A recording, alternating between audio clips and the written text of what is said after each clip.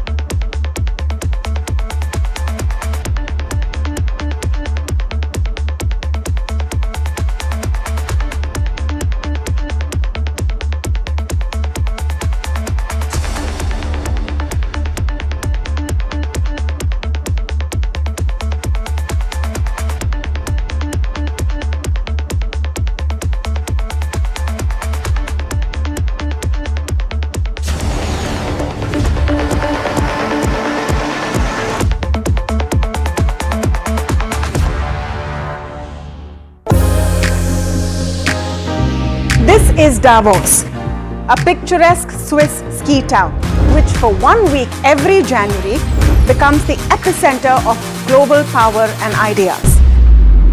The conversations here influence policies, markets and industries worldwide.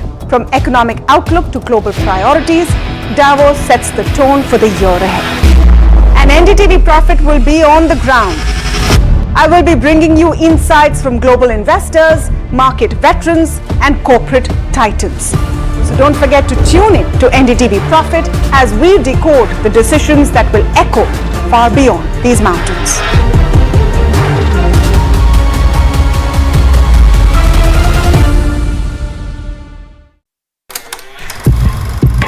लोग कहते हैं कि जिंदगी एक फिल्म की तरह होती है, लेकिन मेरी जिंदगी सिर्फ एक फिल्म नहीं, एक ब्लॉकबस्टर फिल्म है। बचपन से पता था मेरे सपनों में दम है, आगे नहीं सबसे आगे जाना है, स्टार नहीं सुपरस्टार बन के दिखाना है। नाम मिला, फेम मिला, प्यार मिला, I was not just running, I was flying।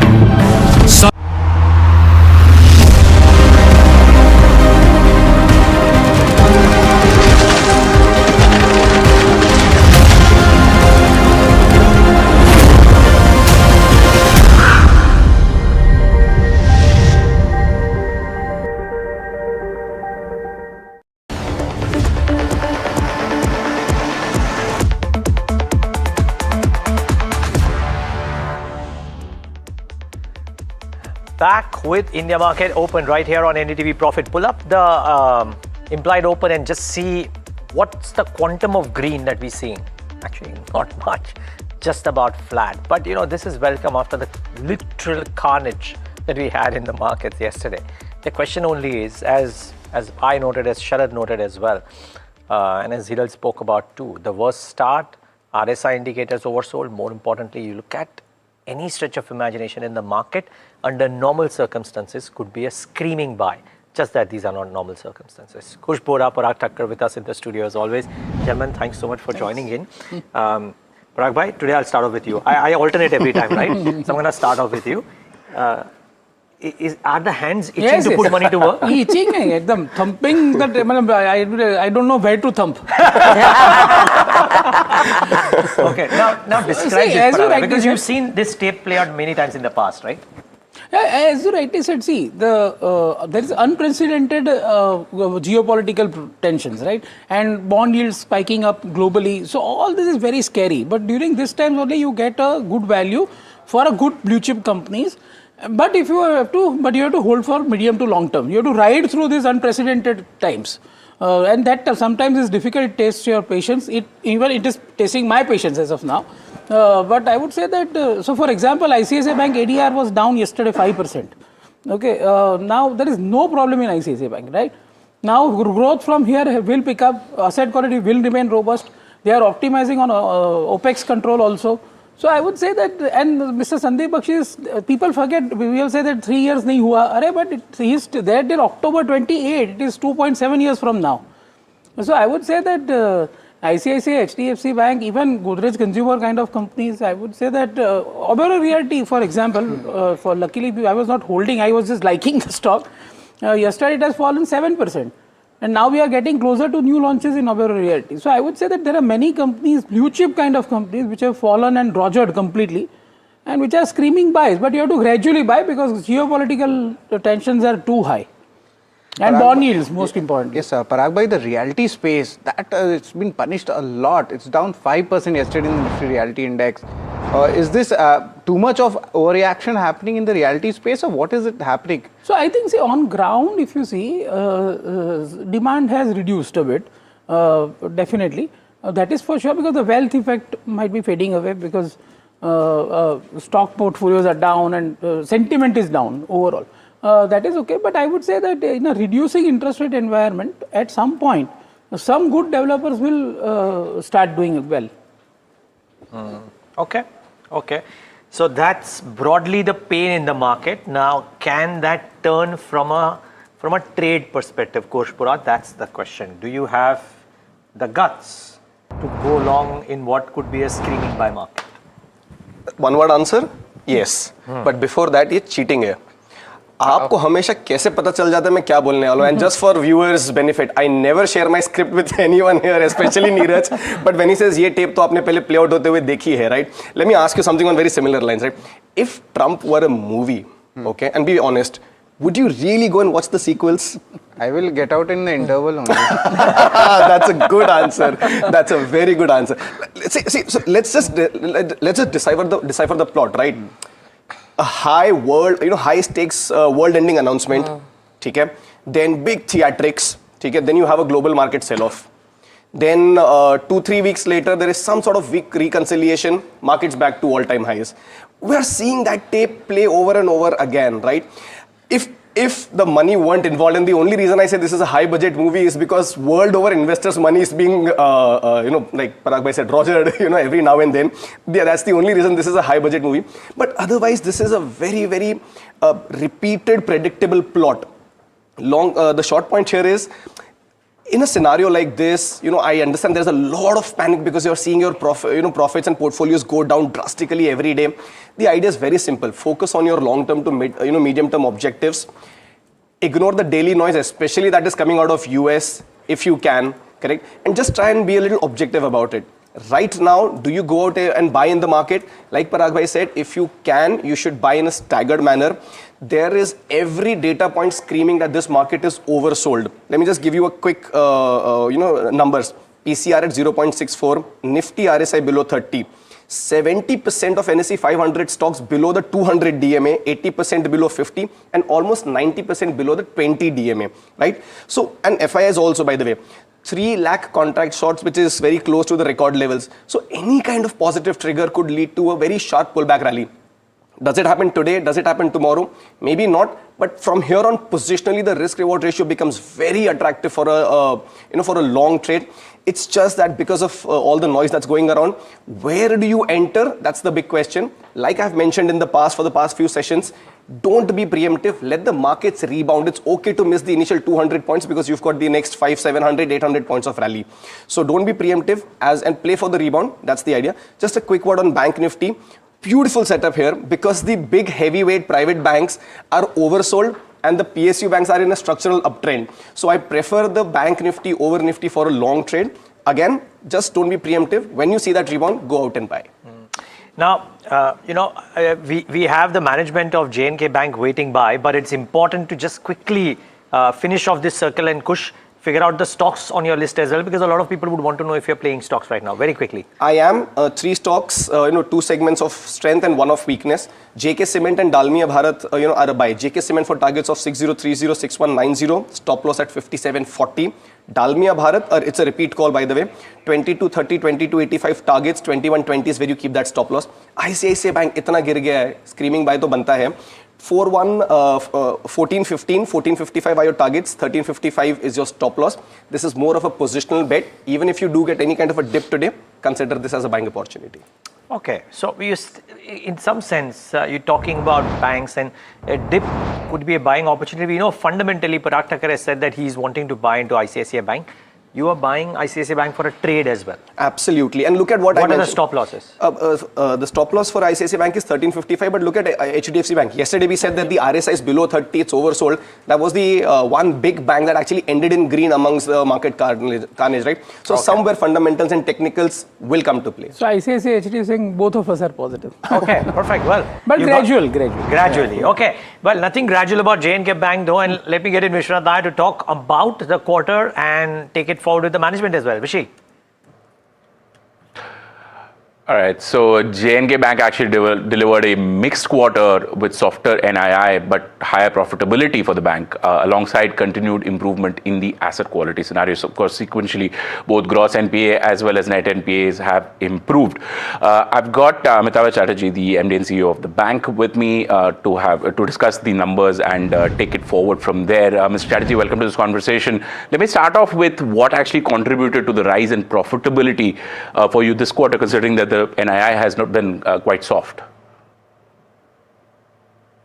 See, if you look at all the components, we have improved on all the components.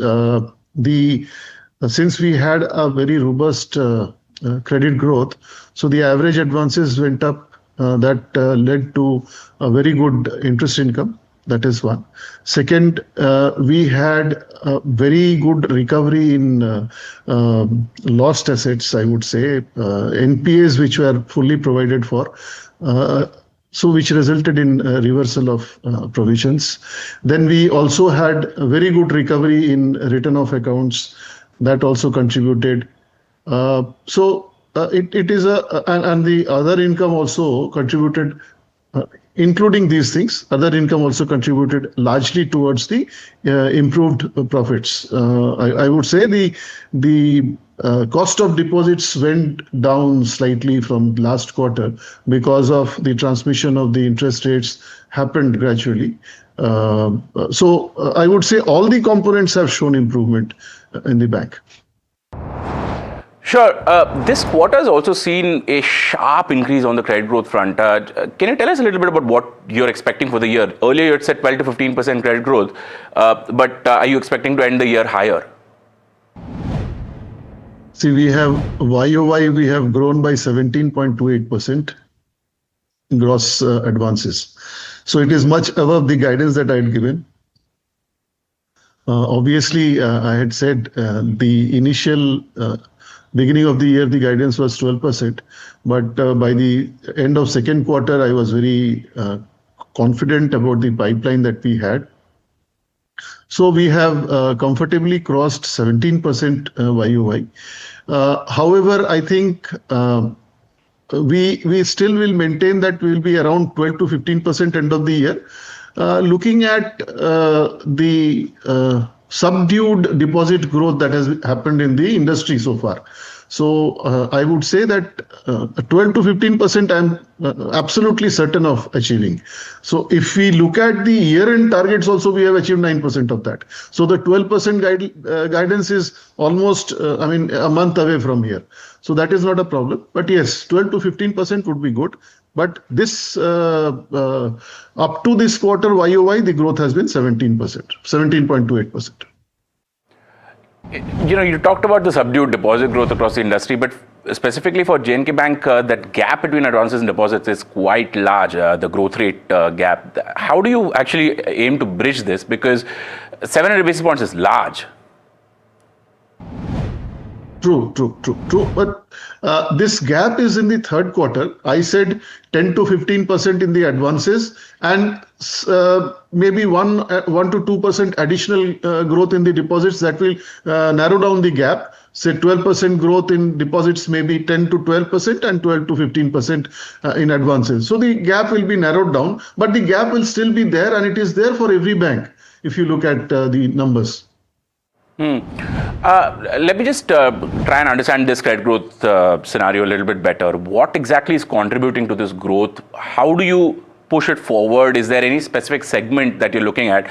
Considering specifically because of the GST cuts that have happened during this quarter, the impact of that and the rate cut that has happened in December, how is that helping you? See, our bank has primarily been retail focused. So the retail growth has been 57% YOY, and the corporate growth has been 43% for this financial year. And if we look at the contributors, Jammu and Kashmir would have contributed 57% of the growth, and 43% of the growth has come from rest of India. So initially that our strategy was to ensure that we have sufficient contribution from the rest of India branches. We are present in 22 states. So that is already started happening. Now, if we look at the individual sectors, primary, the growth has come, double-digit growth has come from both agriculture as well as corporate banking. On both of these sectors have given double-digit growth.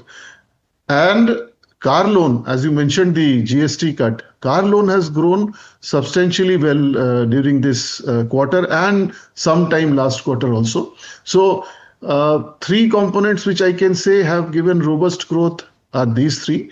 We still continue to do well in the retail advances, primarily the personal segment, unsecured loans also, which contributes a fair amount. Quick understanding on this recovery as well. This quarter, you mentioned you've seen a very high recovery ratio during this quarter, which has of course helped the profitability. Large accounts, or is this also smaller accounts showing that better recovery for you? We had a very substantial recovery during this quarter. You would have noticed the credit cost is nil. So there was substantial provision reversal because of a large value account getting recovered. So that continues. If we look at bad loans getting recovered, I would say high value recoveries have been to the tune of 150 crores this quarter, both on account of NPA as well as written off accounts. So the recoveries are coming, and the focus of the bank on recovering bad loans has been very steady for the last, I would say, 9 quarters. And it continues to be so. Your auditor has talked about the merger with J&K Bank that you did during this quarter. You've also made some provisions against this. How do you think this is going to pan out? Do you think that you will need more provisions going ahead to ensure that this merger helps you going ahead? No, that is the best part and the worst part. The best part is we have made all the provisions that were required, and the fact that we had to provide almost 180 crores because of this, considering a total profit last year we had 2,082 crores, is a substantial amount for a bank like this size. So we had to take this hit.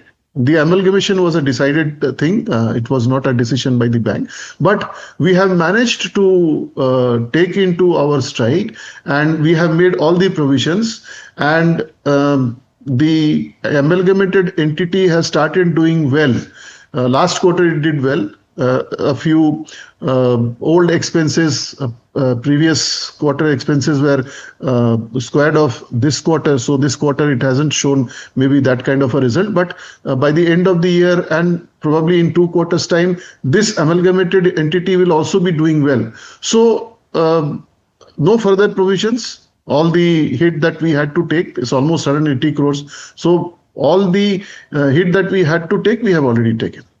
Okay, Ms. Amitava Chatterjee, thank you so much for joining us on this conversation, sir. It's a pleasure as always talking to you. That was Amitava Chatterjee, the MD and CEO of J&K Bank. Mixed set of results, but credit growth looking very, very strong. Back to you guys at the studio. Thanks for that, Vishy. Mixed set of results, but credit growth looking strong. Paragba, you understand banks really well. Is J&K Bank in the list, or right now the others are available? No, right now HDFC, ICICI is occupying most of my mind. Of course, Axis is also looking good. Axis is also yeah. But not J&K, you would kind of... Yeah. Right now, but the price I saw, 98, price is looking good. Okay, there is one stock that has come up in our conversation this morning, Credit Access Grameen, because the guidance is good, and a couple of notes that have come out have said that could this be the start of an upcycle again, and is Credit Access Grameen the best place within the MFI place? What is your thought here? So I have said that Equitas business update clearly showed this, that MFI stress is now stress has peaked out. Worst is behind. And Equitas is a really, I would say, a turnaround story at 1.1 time book. So you are not paying anything for that turnaround. So that is something which is in my radar. Credit access, of course, I have to look at it, but it has already recovered and it is slightly expensive also. So it might go up definitely, because market shares is earning momentum, right? Even if you see the results of EU Small Finance, that was also very good. Yeah, true. The credit cost has fallen below 1%, growth is 26%. So a lot of these lenders who were lending, and this is the clear message, right, that India is doing really well on the ground in terms of, because all your retail, credit card, personal loan, MFI, all those unsecured segments are also showing, I would say, stress peaking out and normalization starting to happen. Okay. So that's Credit Access Grameen. Restaurant Brands Asia is what we were talking about yesterday. And now there is confirmation that the stake will be acquired by Lenexis Foodworks. Now you're talking about an acquisition which is happening at 70 rupees per share, which is at a premium to the current market price. What are charts indicating, Kush, if you have to look at a Restaurant Brands Asia, because the price is at what, 70% or 10% premium from yesterday's closing. Do you see that upside coming in? So unfortunately, the entire pack hasn't participated in the market rally that came about. RBI in particular hasn't. Yes, there is good volume accumulation. Yes, there was a minor uptick, but then you saw supply pressures around that 68-70 zone. So I wouldn't really be too gung-ho about it. If at all in the broader QSR space, if I have to mention, one stock that is starting to look interesting after heavy hammering for the last year and a half is actually VBL, which I think has a few positive brokerage reports also going for it. Price action also starting to show some uptick. If at all, I will keep this on my radar, but not the rest of the QSR pack. Haven't really done much, in the market uptrend as well. Parag bhai, a quick view on this one. I know we spoke about it yesterday as well, but now you're talking about a 900 crore infusion that is coming in. Equity is around 900 crores and 600 crores is through warrants. Does this mean that this will help RBA to scale, turn profitable, fight competition, and thus it becomes a re-rating candidate then? It becomes a re-rating candidate. The thing is that, see, the leverage will get reduced because of the infusion into the company. Then I think the new promoter has also said, somewhere I read in the sales note, that they are planning to sell Indonesia business. Now, Indonesia is going through very tough times. So it is very difficult to find a buyer also, in my view, in such times. But suppose if it gets sold and the entire restructuring happens, then your balance sheet is completely under control and your valuations are very attractive. Now, the real, as Kush said, there is no pickup in QSR. Now, if that happens, then stock can give you very good returns. So I think the base is formed, worst is behind. Now when it will start doing well, it depends on the QSR business outlook.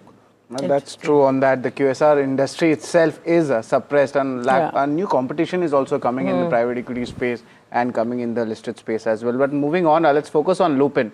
The company is moving ahead in the diabetes and obesity segment with a new global partnership. The pharma major has signed a licensing and supply agreement with Galenissum Health to commercialize injectable semaglutide across multiple markets. Varsha joins in with all the details.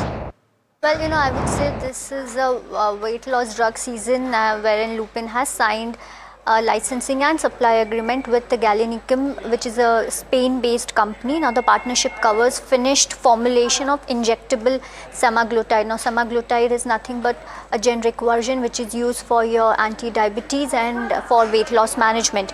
Talking about the division of responsibilities, Galenissum will develop, manufacture and supply the injection, and which is heavily invested into GLP-1 development pipeline, while Lupin is responsible for regulatory submission and approval and will also handle commercialization and distribution of the product. Now, how this is going to benefit Lupin is, one is this leverages its established global commercial infrastructure and expands Lupin's diabetes and obesity portfolio beyond India, and Lupin will commercialize semaglutide across 23 countries. About Galenissum, if you see, it's a Spain-based company, operates across 70 plus countries globally, which develops generics and value-added generics products, and it has strong presence when it comes to Europe, Latin America, Asia and Africa. So overall, of course, it's a positive deal considering the good growth momentum in GLP-1 products. Yep. Varsha, the standout part of your piece for me is that this is the season of weight loss drugs, and you put it so well. So thank you so much for doing that, Varsha. And yeah, it clearly seems to be the case that it is a season of weight loss drugs, and a lot of them will come on the anvil. I read a post recently which said that in India and a few other Asian countries, the cost of these weight loss drugs could actually come down to as low as $15. It will not happen in the US, but for Indian customers and a few other customers, we are seeing the possibility of that happening. Now, the reasons, I haven't gone into them, but that is something that one should watch out for as well. Well, yeah, Neeraj, interestingly, I also went into one of these events by the doctors who are there in this weight loss segment, and they have also stated that there will be a pricing pressure coming in. But one concern is definitely there, is if it's not registered. That's where the concern keeps coming in, and now everybody is talking about it. Yeah, should be interesting. We'll talk more about this for sure. But let's focus on the here and now and try and understand what are the other stocks that you should keep on your radar this morning. Now, from amongst the newsmakers, and one of the big newsmakers is something that we believe is the big story of the last 24 hours, which is the EU president saying that she's going to travel to India for signing what could be the mother of all trade deals. They are very close. Some work needs to be done, but she said yesterday that we are very close to a trade deal with India. Now, the point is, I'm bringing a couple of sectors into focus here. The first one is textiles. And the reason why textiles is because the Jeffries note lays it out beautifully. They say that the FTA bringing Indian textile duties on par with South Asian neighbors will be a key positive, simply because EU imports about $125 billion of textiles and apparels, of which India has only a 5 to 6% share. And India loses out because India has a duty, versus Pakistan and Bangladesh not having duty. Not having a duty. Now, if this were to happen, one would presume it's positive for your Indian textile companies. They have been beaten down significantly for the right reasons. Are they a good preemptive buy if this were to happen, or even if you preempt that this is going to happen? To both of you, either of you can answer. Yeah, so my view is that, see, something like, for example, a garment, like KPR mills, what they do, and they have already supplied to Europe, right? So there it can be beneficial immediately. For somebody like Welspun Living or Gokaldas Exports or Indocount, who are like into ready-made garments, Gokaldas and Welspun and Indocount home textiles, right? Their US sales to US is 70% of the revenues. So there to shift from US to Europe that much, if in the absence of tariff reduction, is looking slightly difficult to me right now. So which are the ones that you believe could gain? Just repeat it for our viewers. If this were to happen. FTA deal happens with Europe and it really happens as you rightly said, that duty on Indian goods goes away, which makes us in line with other competitors. And of course, I don't own it as a disclaimer. We are just discussing. KPR mill can be a.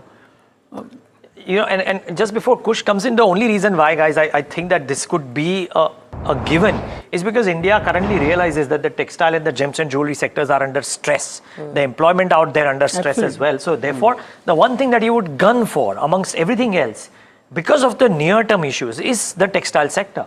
And even Neeraj, auto ancillaries play as well. There also we can see some kind of a good European exposure. Already exists, Yes, right? it's Yeah, you're already right. existing. Lot of them. Lot of them exist. But Correct. textiles, auto anchors, Kush, textile stocks, let's start with them. Are they bottoming out? Are they showing some signs, or difficult to say that? So they're massively oversold. Massively oversold. Massively oversold. In fact, what happened in the last 2 to 3 sessions has actually brought them to oversold territories, at least on RSI, on the levels where they weren't even touching close to the or rather for the entire of 2025. So point being that they were already hammered, now they're oversold. So a technical rebound is anyway on the cards. Plus, if there's a positive fillip, because of this news, you could see an uptick. So I would bet on something like an Welspun Living. Here you've already seen, a capitulation support near 110 levels. So there could be a rebound on Welspun Living. And the other one, Gokaldas Exports, mild positive RSI divergences from oversold territories. Volumes on the way down on the last 3 sessions has actually reduced substantially. So this is one stock. Again, not a big bet. You want to take these trades with a small quantity and a tight stop loss. So you could consider some of these names, Welspun Living and Gokaldas Exports.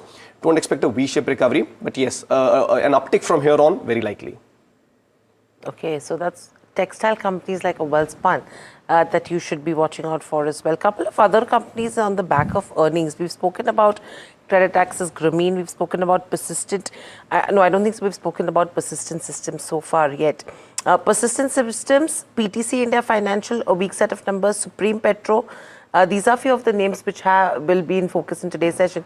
Parag bhai, your view when it comes to Persistent Systems as well, because it's always been over-delivering, right? Yeah, 100%. So with the way the numbers have come in right now as well, do you still think there is an opportunity to buy? So basically, see, right now, unfortunately, the market is in a phase where if the stock is already expensive, even good results are being sold into. So you cannot have a 1 or 2 day view into it. 1 or 2 day view, so LTI entry was a good example. There was nothing wrong with the result, stock fell 7%. Let me be honest, I don't own these stocks. But I am saying that, so Persistent, fantastic numbers, I would say. EBIT growth of 25% YOY, QOQ CC growth of 4.1% with margin expansion, and which has beaten consensus also. If you see the adjusted PAT number, it is 500 crores. If you remove that labor code expenses. So I would say that superb numbers. The company is really benefiting from AI. But at 41 times FY27 earnings, with this kind of market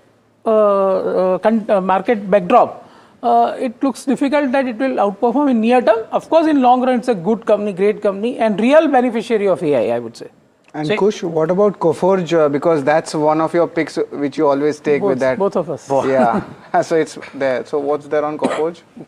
Buy or hold. If you have a position, you should continue to hold. If not, look at the fact that the stock had already been hammered. 1630 was the 78% retracement level from where we had said that it's a good idea to start entering. The stock's very comfortably holding above that level. So Coforge is either a buy. If you don't have, if you have, you should hold. But just to complete that conversation on Persistent, maybe versus let's say Supreme Petro. How do you read, stocks in a market like this? Whatever's been falling before the capitulation came about is something that you avoid. Supreme Petro, that is a case in point. But something like a Persistent, it was already riding on a high. There was some consolidation. So that is something that you pick up when the market falls like this. So there is strength and there has been a capitulation due to whatever is happening geopolitically. So that is something that you consider as a buy. Supreme Petro, I would rather avoid. Okay. So, viewers, for our experts here, if they had to bet on IT, it would be Coforge. persistent despite its really good show. The valuations prohibit. Let's bring up, as the markets kickstart trade, some of the usual suspects today and try and see if there is any moves there. So ICICI Bank would be first of the block, under pain for the last few days, but the ADR was low, down and out.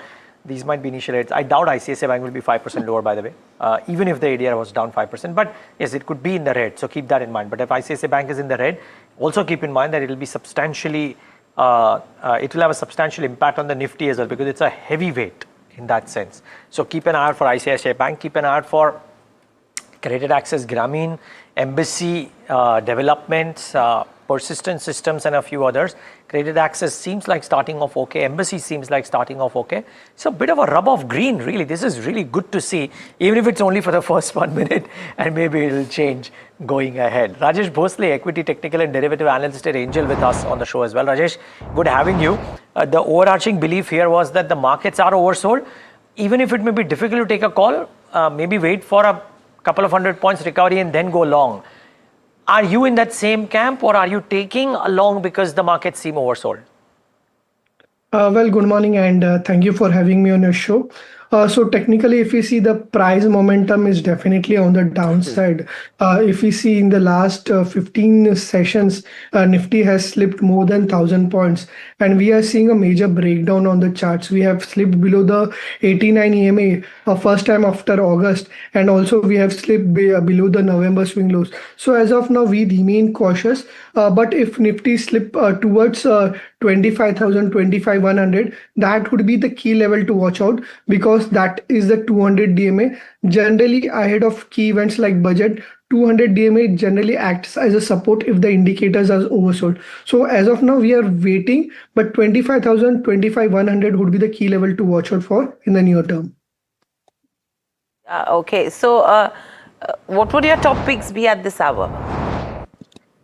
If we see in the recent fall, cement packs have done recent very well. And one counter that did well yesterday was Dalmia Bharat. Today it's going to announce its result, but the kind of price action we are seeing, relative strength is there. So Dalmia Bharat can be bought with a stop loss of 21.20. In the near term, we expect the stock to move towards the levels of 23.40. Since we are a bit cautious on the market, we'll have a one sell call.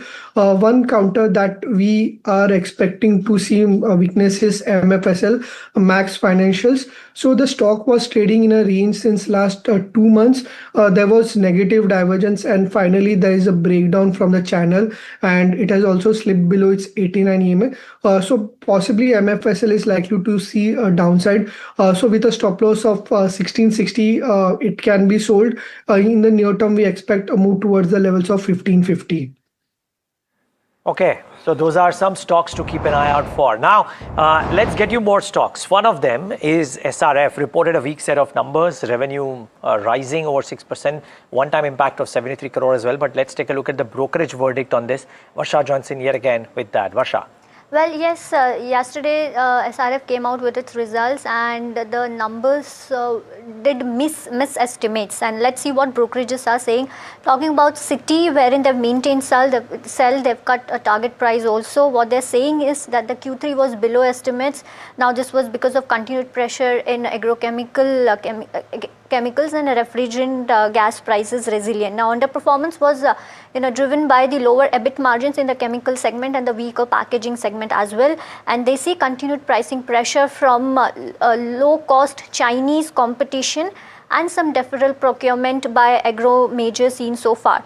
Talking about MS, let's see what they have to say. They've maintained underweight, and according to them, the numbers were in line, but the stock is pricing in above mid-cycle margins across key segments according to MS, and they stated that FY26 guidance of 20% top line growth says that the Q4 the growth should be 15% year on year, considering SRF highest revenue quarter. Lastly, let's see what Nuvama has to say. They have rated buy, but they've reduced their target price, and they said that the Q3 FY26 performance came in below estimates due to, of course, global agrochemical headwinds, and near-term headwinds are likely to slow growth over the next few quarters according to Nuvama, and overall agrochemical pressure is being seen as transitory, and FY27 specialty chemicals growth estimate has been cut from 25% to 15%, and Q4 FY26 and FY27 is expected to be seen as a pricing led improvement. So overall, all the three brokerages have highlighted the continued pricing pressure when it comes to the agrochemical segment. Thanks a lot, Varsha, for that. But moving on from one brokerage note to another, Somit tells us what Morgan Stanley is saying about the steel players. Somit? Well, a big note has come in from Morgan Stanley on the steel sector. They have upgraded their rating on JSPL and have also hiked the target price on JSW Steel and Tata Steel. For JSPL, it's an upgrade to overweight from an equal weight rating and have hiked the target price to 1,250 from 1,150. For JSW Steel and Tata Steel, they have maintained the outperform rating. JSW Steel, they have increased the target price to 1,330, and for Tata Steel, they have increased the target price to 215. Only one downgrade coming in on SAIL. They have downgraded the counter to underweight from equal weight and have maintained the target price at 140. Now, the main reason behind this underweight rating on SAIL is valuations, but for overall steel sector, they believe that the stellar rally will continue for the sector. They are constructive on the steel spread expansion even going forward. They believe that there is significant room for domestic steel prices to increase further. So far, we have seen an increase of around 13%, but even after this hike in steel prices, the price continue to be at a discount of nearly 6%, and they believe that this could further rise going forward. Apart from this, China anti-involution is a medium-term theme as per the brokerage, and they also believe that the global macro factors also could remain supportive for the steel sector, and some factors like the Fed rate cut and a weakening US dollar is something that could also be positive for steel sector overall going forward. So these are broadly the reasons why the brokerage is bullish on steel. JSPL, they have upgraded, JSW Steel, Tata Steel target price hike, and SAIL, they have downgraded the rating to underweight. Okay, thank you so much for that. So that's an interesting note when it comes to steel companies which have been in focus as well. Mayuresh Joshi, Head of Research at MarketSmith India, also joining in. Mayuresh, welcome to the show. Always a pleasure to speak to you. Mayuresh, how are you looking at the entire metals pack specifically, if you look at the steel players as well, taking the way the moves have happened recently? Morning, Hiral. So I think base metals have done a large part of the rally over the last few weeks and months, exhibited in silver, gold prices, copper, zinc, aluminium, moving towards their all-time high levels. But as Somit was mentioning, I think the next leg of the metals rally, as has been seen historically, once a large part of the base metal move is largely done, I think the other leg, which is the ferrous players, which is the steel players, start probably reacting a tad bit more positively in terms of the commodity cycle. And again, I think a few factors which are aiding them. One, I think the safeguard duty is expected to probably have a very positive impact. It specifically targets HRC, CRC, coated steel, and it's also got a price floor mechanism in place. An example, $675 per metric ton for hot rolled coils. Now, what it really means is for the ferrous players that an immediate headroom of 4,500 to 5,000 rupees per ton in terms of pricing power, which then means that as imports starts coming down and they're expected to drop by nearly 30 to 50%, anywhere in that range in FY26, domestic mills which are operating at 75-80% can probably see their utilization levels inch up higher beyond 80-85%, which means that even the margin expansion might be a very obvious scenario. In terms of financials, what largely transpires here is that for every 1,000 rupees ton in steel prices that we've observed in the past, EBITDA for companies which are partially integrated like a JSW or a Tata Steel improve by 3 to 5%. And therefore, with all these matrices in place, with the 3-year visibility on protection as an example, the forward EV EBITDA multiples, which are currently at around 6 times, move to the mid-cycle range of 7.5 to 7.75 times, which is a very positive for the sector as well. So I think we remain very, very constructive on the sector. Okay, so that's with the steel sector as a whole. But a couple of things that we should be picking up, Sharad, as well, when you're talking about the rupee, which is at record low levels right now. It's opening at 91.2. That's the level coming in. And interestingly, this is the fourth instance when it has breached that 91 mark. we are expecting RBI intervention, but nothing actually came. There are some reasons for it. I just like to point out the capital outflow concerns, as Parag Bhai has also mentioned, it's still sustaining. For 11 straight day, FIs have been sellers in the cash market. There's an overhang of the US-India trade deal completion, but the bonds, they have risen as well on a lower state debt supply. Yesterday, there was a bond auction in the States where the demand was not filled. Traders are saying that RBI is selling dollars in forex market to support rupee, but Bloomberg, they have stated that this is a result of a yield price-based auction of the state government securities. But nevertheless, the pain, the sentiment or the sensitivity of dollar and FI flows, that has become much more, and now we are seeing that happening. Rupee opening at a record low levels. Parag Bhai, wanted to get your views on that. There is no kind of a support floor coming in. Yeah, so I feel RBI governor has clearly stated that whenever there is excessive volatility, then only they will step in, because otherwise your rupee liquidity gets sucked in, and so whatever OMOs you are doing to provide liquidity to the system, banking system to grow, that gets sucked in due to protect your rupee, right? So it's so we have to do something. That is my view, that we have to do something in budget to attract for FII inflows. We have got a lot of good FDI flows from Japan in various companies like Escorts and Shriram Finance and various Yes Bank and all. FDI flows have been good from at least Japan, but I would say that we need FII capital market inflows also, and for that something has to happen, so that not only just to protect rupee at a particular level, but so that the RBI can provide liquidity to the markets, real economy, rather than just protecting rupee. Well, in some sense, the just looking at the glass half full, not this one, but generally, thank you. Actually, Neeraj has it's falling in the definition. No, this one too. I mean, to an extent. Yes. One sip, yeah, that's it. It's balanced. But the point being that some bit of this rupee depreciation might actually help exporters at a point of time when volumes aren't quite there because of the US downtick, right? So, and therefore definitely helping the service exports as well.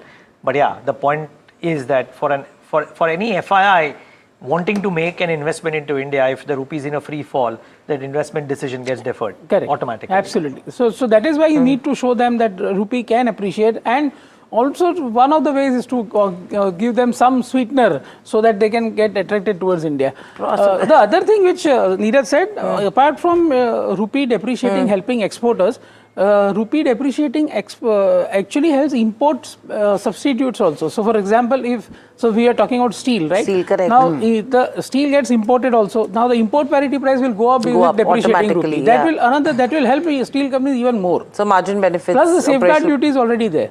Absolutely. So you should be watching out for the sector. But very quickly, Credit Access, Grameen, Fact, India Mart, Intermage, Newgen Software. These are a few of the names which are seeing some good moves. Jindal SAW is under pressure. SRF is under pressure. United Spirits is under pressure as well.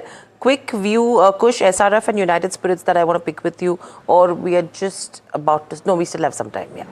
So SRF, wait, 27.75, that's a very important medium-term support zone. If that's broken, the structure gets broken for the worse, so you might want to avoid it. So I'll just stick to that. And just as a quick take for the day, Dalmia Bharat, the stock that we've already discussed, you could still consider it for a long trade. And just to reiterate the targets on this one, 22.30, 22.85, stop loss at 21.20. Mahindra Joshi, we have 20 seconds, but are you scanning the universe for one top idea that you would be comfortable buying? 20 seconds. Morning, Neeraj. Very quick answer for that. Nestle India. Nestle India, okay. And we will at some point of time get the rationale from Mahindra Joshi as well, but keep an eye out for Nestle India as a fundamental idea that he likes to invest in. Keep in mind, all fundamental experts will tell you the prices may still go lower, but they are comfortable investing at the current valuations in select stocks. But here's how the markets are starting this Wednesday morning. Are we seeing some rub of green? No, not really. I mean, this is brutal. Look at the market breadth at the start itself. 464 advances to 128 for declines, which tells you that the mid cap and the small cap space as well would be getting punished, even if the Nifty is trying to fight its way back into the green. Small caps 0.25%, mid caps less than 0.5%. Wow, the advanced decline ratio is actually a lot worse than what the headline numbers on the indices suggest. Let's get the heat map up on the screen and at least get the large caps going. Hiral will not have a good time marking the mid caps, I'm sure. Okay, What's doing well? Let's start with the green. Really tired of seeing the red all the time. Eternal, 1.67% higher. Sun Pharma, the brokerage notes today are a bit constructive on Sun Pharma, by the way, which is why maybe that stock is up about 1.35%. Dr. Reddy's has about a 1% gain too. So Pharma seems to be doing okay. Coal India, 0.75%. Some gains for JSW Steel, some gains for ONGC, Ultratech, Geofin, Nestle, something that Mahesh Joshi recommended. But even Stevens, right? You can see between the red and the green. So what's the red? Airtel, down today. In fact, there is a Morgan Stanley note on the investor, the pushback from them on why Airtel is actually getting hit. So 1% lower though still. Apollo Hospitals continues to grind lower. Infosys, Shriram Finance, Bajaj Finance, BEL, RIL, HDFC Bank. The good part is that ICICI Bank, quite unlike what the global receipt was, is down, yes, but down only 0.7%. So not too bad. In fact, the quantum of green is now moving higher. Volatility is inched higher too, and the indices are absolutely flat. So, well, I would say, Hiral, all kosher on the large caps thus far, but I don't know if the broader markets are doing okay. Yeah, and even Eternal and Sun Pharma, if you think, I mean, DRL, only on the back of the earnings today that you're seeing this kind of momentum that's coming up so far. But if you see broader markets, let's just pull up the mid cap and the small cap indices and see what's happening there. Absolutely flat, mid cap 150. And if you talk about the small cap 250 index as well, marginal cuts of around 0.2% coming in there. And in terms of the breadth as well, you're still sliding towards the declines right now. Where this settles in is something we have to see. Let's just pull up the sectoral heat map and see what that is looking like, because there is some, green shoot in terms of pharma, which is evident there. You go Pharma, Healthcare. These two were one of the top losing sectors yesterday, which is gaining momentum today with gains of almost 0.8%. Metals is doing pretty okay in trade. FMCG is seeing a pickup. PSU was one of the top gainers yesterday, saw a major correction and has come back on the charts. IT is the one which is trading under pressure. Your defense is down, consumer durables. These are the ones which are seeing pressure as we speak. Let's pull up NSE 500 and see, what the stock range is indicating so far. LMW, MRPL, Restaurant Brands Asia is seeing some good moves today. India Mayot is reacting. Lupin is pretty okay. Shoppers Stop, 8.5% downtick, and this is earnings. Triveni Turbine, Crystal, 5 stars, so around 3 to 8.5% is the kind of range that you're seeing in terms of the top stocks as well. But let's look at the earnings impact today. Credit Access, Grameen, AU Small Finance Bank, these are a few of the names that we've been tracking. Good moves there. You have Persistent System. Interestingly, that stock is down 2% on the back of the earnings that we are looking at. PTC India, Supreme Petro and DCM Shriram. Again, a negative set of numbers, 2 to 6% is the kind of cuts that you're seeing on these three counters. Imagica World Entertainment, the JV in Gujarat is what we're talking about. Flat is where the stock is. Restaurant Brands Asia, we already mentioned on the back of the stake sale, is seeing some bit of momentum in today's session. Embassy Developments and Omax, one has got a RERA approval, one is looking at a project in the MMR region. Embassy is up 1.5%, whereas Omax is slightly under pressure. Edelweiss Financial Services, let's open that one on the screens, because the ARM, which is India Alternatives, has filed for the DRHP. Some benefits could be coming in there, but that stock is again absolutely flat. And you have Dalmia Bharat and Ramakrishna Forgings, where they've commenced operations. Again, no major moves coming in on those two counters as well. So interesting moves overall. Individual stocks are moving, and it's mainly earnings reactions that we are seeing in today's session, Sharad, right? It's a lot, Hiral, for that. But let's focus on the earnings, especially the Credit Access Grameen. Let's just pull that up. That's doing well. That's one of the top gainers in the Nifty 500 index. It's up 6%.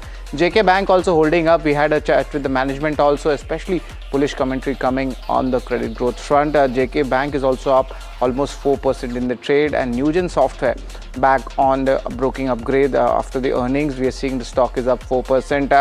Kush, want to get you on Credit Access Grameen. Stock is up 6%. And technicals, what are they suggesting, the technical levels?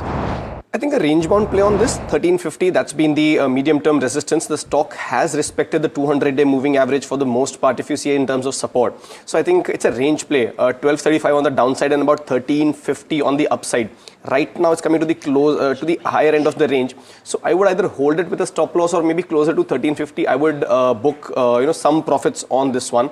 Medium-term trajectory is still positive, but like I said, there is resistance around the 1350 mark, so you might want to book profits. In the pack, like Parag had mentioned, AU Bank is the one that really stands out. So if anything you want to pick, I think that should be something that you should consider. Credit Access Grameen around 1350.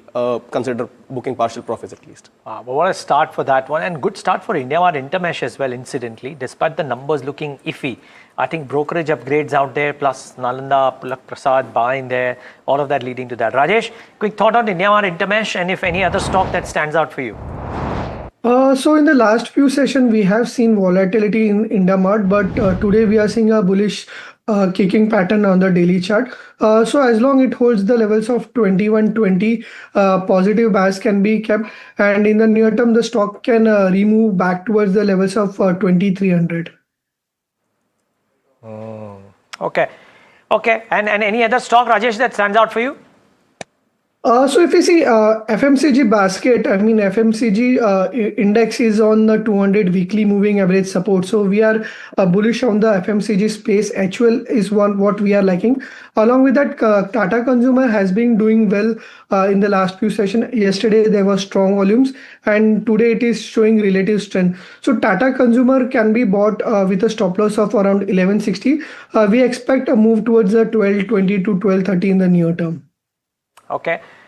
Mahesh Joshi, you want to enumerate on that, because Rajesh is choosing Nestle. Parag Bhai, we know, has been a big proponent of FMCG.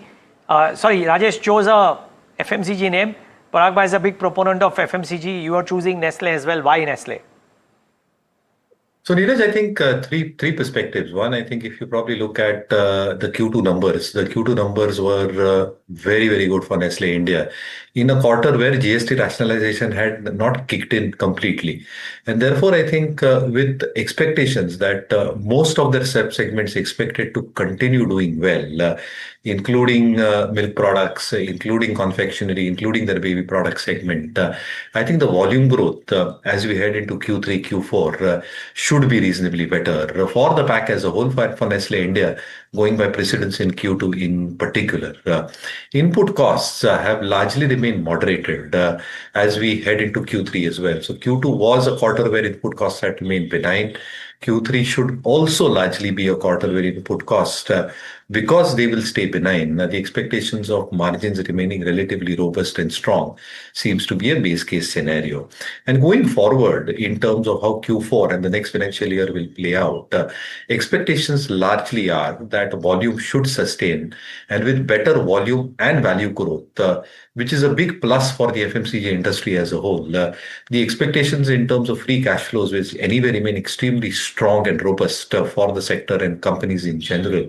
I think that should start playing out meaningfully in terms of free cash flows, the operating cash flows to EBITDA as well. And that will lead to higher multiples. It's not that valuations are cheap, Neeraj, by any sense for a whole host of FMCG stocks.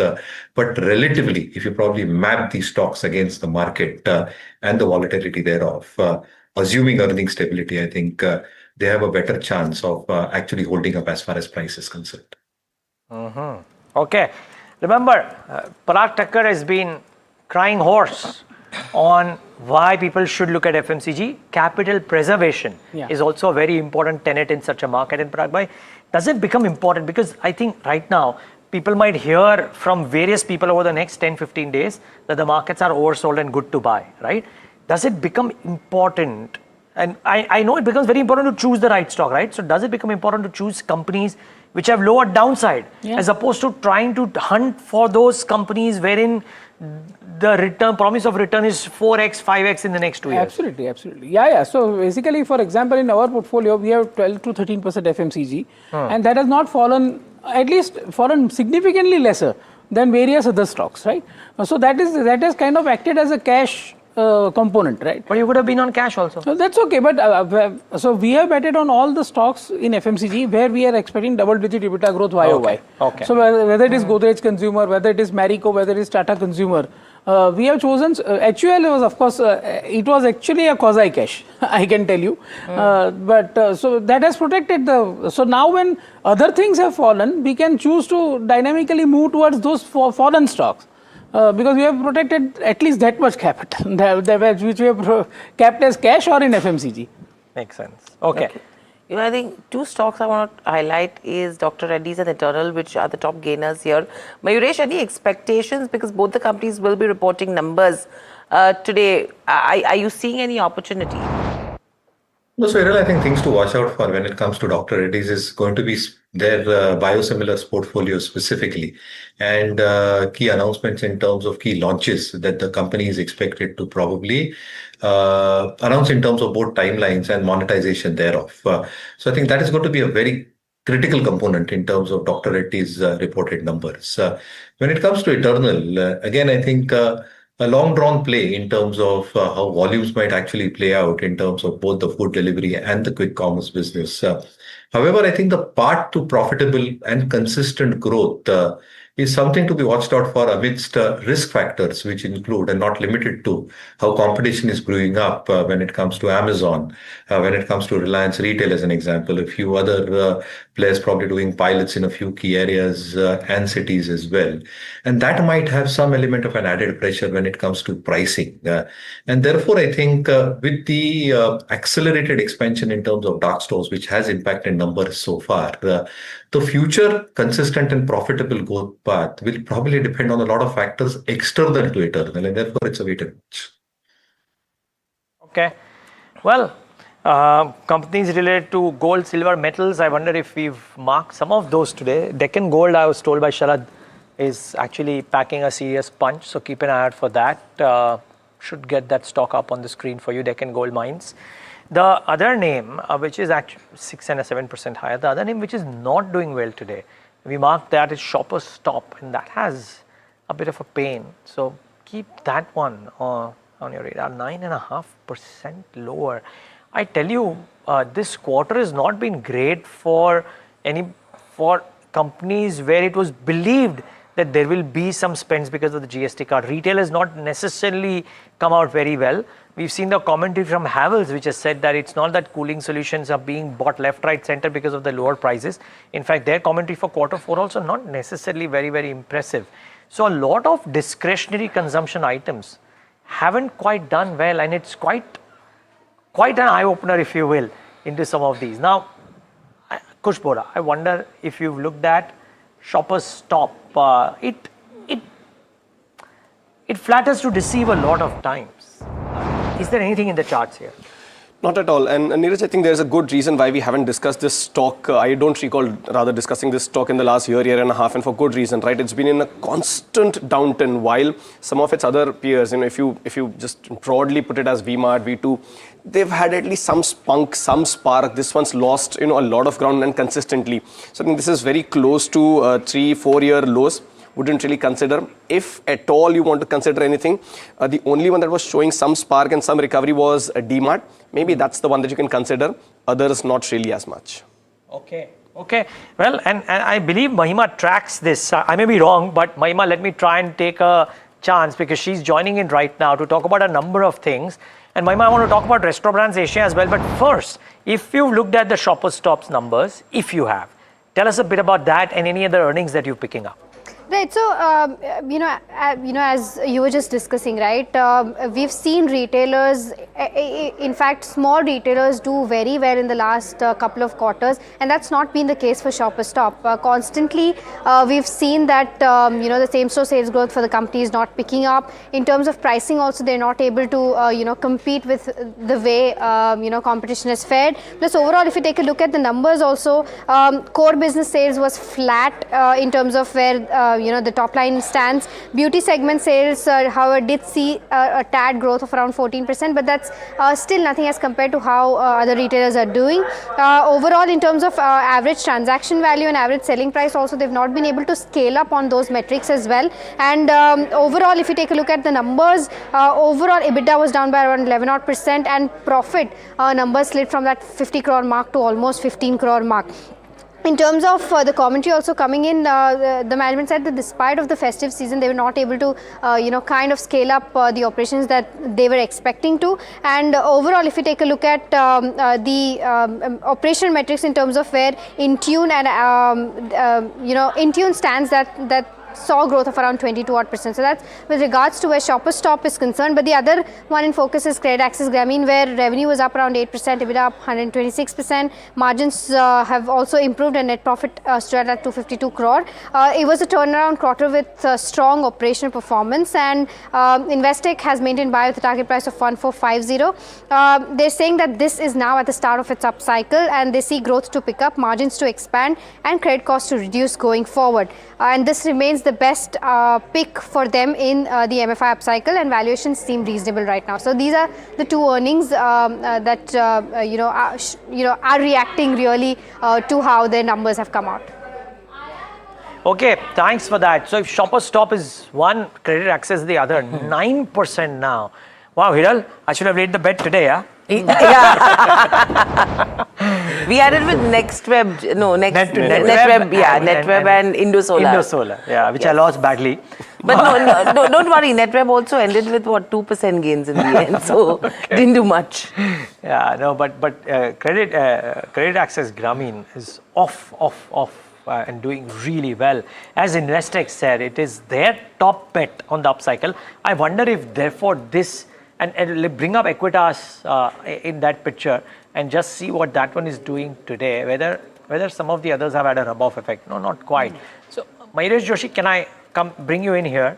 Parag Thakkar loves Equitas, SFP, and the call is that MFI, SFP, etc., all of them might be entering an upcycle of sorts. Credit Access Grameen is proof of that. Do you like Credit Access Grameen at this price? Conversely, do you like Equitas, SFP? So Neeraj, as a disclaimer, I think we are carrying Equitas in our momentum portfolios, and therefore clients may have position in Equitas as we speak. When it comes to Credit Access numbers, I think numbers have been phenomenal. I think what you've probably seen in terms of credit costs actually reducing every passing quarter is a huge sign. What you're also seeing is that the NIMs have been very well maintained around that 13.9, 14% mark. Asset quality pressures are actually coming off every passing quarter. And that was the biggest risk factor, specifically for the smaller payment banks having a large part of their exposure specifically towards the SME, MSME segment, which still looks a little bit sticky as we speak. But there are some inherent green shoots which are now emanating that Q4 onwards and in the next financial year. I think that should start holding up well. And if that starts holding up well, the advances growth should start coming back with lesser asset quality pressures onto the balance sheet. For Credit Access in particular, I think the Tier 1 ratio stands a massive 26%, which means the advances growth can be huge going forward, which can correspondingly act in terms of ROAs, ROEs, which are at 3.5% and close to 14%, actually improving even a tad bit will make a huge difference in terms of forward multiples going forward. So yeah, I think good set of numbers, but Equitas is something that we continue holding in our momentum portfolios. Well, gentlemen, all of you, Rajesh, Mayuresh, both of you, thank you so much for taking the time out and being with us today on the show. Really appreciate. And Kush Bora, Parag Thakkar, gentlemen, thank you so much as always for being here. Now, before we move on to the next story and next guest, let's get in Mahima to talk about Restaurant Brands Asia, which is, well, a part of a big deal. Mahima. Right. So, what has happened basically is that, of course, this was in the talks that Restaurant Brands Asia, Everstone stake will be acquired by someone. And, now the exchange filing has come out that Lennox's Foodworks is going to acquire the controlling stake in Restaurant Brands. And this is going to happen at 70 per share, which is at a 10% premium from its yesterday's closing price.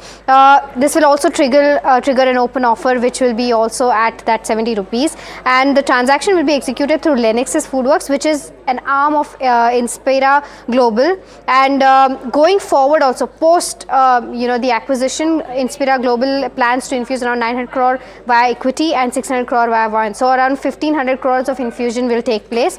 Just a brief about what Lennox's Foodworks does. It has a decade of experience in the QSR space and operates chains like Chinese Wok as well as counters like the Momo company as well. In terms of what this basically means for something like a restaurants brand, this will overall improve the balance sheet strength for them.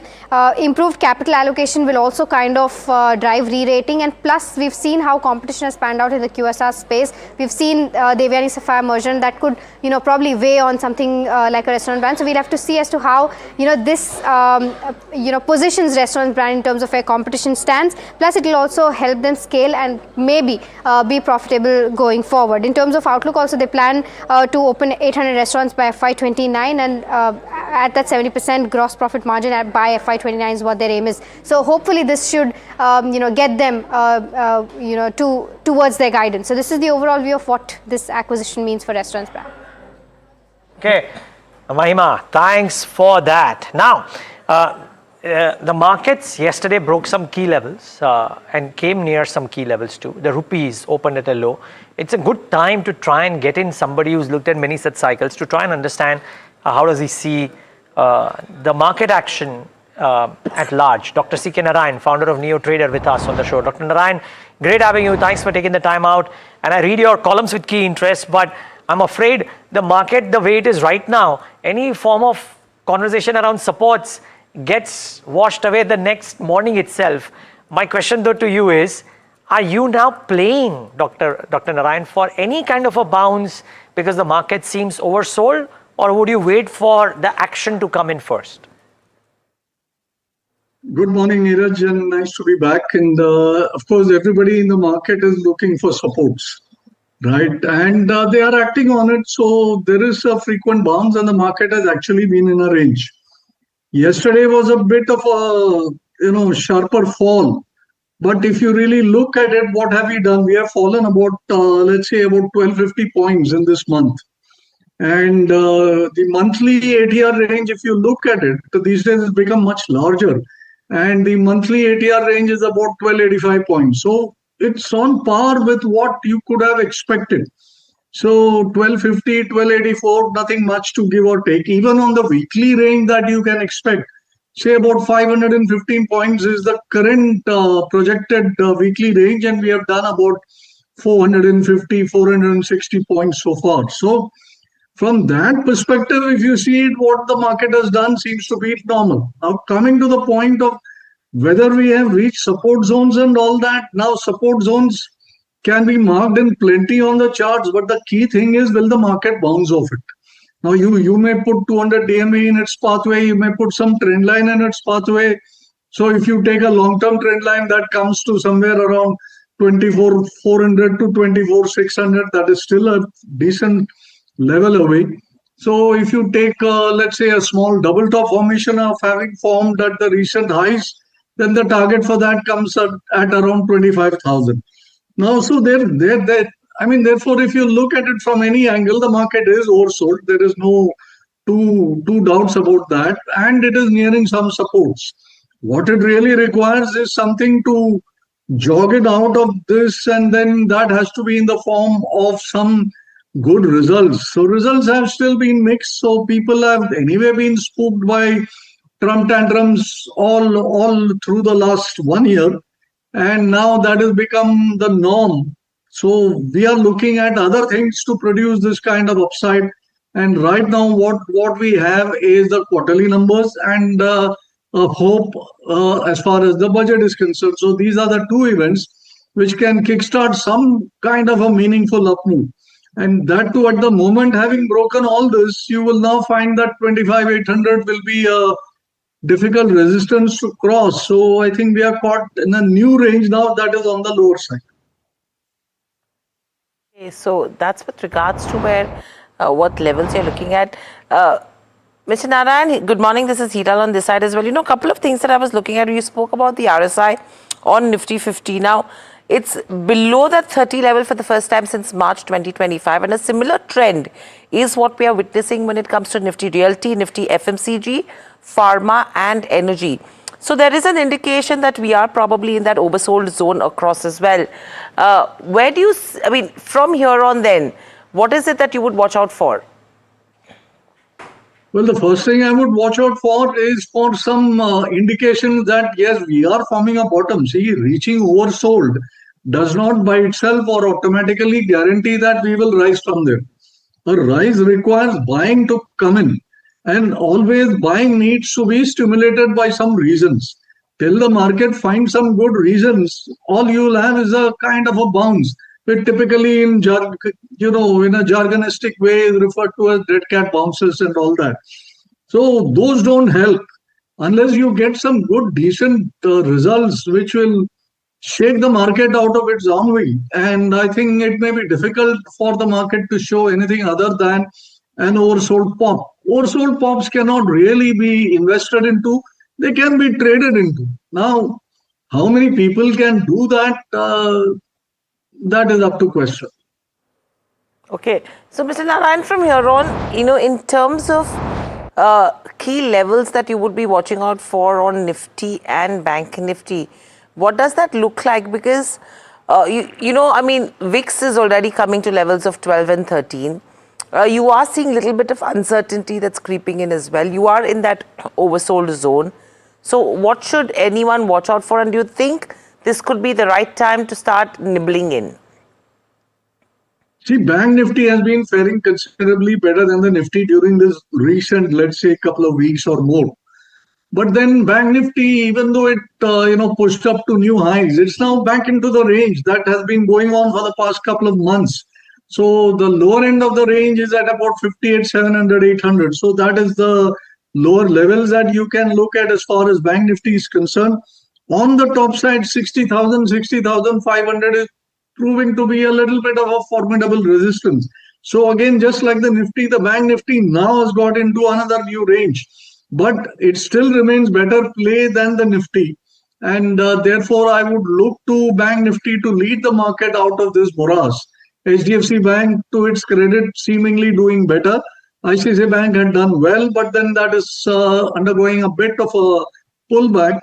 PSU banks are doing fairly decently. State Bank is doing well. So if you take SBI, ICICI Bank and HDFC, and if they don't really crap out, and you have supportive roles coming from the likes of AU Bank, excellent results which came out recently, Federal Bank, great moves post results, and RBL Bank, etc., which are in the throes of some uptrends. I think the banks are decently positioned to jump up from the supports. So I would be looking for the banks to lead the attempt to go up if one were to occur. So, Mr. Narayan, this is with regards to banks. Any other topics that you could be watching out for, taking the charts into consideration? Well, I think metals, auto, these are the things which have been outperforming the overall markets, right? So, metals largely, if you look at Hindustan Copper and Hindustan Zinc, they are following the trends in the metal. And I think every dip in that is a good level to buy, because I think silver is not showing any signs of exhaustion, and that should drive Hindustan Zinc prices. VEDL has triggers of its own with the split and relisting and all coming up, and that is that's the best widespread play within metals. Hindustan Copper, I think if you look at copper charts, they are still looking pretty spiffy. So I think declines in Hind Copper also could be a buy. Steel, I think, has been a bounce largely on that protectionist duty which they applied, and that may have pretty much played out, because if you look at the charts of, let's say, steel flats long future, I don't think that is wearing a bullish picture. So I would leave. I would stick with the more with the base metals and then gold and silver. Okay, so that's with regards to where base metals are concerned. Topics coming in from CK Narayan as well. Thank you so much for joining us, on NDTV Profit. But moving on the sidelines of the World Economic Forum, NDTV Profit's managing editor Tamanna Inamdar spoke with Anant Goenka of RPG Group and Anant Maheshwari of Honeywell. The conversation focuses on the much talked about Trump address. Let's quickly listen in to what they have to say.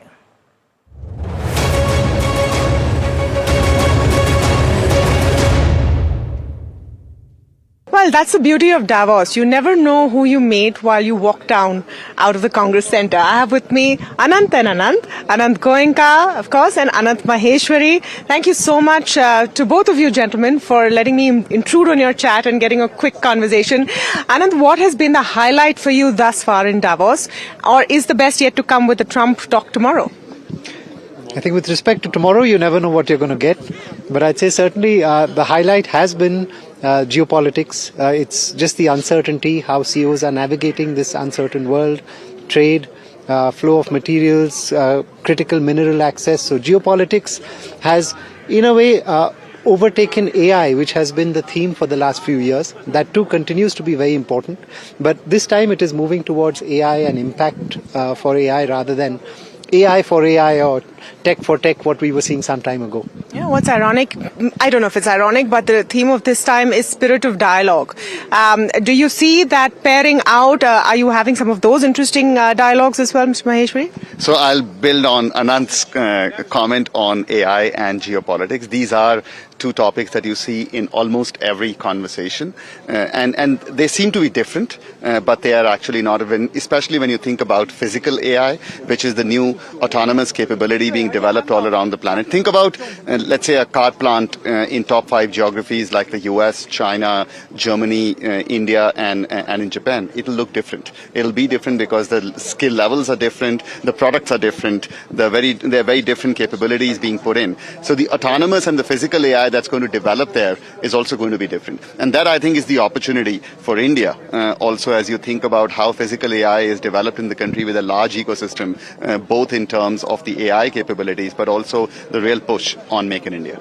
You know, just building on that point on India, and I mean, both of you will be in a better position to answer this, but the Indian contingent seems to really represent this time, and not only with very large companies like yourselves, but even beyond that. Are you seeing that conversation around interest in India growing?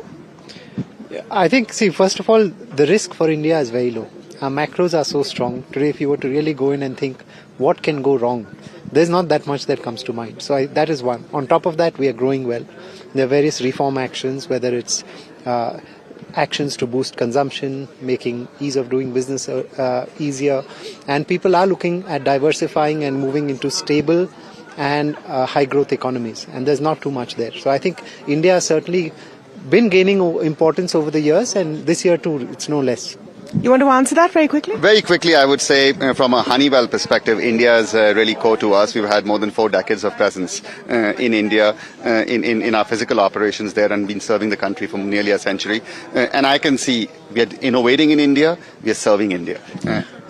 Sorry, just one quickly. We're speaking right before the budget. What are you hoping to see from the union budget this time? Union budget, 2 things that come to mind. One is increase in defense spends. People are countries are going to war.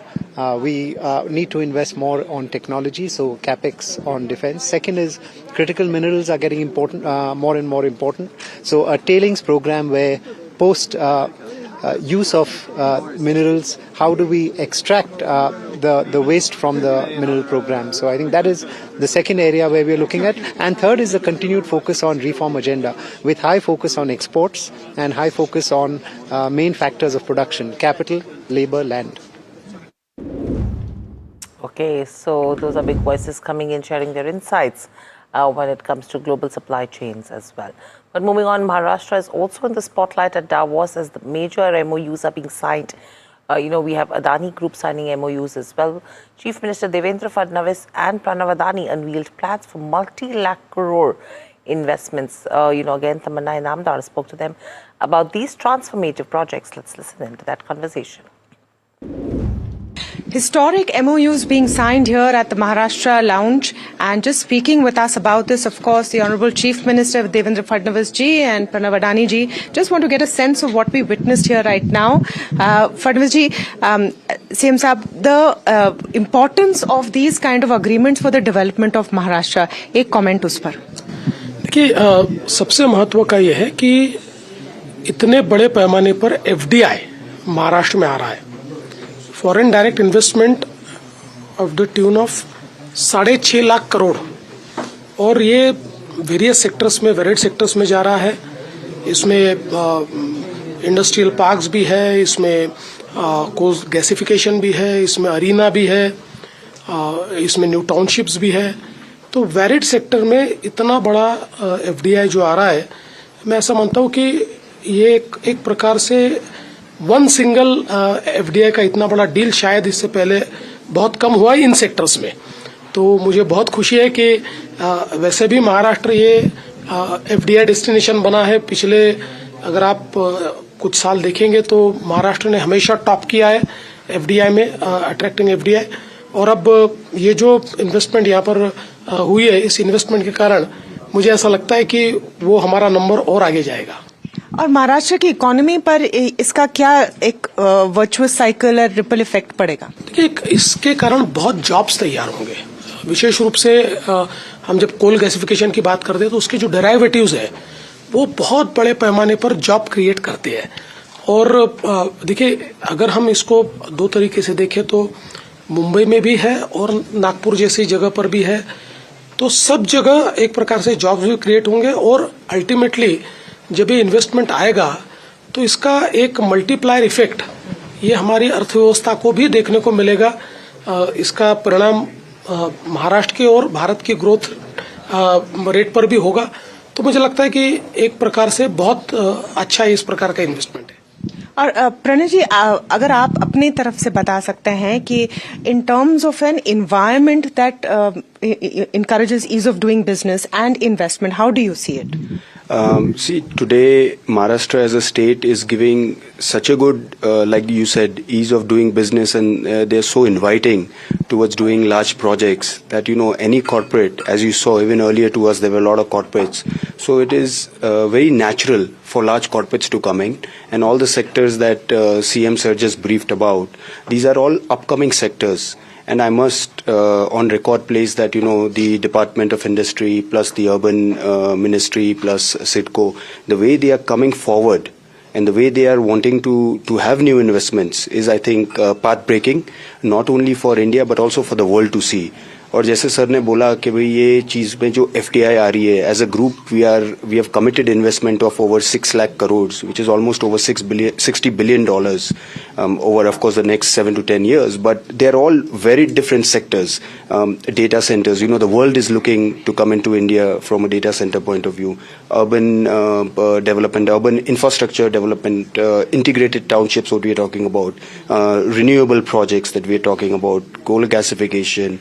So all of these sectors put together, the arena, now the concert economy is so big, and Mumbai is so natural to have this, because that any big stars or anybody who wants to come for performance will also look at Mumbai. So we are thankful to the government of Maharashtra, thank you to the leadership of Fadnavis sir, and thank you to the whole Maharashtra department. Thank you so much. Thank you. All right, and NDTV's senior managing editor Vishnu Shom was in conversation with Civil Aviation Minister Ram Mohan Naidu at Davos to discuss the aviation sector's growth trajectory. Listen in. Civil aviation in India is booming. It's one of the fastest growing industries in India. It's one of the fastest growing markets anywhere in the world. The rate at which India has been acquiring civilian aircraft, airlines such as Indigo acquire a new aircraft once every week, gives you an idea of the potential that actually exists in the Indian market. The Minister Ram Mohan Naidu is a young, and I must say extremely talented minister dealing with one of the most challenging parts of the Indian economy. He has to look after the economics of it all. He has to look after safety as well. It's been a challenging year, but also one that points to lots of opportunities. So let's talk about the larger India story first in civil aviation. How do you see it expanding to becoming, let's say, top 3 in the world?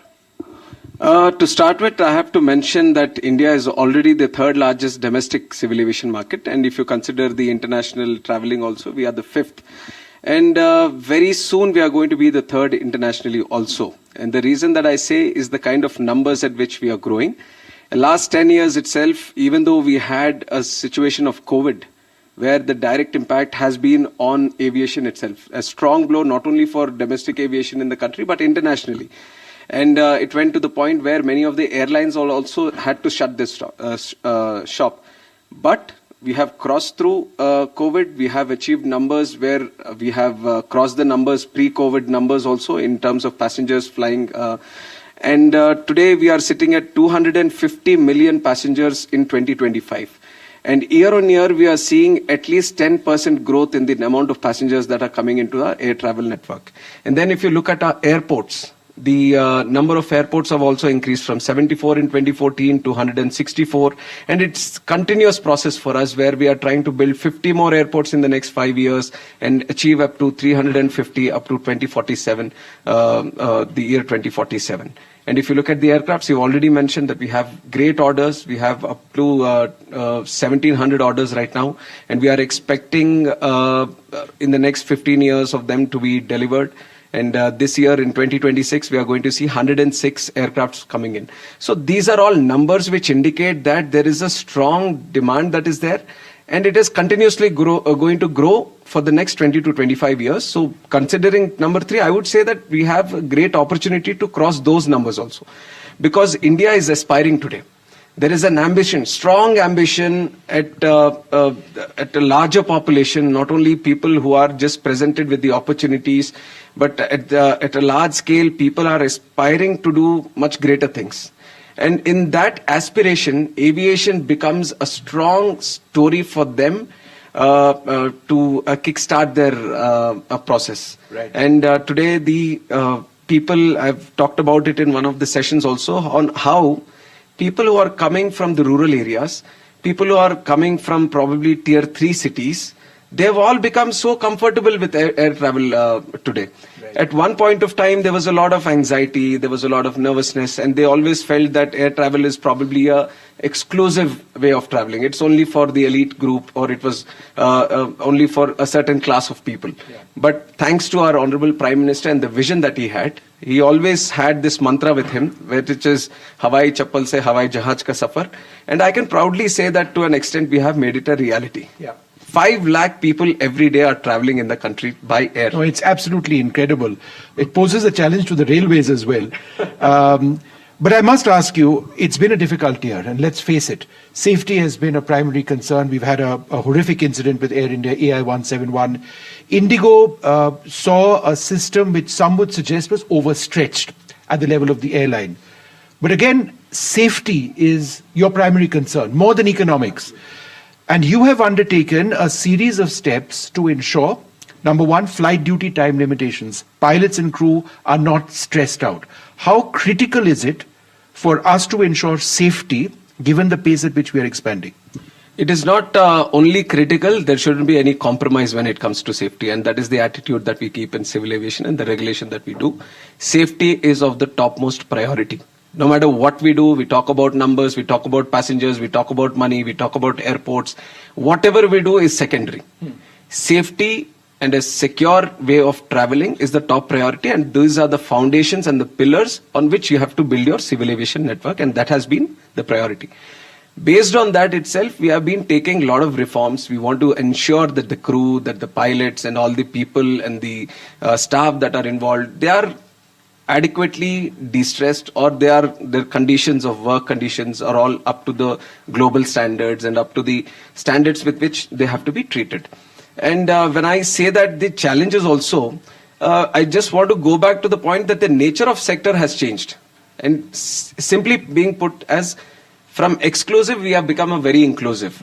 More and more people are becoming comfortable traveling through air. And it's come to the point, if you look at many of the airports today, you find all classes of people coming in. So when the network is growing at such a scale, then obviously the regulation should follow. In fact, it has to be going hand in hand. And that is one thing that we are proactively looking into it. Because as the numbers are growing, there has to be some changes in the policy also, and that is exactly how the airports should be for the future. So here one policy reform that we are trying to bring is that, see, when you talk about airports, it's always these mega structures that you're trying to build, long runways, huge terminals, and huge infrastructure capacity that you want to build. But that's not the way forward for us. What we are saying, see, we'll have the mega airports, which are metropolitan city airports. These are going to be the hubs. And then when you want to create the connectivity across the country, have medium airports, have smaller airports, have the spokes. So you don't need a big airport everywhere. You have to have club all these things. And likewise, when it comes to pilots, then we have changed the FDTL norms. Yeah. So each and every vertical that is there in aviation, according to the growth story that India is witnessing, and it's going to witness in the future also, proper policy making has to be done and at regular intervals. So we are pacing ourselves in that manner. You know, I mean, passenger traffic rising, you have India's aviation sector, which is booming, is what the minister is indicating. But moving on, AI has been holding the center stage in the World Economic Forum, and Tamanna Inamdar, I beg your pardon, spoke to Shashwat Goenka, Vice Chairman at RP Sanjeev Goenka Group, about how the group is trying to fit in the AI race. Let's listen in. As a young leader, how do you look at AI? Do you look at it as a problem in some context or the solution in many? AI is definitely a solution, not a problem. And honestly, about 3 years ago, when we just discovered AI, I guess, or it became popular across the world, the whole focus for all corporates, including ours, was to see how can you use AI, right? And it was a good to have, not a must have. I think what's changed over the last 12 months is it's kind of an existential question, because you can't exist without AI. I think it's as big as the industrial revolution to some extent, I would say, where it can help with productivity, it can help with efficiency, it can help with profitability.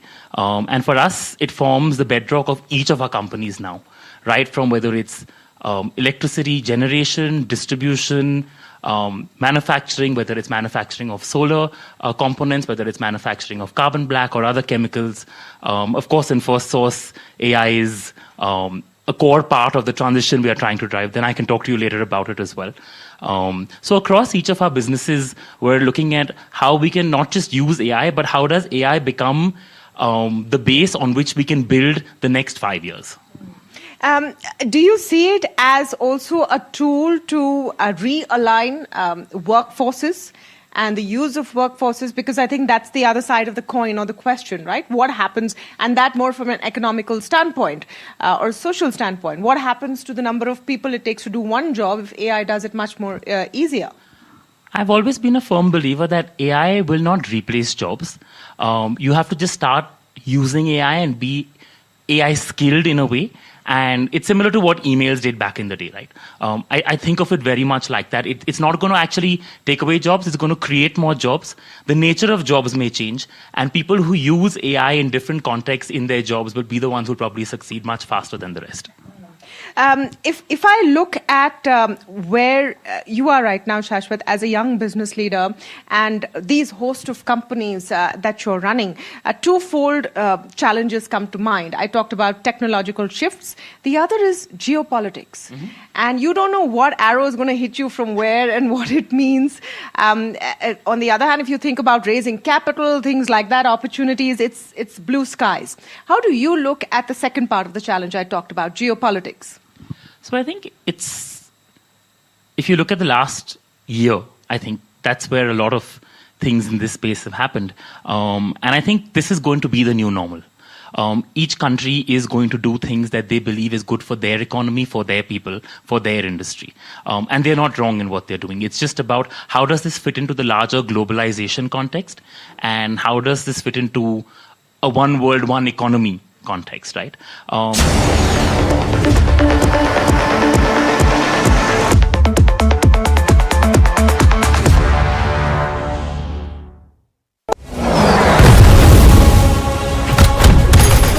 जब बात border की रक्षा की हो तो हर फौजी दीवार बनके खड़ा हो जाता है। वैसे ही जब बात आपकी गाड़ी की इंजन की हो तो डिवियोल आपके इंजन को देता है प्रोटेक्शन और पावर, ताकि परफॉर्मेंस रहे लॉन्ग लास्टिंग।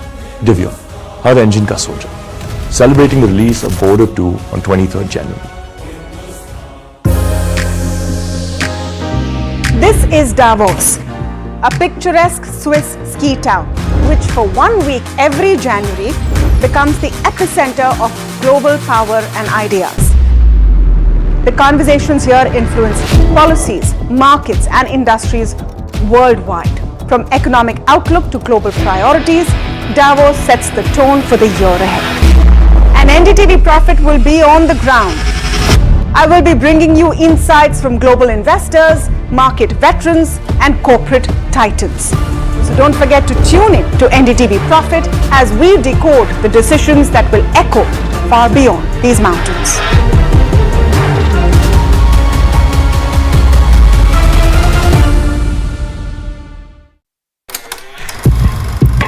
लोग कहते हैं कि जिंदगी एक फिल्म की तरह होती है, लेकिन मेरी जिंदगी सिर्फ एक फिल्म नहीं, एक ब्लॉकबस्टर फिल्म है।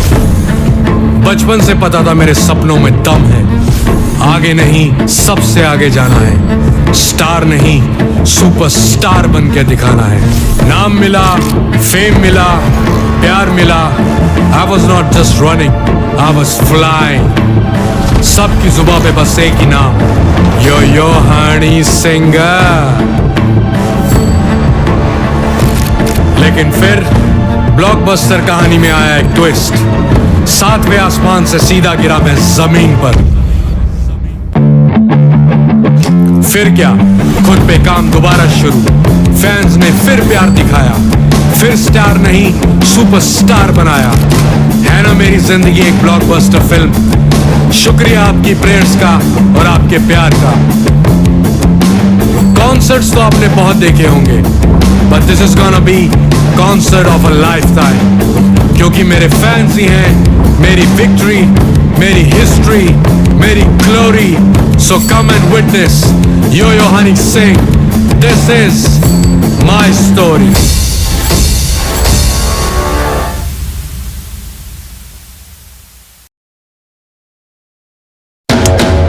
After Delhi and Hyderabad teed off in style, the end.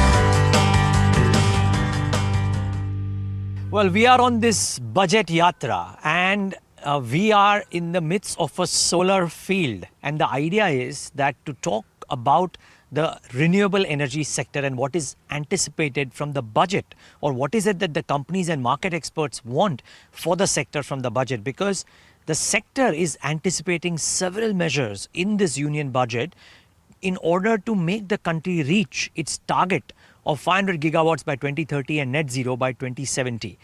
And we are at the KP Group's facility in Sudi in Gujarat, and in conversation with Dr. Farooq Patel of KP Group and our very own Gurmeet Chadda of Complete Circle. Gentlemen, both of you, thank you so much for being here. And Dr. Patel, thank you so much for having us.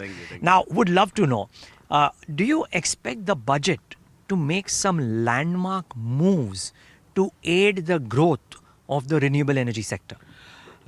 Yes, of course, we require some more facilitation from this budget. As we know, the renewable energy is the key energy generation for the India's growth. So, as from the last few budgets, we are getting a very good initiatives by the government for the renewable energy, and especially for the panel manufacturing and developers also. And the same thing we expect in the transmission line. Okay, so let's start talking about this, Dr. Patel and Gurmeet, both of you. Dr. Patel, I'll start with you. What is top of the mind? What if you had, if the finance minister were to say that, Dr. Patel, I can give you only one thing in this union budget, what do you think that will be or should be? Only one thing cannot be changed the trajectory. So many things, Neeraj bhai, required for the growth of the renewable energy, and especially for the ingot to the cell manufacturer all line, we require more facilitation to that particular things, and the same thing in the transmission line. I would say this both thing can ramp up the renewable energy, especially in the solar field, that we can get the more development in this field. And of course the base where the buzz is going, and it is really need of today, that if we do the more investment in the base, we will get more the transmission line to be strengthened and the regularization also. Okay, well, sorry, you want to make a point? Sorry. I just want to say regarding the base, government should have, I don't know, but they should facilitate in the base cell manufacturing. Okay. Which give us the more and more renewable to be go interior of the country. Okay. Okay. So one side we have a transmission line to be strengthened. One side we have a land, but there is no transmission line. So AC part, if go there, not only the renewable energy, but the other thing, power generation also can be facilitated to the manufacturer, and 30 to 40% in any manufacturing we require. Well, I think as all of our budget sessions have shown, there's a lot of expectations. Let's see how many turn out to be true. But the markets, I mean, ahead of the budget or otherwise, are caught in a bit of a quagmire currently. Down another third of 1%, 21,155. It's been amongst the worst starts in the last 8 or 9 years. Prateek Agrawal, MD and CEO of Motilal Oswal AMC, with us on the show to talk about his thoughts on markets and the way ahead. Prateek, great having you. Thanks so much for joining in. You know, I wish a lot of people had the calm that you have within you when markets are going through such a period. And I know this tape has played out in the past, and every single point of time it feels that this time it's different. But I'm inclined to ask you, is this time really different, or this too shall pass? This too shall pass. In that manner, actually, it is not different. Every time it has happened in the past, it has passed. So, to some extent, if we see what is happening globally is not negative for us, it can be quite positive, because just think about it. What is happening is the quest for markets once again. India is a country with 140 plus crores of us. It is potentially the biggest market of the world. Now, if the ability with our policymaker increases to have our market for our manufacturers, it is very good. It is very good. So increasingly, global leaders are not, let me say, reposing faith in global systems which have been put in place and have survived for so many years. New order is being written, and it seems it is. No, every leader will have more say within its own country, which for a country where the size of population is so large has to be positive. Now, in the interim, there is volatility. Now, one bit of volatility is because our currency seems to be weak versus the dollar, and dollar itself is weak versus every other currency in the world. And so there is a flight of money outside of the US to other markets. All other markets are rejoicing, except last 1 or 2 days. We seem to be not doing as well. Now, what you are really looking for is currency stability at whatever level, but stability, before the global investors start to look back into the country. Else, Q2 earnings were good. Q3, the start has been good. Many companies have reported better than expected numbers, reposing faith in the future. So, the building block of market that way is pretty solid. Good earnings, lower interest rate, lower inflation. In terms of countries, macros, lower oil also helps. So, a lot of things going for us.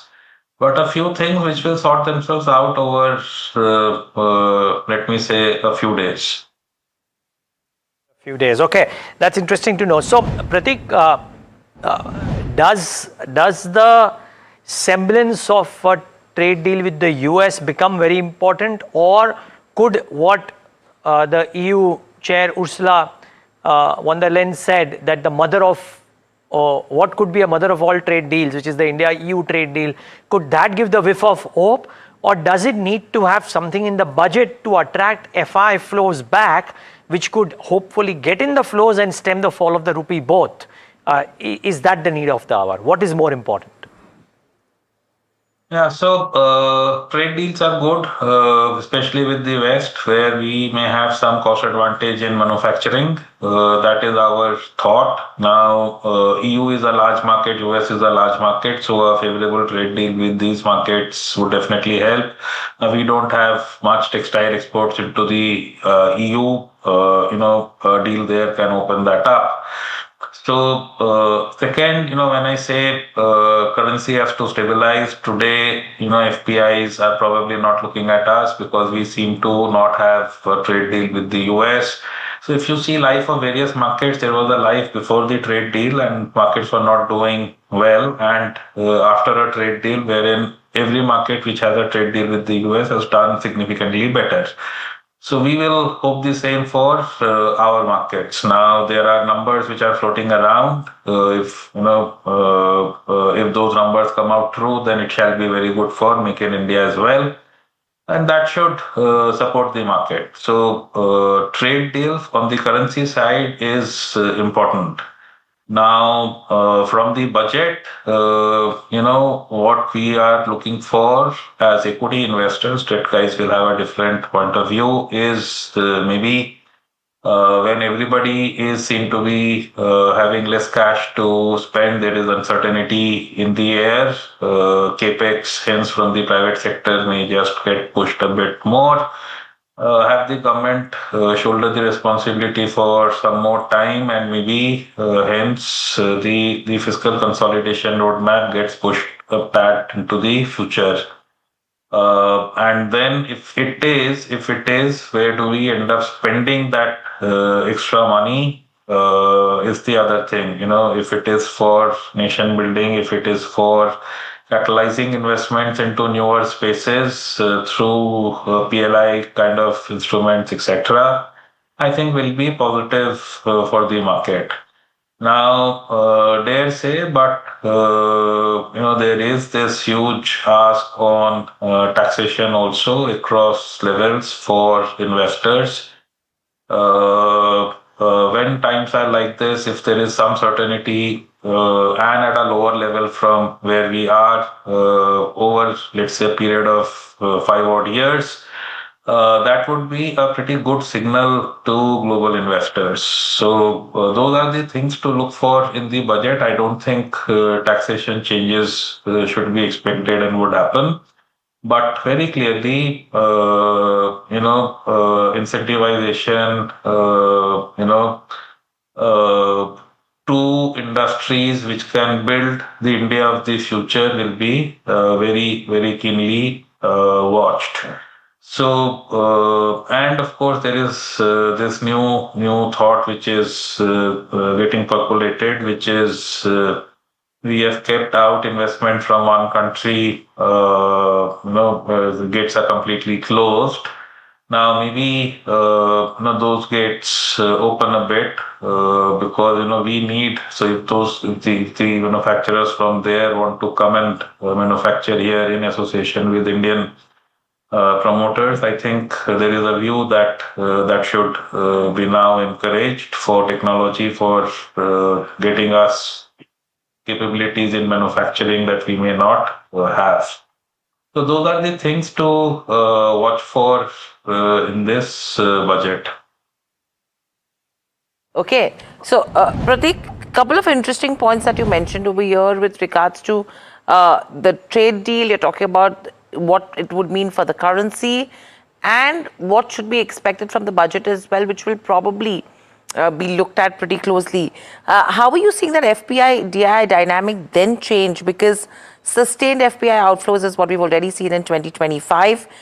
You had mentioned in the previous conversations that we had as well that the tide somewhere was turning on this front. How critical would it be for the rupee to stabilize for the FPIs to come back? No, so it is critical because if you are looking at a possibility of a further decline in the currency, obviously, if you are sitting with monies offshore, you will want to hold back. Very simple. Now, in FPIs, there is a type which we say hedge funds, who run levered books. For them, rupee volatility can kill. So, that kind of activity would not commence as well. So, rupee currency stability, so level is not important. Stability is important. I keep saying that. That is the first start point. Now, I think we have sorted a lot of issues over the past 1 year. We are not amongst the better performing nations. So what it has done for us is to correct the relative valuations versus a lot of other countries. We are no longer the most expensive market in the world. Two other markets have that crown.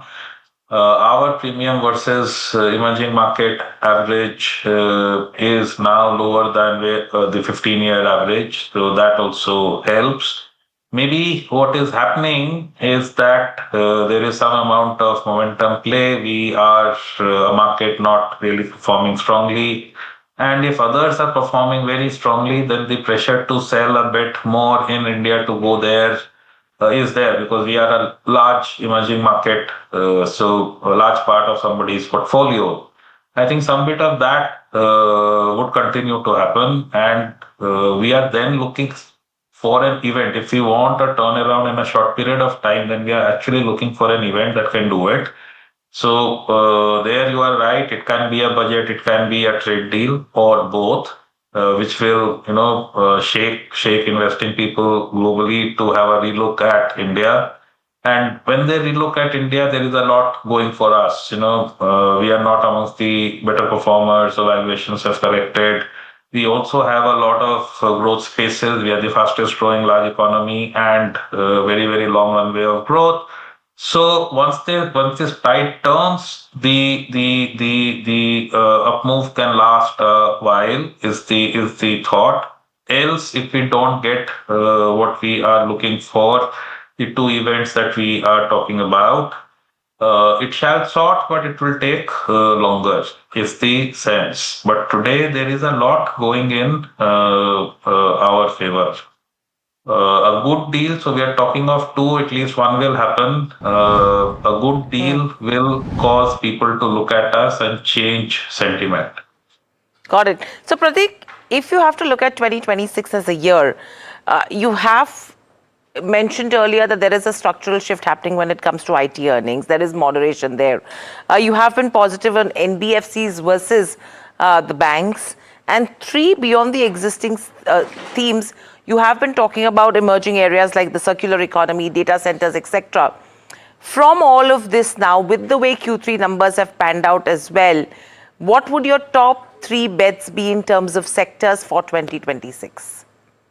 We continue to be positive where we were positive. So the growth themes continue to be the same. We are growth in earnings focused investors. They haven't changed. Now, just to make things clear, 24 was the year wherein a lot of these themes worked in this country and globally. So we were like what was happening globally. 25, the same themes worked globally but did not work in India. Maybe the reason was that FPIs were such strong seller here. 26, if we see intensity of FPI selling reduce, the linkage with the world and the thoughts of the world will again percolate into the country, and the themes could then be similar.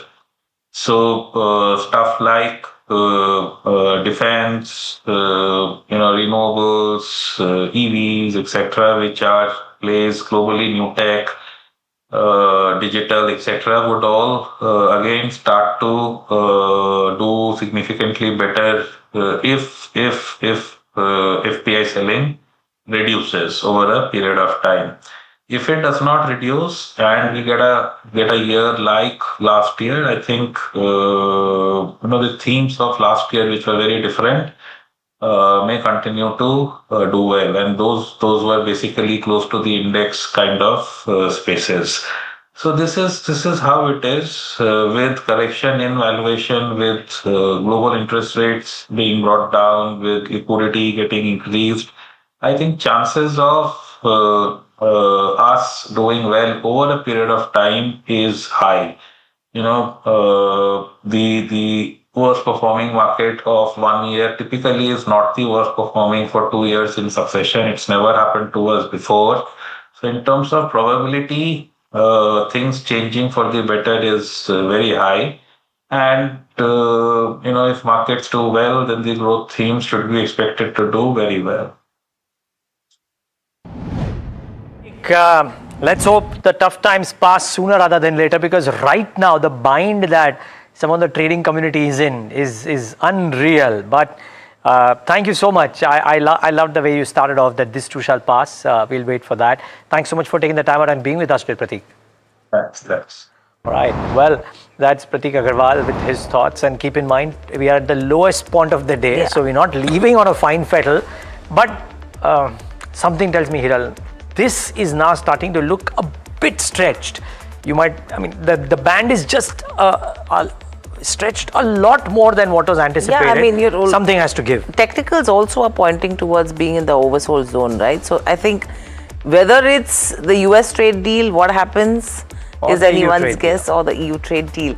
But that's still far away. Any commentary from Trump is going to be interesting then today. That's today. Okay. Though his flight has returned back to Washington. Yeah, that's the interesting one, right? He's not going to Davos, so could be interesting. Anyway, Chase, with that, it's a wrap on this leg of India Market Open from Hiral and me and the team that put this show together. Thanks so much for watching.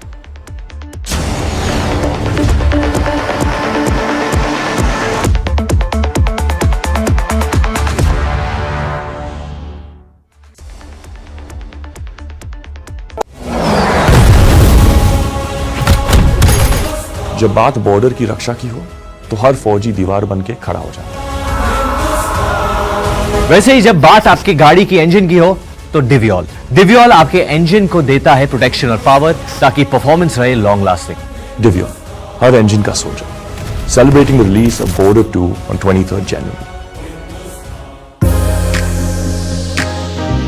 This is Davos, a picturesque Swiss ski town, which for 1 week every January becomes the epicenter of global power and ideas. The conversations here influence policies, markets, and industries worldwide. From economic outlook to global priorities, Davos sets the tone for the year ahead. And NDTV Profit will be on the ground. I will be bringing you insights from global investors, market veterans, and corporate titans. So don't forget to tune in to NDTV Profit as we decode the decisions that will echo far beyond these mountains.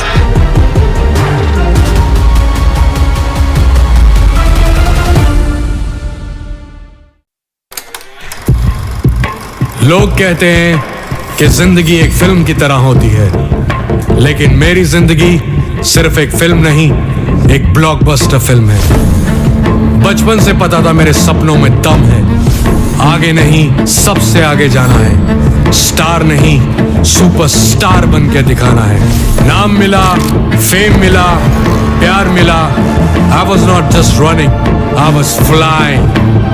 सबकी जुबां पे बस एक ही नाम, yo Honey singer. लेकिन फिर blockbuster कहानी में आया एक ट्विस्ट. 7वें आसमान से सीधा गिरा मैं जमीन पर. फिर क्या, खुद पे काम दोबारा शुरू. फैंस ने फिर प्यार दिखाया, फिर स्टार नहीं सुपरस्टार बनाया. है ना मेरी जिंदगी एक ब्लॉकबस्टर फिल्म. शुक्रिया आपकी प्रेयर्स का और आपके प्यार का.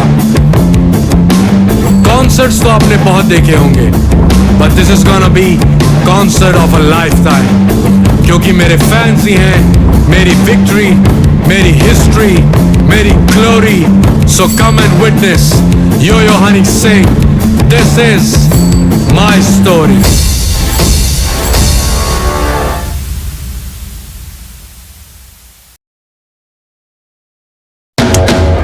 After Delhi and Hyderabad teed off in style, the NDTV PGTI Golf Pro-Am now travels to Mumbai, where business leaders and professionals will connect and compete, charged with excitement and energy on one of the country's most storied courses.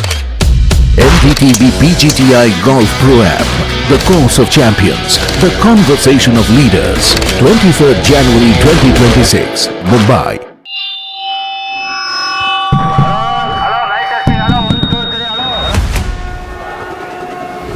This budget, India speaks from every direction, from metros to mandis, from factories to farms. NDTV Profit reports from 36 states and union territories. With our ear to the ground and our pulse to what people want. Watch Budget for Bharat only on NDTV.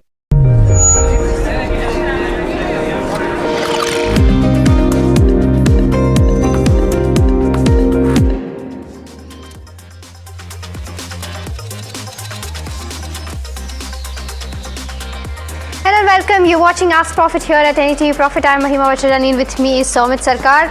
I think Somit, before we go on to the queries, let's take a quick look at how the markets are doing. And there's no respite as to where below 25,100. There's no support level that I can even find right Exactly. Below 25,100 is what we're seeing on the Nifty 50 right now. Down 0.6%, and it continues after the free fall that we saw yesterday in the last hours of trade. But you also have your bank Nifty, which is equally under pressure, down by about 0.8%.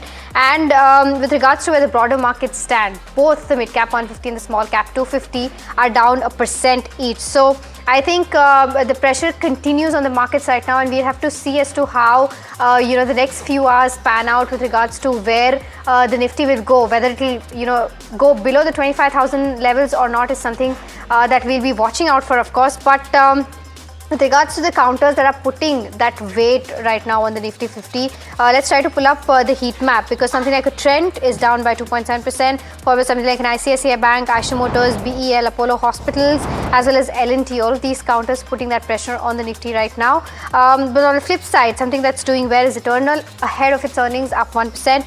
Power Grid, Tata Motors PV, as well as Sun Pharma and JSW Steel. Some counters in the green and slightly, keeping the Nifty in the check. But let's try to pull up the sectoral heat map to see as to what are the sectors doing in trade today. You have all your sectors in the red right now.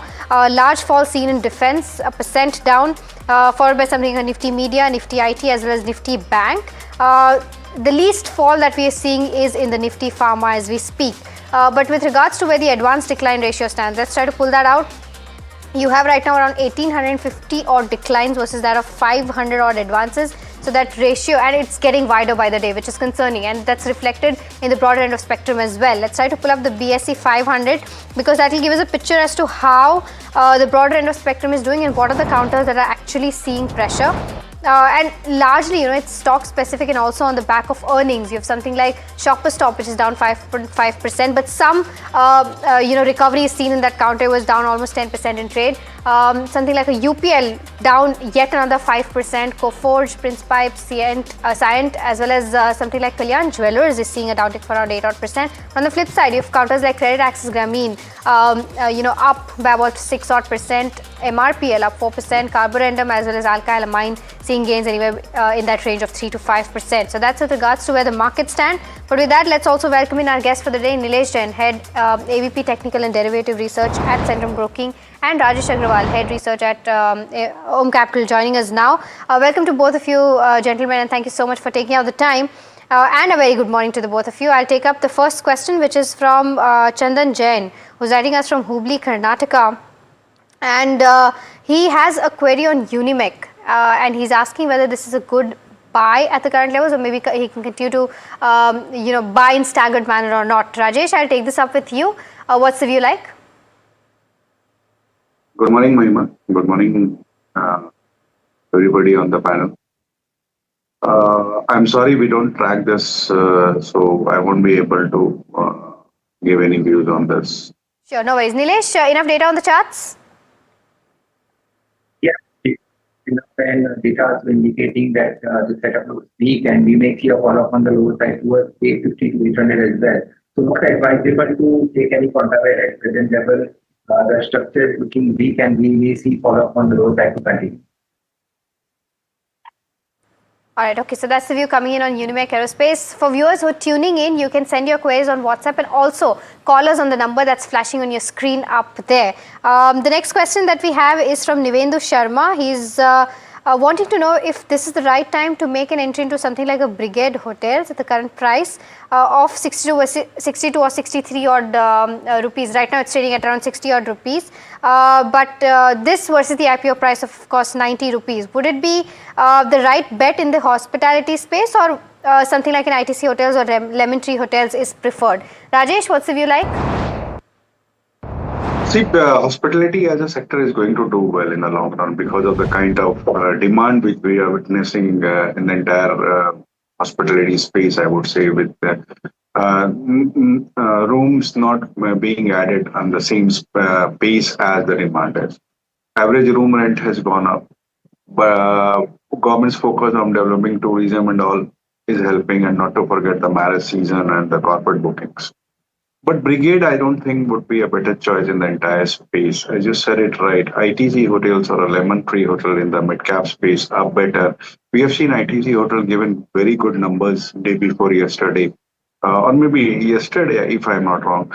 The numbers were pretty good. They have good expansion plan, almost debt-free balance sheet, and belonging to the ITC group. I think this stock can go to around 30 to 40 odd rupees in the next 12 to 18 months. So that's a better choice, I would say. The next query is coming in from Manoj Sharma from Bareilly, and it's on PTC India. He wants to know whether it's a right time to enter this counter. Any view on this, Rajesh, PTC India? See, the company is doing very well. It gives out good dividend. Numbers are good. And with the kind of correction which the stock has written in the recent past, I think the valuations are also good. Somebody looking for a time horizon of maybe 1 year, it's a good entry point. Okay, all right. So that's the view coming in on PTC India. The next question that we have is from Raghuraman, who's writing us from Chennai. He's holding around 100 shares of NMDC at an average price of 54. And he wants to know as to what are the future prospects of this company and whether he can continue to hold or not. Rajesh, what's the view like? Mahima, just to clarify, is it NMDC or NMDC Steel? Because 54, I think it should be NMDC Steel. It is NMDC Steel, yes. See, I don't think it's a right choice to continue holding to this stock. The government has said that it was a divested stake, but then the denial came. The numbers are not that great. There are better choices in the entire steel space, I would say. One can switch to either Jindal Steel and Power or a Tata Steel for better returns. Right. The next query is coming in from... Okay, the next is a caller query coming in from Hyderabad. Dheeraj, you can go ahead and ask your query. Good morning, sir. My query is regarding United Breweries. So I would like to, I'm holding 65 shares at 1520, sir. So the stock is at all-time lows. So the stock price currently is like 3 years before the same price is there. So I would like to hold it until the summer quarter, like the next quarter until June or July for the next 6 months. Is it a good buy, or is it better to exit and shift to something like Tube Investment is my query, sir. Rajesh, any view here? Should he continue holding the counter or should move to tube investments? See, one can continue with UBL. As far as tube investment is concerned, that again is also a very good story. It's positioned as a diversified growth story, I would say. Strong engineering and metal business. They are moving into EV to a lot of new capex being done, and the valuations are very attractive at 20 to 100 odd levels. So both one can continue. Both counters can be kept in one's portfolio. What I would suggest is keep UBL as it is. And if you have extra funds, you can deploy in tube investments. Okay, all right. So that's the view coming in on where UBL stands. The next question that we have is from Mr. Shankar, who's writing us from Dubai and asking about KFinTech. He's bought 15 odd shares at the levels of 1076 and wants a technical perspective on this counter. Should he buy or average more at the current levels? Nilesh, what would be your view? Well, not advisable to buy fresh at current level and do not average because the structure appears weak. It has given a breakdown from its long consolidation range of almost 6 months. It was consolidating and today it has given, in fact, recently it has given a breakdown. Looks like it is heading towards 960, 940 on the lower side.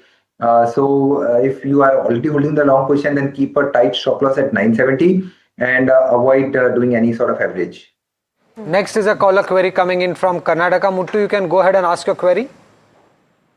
Hello. Yes. Sir, good morning. Good morning. Sir, I'm holding 3,000 shares of Bajaj Housing. Sir. Right. Right. I am sell or hold my shares, sir. For short term or long term? Long term holder, sir. Rajesh, any view on Bajaj Housing for long term? Great company, I would say, second largest housing finance company in our country. They have shown good growth in the last 4-5 years. If you look at the AUM numbers, they have grown at a good CAGR. And I think the valuations are attractive. Got beaten down since its listing at around 140, 150 odd rupees. It has come to almost 50% correction it has witnessed.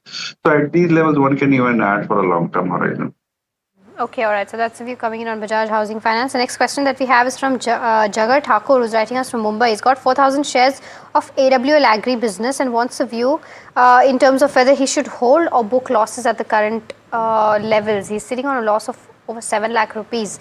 Nilesh, I'll come to you on this one. Do you think the charts anytime will turn positive for him, or should he book his losses? Because that's a significant amount of loss. Well, the stock continues to remain under pressure since a long time. If you see in the year 2022, it made a high somewhere around 800 to 850, and since then, whatever pullback in between we have seen has got sold into. It is trading well below its long-term, short-term moving averages. The structure appears weak. Sell on right should be the strategy. If at all you get any pullback towards 220, 240, or maybe 250, that's a good level to exit from this particular counter. Because it looks like it is heading towards 190 to 180 on the lower side. So better shift to the better stocks, avoid AWL. Vimala Nanda from Mysore has a query on L&T. She's holding around 20 shares bought at a price of 3,650. Nilesh, what's your view when it comes to L&T? Well, I think if I can see she's already in the money, so it's better to book profit as of now because the structure appears weak given the kind of a weak setup we are witnessing in the market. So large caps are likely to remain under pressure as well. So L&T breaking below 200 long-term moving average just today looks like it is heading towards 3,700 to 3,600 on the lower side. So for the time being, if bought it purely from a trading perspective, then exit. Right, okay, so that's the view coming in on L&T. The next question that we have is from Ravi Chandran, who's writing us from Bengaluru. He's got around 300 odd shares of Premier Energy with around 1,000 odd rupees is what he's saying. He wants to know if he can hold or sell at the current levels because he's sitting on a loss of around 83,000 rupees. Rajesh, would you recommend him to continue to hold? Continue to hold at this point of time, I would say. They're moving a big way into solar and renewable energy things. Doing very well. Order book is also great. Around 850, 860 odd levels, we are time to exit. Dev from Chennai is holding 821 shares of Jindal World. His average buying price is 38.42 and is sitting on a loss. He wants to know whether should he hold this counter for the next 2 months. Nilesh, any technical view on Jindal World? Well, Jindal World, I'm not able to, track this particular counter for the time being, so won't be able to comment. Rajesh, have you looked into this counter, Jindal World? I'm sorry, we don't track this. Okay.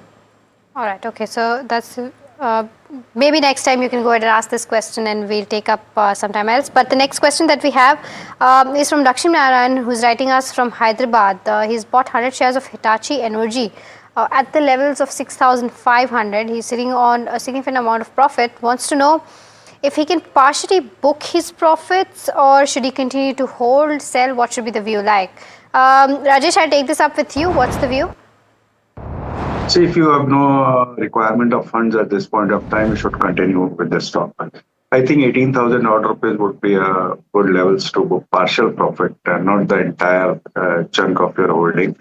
But at this point of time, it's a hold. The next query is coming in from Ashok from Bangalore and it's on Raymond Limited. He has around 100 shares at an average price of 952. He wants to know whether should he hold this counter or exit. Nilesh, any view on Raymond?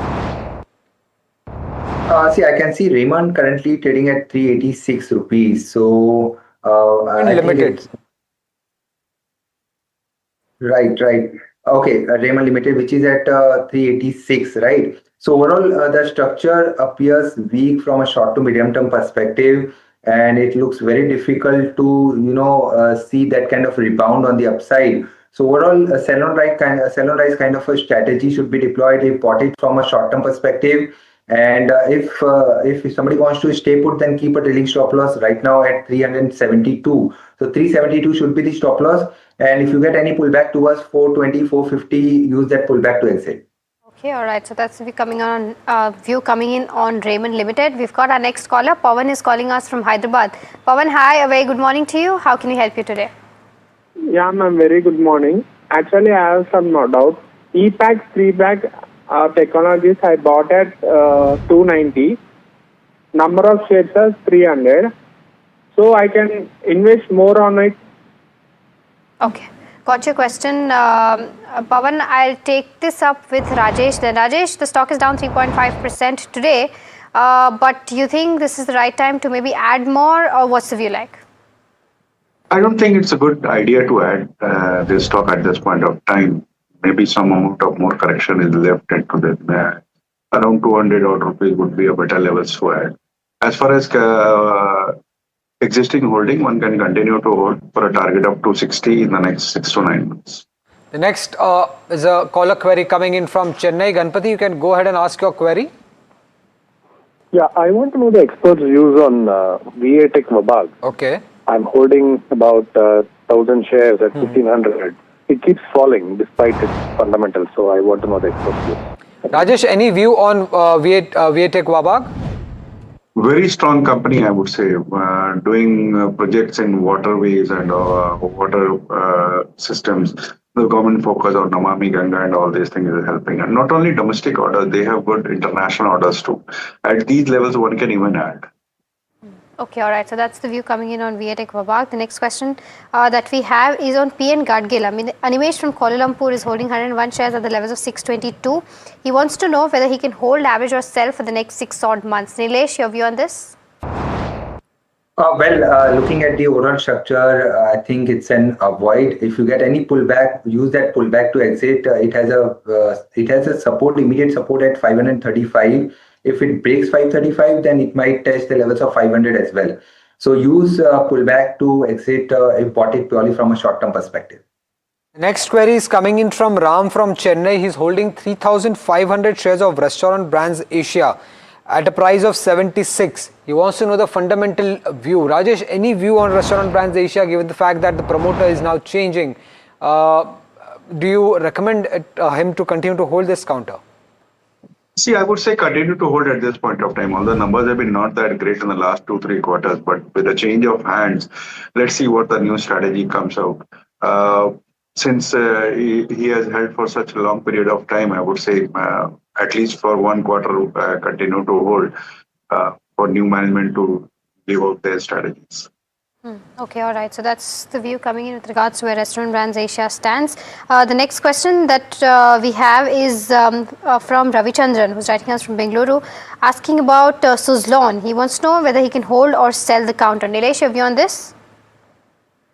It's a sell from a short-term to medium-term trading perspective. But if a view is long-term, then keep a stop loss at 41. If potted from a short-term trading perspective, then looks like it is likely to test the levels of 43 and 42 as well on the lower side. So again, a sell on rise kind of a structure from a short-term perspective. Right. A new listing on the street today, Amagi Media Labs. Let's listen to what the management has to say.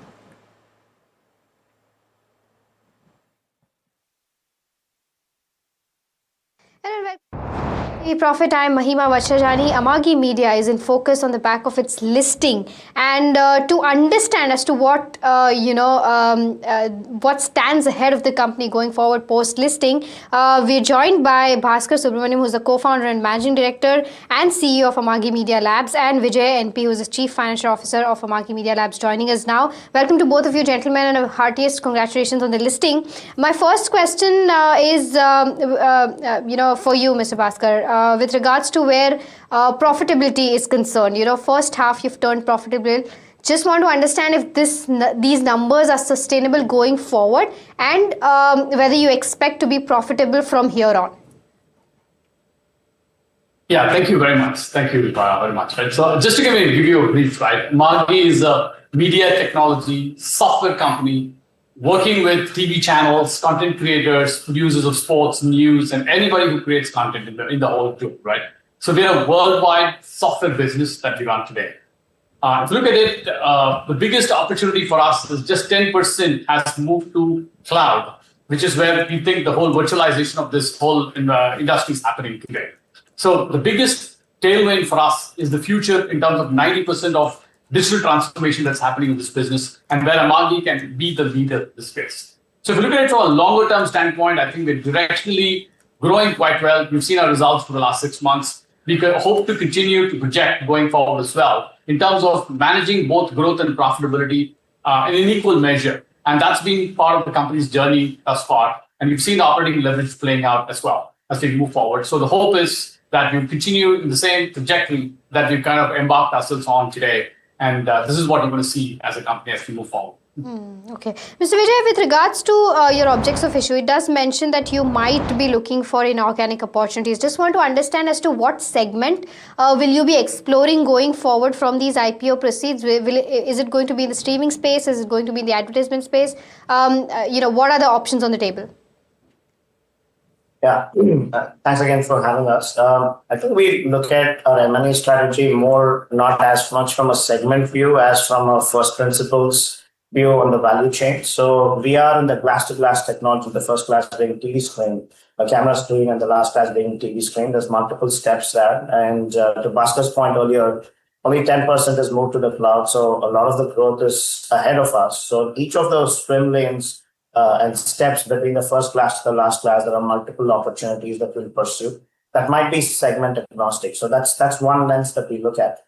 The second lens that we look at is obviously with AI being a big sort of vector secularly, globally. It's another area where we are kind of opportunistically shopping for attractive assets. And lastly, I think from a first principles perspective, we look at assets that are both strategic fit to the company and financially sort of profitable and generate good cash flow and have the same sort of financial profile as us. So those are sort of three broad strokes on how we think about M&A. It's not as much segment focus, but more at a higher altitude. Okay, understood. Mr. Bhaskar, you have long-standing relationships with a lot of global clients. Just want to understand your revenue split right now between, global clients as well as domestic clients. And going forward, how will this evolve and how does that overall impact your P&L? So largely, if you look at it, right, Amagi is a global opportunity. So it's a software that every TV network, every content creator and producer in the world needs it. So we see this as a global opportunity. We continue to kind of build on top of it. Historically and otherwise, if you look at it from a market standpoint, US has been the largest market. not only for Amagi. If you look at the media business in general, US becomes the largest market across the globe, followed by Europe and then Asia. We are continuing to see the same progression in our own business, where a large part of our business today is Europe and US together, really about 90% plus of our business today. We will continue to see that progression as we start expanding globally as well. If you look at it, we did expand in Brazil, we expanded in France and Germany, Korea, Japan. So this is a global play. We would see India starting to become really important in the next 3 years as we start seeing that digital transformation starting in the country as well. So for us, it's global. It will continue to be global. Absolutely, given the maturity of the European markets and the US markets, we would see that as something that will continue to be a larger part when compared to Asia, at least in the next 3 years. Beyond which, obviously, we'll move to a much more secular growth phase that we're going to continue to see everywhere else. Understood. Okay, Mr. Vijay, overall, if you take a look at the last 3 years' performance, your revenue has nearly doubled. Do you think that run rate of growth is going to continue going forward? Is it going to improve? What is the CAGR growth that you're expecting, let's say, 2 years down the line? Yeah, no, I talk about how the trajectory of the last couple of years, like Bhaskar alluded to earlier, we've always focused on delivering profitable growth. And our aspiration would be to kind of just replicate the trajectory that we've seen in the last couple of years. I obviously can't get into specifics on guidance, but our core focus, as Bhaskar said earlier, would be to continue to deliver profitable growth.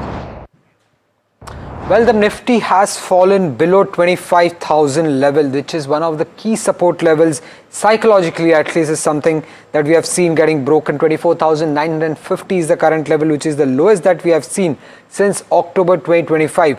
And with today's fall, Nifty is now trading below its 50, 100 and the 200 DMA. All the key moving averages have been broken.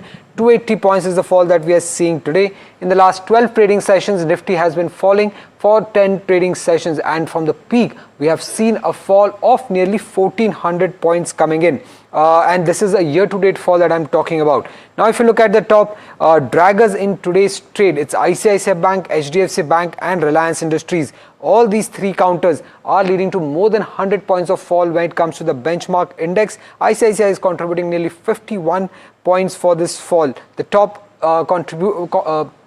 dragger for the benchmark.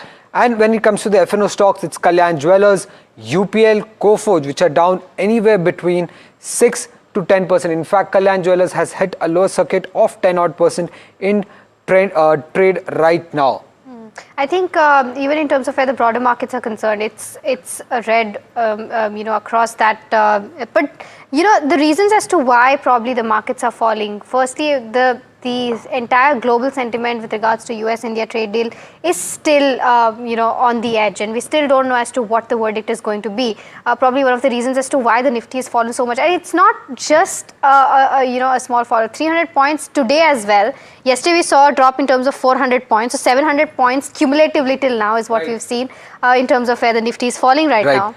Nilesh, 25,100 was supposed to be one of the strong support levels, given the fact that it was coinciding with the 200 DMA. But right now we are below 25,000 level as well. Any further support levels that you're seeing for the benchmark at least?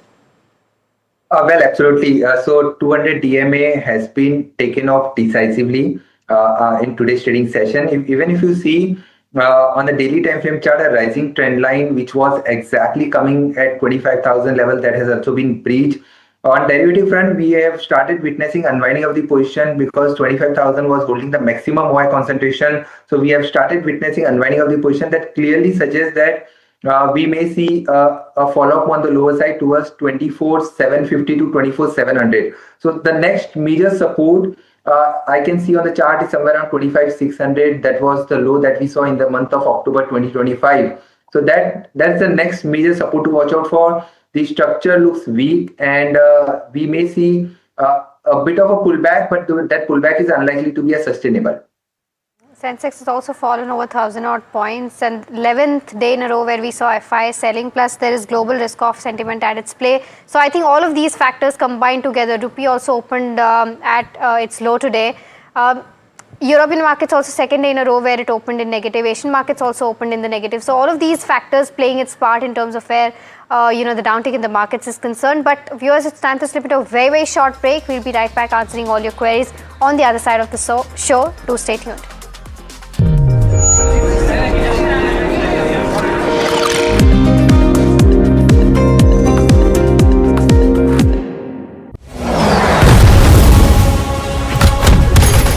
जब बात border की रक्षा की हो तो हर फौजी दीवार बन के खड़ा हो जाता है। वैसे ही जब बात आपकी गाड़ी की इंजन की हो तो डिवियोल आपके इंजन को देता है प्रोटेक्शन और पावर ताकि परफॉर्मेंस रहे लॉन्ग लास्टिंग। डिवियोल हर इंजन का soldier, celebrating the release of border 2 on 23rd January. This is Davos, a picturesque Swiss ski town, which for 1 week every January becomes the epicenter of global power and ideas. The conversations here influence policies, markets and industries worldwide. From economic outlook to global priorities, Davos sets the tone for the year ahead. And NDTV Profit will be on the ground. I will be bringing you insights from global investors, market veterans and corporate titans. So don't forget to tune in to NDTV Profit as we decode the decisions that will echo far beyond these mountains.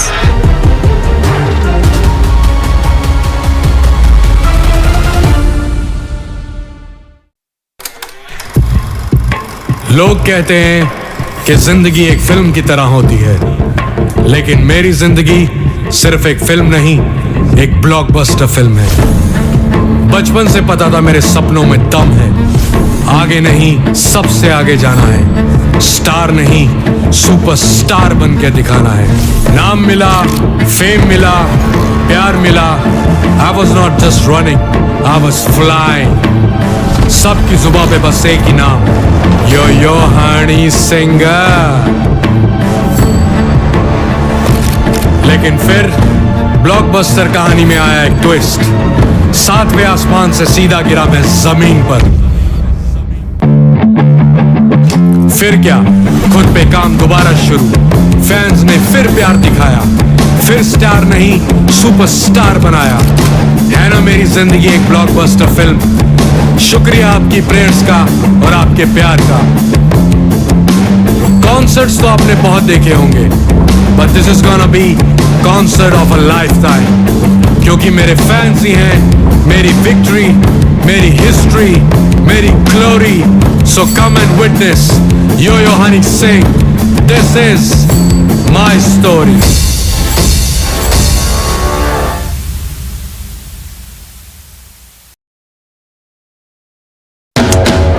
After Delhi and Hyderabad teed off in style, the NDTV PGTI Golf Pro-Am now travels to Mumbai, where business leaders and professionals will connect and compete, charged with excitement and energy on one of the country's most storied courses. NDTV PGTI Golf Pro-Am, the course of champions, the conversation of leaders. 23rd January 2026, Mumbai.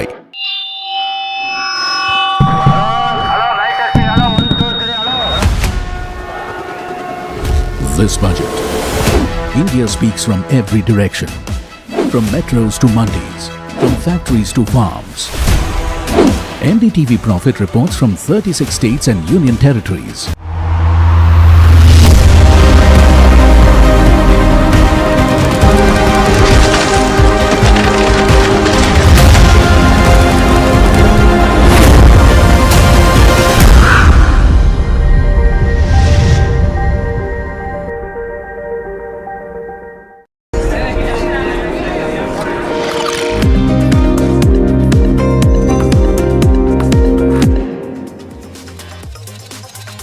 Well, Nifty continues to remain below the 25,000 level.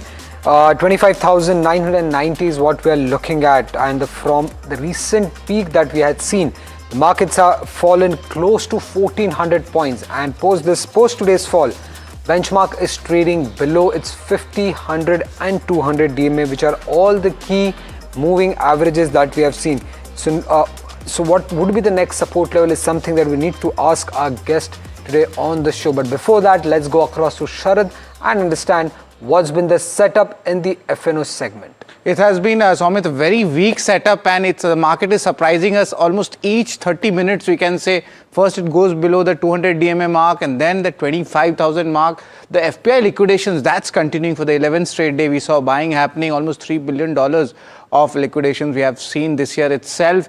And also, if you look at the rupee, that's opened at record low levels, currently at 91.3. There is a big sensitivity happening with the FPIs and the rupee, and some major issues are definitely there in the bond markets as well. A weak breadth in the markets.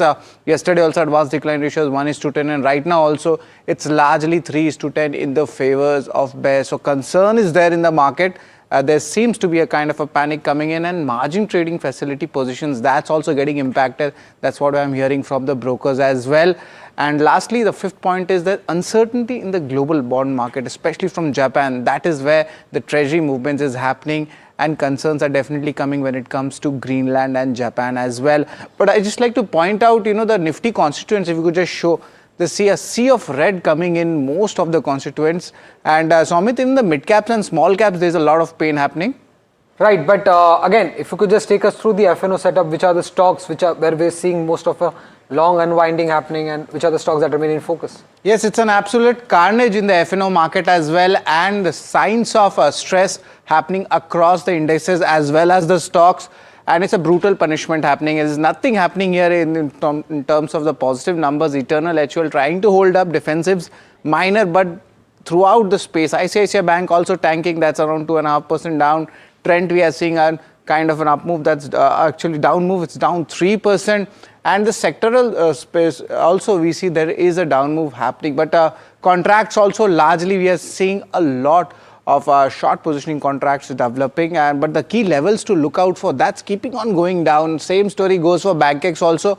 But it's a stock specific moves also. I would like to point out in the FNO space, I doubt any stocks would be there in the long build-up. But two names I had given, if you could just see, these two stocks are not very convincing. Just yes, Adani Energy Solutions and Hindustan Zinc are making it to the list. And looking at the short covering, they include SAIL and RBL Bank. To be honest, the entire sentiment of the market has turned negative. So it's not very convincing. Long unwinding also, it's there. Havels and LTI Mindtree, the selling continues. And let's look at the short build-up. Yes, Kalyan Jewellers, that's down 10%.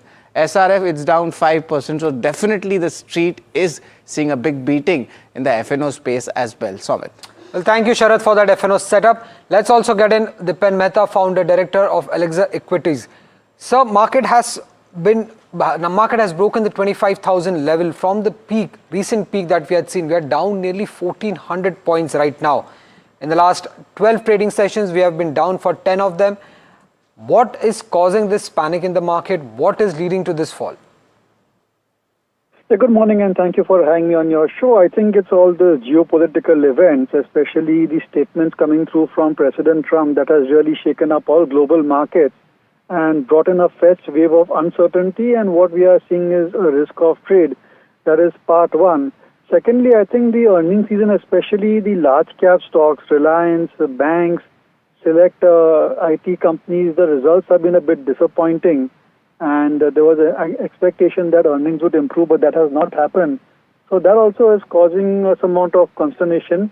And of course, the technicals and the liquidity position are certainly looking very, very weak. So it's a culmination of all these factors. But I would like to state that gradually and very, very, I would say, secular manner, the earnings are improving for the growth companies, for the good quality businesses. And valuations are being compressed, they are narrowing. And at some point of time, I think, or rather we have reached a point where good quality companies are available at reasonable valuations. And that really, I think, is something quite positive from a long-term investor's perspective. Deepan, hi. Thank you so much for taking out the time. Mahima this side. I just want to understand, we've seen a free fall yesterday also, today also we're witnessing that.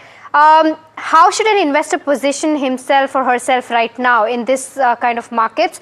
Should this be another buy on the dip strategy, considering that you said, valuations are improving, earnings growth is also improving? Should that be the strategy, or what should be on the cards? All I can say is what we are following, and we are more or less fully invested. We may make tactical changes, get out of businesses where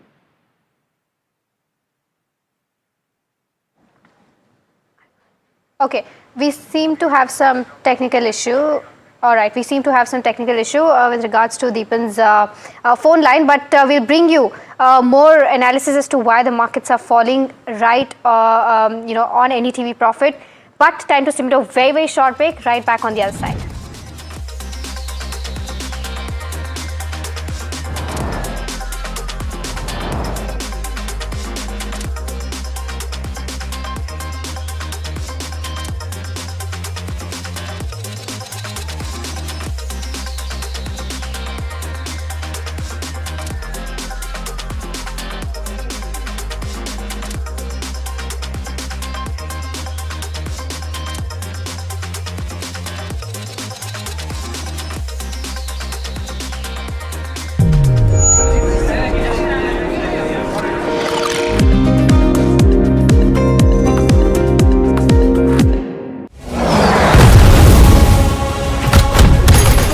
जब बात border की रक्षा की हो तो हर फौजी दीवार बन के खड़ा हो जाए। वैसे ही जब बात आपकी गाड़ी की इंजन की हो तो डिवियोल आपके इंजन को देता है प्रोटेक्शन और पावर ताकि परफॉर्मेंस रहे लॉन्ग लास्टिंग। डिवियोल हर इंजन का soldier, celebrating the release of border 2 on 23rd January. This is Davos, a picturesque Swiss ski town, which for 1 week every January becomes the epicenter of global power and ideas. The conversations here influence policies, markets and industries worldwide. From economic outlook to global priorities, Davos sets the tone for the year ahead. And NDTV Profit will be on the ground. I will be bringing you insights from global investors, market veterans and corporate titans. So don't forget to tune in to NDTV Profit as we decode the decisions that will echo far beyond these mountains.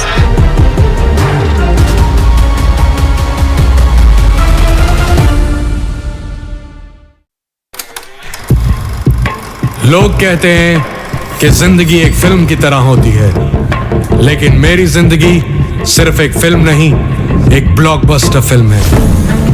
बचपन से पता था मेरे सपनों में दम है, आगे नहीं सबसे आगे जाना है, स्टार नहीं सुपरस्टार बन के दिखाना है। नाम मिला, फेम मिला, प्यार मिला, I was not just running, I was flying. सबकी जुबां पे बस एक ही नाम, यो हनी सिंगर। लेकिन फिर ब्लॉकबस्टर कहानी में आया एक ट्विस्ट, 7वें आसमान से सीधा गिरा मैं जमीन पर। फिर क्या, खुद पे काम दोबारा शुरू, फैंस ने फिर प्यार दिखाया, फिर स्टार नहीं सुपरस्टार बनाया। है ना मेरी जिंदगी एक ब्लॉकबस्टर फिल्म। शुक्रिया आपकी प्रेयर्स का और आपके प्यार का। कॉन्सर्ट्स तो आपने बहुत देखे होंगे, but this is gonna be concert of a lifetime, क्योंकि मेरे फैंस ही हैं मेरी विक्ट्री, मेरी हिस्ट्री, मेरी glory. So come and witness yo Honey Singh, this is my story.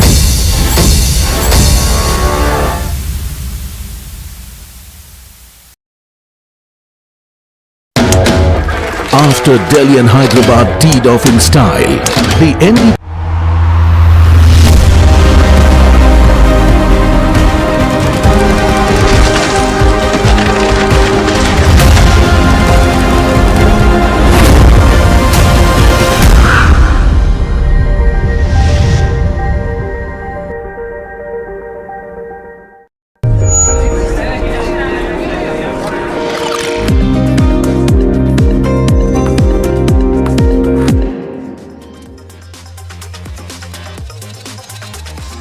Welcome back. You're watching Ask Profit, the show that gets all your stock-related queries answered. But just before we took the break, we were discussing as to how the market is on a free fall, and I think this is the right time for viewers, you to ask the right questions to us. So do send in your queries. You have your numbers flashing on the screen. You can either call us or WhatsApp us and send in all your queries with related to where stocks are concerned. On this side of the show, we're also joined by Vinay Rajani, who's a senior technical and derivative analyst at HDFC Securities, joining us now. Vinay, the first question is directed towards you, which is from Mr. N. Narayanan, who's writing us from Andhra Pradesh, and he wants to know if currently it is the right time to buy Tata Steel, whether these levels are the right levels to make an entry. What would you recommend? So our view on the metal sector has been bullish, and still we feel that even if markets are falling like this metal index is showing some sort of resilience, and global developments are indicating that this metal sector should continue to do well. So we have been bullish on Hindustan Copper also previously, some aluminium companies also. Now steel companies also showed some strength couple of sessions back, but because of the market weakness, they have been showing some weakness. But overall, if we look at the primary trend, we feel that metal sector is here to stay. But dips should be bought into. If you are taking a positional view, definitely the stock like Tata Steel, which actually broke out in the last week, can resume its uptrend after some correction. So dips should be bought into Tata Steel. Overall view is bullish on the Tata Steel. Short-term trend is definitely down with the market. But if you are a positional trader, then dip should be accumulated. And for 2 to 3 months, our view on the Tata Steel is bullish. Next query is coming in from Ayush from Purnia, and he has around 501 shares of IREDA, that is IREDA, bought at a price of 152. He wants to know whether should he continue to hold this counter or accumulate more shares. Rajesh, your view? At these levels, I think one can accumulate. It's one of the largest company financing renewable power, and that segment is doing very well. These valuations have become attractive after the kind of correction which we have witnessed, can give some good dividend. Although it's still on a higher side from when you compare with PFC or REC, but still at least 128, 130 odd levels. I think it's a good buy. Okay, all right. So that's the view coming in on IREDA. The next caller that we have is Sudha. She's calling us from Tamil Nadu. Sudha, hi, a very good morning to you. How can we help you today? Good morning, ma'am. I'm holding 30 shares of LTTS at the price of 4,218 for the past 2 years. What should I? The price is going down. What should I do? Okay, and the follow-up question is Trent at the price of 6,310. Okay, so that we generally take just one query per viewer, so you'll have to choose between LTTS and Trent. Okay, sir. Okay, ma'am. Okay, so I'll take LTTS for you then. I'll take this up with Rajesh then. Rajesh, what's the view like on LTTS? She's been holding this counter for the last 2 odd years with patience. Should she continue to hold? Yes, one can continue to hold. The strong company, I would say, decent numbers given out this quarter. It's just because of the market conditions that the stock has been corrected. So one can continue for a target of 4,200 odd rupees. The next query is coming in from Chandu, and it's on Blackbuck, that is Zinka Logistics. He has purchased few shares at a price of 685 and the current market price is 565.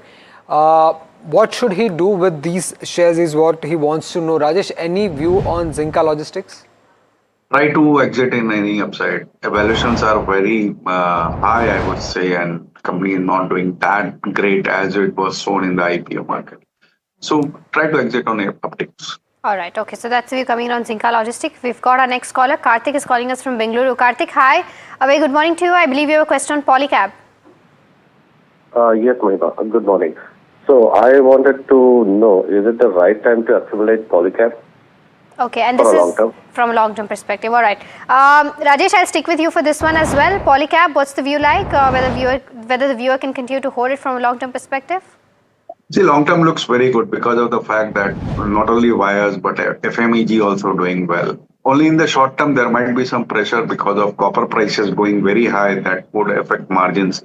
But for longer term, it's a good hold. Right. The next query is coming in from Umesh Gupta from Vadodara, and it's on Apar Industries. He has 75 shares of Apar Industries, bought at an average price of 8,716. He's sitting on a loss. He wants to know what's the view for the next 6 months. Vinay, any view on Apar Industries?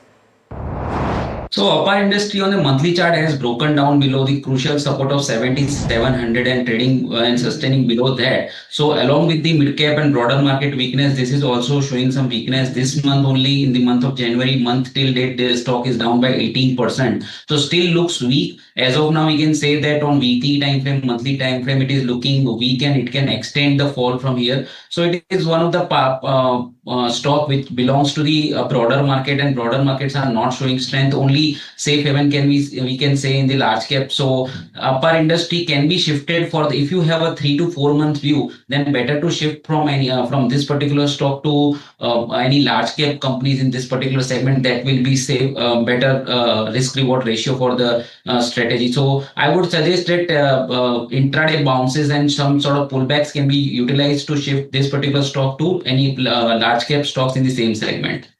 Okay, all right. So that's the view coming in on APAR Industries. We've got our next caller. Anil is calling us from Pune. Anil, hi, a very good morning to you. I believe your question on Eternal. Yeah, good morning. I want a review on Eternal. I'm holding 2,500 shares at 300 price for, let's say, short term, less than 1 year. Should I hold or book the loss? Okay, got your question. Vinay is already sitting on a loss of 63,000 odd rupees. What should he do? Continue to hold, considering there's also going to be earnings announcements today? This is about Eternal, right? Yes.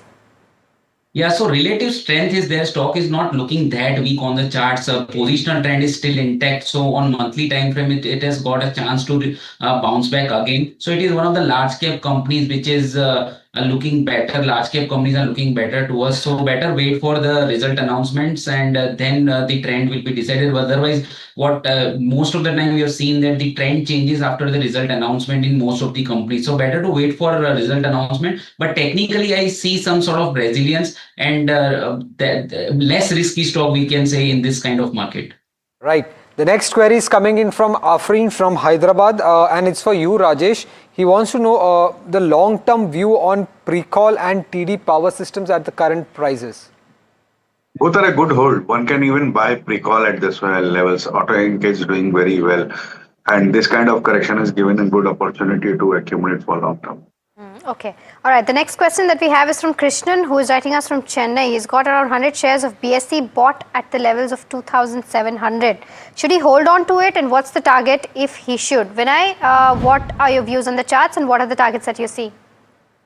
Yeah, so technically this BSE stock has got a strong support around 2590. That should be tracked closely because it is nothing but it's 100 days exponential moving average, and previously it acted as a strong support. So this time also it is hovering around that level, and we should give that level as a respect to it. So 2590 should be the trading stop loss in existing long positions. If that that is broken, then we can expect some more weakness in the counter. So that should be the strategy for the short term. 2590 should be utilized to keep it as a stop loss. The next query is coming in from Arnab from Thailand. He's holding 100 shares of Motilal Oswal bought at an average price of 947. At the current price level, he wants to know whether should he buy more or wait or book losses and exit. He can hold the counter for the next 2 years. Rajesh, any view on Motilal Oswal? See, the company has been doing well, although the valuations are a little bit on the higher side. But the correction from 900 odd rupees to 750, 780 odd rupees gives an opportunity to buy for a target of 850 in the medium term. So depending on one's risk profile, one can add at these levels for 850 target. All right, so that's coming in on Motilal Oswal Financial Services. But Vinay and Rajesh, it's time for our rapid fire round. You both know the drill. Try to keep your answers as short as possible. The first question that we have is from Prashant. He's holding Trent since the level of 4,300. Should he continue to should he continue to hold? Vinay, your view on the charts? Yeah, so extremely oversold on the chart. So do not short also and do not buy also, because don't anticipate the bottom. Right. Let it be with the trend. So it is in the downtrend. Right. Revati from Pune has around 200 shares of BHEL bought at a price of 249. Should she continue to hold? What's the trend likely, Vinay, here? Which one? Please come you. BHEL. BHEL. Bharat. Yeah, so trend. Yeah, so trend is looking weak, and the support I can see is around 245. Okay, the next one is on Kalyan Jewellers. Sanjay Ramesh wants to know if this is the right time to make an entry. Rajesh, it's fallen over 7%. Do you think this is the right time to make an entry? Avoid, choose Titan Insight. Gopika from Chennai is holding 100 shares of IFCI bought at a price of 69. Should she continue to hold, Rajesh? Continue to hold. All right, so as long as the next one, Ganesh is asking this question whether he can continue to hold at the levels of 18 rupees that he had bought. What should be the view on the charts, Vinay? 45 should be the stop loss. Siva from Hyderabad is holding 1,000 shares of CG Power, bought at a price of 650, currently sitting on a huge loss. Rajesh, should he continue to hold? Add. Okay, the next one is on HAL. Siva from Amravati is holding 1,000 odd shares at the levels of 5050. From 6 months perspective, can he continue to hold, Vinay? Yes, can continue to hold. Pavan from Hyderabad is holding few shares of REC, bought at a price of 500. He wants to know whether should he continue to hold this, Rajesh? Continue to hold. Coforge is the next one. Hema from Chennai is holding 15 shares at the levels of 1726. Hold or exit? Vinay, what's the view? Better to switch it to Infosys. Gul has few shares of Bharti Airtel, bought at a price of 1,688. Can hold for the next 1 year. Rajesh, should she hold this counter? Hold. Okay, Ujjivan Small Finance Bank is the next one. Rekha is holding 1,160 odd shares at the levels of 28 rupees. Can she increase her holdings? Rajesh, your view? Exit. The next query is from Sanatan Krishnan from Chennai. He has 100 shares of Bajaj Finance, bought at a price of 950. Should he continue to hold, Vinay? Yeah, hold. Okay, Shriram Finance bought at the levels of 993. 100 shares is what Meghna has. Hold or sell? Rajesh, your view? Hold. Ramakrishna wants to know whether should he buy Yes Bank at current price, Vinay? Not because of the market conditions, but a dip can be considered, not at this price. Okay, Elecon Engineering is the next one. Shubham from Bengaluru wants to know if this is a good time to make an entry from a long-term perspective. Rajesh, your view? One can buy. Sivakumar has a few shares of PFC, bought at a price of 397. Should he hold this, Vinay? Yes, can be held. Okay, Shriram Pistons is the next one. V Murli from Bengaluru is bought at the levels of 2740. From a long-term perspective, can you continue to hold? Rajesh, your view? Continue to hold. Alright, so that's the view coming in with regards to where Shriram Pistons stands, and that brings us to the end of this round of Rapid Fire on Ask Profit. But before we end the show, there has been some recovery in terms of where the markets stand. If we can quickly pull up, minor recovery is what we're seeing. We're above the 25,000 levels right now, just 50 odd points above the 25,000 levels, but still down around 180 points since the start of the day. The Nifty 50 down by about 0.7 odd percent is what we're seeing right now.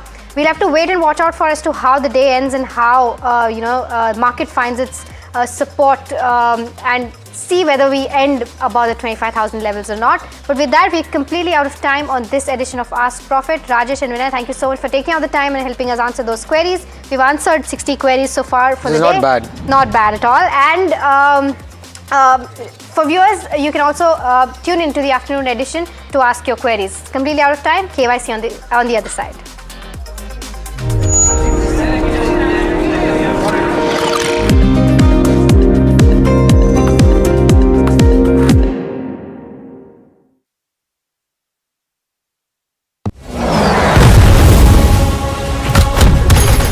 जब बात border की रक्षा की हो तो हर फौजी दीवार बन के खड़ा हो जाता है। वैसे ही जब बात आपकी गाड़ी की इंजन की हो तो डिवियोल आपके इंजन को देता है प्रोटेक्शन और पावर ताकि परफॉर्मेंस रहे लॉन्ग लास्टिंग। डिवियोल हर इंजन का soldier, celebrating the release of border 2 on 23rd January. This is Davos, a picturesque Swiss ski town, which for 1 week every January becomes the epicenter of global power and ideas. The conversations here influence policies, markets and industries worldwide. From economic outlook to global priorities, Davos sets the tone for the year ahead. And NDTV Profit will be on the ground. I will be bringing you insights from global investors, market veterans and corporate titans. So don't forget to tune in to NDTV Profit as we decode the decisions that will echo far beyond these mountains.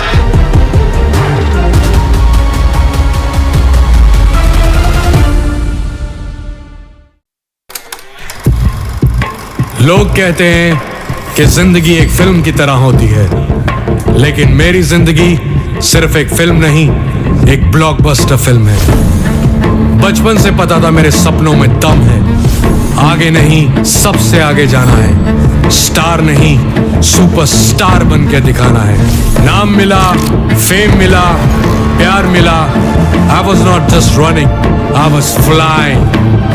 सबकी जुबां पे बस एक ही नाम, yo Honey singer. लेकिन फिर blockbuster कहानी में आया एक ट्विस्ट, 7वें आसमान से सीधा गिरा मैं जमीन पर।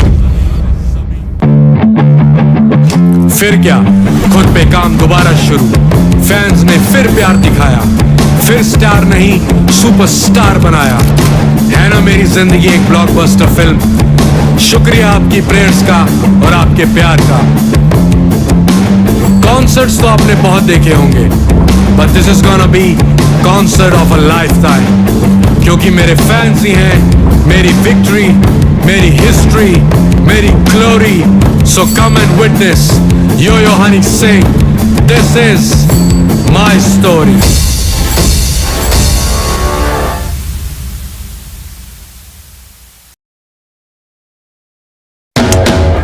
After Delhi and Hyderabad teed off in style, the NDTV PGTI Golf Pro-Am now travels to Mumbai, where business leaders and professionals will connect and compete, charged with excitement and energy on one of the country's most storied courses. NDTV PGTI Golf Pro-Am, the course of champions, the conversation of leaders. 23rd January 2026, Mumbai.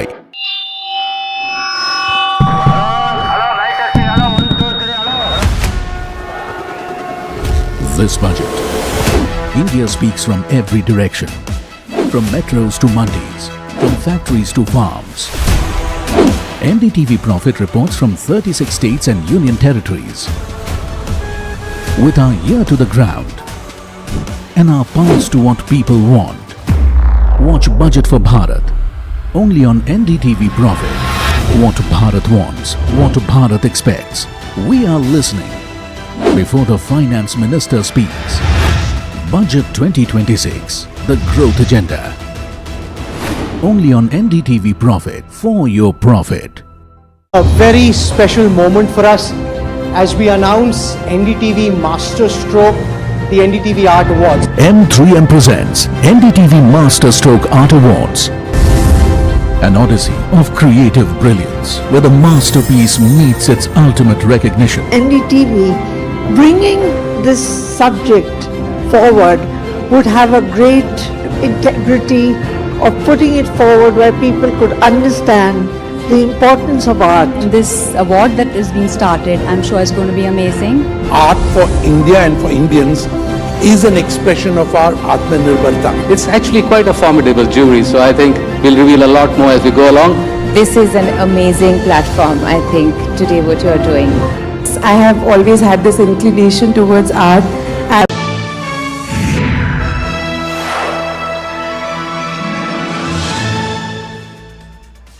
Hello and welcome to KYC. I am Sharad Dubey and you are watching NDTV Profit, and in our show we'll be getting a company where we'll give you all the details about their numbers and to the management as well. But today's company in KYC, I'm going to give you some hints before we come to the company. The first hint is it's a Kolkata based specialty chemical company. Yes, from Eastern India.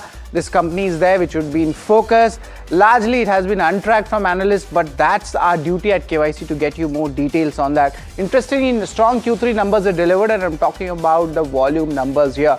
Also, I'll give you one more hint. It has been a multi-bagger for the investor. The stock is up more than 852% in the last 5 years, and that is something which is very much important going ahead. But what the company is all about, I'll like to talk about it. It's of course a specialty chemical company and it's from Kolkata based. That's enough hints to it. The company in focus is Himadri Specialty Chemical. That's what I'm talking about. This is the company which we'll be getting in. But the concern remains is, why are we getting this company? There are important reasons for it to get this company. Largely it has been untracked, so it's my duty to get these companies in KYC to get in more details and ask the management as well. The first reason why we are calling the company is what are the factors which led to a strong Q3? Is the demand, is the pricing, or some new announcements coming in? The second question is the pricing and demand trends for key products. This is a very important question because the chemical industry is a very volatile industry. Sometimes you look sequentially numbers, sometimes you look year-on-year basis numbers. The third reason is of course the value added product. That's where most of the chemical companies are moving towards, which also includes Himadri Specialty Chemical. Because of that, the margins outlook that also increases going ahead. Some of the products are having backward integration as well, and that augurs well. That's what the industry analysts say. The overall guidance for the next 2 to 3 years, the company is going through inflection. So what will be the important points to cover, what the company has already stated to the exchanges? We will get you all of them at our KYC show. And its foray into the new industry verticals. You talk about lithium ion, you talk about electrical vehicles. So where does the company stand? And especially R&D factor is very much important when you judge company which is going through an inflection point like Himadri Specialty Chemical. And also the expectations from the budget 2026. That's the burning question which we ask all the guests as we are going towards the budget in the coming days. So these are the important questions which we will ask the management also. And in the management would be Anurag Chaudhary. He's the CMD at Himadri Specialty, where we'll ask Anurag all these key details and the outlook going ahead as well. But it's a specialty chemical industry, and I would like to talk about the company. It is a bit technical, so I'll try to make it simple for you. And what does the company actually do? And what's the outlook going ahead before we go into the ratings? The company manufactures carbon materials and chemicals. Just to put that in a simplified manner, there is a coal pitch manufacturer also in India. So there are different varieties of businesses, and company has been in an acquisition spree as well. They are manufacturing advanced carbon material in India. This is a domestic space, but they do have some international clients as well, especially in the tire industry. And also they are focusing on building comprehensive product portfolio of specialty tires in the coming years. Some acquisitions were also there, which augurs well for the company. To service the off-highway, that's OHT, which we call it, the commercial vehicles, agri-industrial and the EV segments. That is where the specialty tires foray comes in. And in this segment, the product margin is also on the higher side. They will be leveraging their expertise in the carbon black products to develop these tires. They are an old player already in the industry when it comes to the carbon black. Also, looking at how the financials are pointed out, I have taken a long-term view, the 9-month view, the 9-month FY26 view. The EBITDA per ton, that's a 15% year-on-year increase coming ahead, and the level is at 16,934 rupees. PAT, there's significant growth, 41%. And it's around 564 odd crore rupees. So these are the 9-month numbers which I'm talking about. But moving on, apart from this, there are key clients also. There are the Indian names. Of course, I've talked about the tire names. Apollo Tires comes in, Pidilite comes in, and also there are some international clients also which we would be focusing on. Apart from this, the company's recent news flow is very much important. 2 of them are there. The first is the first ever liquid coal pitching shipment that has gone to Middle East as well. This happened in the month of December. That's what the company stated. And also the trial production has started for the specialty carbon black capacity as well. Management seems bullish, and we'll ask Anurag on these important developments going ahead. FY28 growth map is something which the company has given, and remember, these are full year operations. The first is for specialty carbon black. Also moving ahead, other sector which will be focused will be the builder tires. That is where the production scale-up is happening. It seems like a turnaround story is being played out. This is for OHT, this is your off-highway tires, and also the commercial vehicle and the PCR segment as well. The anthraquinone and carbazole, these are kind of a specialty chemicals. That's where the full year operations will also kick in. And apart from this, let's pull out the commercial plant for LFP, that is your lithium ion, that cathode active material, that plant will also be operational going ahead. Naphthalene Bland's Duroflex TM, that's the name which we are talking about. That itself will also see an important inflection point. But apart from this, let's move on to the show's format. When we get a company, I've explained to you what Himadri does and why we have called Himadri. But what are the key ratings for Himadri? There are 8 of them where we judge a company in KYC. This includes income statement, balance sheet, cash flow, return ratio. These are all the numbers I'm talking about. But apart from numbers, there's other story as well. That's the story of the shareholding, the street cred, how much the stock has moved, be it 1 month, 6 month, or even if you could say a 5-year basis. How do the valuations look? I've taken the past, present, and the future to give you an entire picture of how valuations come in, and outlook. That's also very much important, especially with a company like this on forward-looking sectors. The first one is definitely going to be the income statement, and of course we have discussed the 9-month PAT numbers also with you. But overall, let's look at the long-term basis how things have moved. The revenue has done really well. It's 18% CAGR coming on a 3-year basis. But even if you look at the EBITDA numbers, that has also been strong. That's around 73%. But the most important thing is the PAT. That is where the movement has happened. It's up 105%. So on a long-term basis, for a long-term investor, this is a very strong numbers which I'm seeing. And net, the Q3 numbers also, if you see, there has been decent going ahead, but the net profit, that's up 36% on a year-on-year basis. So net, it's a strong thumbs up when it comes to the income statement. The second one, of course, we'll talk about it, but the margin trajectory, that has something which the management has walked the talk, and each time it is expanding. It's at 21% currently, and interestingly, we might see this up move going ahead as the company is focusing much more on the value added segment. So the first criteria, we have already got the numbers. Let's go on to the second criteria. That happens to the balance sheet. Balance sheet net, remember there are two important aspects to it. Recently, the promoter stake also went up. There was a fund infusion coming in. That's where the strengthening also happens to the company. But the borrowings, that's something which has gone up. Company is going for expansion. So net, the debt equity ratio is not a big concern because the company is at that cycle of the business, you could say, and the cash balance is also very decent, so 652 odd crore rupees. So it's a strong balance sheet, and of course the borrowing levels is elevated, and that is because of the entire setup. But net, it's a neutral rating when it comes to the balance sheet. So we have spoken about two important numbers, but the third important number is also very much important, and that is the cash flow segment. How does the company actually work? And that is where some divergence is coming in my analysis. The net cash flows, of course, it's down 60 crores in FY25. We will be looking at the numbers in the 9-month FY26 also. That's on the positive side, but the cash flow to PAT conversion, that is really strong for FY25, and it has maintained itself over the last 2 to 3 years, and that is why I will be giving cash flows a neutral rating.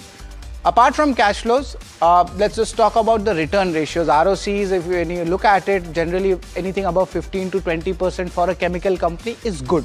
It's healthy. Let's see how much that has helped, and the way the margins went up. Now the ROC, the return on capital employed, that's also going up. There was some inflection point in these 3 years, but then it has sustained and maintained. That's the thing, 28% here, 34% here. The ROC numbers are very strong over here. So I would be giving this a strong thumbs up when it comes to the return ratios. We have spoken a lot about the numbers, but shareholding is very much important as well. There was a recent fundraise, there was a promoter participation in that, and the conversion was there of equity from the warrants, and that is why we see the promoter stake going up from 50%.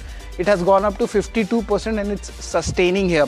You must be wondering, what are the institutions doing? And interestingly, I'd just like to point out the FIs, a minor stake increase is there from 5%, it has gone up to 6%. On the other side, it might look like a reverse trade where the DIs have kind of increased the stake till March, but then again reduced it till 3%. And interestingly, the retail participation is very high in this counter, and that's what we have seen. But now it seems like it is slowly coming down as well. That's where the institution gets active. So net, it is healthy, but I'll still give this a neutral rating when it comes to the shareholding pattern. Street cred, this is the next rating I would like to talk about. And net, if you look at the share performances, how it has been for last 1 month, it's up 7% odd. But if you're a short-term investor, be it 6 months or 1 year, that is where the downtick is coming in 6 months year-to-date basis. But if you're a long-term investor, congratulations, it's been a multi-bagger. 5-year returns has been 832% when it comes to Himadri Specialty Chemicals. So net, it is still a neutral rating when it comes to the street cred. But let's look at the 7th parameter. That's the valuations. Is the stock cheap? Yes, the stock is cheap. Why? I'll give you that example. Current PE for the Himadri Specialty stands at 35 times the 12-month forward PE numbers. But in the past, I saw how much changes which have happened. The peak numbers I'm talking about, the 5-year average high PE, the high PE, the peak PE, that was 70 times. From there, it has corrected 50 percent almost, and almost 39 times is the 5-year average. So it's still below the average, 50% discount coming in from its peak, and that is where valuations turn very favorable for this counter. And over the last 1 year or so, if you see the charts, the stock hasn't done much. Now the numbers are coming and inflection point is also there. So it's a strong thumbs up when it comes to the valuations. But there's a last but not the least. The last is the outlook. The outlook, what does the company talk about? The company itself is moving towards the high value added products. That is where we are seeing the stock. The specialty carbon black, that's where the company wants to, come up with a full year operations, and the commercial plant, that cathode active material, that is where the completion will happen, and Street will be looking at when the incremental benefits come in. And of course the naphthalene balls, the Durofresh segment, that is also a complete closure we can expect. Birla Tyres, that's the turnaround story which I was talking about. And also there are new age areas where the company is focusing on, be it electric vehicles, lithium ions. That is where also the overall outlook will be coming. And yes, green chemistry, that's what I'm talking about. Management has been bullish. We checked the annual reports, we checked the Q2 numbers, Q3 numbers, and also the investor presentation, and green chemistry has been talked about a lot. But let's give you the final ratings, the KYC ratings for Himadri Specialty Chemical. What are those ratings? Let's pick it up. Of course, the income statement was strong. The 9-month PAT number did exceed the FY25 PAT. The balance sheet and cash flow is largely neutral, but return ratios, they have been strong, more north towards the 30% odd numbers. Shareholding Street Kid largely neutral, but valuations are very attractive compared to its peak numbers. It's down 50%. And outlook on the future chemicals, the value added segment, that is where I have given a strong thumbs up. So in total, the KYC rating for Himadri Specialty Chemicals comes in at 6 out of 8. Is generally on the higher side of the average KYC ratings which we give, especially on the future and the valuations front. That is where we feel there might be some alpha in it. But we caught up with the management, Anurag Chaudhary, the CMD at Himadri Specialty Chemical, to talk about the details on their growth outlook. Do listen into that. Anurag ji, welcome you to the show. Could you give us the key details about how the performance was in Q3? What led to this strong performance? So, good afternoon, Sirji, and it's a pleasure to be on your show, KYC. If you look at the way Himadri has grown over the years, our business model has really matured. And today, the profitability which the company is earning is not a one-time effect. It's the result of years of strategic moves and building blocks that we have built over the years. So we have engaged with our customers in specialty products, worked on with them, our R&D team has worked with them, and we supply our customers the product which is not ready for today and meets their future requirements also. So this gives us a sustainable profit margin. In addition to that, we have done a lot of work in terms of operational efficiency, improvement of yield, waste heat recovery system. So all these factors put together, high value-added products have really been the game changer for us. Just to put that in perspective, the company's focus is moving towards the high value products. But I did check, there are some vision statements. I think for FY26, you have already got all of your blue ticks done already. It's already tick mark is definitely there. But for FY27, FY28, how does the company change? Because there's a lot of, change impact written in your investor presentation. So what are the key, strategic guidance and outlook going ahead for FY27 and 28? And you can divide it amongst different businesses. See, I would like to summarize it in a different way. Like if you ask me for 2030 roadmap for Himadri. So 2030, from here onward to 2030, there are going to be a big transformational journey which we are embarking on. So if you look at the existing product portfolio, we are doubled our capacity for specialty carbon black. This quarter, we have increased our capacity from 60,000 metric ton to 130,000 metric ton for specialty carbon black. We have announced a capex of 120 crores for anthraquinone and carbazole, very high value-added products. Then we have working on setting up first lithium iron phosphate plant outside China in the world with a capacity of 40,000 metric ton in the first phase with a capex of 1125 crores.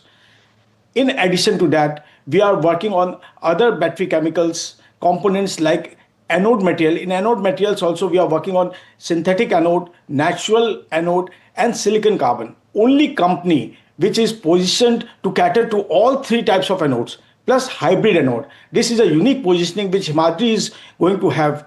These products are at advanced stage of research and development, and in next 4 years time, you will see a lot of these products coming into commercial production. So, right.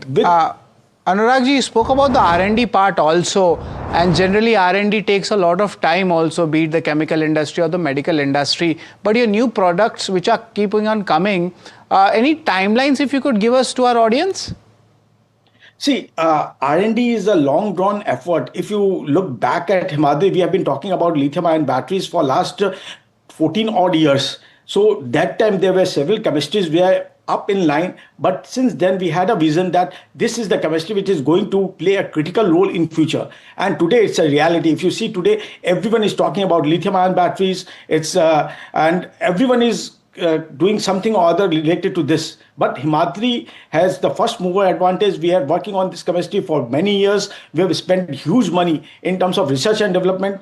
For research and development, one thing, I was in Mumbai attending ET CEO roundtable conference the last month. The who's who of industry was there. So the one thing came out very clearly that globally companies spent 2% to 3% of their top line in research and development. But in India, companies are spending only 0.2%.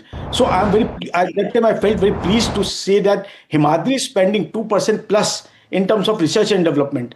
And Anurag ji, yeah, definitely. And Anurag ji, I presume you are in China right now, and largely any chemical player who is in China must be, of course, looking after some important businesses as well. So what is the ground channel check suggesting, for the company here? New order wins we can expect? See, I keep on traveling globally. I have my R&D team right from Australia to Japan to China to South Korea to Europe to America. So we have a 148 members team with 24 PhDs in different streams of chemistry. So I keep traveling all over the world. Yeah, that's pretty interesting on that. But Anurag ji, budget expectations. You are an industry veteran in the chemical space, so specialty chemical also. What are your views or request coming in for the budget 2026? See, the government has been very proactive. The encouragement, the motivation this government is giving is unparalleled. See, in most of the sectors, they are coming up with PLI scheme. Recently, they have come up with a R&D scheme in which they are encouraging investment by the corporates in developing new product, process, and technology. And Himadri is going to be an integral part of all these things. So I think proactive steps the government is taking is in the right direction to convert India into manufacturing hub. We recently, even China, there was a imposition of duty, but they have removed export tax on battery materials. So that is again a positive thing for other geographies.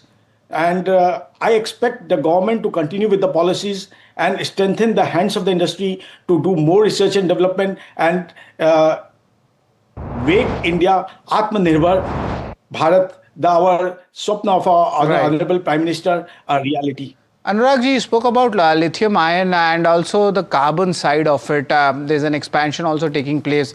Apart from this, electrical mobility, that is also a sector which, India, there's a growth coming in. Of course, the base is very low. So how do you positioning this and how the inquiry is looking like for this segment? I'm talking about your electric mobility. See, sir, electric mobility as it is at an inflection point. If you go back, you see at a point when Nokia mobile was there and BlackBerry was there, we never ever imagined about today's generation of phones, smartphones. So, but when the revolution came, the growth was unprecedented.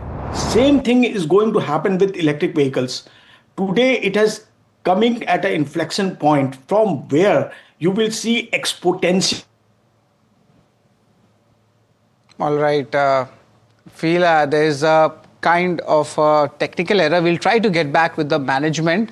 But of course, Anurag was speaking about importantly how the growth is coming in for Himadri Specialty. The company is in its inflection point as well.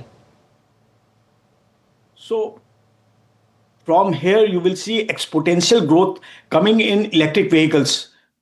There are many reasons which are supporting it. The running cost for electric vehicles is 1/8 of our IC engine. There is 2,200 plus moving parts in IC engine, whereas there is 23 moving parts in electric vehicles. The maintenance cost is hardly there. So looking forward, you will see a big change happening in the mobility industry also. China is a reality now. In China, you see already more than 50% of the four-wheelers have been replaced by EV. All right. Anurag ji, apart from this, of course, I would like to understand there's so much, futuristic, projects are there which is undertaken at Himadri. But any kind of fundraise, because I think there was a recent fundraise also. Going ahead, do you think another fundraise would be required, or will it just come from internal accruals? Because your growth plans are very big for the next 2 to 3 years. Recently, there was a conversion of warrant which was issued to our team members and the promoters. So we converted that warrants into equity. That was the only fundraise. And there is no plan for any fundraise from third party in future. In addition to whatever capex we have projected will be met through internal accruals. If you look at the balance sheet of Himadri, we are a debt-free company. Last year, we had a 381 crore plus cash positive in our balance sheet. Plus this year, we have 300 odd crores from our warrant conversion. And then we have, in 9 months already, we have 700 plus EBITDA. So looking forward next 3 years, we have a huge cash accrual. And already we have a capex plans, announced capex plan of around 2,300, 400 crores. Plus we will be also announcing few more capex plan of around 2,000 crores over the next 2 to 3 years. Yes, Anurag ji, and what's the guidance going ahead for the company? So 2024, FY 2024, we had a PAT of 411 crores. In FY 25, I gave a guidance that in next 3 years, that is by FY 27, we'll double the PAT to 800 plus crores. Good thing is that we have been able to do this in next 2 years instead of 3 years. Again, now in FY 26, I'm giving a guidance that FY 25, we had a PAT of 548 crores. So we will again double this PAT in 3 years time from 548 to 1100 crores by FY 28. Anurag ji, the last.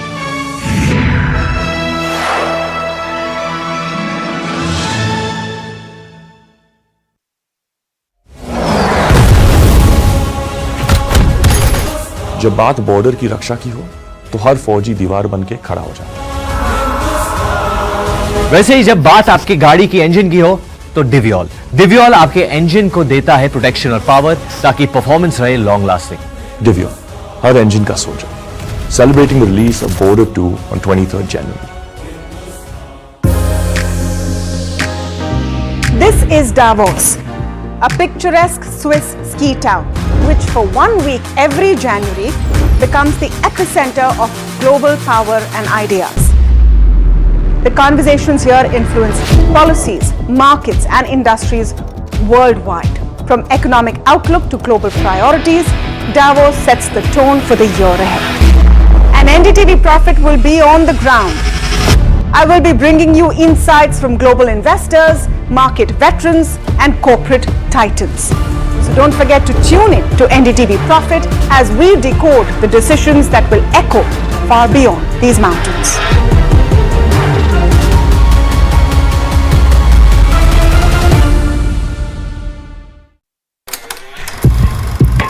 लोग कहते हैं कि जिंदगी एक film की तरह होती है, लेकिन मेरी जिंदगी सिर्फ एक फिल्म नहीं, एक ब्लॉकबस्टर फिल्म है।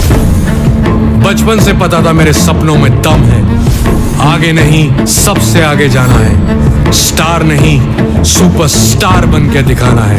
नाम मिला, फेम मिला, प्यार मिला, I was not just running, I was flying. सबकी जुबां पे बस एक ही नाम, यो हनी सिंह। लेकिन फिर ब्लॉकबस्टर कहानी में आया एक ट्विस्ट। 7वें आसमान से सीधा गिरा मैं जमीन पर। फिर क्या, खुद पे काम दोबारा शुरू। फैंस ने फिर प्यार दिखाया, फिर स्टार नहीं सुपरस्टार बनाया। है ना मेरी जिंदगी एक ब्लॉकबस्टर फिल्म। शुक्रिया आपकी प्रेयर्स का और आपके प्यार का। कॉन्सर्ट्स तो आपने बहुत देखे होंगे, but this is gonna be concert of a lifetime, क्योंकि मेरे फैंस ही हैं मेरी विक्ट्री, मेरी हिस्ट्री, मेरी glory. So come and witness yo Honey Singh, this is my story.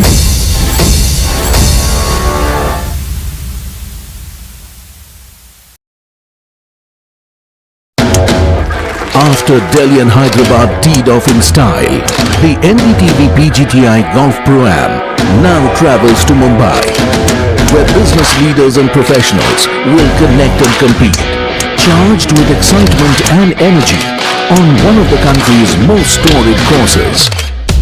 NDTV PGTI Golf Pro-Am, the course of champions, the conversation of leaders. 23rd January 2026, Mumbai.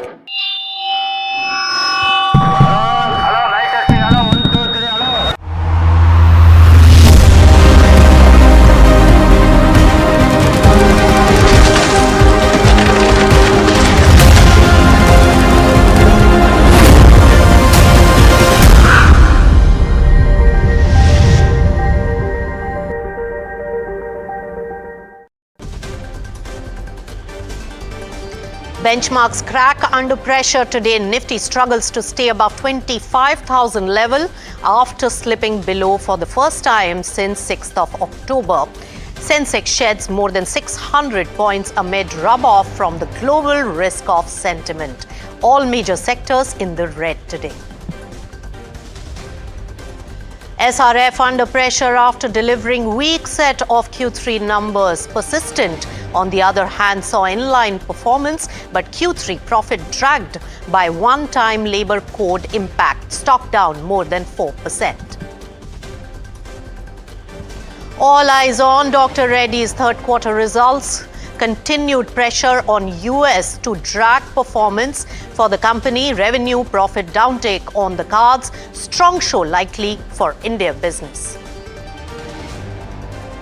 The scenic Swiss town of Davos is heating up with talks on tariffs, political mileage and world order as global leaders and policy makers converge in the small city in Swiss Alps. NDTV Profit brings all the action from ground zero with live coverage and exclusive insights. All eyes on Trump's commentary from Davos.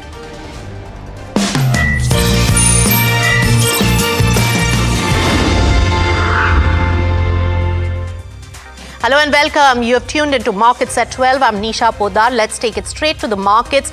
Lot of action over there and a clear sign of weakness. A large part of the weak global cues and many factors which are really giving uncertainty to the market, and therefore Nifty 50 finding it difficult to really hold on to the 25,000 levels. It did slip below 25,000 mark today and limping back slightly, but not looking like a comfortable run at the particular moment above that particular psychological level. But not just Nifty 50. Remember, the broader market, which is the mid cap as well as the small cap universe, they are the ones which are underperforming the key indices by a huge margin, closer to 2% downtake on mid cap and small cap index.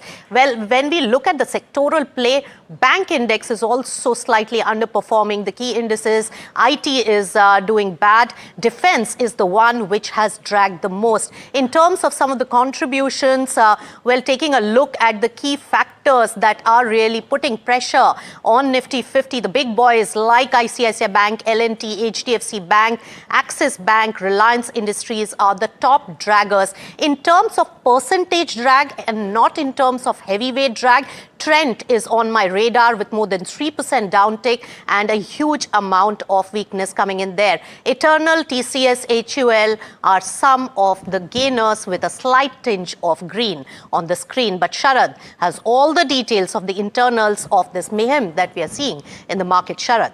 Well, thanks a lot for that, Nisha. Nifty is retesting the 25,000 levels. This is the first time it has actually fallen down below the mark. This is since October 6, 2025. Of course, initially we got to know that the Nifty fell below the 200 DMA and then the 25,000 mark, and that's on an intraday basis. But yes, a minor recovery is definitely happening in the trade, which Nisha actually pointed out as well. Might be slight, kind of a short covering, but market is still in an oversold position. Speaking about the RSI numbers, that's on the lower side, that's around 28, 29. But the main concern remains is the global risk-off sentiment. That's playing out for the third straight day. That's what we have seen globally. This is happening. And of course, the issues are happening across the segment. The rupee, that's near its record low levels. That's also one concern. It's around 91.5. It's fallen, or you could say weakened 50 paise in just one day. Imagine. There is no RBI intervention news flow also, and that's a concern for the street as well. FI shorts are unchanged at 11%. You could say the longs are at 11%, or largely we could say these numbers. But the FI is remaining seller for the 11th straight day, and that is something which you'll be watching out for. Weak breadth in the market continues, and India VIX, it's up near that 14. It's up 23% in the last 5 days. So, of course, a lot of reasons are there, but the global yield market, the bond markets are showing concern. Over to you, Nisha.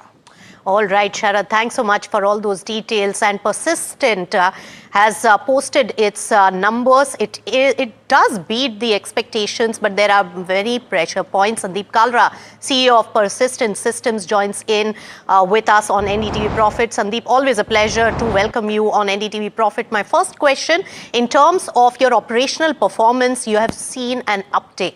But when it came down to the net profit level, that's where the dip has happened. So between profit and profitability, what has really transpired and the factors at play? So let me start by the high level commentary, and then that dwells into the answer that you are asking me to give. So if we look at the quarter gone by, we had a 4% quarter on quarter revenue growth, 17.3% year on year revenue growth. This translated into $422.5 million in dollar terms. In rupee terms, it translates into 5.5% quarter on quarter and 23.4% year on year. Now, when you are looking at the profitability this quarter, if you look at it and you look at the entire industry, it was impacted by the new labor codes that were recently announced in India. Now, this impacts our entire India employee base. And from that perspective, it had an impact of 2.3% on EBIT margin and 1.8% on the PAT margin. Now, if you look at your question, the PAT came in at adjusting for this at 11.6%. But if we add back the one-time impact of this new labor code, the PAT would have translated into 13.4%. And then obviously the question you are asking would not be there. So on an overall basis, if you look at operational PAT, excluding this one-time impact, it is at 13.4%, which is a healthy growth. Right, Sandeep. So the entire sector has been really plagued by the one-time labor code impact. Any future impact, anything recurring, or was it one time? What will be the impact going forward? Yeah, so the way to look at it is for the entire industry, and this is not just Persistent. There's a one-time impact, which is a catch-up for the past, based on whatever the clarifications have been provided by the new act. Now, going ahead, it's a part of the operational EBIT, operational PAT, and we do not expect any such impact going ahead, unless there's any new regulation that comes our way. All right, so thanks for that clarification. But focusing on the regions and the performance that the company has shown, Sandeep, India and Europe have shown weakness. What are the factors really impacting the growth there? And going forward, how do you see it? Yeah, so to put things in perspective, North America accounts for more than 80% of our revenues. Europe accounts for roughly about 8.5 to 9.5% of our revenues. India is in roughly in 10% range. The rest of the world is very small in the range of 1.5 to 2%. Now, for the quarter gone by, on a year-on-year basis, the bigger picture is North America grew by 18.6%, Europe grew by 22%, India declined by 2.5%, Rest of the world grew by 37.9%. This is on year-on-year basis. And look, from our company perspective, and even if you were to look at Europe in the context of the overall industry, we are growing pretty much in the top quartile. If Europe grows at 22%, can it do better? Yes, it can, but we are satisfied and we'll try and do better than that. India obviously has multiple impacts. India, we also have to decide how much we want to do in India, because profitability in India, we have to choose the businesses that we go after, which are in line with the profit expectations we have. Second part of it is also impacted by the currency side of it. If you look at year on year, there's a significant currency depreciation, and that also adds to the numbers. Nothing to worry about. Healthy mix of numbers. If you look at what we just discussed, EBIT grew, PAT grew significantly, revenue grew significantly at the company level. So pretty comfortable with the mix. Right. Since North America, Sandeep, is your largest market and of course 10% of India business, then what's your outlook for the current quarter going on in terms of the performance in both North America as well as India and the factors impacting it? Yeah. So look, we don't give forward-looking guidance, so I'll not quantify the things. I'll give you a directional view to things. If you look at our current, markets, as I just said, North America grew by about 18.6% in the last quarter, year on year. We are expecting, unless there is significant policy changes brought in by the new administration, there should be a healthy growth in North America. Similar in Europe. Now, from a sectoral perspective, our banking financial services is growing at roughly about 30% year on year. We expect it to lead the growth for the near term. Healthcare life sciences had tepid growth for the last 2-3 quarters. It's coming back big time. And remember, healthcare for the last 2 years was the leading, vertical for us across the industry. And it had grown at one point in time upwards of 60% year on year.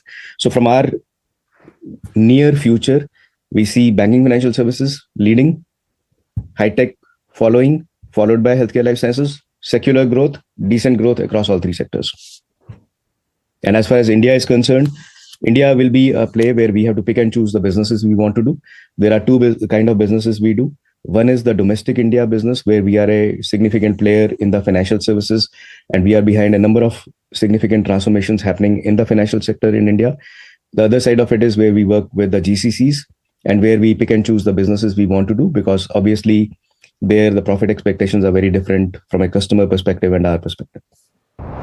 That's right. But Sandeep, right now with Rupee depreciating so fast, also there are many global uncertainties that are plaguing the businesses across the board. So what are those important macro factors, not in your control, but which are going to be impacting your business in the near term, in this quarter and the next? Can you give us a few key drivers and negative as well as positive impact of that?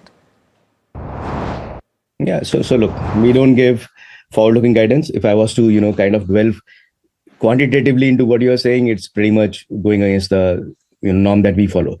But from a near-term perspective, I don't see in the next 3 months something can change very significantly that can kind of have a very big headwind or a tailwind for us. So we are on a trajectory. Our endeavor is, come good macro, bad macro, come policy changes, etc. We will try to, work the best in our industry. And from the third pivot, which is the very positive pivot for us, which is the AI side of it, where we have been investing ahead of the curve, where our capabilities are very differentiated as compared to the industry, where we are winning deals based on the seeds that we had sown in the last several quarters. Several of those smaller things are turning into bigger deals for us. We are positive.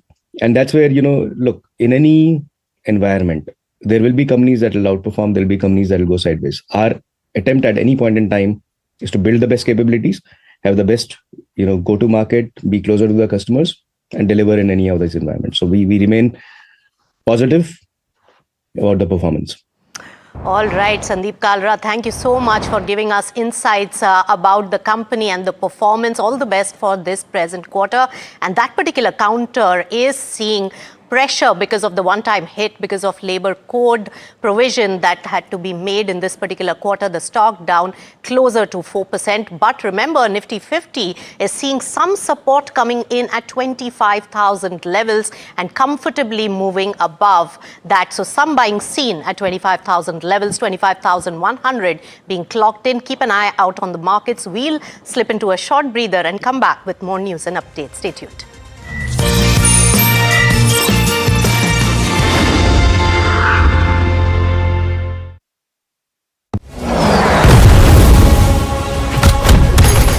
जब बात border की रक्षा की हो तो हर फौजी दीवार बन के खड़ा हो जाता है।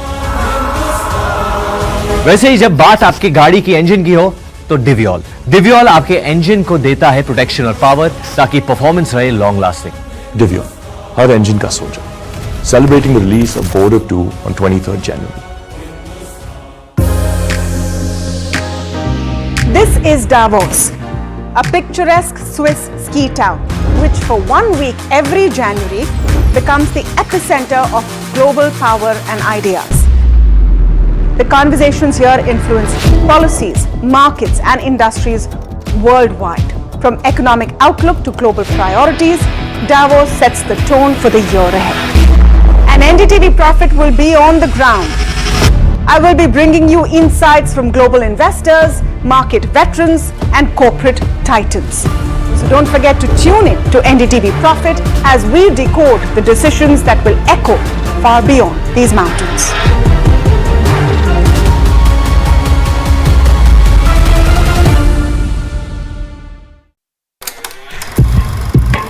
लोग कहते हैं कि जिंदगी एक फिल्म की तरह होती है, लेकिन मेरी जिंदगी सिर्फ एक फिल्म नहीं, एक ब्लॉकबस्टर फिल्म है। बचपन से पता था मेरे सपनों में दम है, आगे नहीं सबसे आगे जाना है, स्टार नहीं सुपरस्टार बन के दिखाना है। नाम मिला, फेम मिला, प्यार मिला, I was not just running, I was flying। सबकी जुबां पे बस एक ही नाम, यो हनी सिंगर। लेकिन फिर blockbuster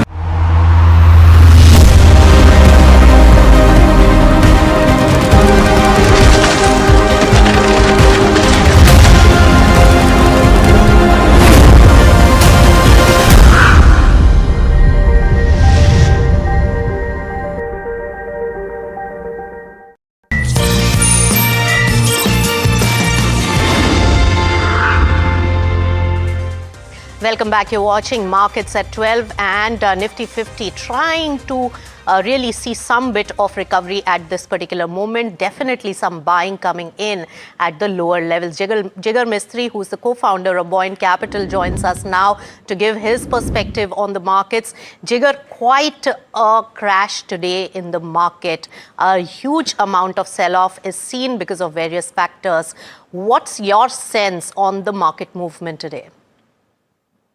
Hi, Nisha. So yes, I think it was sort of brewing up for some time. What had essentially transpired over a few sort of almost from 2020 until 2024, some of them needed to get unwound. And I think this is reasonably healthy, the way in which it is transpiring.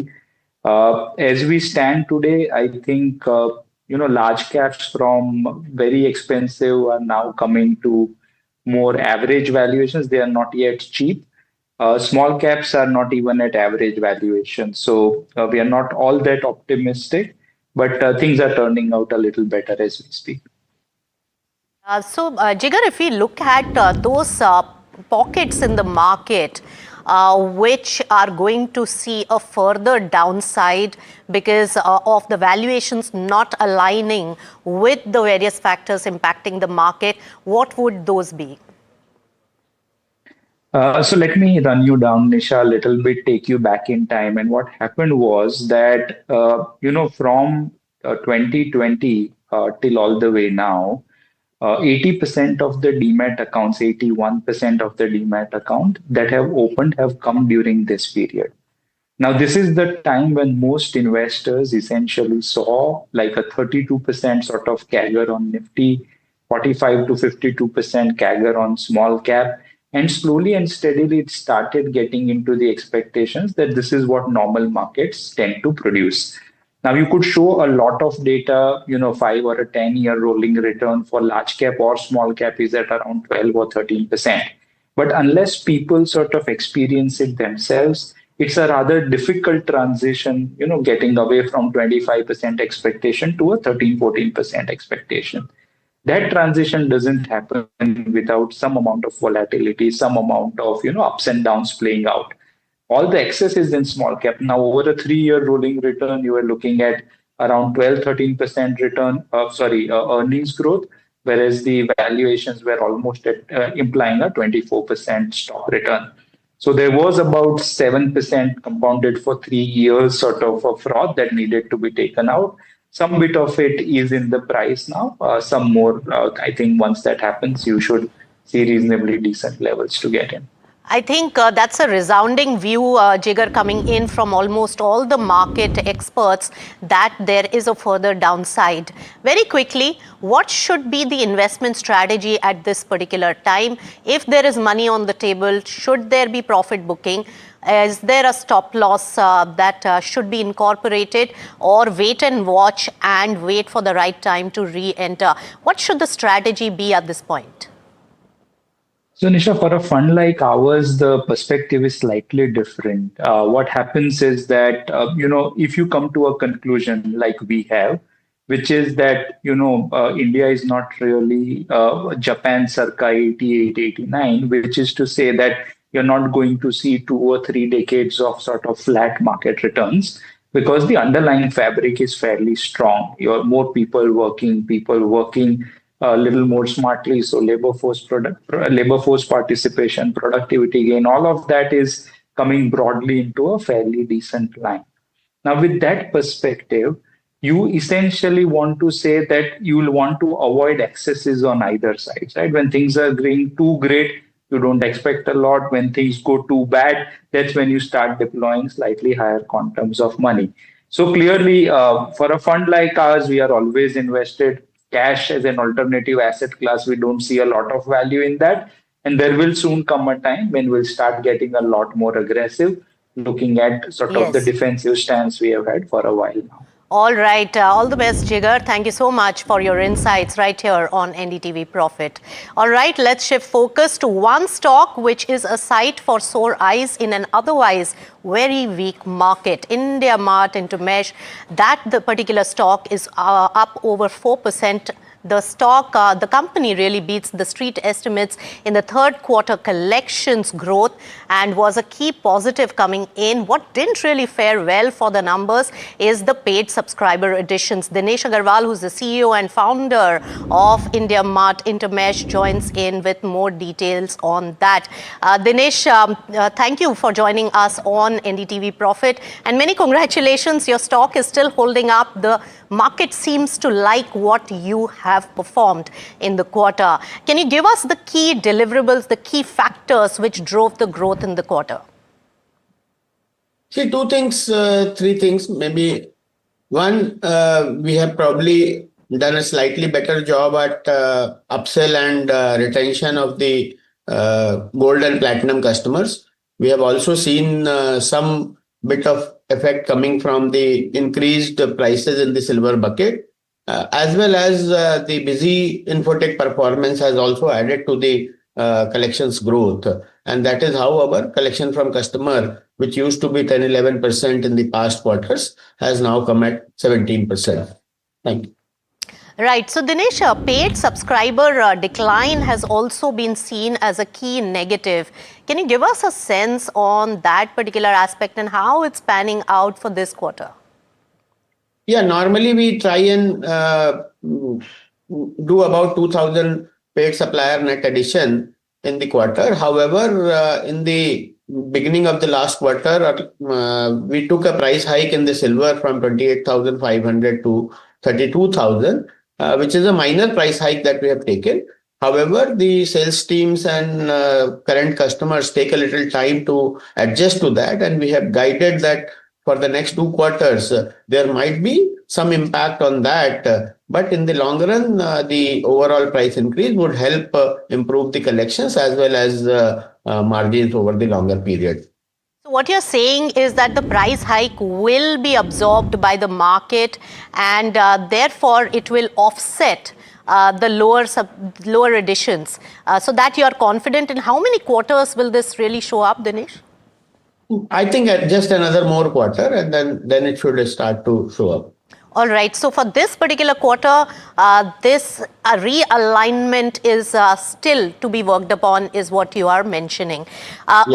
Yes. On the other hand, the lower marketing spends also aided your margin. Now, Dinesh, as we understand, lower marketing, marketing and expenses are discretionary in nature. You can play around with that particular factor and that tool in order to really impact your margins and the profitability. What is your view and your strategy for this particular quarter and the rest of the year in terms of the marketing spend? Because that will have a direct impact on your margins going forward. Yes, we have guided that we have set aside a budget of about 10 crore rupees per quarter for the marketing. We have been able to spend about 6 crore rupees so far every quarter. This particular quarter, because there was the Diwali holidays and there was Christmas and New Year holidays, so we had paused the advertising for certain number of days, and that is why you see a slight dip in the marketing expense. But going forward, we will continue to press pedal on that to expand our marketing across more and more buyer categories, as well as we will continue to do social media marketing for the supplier side on the LinkedIn and Instagram and Facebook. Right. So there will be a marketing spend, and we'll keep an eye out on that particular aspect since that had a considerable impact on this particular quarterly result. But one more important aspect is also that most of the brokerages in the market is expecting higher revenue growth in the coming quarters. Will that start kicking in from the present quarter? Can you give us some guidance and outlook on the performance? See, let us understand the way it works in our subscription industry, and especially in an industry where there are more annual and multi-year subscription. Collection from customer is the leading indicator of the deferred revenue. So collection from customer has grown by 14% in standalone and consolidated level 17%. And that is resulted into a deferred revenue increase of about 16% in standalone and 19% in the consolidated. So revenue is typically being recognized on a daily, monthly basis from this deferred revenue. So effectively, you see a 2-3 quarters delay from the collection per customer and deferred revenue to start showing up in the revenue. Revenue is typically a 15 to 20 months moving average of the deferred revenue and collection from customer. So we will see some uptick, but we will probably start to see some uptick maybe 2 quarters down the line.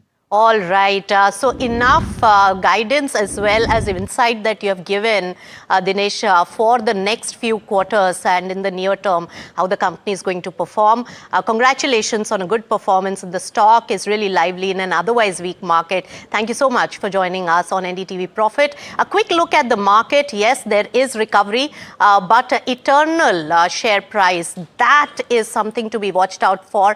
A sudden spike up in Zomato's company Eternal. So keep an eye out on that. With that, it's a wrap on Markets at 12. Thanks so much.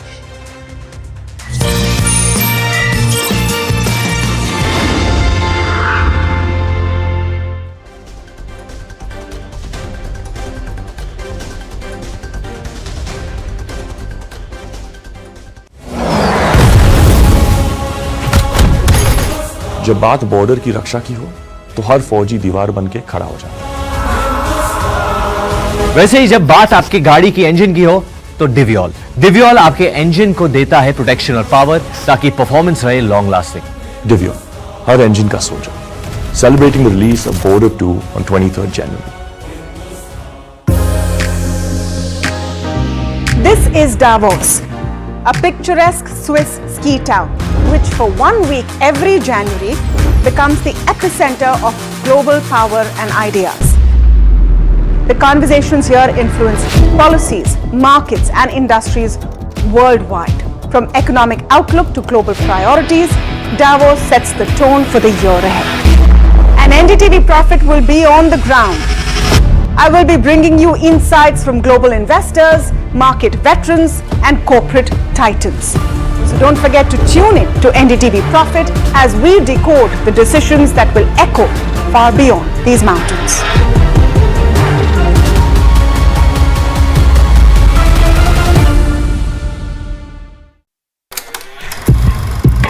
लोग कहते हैं कि जिंदगी एक film की तरह होती है, लेकिन मेरी जिंदगी सिर्फ एक फिल्म नहीं, एक ब्लॉकबस्टर फिल्म है। बचपन से पता था मेरे सपनों में दम है, आगे नहीं सबसे आगे जाना है, स्टार नहीं सुपरस्टार बन के दिखाना है। नाम मिला, फेम मिला, प्यार मिला, I was not just running, I was flying। सबकी जुबां पे बस एक ही नाम, यो हनी सिंगर। लेकिन फिर ब्लॉकबस्टर कहानी में आया एक ट्विस्ट, 7वें आसमान से सीधा गिरा मैं जमीन पर। फिर क्या, खुद पे काम दोबारा शुरू, फैंस ने फिर प्यार दिखाया, फिर स्टार नहीं सुपरस्टार बनाया। है ना मेरी जिंदगी एक ब्लॉकबस्टर फिल्म। शुक्रिया आपकी प्रेयर्स का और आपके प्यार का। कॉन्सर्ट्स तो आपने बहुत देखे होंगे, but this is gonna be concert of a lifetime, क्योंकि मेरे फैंस ही हैं मेरी विक्ट्री, मेरी history.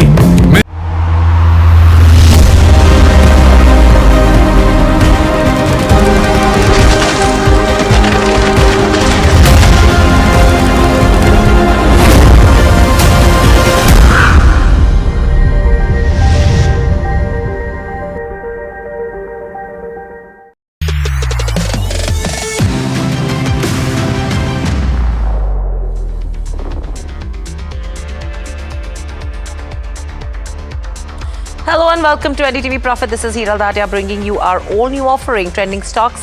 With me is Sharad Dubey standing at the NDTV Profit market pit with all the action in the markets today. Sharad, interesting day of trade. I mean, the kind of downtick that we've seen since yesterday and the recovery that's come in right now, what is that indicating? Because we were in that oversold zone already.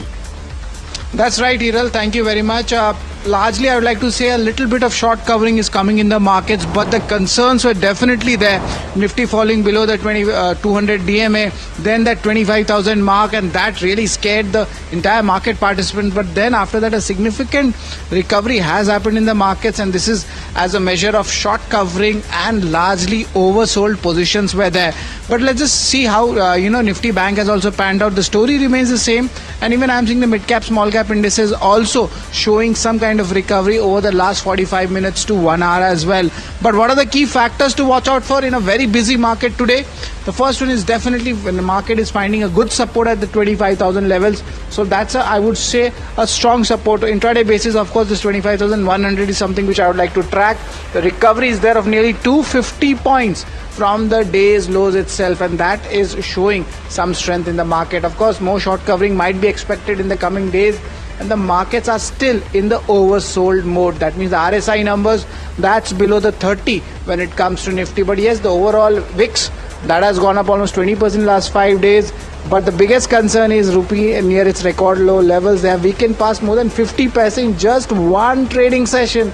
That has been very eye-opening, and largely this is the position which we are getting in the markets. Overall, the bond yield setup and the global setup, the global risk-off sentiment is still there for the third straight day. Over to you, Hiral. Thank you so much, Sharad, for that. But one stock that is trending in trade. Let's pull up a Central Bank of India and see what that counter is doing. On the back of the stable third quarter that has been reported, in fact, that stock has also corrected. recovered from the day's lowest levels, but we're still trading with cuts of 0.2%. It's an interesting quarter because there is a broad-based recovery that we're talking about. Kalyan Kumar, Managing Director and Chief Executive Officer of Central Bank of India, joins us to discuss more on this. Welcome to the show, Mr. Kumar. Always a pleasure to speak to you as well on NDTV Profit, and this is Hiral on this side. You know, I have a question with regards to net interest margins. First up, there is a sharp drop that we've seen in this quarter. Now, what is the outlook looking like if you have to look at the guided range for FY26 and 27? Because you've said that you are confident of that 3% kind of a number. Yeah, thank you. Thanks for the opportunity. Good afternoon. If you can see, this time our NIM was 2.96 and previous quarter it was 2.89. There is recovery of 7 basis points in this last quarter, Q3. And I have given guidance to the market that we are going to maintain NIM 3%. And reason behind it is actually there are a lot of scope available. We are having CASA, very strong point is for Central Bank of India, as our CASA is 47.13%. And also I can tell you that more than 65% branches of Central Bank of India are maintaining CASA 50 and above, 50 to 55%. So a lot of scope is available in this segment. We have devised several products for different segment of customers, and also proper marketing teams are on the job. So from CASA side, again, it is strength point and we are building on those side. Another focus area is our RAM sector. If you can see our previous quarter, September quarter, this loan book of RAM was 72%, where good yield was available. And this quarter, it has reduced to 69% because it is again rebalancing of our books, corporate and this RAM mix 69-31. It is again aligning with our guidance to market 65-35 ratio plus minus 5%. The RAM sector also, I can tell you, in agriculture, our focus in SHG, where 9.86% is the return yield we are getting out of that. That is one focus area. And another for creates the MSME side also. And we are conducting a mega outreach program across the country, 100 plus places. Right. In that way, we are going to protect our margins. Right, Mr. Kalyan, the concern is definitely on the NIMS front, the net interest margin. There seems some compression here. Going ahead, do you see this still bottom out in the coming quarters, or the pressure would be remaining there? See, our loan book, 60% loan book are external benchmark link rate. The pressure is there. It is fair to say that pressure is there. But the initiatives, as I told, in CASA side and also RAM side, and also towards curtailment of expenditure and improvement in fee-based income side, like centralized forex sale we have established. So from these segments, we are expecting good amount of income as we have diversified our revenue portfolios. So that's why I'm confident that we will maintain NIM at 3% in Q4 also.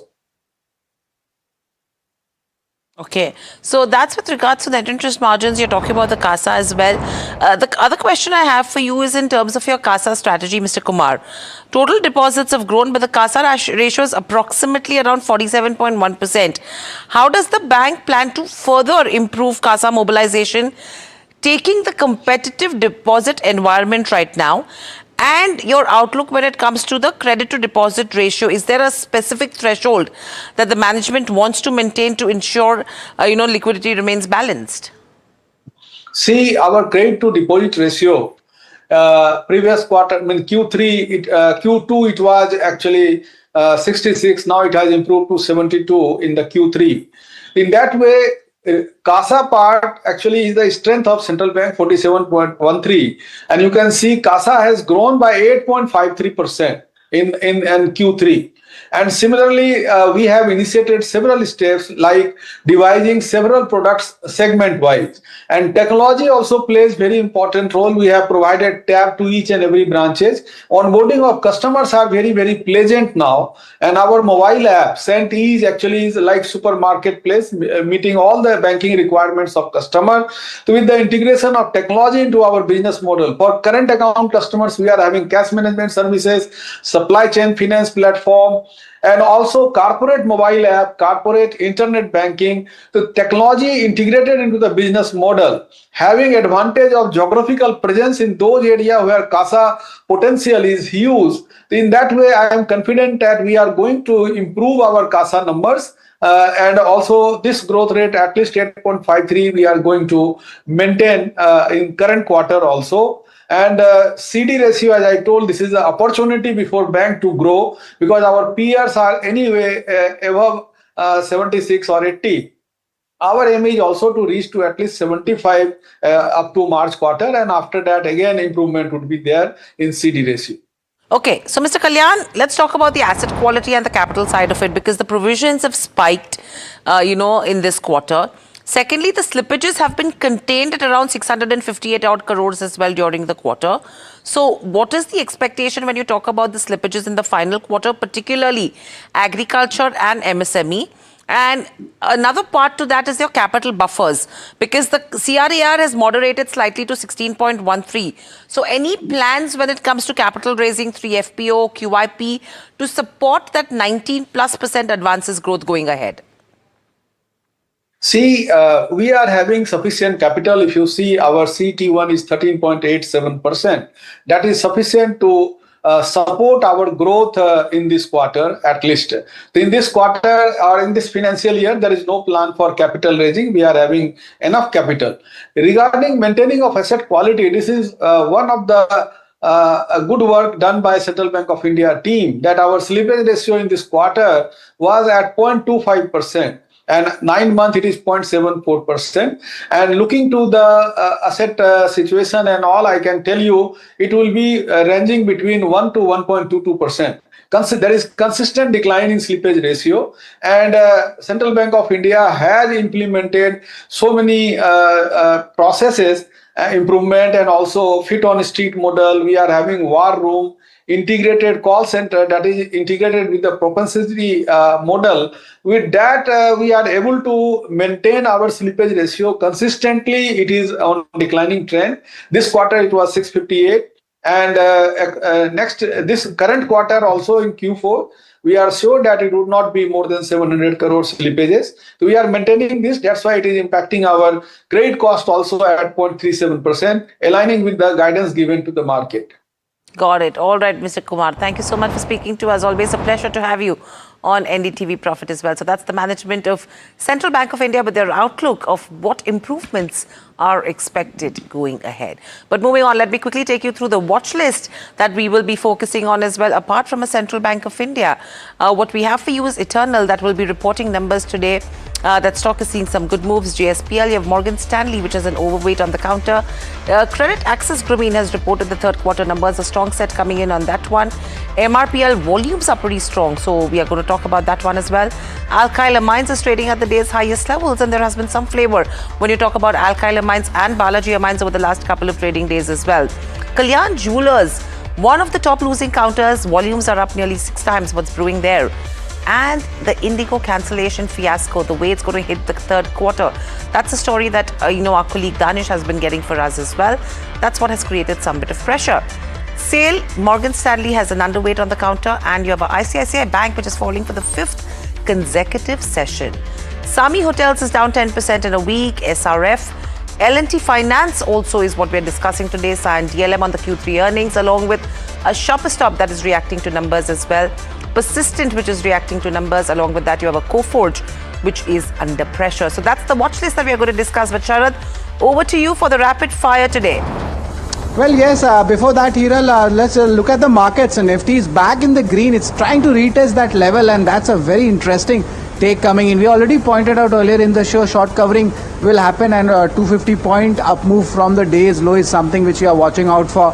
But yes, important levels to track, because today 25,000 levels was breached and even the 200 DMA was breached. But coming back to the rapid fire, joining us is Sachin Sarvade. The first stock, Sachin, is alkyl amines. What's your view on that?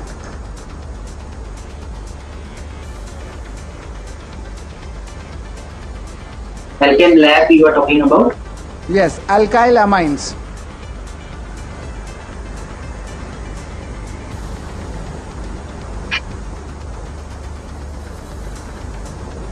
All right, the next stock is Kalyan Jewellers. It's at 52-week low. Yeah. Yeah, Alchem, sorry. Actually, the stock is currently trading above the 20-day moving average. However, overall trend is down. Immediate resistance will be around 1656 levels. If it is crossing that level, then we can expect more upside of around 1700, 1750 levels. And the next stock is Kalyan Jewellers, 52-week low. Kalyan Jewellers, overall we can see it is continuously making a lower top, lower bottom, and the trend is also down. Even momentum is weak. Stay away from this stock actually. All right, stay away from both Kalyan Jewellers and even we are speaking about it. But next stock is Sami Hotels. What's your view on that?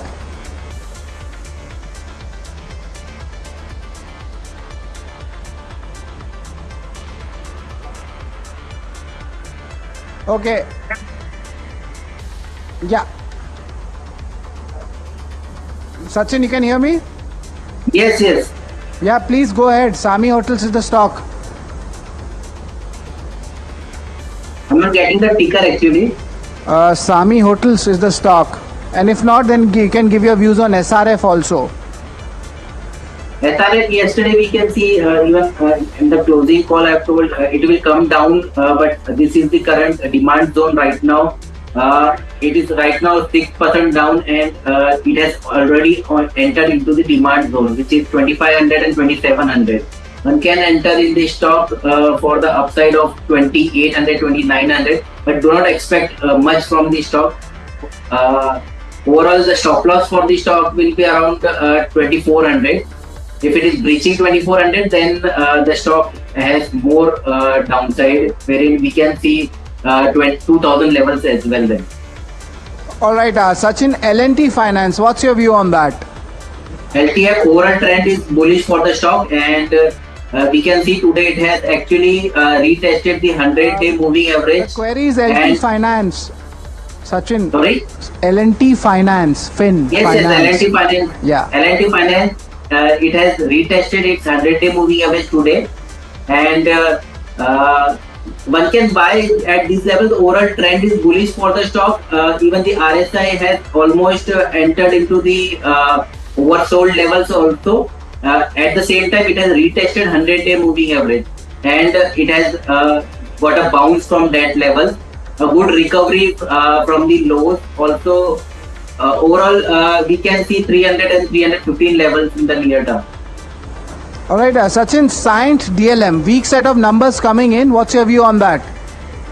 Which one? Scient DLM.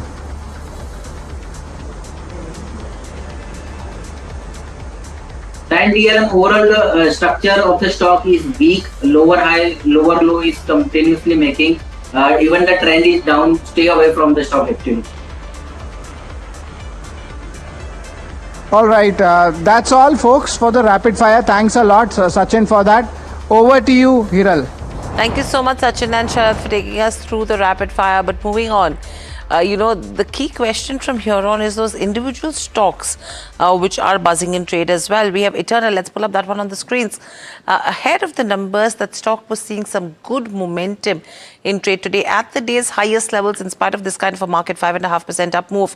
Mahima is with us. Mahima, I mean, a 5.5% up move on the day the company is going to report numbers. What's happening? Right. I think the only stock which is probably keeping the Nifty in check right now is Eternal, and this is on the on back of the expectation that it's going to be a strong quarter for Eternal going forward, despite of the gig worker strike that took place in peak festive season. The expectations, the estimates that Bloomberg suggests is that revenue may see a rise of around 2 times. EBITDA also may see a rise of almost about 1.5 odd times, and margins may, however, margins may slid at that 2% mark versus that 2.9% mark, but may see some recovery sequentially.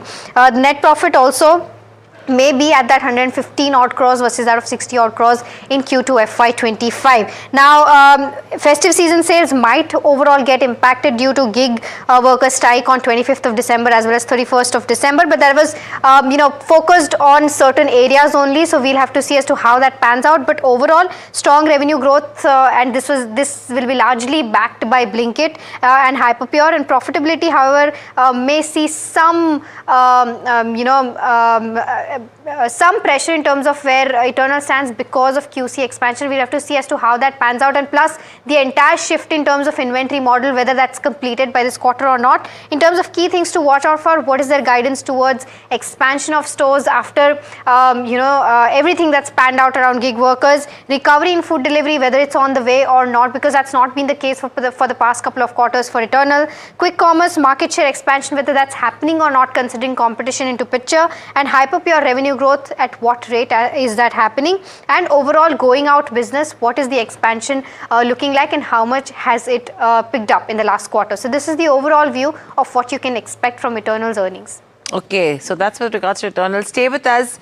Let me also go across to Gaurang Shah from Geojit. Gaurang, welcome to the show. Always a pleasure to speak to you as well. My question coming to you is with regards to your expectation on an Eternal, a 5.5% up move coming in on the day of the earnings.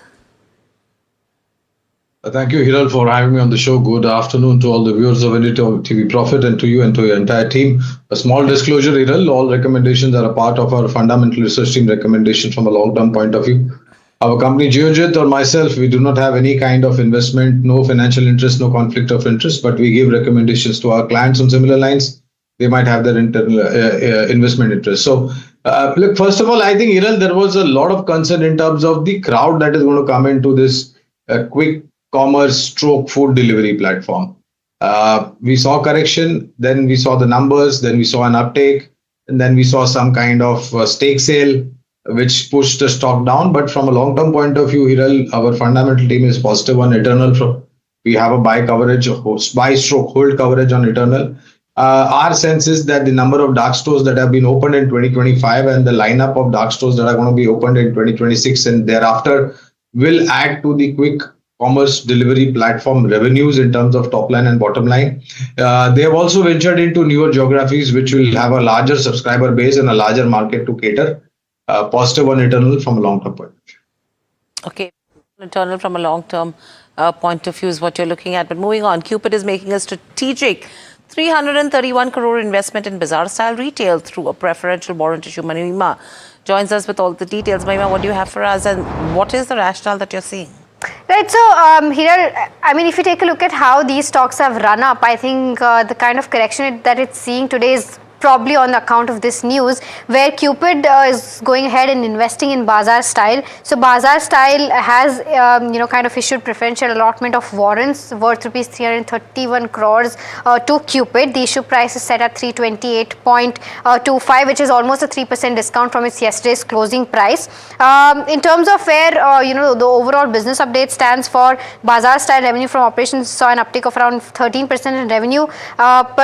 Sales per square feet was down by around 15%. So not a very good quarter despite a festive season being, there in this quarter, but there was also a postponement of festive season that's happening in Q4, and that is why overall retail sales were impacted. But I think the street probably not liking this development, and that is why we're seeing the stock tanking, and how both these stocks, in fact, because Bazaar Style, if you take a look at last couple of weeks, 1 month, it's been up around 21%, but today down around 6% in trade. Similarly, Cupid has seen a run up of almost 160% in the past 6 months, but is now down, in trade today and down almost 21% in the past 5 days. So probably the development that street was not expecting, and that's why the stock is under pressure. Both of these stocks are under pressure.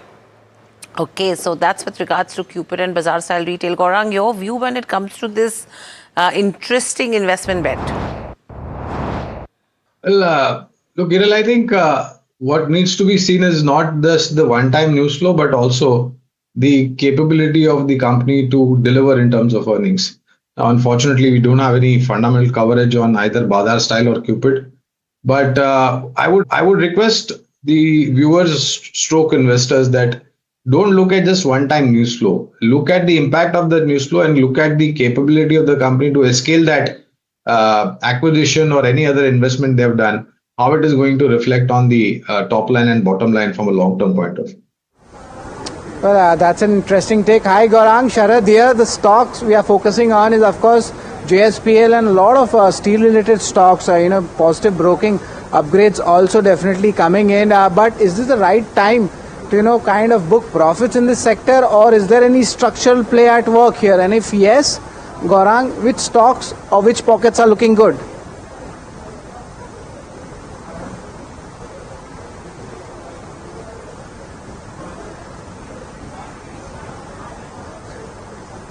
Gaurang, sorry, you can hear me?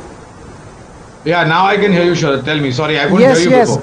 Not a problem. Gaurang, the question is on the steel players. A positive broking report came up, and largely we see there is a structural up move coming in as far as the numbers are concerned. Which pockets or which stocks are looking attractive for you?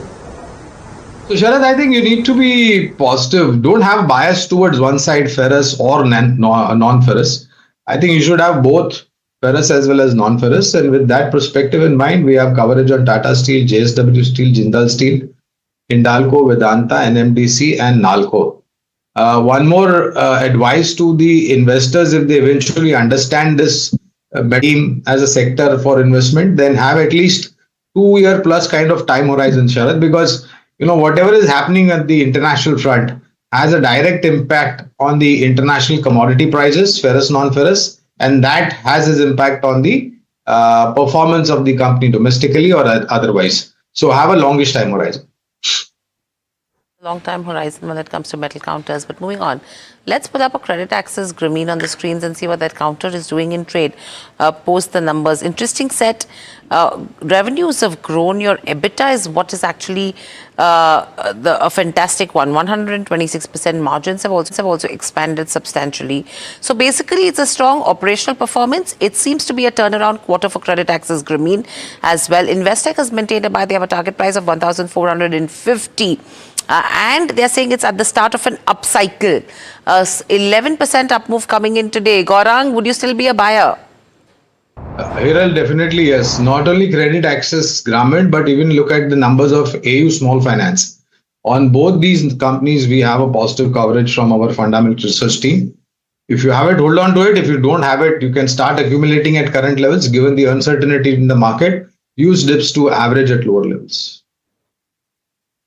That's a view coming in for Credit Access Grameen and AU Small Finance Bank as well. But Gaurang, let's just see Shoppers Stop. The numbers were on the weaker side. The stock has earlier tanked in the day's trade as well, down almost 6% right now. Shoppers Stop, the story is not coming out. And India's retail also, we see a lot of retail names, the high valuation ones, have seen a significant correction. What's your view on that, Shoppers Stop or this entire space as a whole? So, Sharad, this underperformance was the basic reason why we have removed our coverage from Shoppers Stop some time back. Even when the going was good, when you have the comparison of the peers of Aditya Birla, Life Fashion, or if you take a matter of fact, Trend, we have coverage on ABFRL as well as Trend asset disclosure. On Shoppers Stop, because of the underperformance, because of the reported numbers being much below the weather, even when it compares to the competitors, my sense is that ABFRL and Trend could be a better investment idea from a long-term point of view. Won't comment on Shoppers Stop because we have recently removed the coverage from this.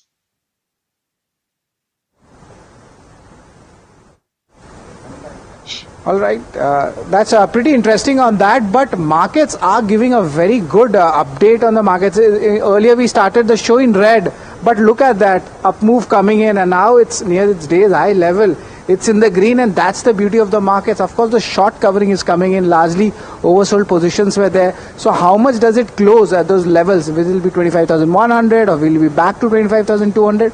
That's something we'll be watching out for. But right now the flavor of the market is a strong recovery coming in. So that's all, folks, for trending stocks. From me, Hiral and Gaurang, thank you very much for joining us, and for the entire team at NDTV Profit. Stay tuned.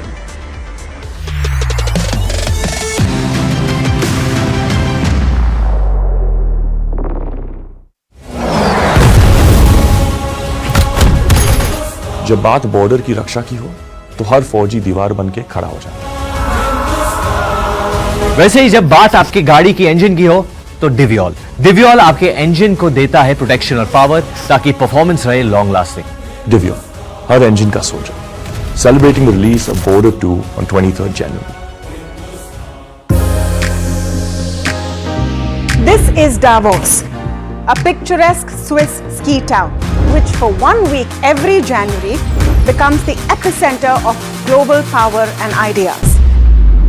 The conversations here influence policies, markets, and industries worldwide. From economic outlook to global priorities, Davos sets the tone for the year ahead. And NDTV Profit will be on the ground. I will be bringing you insights from global investors, market veterans, and corporate titans. So don't forget to tune in to NDTV Profit as we decode the decisions that will echo far beyond these mountains.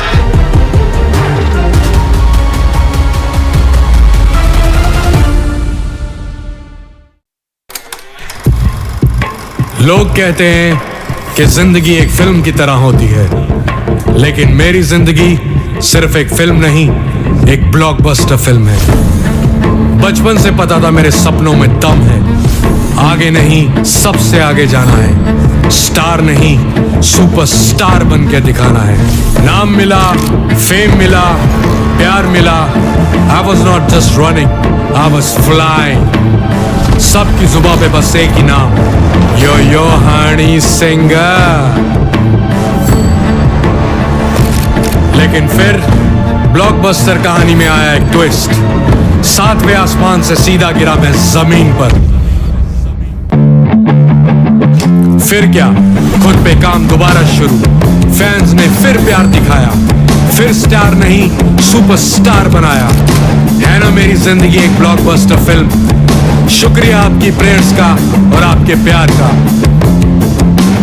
Concerts तो आपने बहुत देखे होंगे, but this is gonna be concert of a lifetime, क्योंकि मेरे fans ही हैं मेरी victory, मेरी हिस्ट्री, मेरी glory. So come and witness yo Honey Singh, this is my story.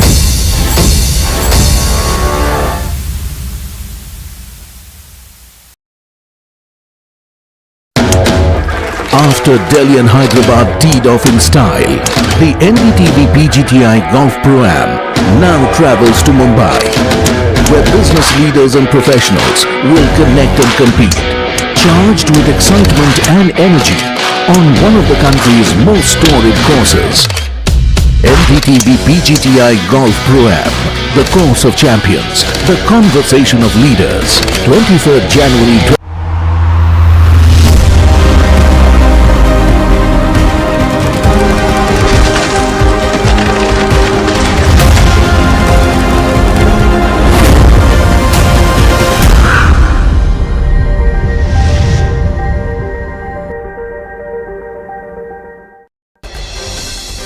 SRF under pressure after delivering weak set of Q3 numbers. Persistent, on the other hand, saw inline performance with Q3 profit dragged by one-time labour code impact as well. Stock down more than 4%. And all eyes are going to be on Dr. Reddy's third quarter results. Continued pressure on US to drag performance, revenue, profit up, downtick. In fact, on the cards, strong show likely for the India business. And it's the scenic Swiss town of Davos that is heating up with talks on tariffs, political mileage and world order as global leaders and policy makers alike converge.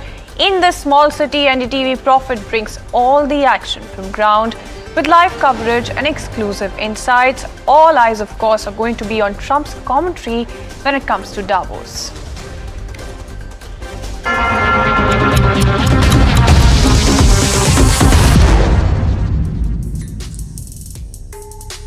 Good afternoon, you're watching Lunchtime Trades with me, Shreyansi Singh, and this is the show that gets you a roundup of everything that is happening in the world of commodities, news and updates on the top buzzers at this hour as well, all while you grab lunch. And let's also quickly take a look at some updates coming in as far as the US Treasury Secretary's comments are concerned. There have been some glitches in UK trade deal, and of course Trump is going to be late by 3 hours, and that's key commentary coming in there as well, because you did have the Air Force One that headed back on the back of a technical glitch. That was a very important update that we were watching out for. Other than that, of course, this is an interesting update in terms of what really happens when it comes to Davos. Like we told you just a few seconds earlier, of course, the commentary coming in from Trump against the backdrop of everything that has been happening and all the headlines is very, very important right now, because you do have Donald Trump in terms of his war with his trade war that could potentially happen. That is something that is very important, and there at the bottom of your screens and on your screens as well, you do have that update coming in. So that sort of update is something that we're definitely going to be watching out for in terms of the other key commentary coming in from Davos as well. Let's try and get in some commentary from Davos as well when you talk about this one, because you do have a bunch of updates trickling in. As of now, the updates that you have is that he's going to be reaching 3 hours late. Of course, the things that you have at hand right now are that you do have US and Europe stuck in a little bit of a trade war after that commentary coming in over Greenland tariffs when it comes to Trump. Other than that, of course, you do have Europe that could scale up its response. And you did have their emergency meeting as well, and that's something that we're looking at. But tell you what, let's also very quickly take a look at what the markets are doing. We've seen a very smart recovery when it comes to the Nifty as well, managing to get back in the green. That's Nifty for you, as you can very clearly see on your screens, 50-point uptick coming in. And just about 10 minutes ago, it was sharply, in at least in red. Right now, you have that 50-point recovery coming in, uptick coming in. As far as Nifty is concerned, for Sensex as well, 68 points higher as well. Sensex is for you. Quickly, let's also take a look at the picture that you have as far as sectors are concerned. Right now, it's a mixed sectoral picture that you're looking at. Just a few minutes ago, it was not, tilted in the favor of green as it is now, because you do have oil and gas leading gains. When it comes to sectors, energy, metal consumption, auto, media, some of the sectors that are doing well right now, defense is on the back foot, IT is on the back foot, banks not doing all that well, pharma, service, PSU banks, some of your other sectors as well that are, lagging behind right now. But, when you take a look at some of the stocks that are doing quite well for themselves, there's actually a Credit Access Grameen on the back of its Q3 numbers, up about 11% in trade right now. Eternal ahead of its numbers, 6% uptick is what you're seeing coming in for that particular counter. Quickly, let's also take a look at some of the counters when it comes to Nifty 50 as well. So what's doing quite well is Interglobe Aviations, ONGC as well. On the flip side, there's actually a bunch of counters that are on the back foot. So something like an ICICI Bank, Trent, Apollo Hospital, BEL, Eicher Motors, and Tata Consumer down anywhere between 0.5% to 1.5%. So that's something that you're seeing in terms of some of your top losers from within the Nifty 50 pack. But quickly, let's also move on, try and get you the word going as far as gold and silver are concerned, because you've seen that sustained strength coming in as far as gold prices are concerned, and that's the story for today as well. Let's kickstart that coverage as well, and we do have Ajay Kedia, Director, Kedia Advisory, joining us on the show this afternoon. Thank you so much, Mr. Kedia, for joining us this afternoon, and it's quite an interesting afternoon when it comes to gold at least, because there were those concerns that gold might just crack under pressure given all of the volatility that you have right now. Given the way that it's managed to sustain this record run, there's of course a lot of safe haven demand. Do you believe that that is the key wind in its sails right now? Yeah, very good afternoon. Definitely, I see 2025 was a very special year for commodity, particularly for gold and silver, where we have seen prices hit a multi-year high. And fundamental, we know central banks are consistently buying because of de-dollarization. Geopolitical tension is a part of momentum we have seen since 2022, and still it's going on. But the game changer was the Donald Trump, because Donald Trump tariff war has stuck, and uncertainty has created a havoc, we can say, in the market, and that is why we have seen prices has rallied around 80% in last 1 year itself. But important was the ETF, investment buying. So I think all these factor has contributed the rally in 2025, but nothing has changed for 2026 also. Here also we have seen, as soon as we stepped in 2026, we have seen US, Venezuela, now we are US, Greenland, or we can say US, European. So I think the tariff concern will impact the supply side, and that is why we have seen the prices moving in a very awkward move in gold and silver. Today we are very close to 4,900 for gold, whereas near to $100 in silver, particularly for silver, where gold silver ratio has crashed down with a high we have seen in 106 in last year, and now it's around closer to 50, which is around 53% fall. That clearly shows industrial demand is onwards, supply shortage will continue to be there, and silver as a shadow metal continues to. And Mr. Kedia, we will delve a little deeper when it comes to silver as well. Of course, you do have man of the day, Donald Trump, who's running 3 hours late. So there's actually a bunch of comments that we could be watching out for when it comes to the entire front, especially when it comes to gold. But, in terms of silver, there's actually a lot that you're looking at right now, because, you do have some investors being a little bit concerned. There's actually two sides to this entire party. One side is the people who've actually showed up to the party, and they're just, sort of looking at the others and very happy that they've invested, but just a tad bit worried if it's going to correct from here on. And the other is the entire side that's not managed to make it to the party. Which side do you think you would prefer to be in right now, and what do you expect from here on? I think the rally has already been missed, because see, first of all, as an investment point of view, we have never been thought, or we have never allocated our portfolio in gold and silver as a strategical shift. And those who have made also, they have got a very good return. And I think when the prices was around $60, $70, has almost everybody has started profit booking. So I think at the $94, $95, no one is still holding. Only the speculative demand of, or we can say the supply short has been there, which is currently holding the prices. So I think from the investment perspective, we have already lost this rally. Unless and until a meaningful correction of, let's say, 30-35% doesn't come, I think re-entry as an investment on silver would be very doubtful from current level. But still, fundamental remain bullish only. Stay calm as of now, because volatility and margins are too high right now.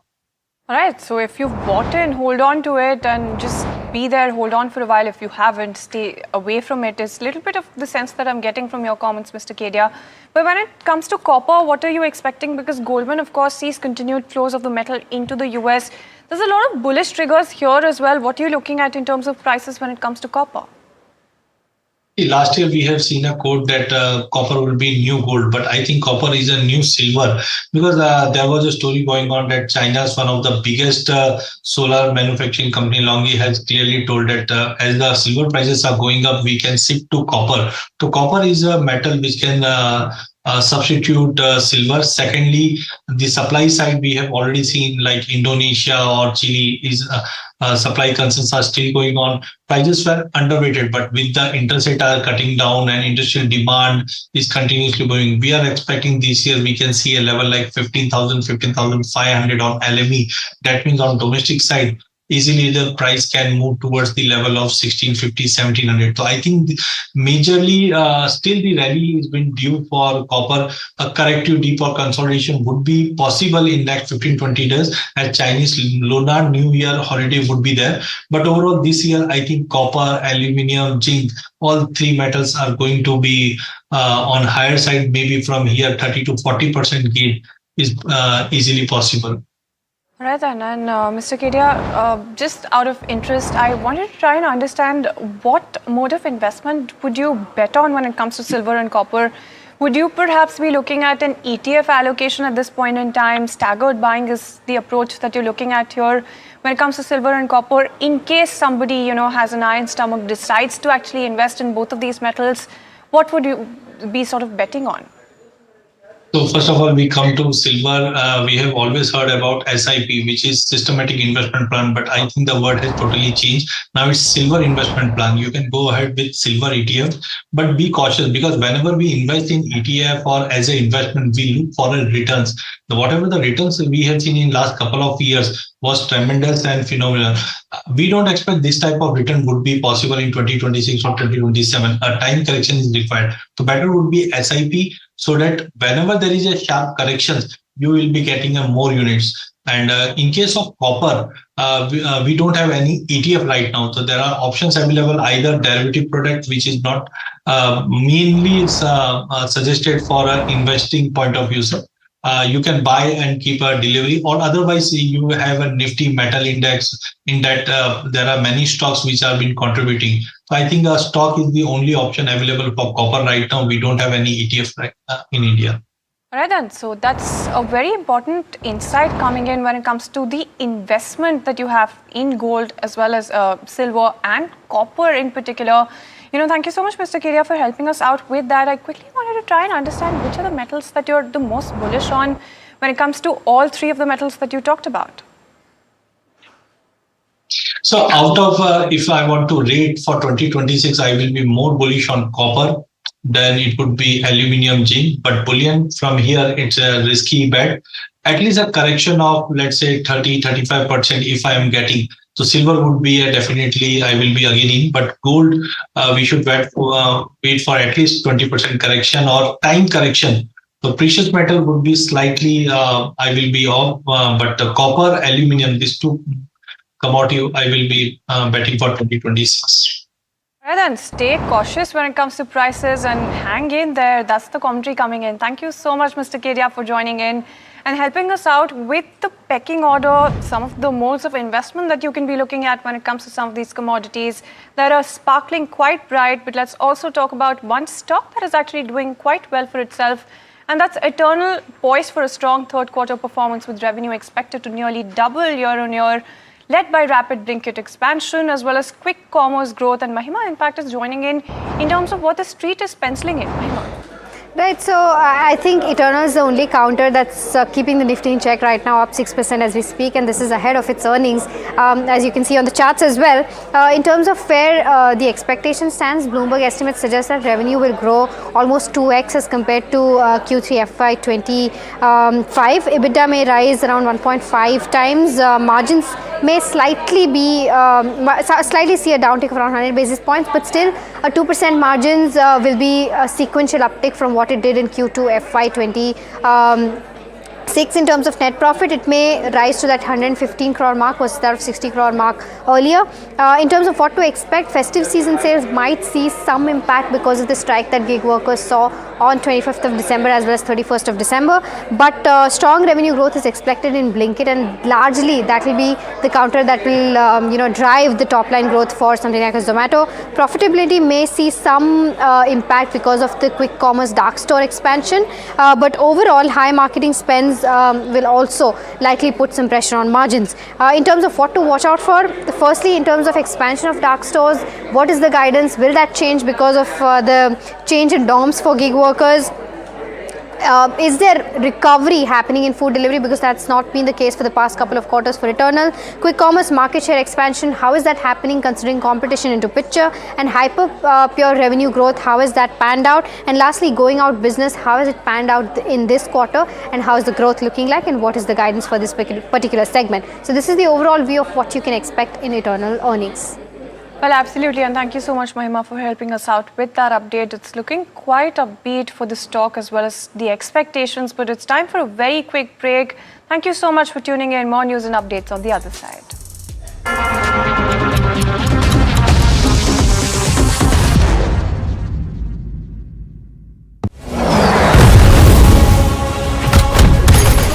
जब बात border की रक्षा की हो तो हर फौजी दीवार बन के खड़ा हो जाए। वैसे ही जब बात आपकी गाड़ी की इंजन की हो तो डिवियोल आपके इंजन को देता है प्रोटेक्शन और पावर ताकि परफॉर्मेंस रहे लॉन्ग लास्टिंग। डिवियोल, हर इंजन का soldier, celebrating the release of border 2 on 23rd January. This is Davos, a picturesque Swiss ski town which for 1 week every January becomes the epicenter of global power and ideas. The conversations here influence policies, markets, and industries worldwide. From economic outlook to global priorities, Davos sets the tone for the year ahead.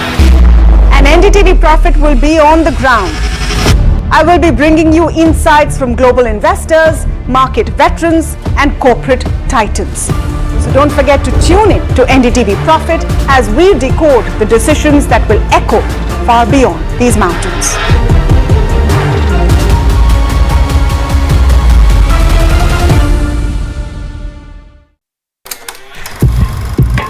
लोग कहते हैं कि जिंदगी एक film की तरह होती है, लेकिन मेरी जिंदगी सिर्फ एक फिल्म नहीं, एक ब्लॉकबस्टर फिल्म है।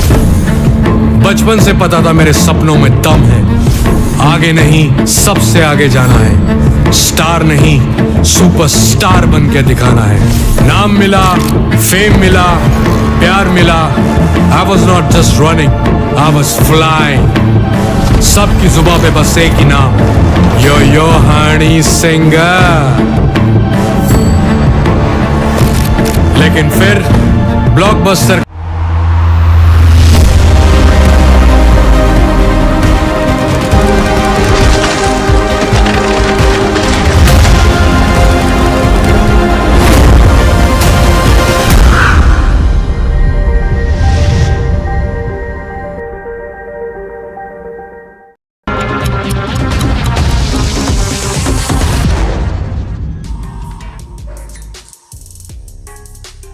Welcome back. Thank you so much for staying tuned in. Well, like we told you just a few minutes ago, you do have US Treasury, Besant, who's given an update, a big update regarding US President Donald Trump's arrival in Davos to participate in the World Economic Forum.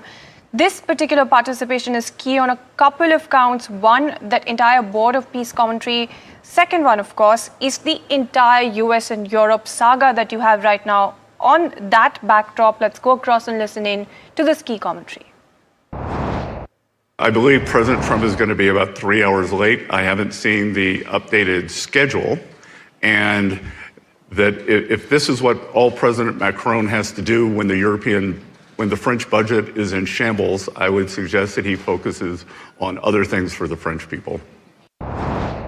All right, then, there you go. So that's key commentary coming in there when it comes to, US President Donald Trump's arrival when it comes to Davos. And that's going to be a very important visit. It's going to be key commentary that we'll all be watching out for. But in terms of what else we're watching out for, it's the budget for Bharat series that we should be putting the spotlight on. And in fact, we put the spotlight on the auto sector itself as a whole.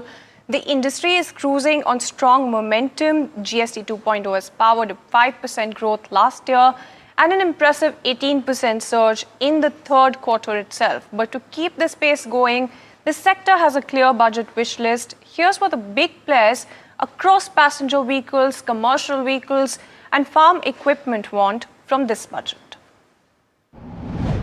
India's auto industry is on a dream run aided by the GST 2.0 cuts, and in calendar year 2025, the industry recorded 5% jump in wholesale sales. The main jewel in the crown for the industry was the Q3 performance, in which wholesales for the industry recorded an 18% jump. But in order for a smooth ride, the industry has a budget wish list, and they believe that if the government can make certain announcements, then this dream run will continue. Skoda Auto Volkswagen India is of the view that the upcoming budget should have announcements for the further growth of the EV segment. As the union budget approaches after the successful and welcome implementation of GST 2.0, the industry will be looking for policy continuity and long-term clarity. Sustained support for domestic manufacturing and increased allocation for road and transport infrastructure will be key priorities. Rationalizing the inverted duty structure for EVs will strengthen domestic manufacturing and competitiveness and will further accelerate India's transition to sustainable mobility. Continued focus on building the EV ecosystem alongside measures that support household disposable incomes will be essential to sustain demand momentum and reinforce the sector's role in India's broader economic growth.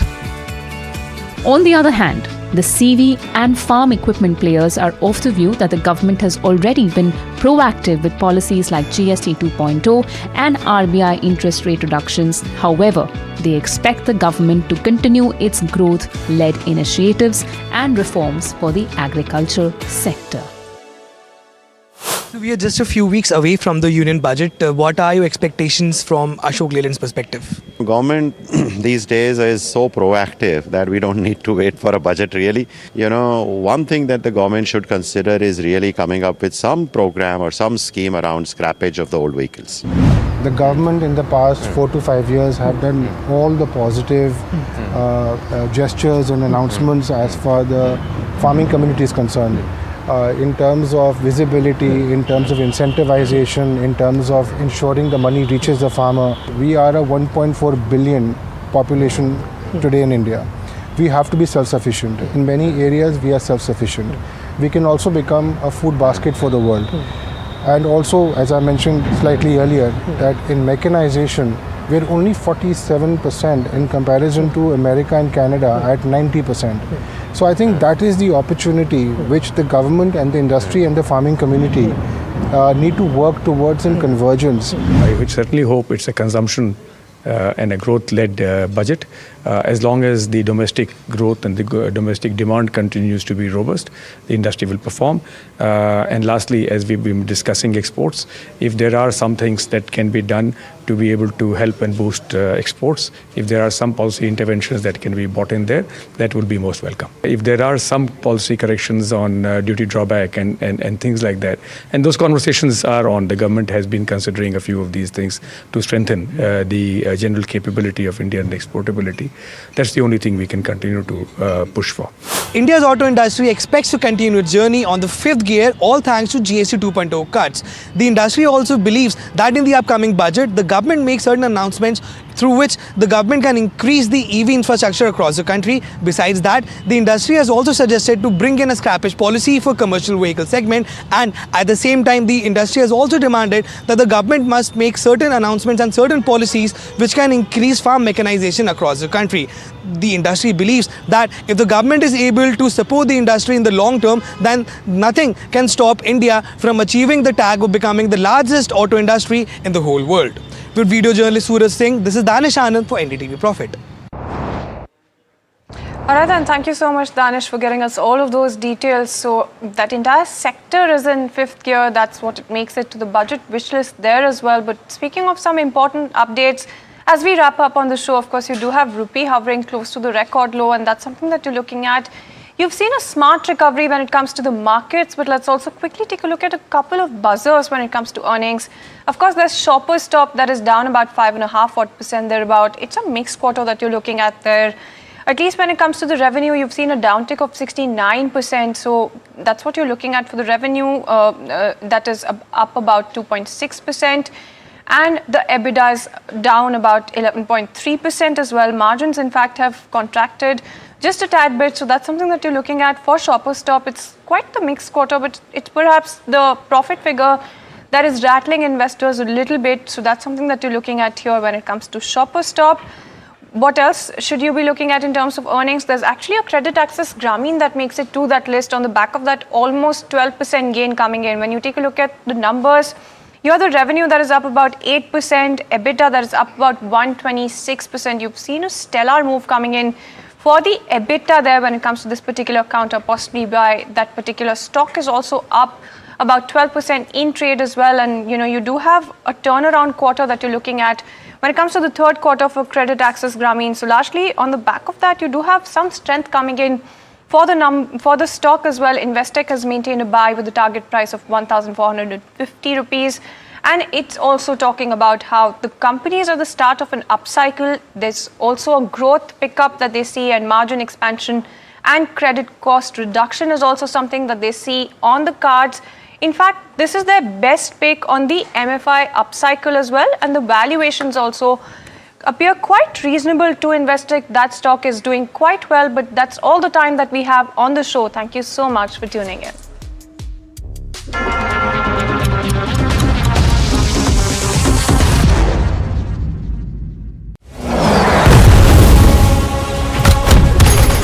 जब बात border की रक्षा की हो तो हर फौजी दीवार बन के खड़ा हो जाता है।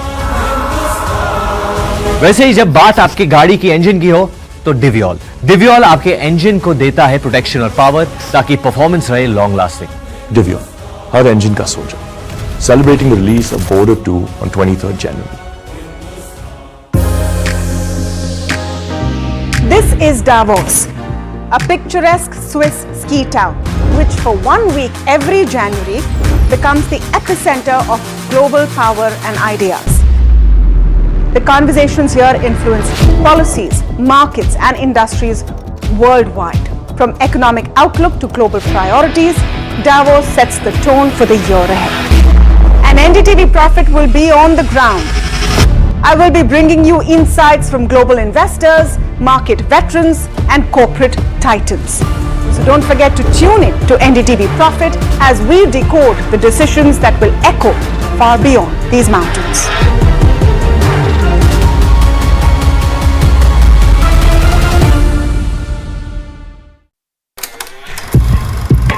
लोग कहते हैं कि जिंदगी एक फिल्म की तरह होती है, लेकिन मेरी जिंदगी सिर्फ एक फिल्म नहीं, एक ब्लॉकबस्टर फिल्म है। बचपन से पता था मेरे सपनों में दम है, आगे नहीं सबसे आगे जाना है, स्टार नहीं सुपरस्टार बन के दिखाना है। नाम मिला, फेम मिला, प्यार मिला, I was not just running, I was flying। सबकी जुबां पे बस एक ही नाम, यो हनी सिंगर। लेकिन फिर ब्लॉकबस्टर कहानी में आया एक ट्विस्ट, 7वें आसमान से सीधा गिरा मैं जमीन पर। फिर क्या, खुद पे काम दोबारा शुरू, फैंस ने फिर प्यार दिखाया, फिर स्टार नहीं सुपरस्टार बनाया। है ना मेरी जिंदगी एक ब्लॉकबस्टर फिल्म। शुक्रिया आपकी प्रेयर्स का और आपके प्यार का। कॉन्सर्ट्स तो आपने बहुत देखे होंगे, but this is gonna be concert of a lifetime, क्योंकि मेरे फैंस ही हैं मेरी विक्ट्री, मेरी हिस्ट्री, मेरी glory. So come and witness yo Honey Singh, this is my story.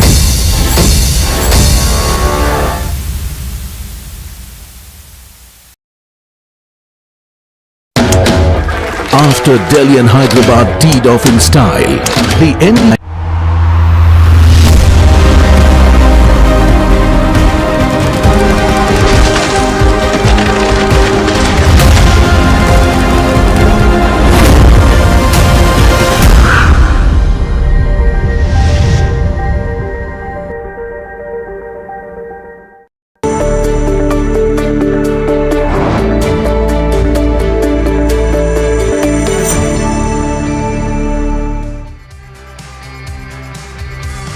Good afternoon, you're watching Small Cap Buzzers on NDTV Profit with me Somit Sarkar and my co-anchor Varsha.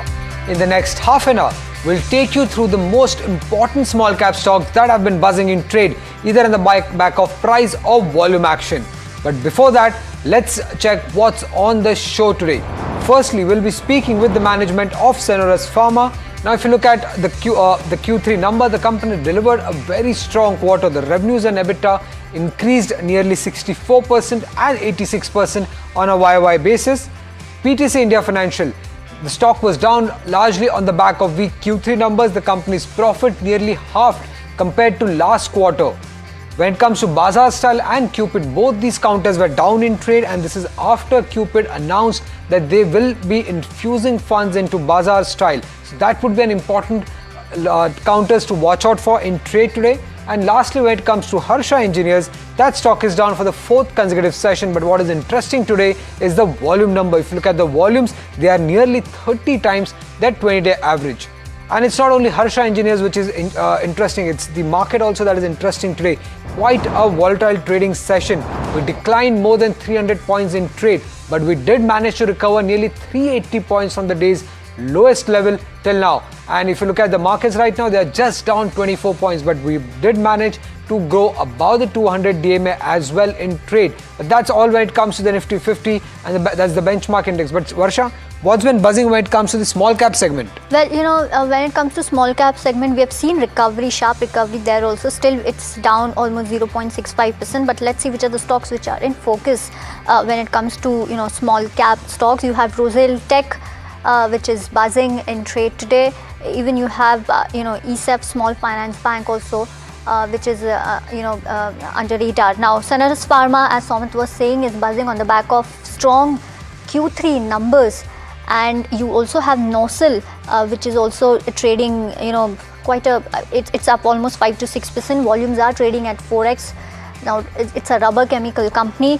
Though let's also focus on the losers. Which are the stocks which are on the losing side? There you go. You have Bazaar Style, which is under pressure. You have Tourism Finance, Anup Engineering, and Vanberry. These are all the stocks which are under pressure. So overall, we did recover today very sharply, but on to the management in our small cap segment. We, as Somit was saying, Sanofi Pharma, strong Q3 numbers that the company has seen.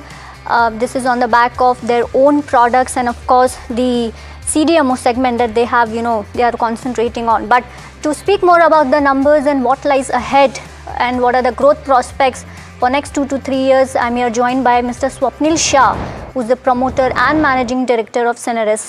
Hello, Mr. Shah. Welcome at NDTV Profit and congratulations on a strong set of numbers. Now, you've seen a very strong growth.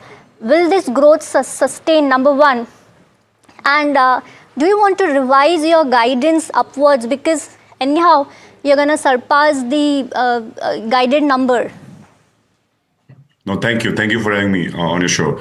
Growth has been strong that you've seen. Most likely, we should be able to outperform our guidance for the year. And, we are working towards it. So I think let's see how the year ends up with. But we are optimistic on outperforming our guidance. So basically, you're going to surpass your 50% growth guidance in revenue and 100% growth guidance in PAT. Got that view. Also, what about FY27? Considering the acquisition of Apnar also, what growth are you penciling in for FY27 when it comes to revenue and PAT? So Apnar will contribute significantly next year. Also, we are expecting some contribution this quarter as we speak. As far as FY27 is concerned, it seems to be a very strong year for us. What kind of numbers should we expect in terms of percentages on both revenue as well as EBITDA? I think it is a little early right now. I think we are keeping a very close watch on all parameters that we currently operate in, both on all three large driven businesses, which is regulated emerging market as well as branded generics in India. I think probably post a full year result, I think we'll be able to give you a specific guidance on how FY27 looks like it, and furthermore to even FY28. But from the notionally, what I can say, it looks very strong for us FY27 as well. Can you confidently at least say that you would be able to surpass the FY26 growth numbers in FY27 as well? I don't need a number, just a qualitative line. Difficult to say because we already grown more than 100% on FY26, right? So the base has already become bigger. So on a bigger base, same percentage, growth. I don't know yet, but as I said, FY27 looks quite strong for us. We have 28 ANDAs that are approved yet to be launched, right? So the launch will happen every quarter for next 4 to 6. So it's a very strong year on regulated side. Also CDMO, CMO, a lot of products are going to be commercialized. Emerging market looks very strong. This year, last quarter, as you know, we've done the highest revenue and EBITDA on emerging market. The growth momentum will continue this quarter and following next 2, 3, 4 quarters. We have multiple products getting commercialized, getting a lot of emerging market product approvals that we have received. So there's going to be significant growth as well as on the emerging market, even branded generics. Right. Right, sir. Sir, speaking about the emerging market, as you were mentioning, in this quarter, we have seen margin expansion of nearly 1,200 basis points on a YY basis. What has driven this growth and any guidance for the emerging markets if you could share?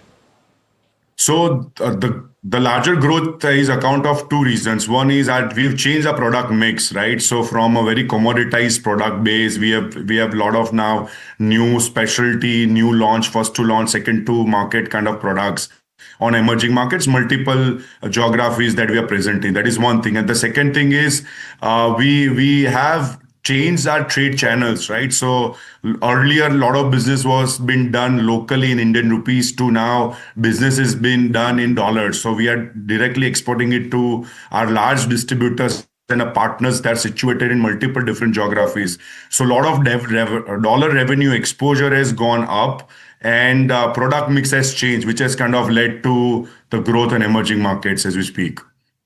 Mr. Shah, I know that you cannot give the number for FY27, but for FY27, if I were to talk about after the Apnar acquisition, will there be any pressure in margin? Because I know for FY26 you're guiding around 30 to 31% of EBITDA margin, but because of this integration and all, will your margin suffer in 27? So I don't think so. Again, the two large structural reason. One is we are going to be cash positive in Apnar from this month itself, right? So as I said, we already have 3 products that are already qualified and commercialization is starting from this month itself. So that's one reason. The second thing is a lot of US products where US manufacturing is optional. We are moving them to Apnar. We are moving them to India. So I'm releasing my US capacity for higher margin business, which we already have, which will be replaced, and relatively lower margin business where US manufacturing is optional is moving to India. So if you think about it, the higher margin capacities get opened up and Apnar capacity is being utilized with a low manufacturing cost. Keeping those parameters in mind, I don't think there will be any impact on a margin. In fact, we see other way around. We see maybe margin could go up by 100, 200 basis points in next year. 100 or 200 basis point of margin expansion that you are eyeing for FY27. Got that view. Also, sir, the CDMO is positioned as a growth lever for Ceneris. What percentage of revenue can this segment reach in next 3 to 5 years? So we will have the CDMO have about 35% of total revenue next 2 to 3 years time frame as we speak. And that will kind of sustain as we grow overall base and CDO business continue to grow. But I think 35% of overall revenue, we feel CDMO, CMO, vertical side of the business will continue to have that kind of exposure. Right. Also just wanted to understand, sir, going forward, say over the next 1 to 2 years, what is the kind of product launches, what is the kind of drug launches that we could expect from the company? So as I said, we have 28 approved ANDAs that will be launched. Products are being requalified through different regulatory pathways, which will be launched. A lot of business, a lot of products are going into government business. A lot of products are going into specialty niche distribution as we speak. So there is a significant growth. I mean, if you look at it, 28 ANDA launches itself is a size of one whole company, right? Which is significant. So those 28 launches that will happen in next 6 to 8 quarters will significantly drive our growth on the regulated side of the business. Right. On that note, what's the medium-term revenue mix target for, regulated versus emerging markets? If you have any aspirational target for next, 1 or 2 year maybe? So currently we are at about 65, 30 and 5. That is a mix that we currently operate in. I feel we'll be within the range of 65 to 70% being dominated by regulated market. The remaining would be domestic branded generic business and the emerging. You're expecting the API segment to contribute in FY27? That's correct, yes. So we are expecting API side to be FED accreditation. We'll get FED accreditation probably by mid FY27. And that will start contributing largely on our margin side because a lot of products that we currently buy from a third party will be backward integrated to our site. So, Mr. Shah, the revenue mix currently, if I see, 55% comes from your own products, 45% is CDMO. What's the target in future? So that I said, CDMO will have that 35% of overall revenue mix.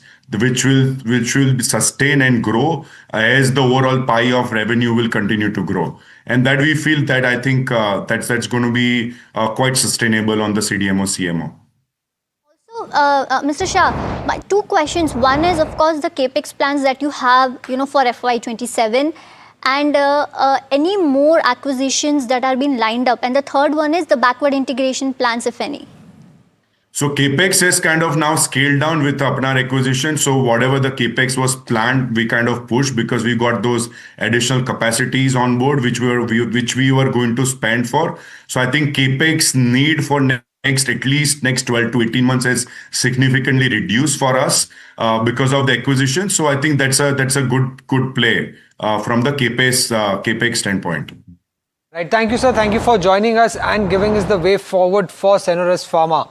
With that, let's also welcome in our fundamental guest, Tapan Doshi, research analyst at CA-Tapan.in.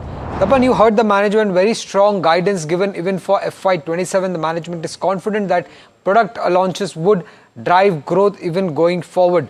How are you looking at this counter at the current valuations? No, if you see the results are quite good, Sumit, and even the guidance is quite good. Of course, CDMO business is going to grow very well from here. And as such, next 5 years, I think CDMO business overall will grow a lot. And if you see their margins are also stable and it may increase from here. Customer diversification, they are working on it because still I think there is some as it is small scale operation, a few customers there, but they are going to diversify. But they have a very strong ANDA pipeline and that will help them. Even the niche complex generics also will help them to increase the margin. So yes, I'm quite positive. When I see the valuation is okay because it is the growth is justifying the valuation. So yes, I'm positive one can buy at this and even at deeps level for a long term. I think it is a good play to play. Tapan, you say that Ceneris Pharma is good for long-term play, but any other small cap pharma stocks other than Ceneris that you're eyeing for? Well, if you ask me, I think I am quite bullish on CDMO business. So I think I will go for Syngene. I think that is also a good company. There also a good amount of contracts may come. And in future, I think they already do my guidance is quite good. So there also, I think margin will go up overall. And if you see from US also, I think US is actually blocking somewhat Chinese firm. That is where the Indian firms will be benefited. So I think another company, I think Syngene International, one can check. Right. The next stock that remains in focus is PTC India Financial. The stock's trading in the numbers were pretty weak for PTC India Financials, and this is because the company's profit nearly halved. What could be the reason behind this? Let's get in Jasmeet with more details. Well, Sumit, thank you for that. If you look at the overall company, it's an NBFC which performs and overall acts in the energy segment of the companies. If you look at the overall key takeaways from the result, what we see is that the loan disbursement for the company has improved this particular quarter, showing a long-term profitability going forward. Further, the overall loan sanction has also increased by almost 4.28 times on YY basis. The overall, which shows revival of future growth in pipeline once the company goes forward. But one thing that's impacting the company and where the stock is down is the profit. Though the company has a healthy volume coming in as a disbursement has increased, but those profits are still down for the company, and that's the reason the stock is staying in trade. If you look at the other key aspect, the return ratios have weakened, indicating the low profitability in terms of the capital generated by the company. Further, the overall profit has declined due to the lower interest income in this quarter, that as we saw. If we look at the overall key financial, net profit is down about 26% at 49 odd crore versus last year of the same quarter at 67 odd crores. In terms of overall NIIs, they are down 33 odd percentage. So all in all, we see a good base for the company, good disbursement for the company's loan, but the overall net profit and NII has tanked on the back of low conversion. So that's something to watch out for. Right. Tapan, PTC India Financial's profit largely halved on a sequential basis. Do you think this counter could be interesting post the fall in share prices that we have seen today? Sumit, if you see the last few quarters, their results are not so great. They have a legacy stress asset which is actually bringing the profitability down. Gross NPA is actually remaining elevated. Credit cost is remaining high, and the growth is not so great. Limited growth we can see from here. So PSU governance perception is also there here. So I think the earnings volatility is actually bringing this stock down. Even for the future also, I think there are much better players in NBFC and all that one can look at it. But I think this is an avoid from my side. If not PTC India Financial, then any other small cap NBFC that looks interesting? Well, talking about small cap, I think, of course, Ujjivan Small Finance Bank, I like it.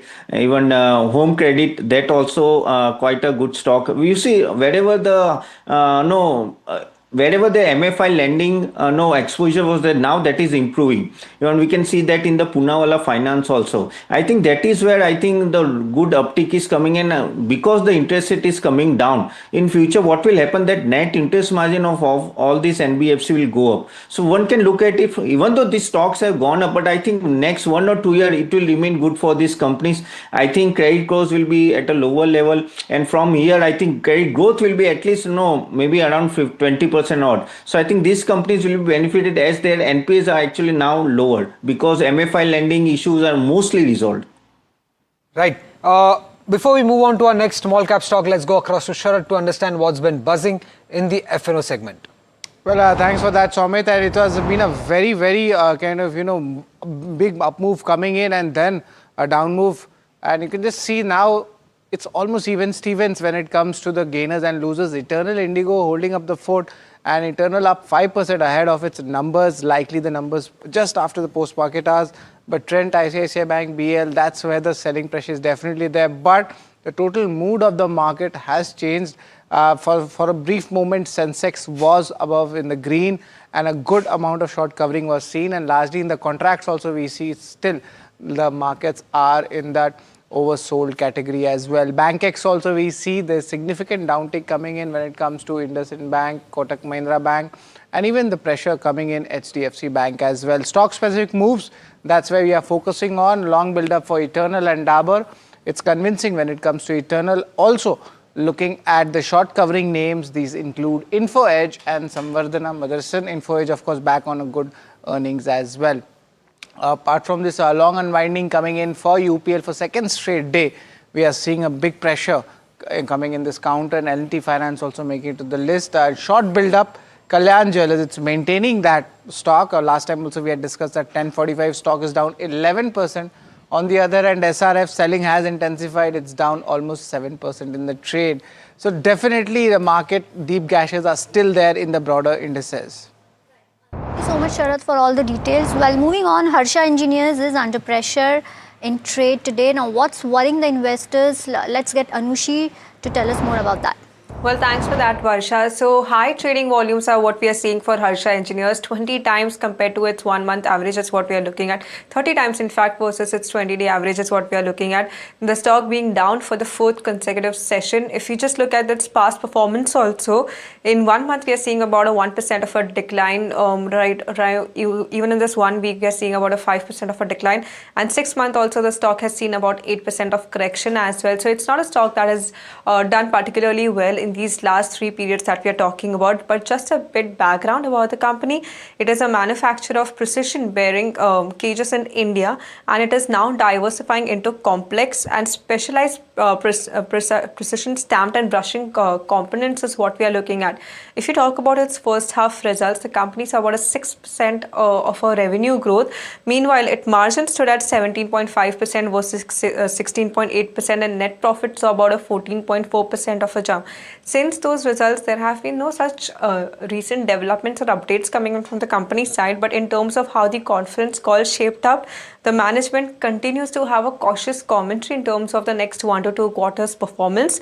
Top line growth, if we see, is majorly going to be domestic led. Your top line growth is expected to be in high single digits, with India growth to be in mid-teens is what we are looking at. However, Harsha Romania is something that we have to continue to see how that particular business would pan out, considering that they made a profit last quarter, and this is after several quarters of losses that we are seeing. So how and what is the EBITDA trajectory for this is something that we should be watching out for. But this is the overall perspective that we have for this particular stock. Right. Thank you so much, Anushi, for all the details. Well, Tapan, management is cautious for next 1 to 2 quarters. What about you? How are you viewing these stocks? What is your advice to investors? Even I am cautious now. If you see their results is not so great from last, I think 1 or 1.5 years, and if you see there is a clear margin pressure, and which look like it will continue for next 1 or 2 quarters. Also, export demand is not there. Again, the client concentration risk is there already. Working capital issue is already there. No, it is actually going on a much more intensify here, and that may create a problem. Again, Europe slowdown is impacting the stock. So my take is, I think unless the revenue and profitability don't go up, I think better to avoid this stock.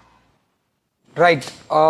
Next counter that remains, in fact, couple of stocks that remain in focus is Bazaar Style and Cupid. Now, this is after Cupid has announced that they are looking to invest close to 331 crore rupees in Bazaar Style, and this will be via preferential allotment of warrants. Now, the issue price that they have fixed is at close to 328.25, and which was at a discount of nearly 3% compared to yesterday's closing price. So this actually raises the question of why Cupid is actually investing in Bazaar Style, which is completely, I believe, an unrelated company.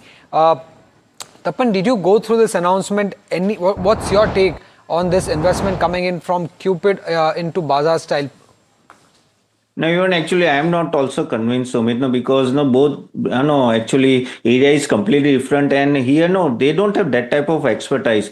But I think this investment actually will create a tension within the investor, where the Cupid is going from here. They were doing well in their own business, but I think this diversification looks out of the way, and that is when I think that is why the fall is there. So I'll wait. It will be a wait and watch. Let us see how the things will pan out from here. But from here, I think one should wait and let the complete merger or whatever acquisition happen, then only take a call once the profitability is out. What is your view when it comes to Bazaar Style? Bajaj Style is a okay stock, but the problem is in that the segment there is lot of competition. Okay, and margin are already under the pressure. You have already seen many other companies in the same sector is facing lot of issue. So I think again the valuation is on a higher side. So it is not giving me as a comfort level to get into that stock. So here also I think we'll have to wait. Again, the way the stocks are currently falling, still the demand is not coming up at a rural and urban area. So my take on even Bajaj Style, I think wait and watch only. Tapan, I just wanted to ask about Cupid. Now, company is actually, is moving to an FMCG company, right? Being a condom manufacturing and moving into the FMCG products. What is your view on Cupid? Will Cupid get that, valuation of an FMCG company, maybe, in next 1 or 2 years? So, just wanted to have a context on valuations when it comes to Cupid. Now, if you see the Cupid valuation, already it is trading at 164 PE, and FMCG normally, see, if it gets want to have that FMCG label, it has to perform accordingly. And FMCG is a very, very tough market. They had a niche area, condom segment, which was quite niche and where they were the leaders. Now coming into FMCG, lot of competition is there. They must have seen that at this sector, condom sector, they may not grow. That's why they want to diversify. But now market will wait and watch, because at this PV, no one I can say the pros is not on your side. I think one has to wait for this, how they are going to perform. It will be a tough fight for even Cupid also to be a top performer at that segment. So I think better to wait and watch, and I think valuation may go down if something happens, acquisition happens. Just wanted to discuss one more stock with you, Tapan here. If you look at this counter that I was looking at, Shoppers Stop, that stock is down around 5% in trade, and this is after, I believe, the Q3 numbers. But the stock has recovered. In fact, at one point of time, it was down 10%. Any view on Shoppers Stop? See, if you see trend, Shopper Stop, everywhere, what is the problem coming? Problem is that LFL growth, like for like gold or SSG growth, same store growth. There, it is coming on a lower side. And we can see direct competition from online retailers. Of course, they also have their online segment. But here much of the sale is happening online nowadays. And even the Diwali season also. And if you see, these companies were earlier, if I talk about trend, they were used to grow at 40, now it's growing at 15-20. Even Shopper Stop also, now the overall the sales growth has gone down. Now if you don't perform, the valuation which you have been given earlier will go down, correct? And that is so trend is coming down, shopper stop is coming down, and still I don't see they are bottoming out. I think they has to perform at least SSG growth, same store growth should be at least on a maybe 10 to 15% at least in order to give the comfort. Until that, I think it's a complete avoid. Thank you for joining us and giving us the perspectives on the stocks that we discussed on the show today. Well, with that, it's a wrap on this edition of Small Cap Buzzers. Stay tuned and keep watching NDTV Profit.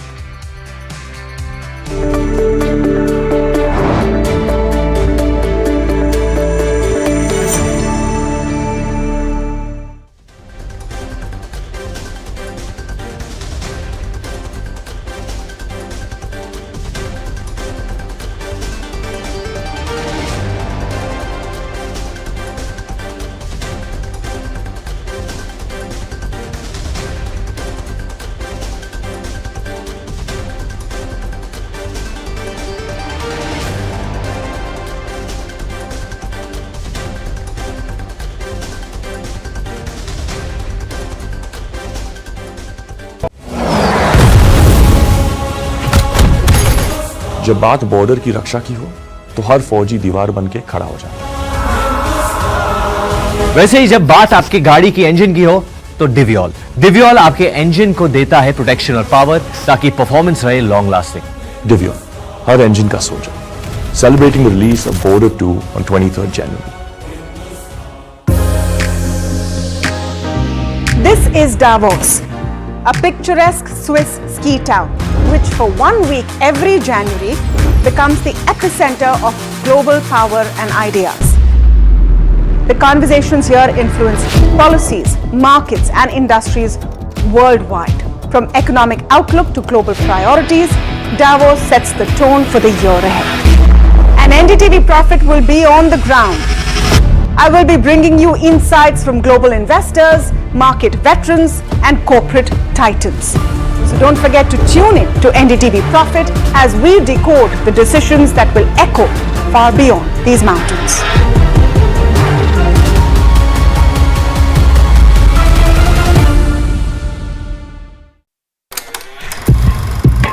लोग कहते हैं कि जिंदगी एक film की तरह होती है, लेकिन मेरी जिंदगी सिर्फ एक फिल्म नहीं, एक ब्लॉकबस्टर फिल्म है।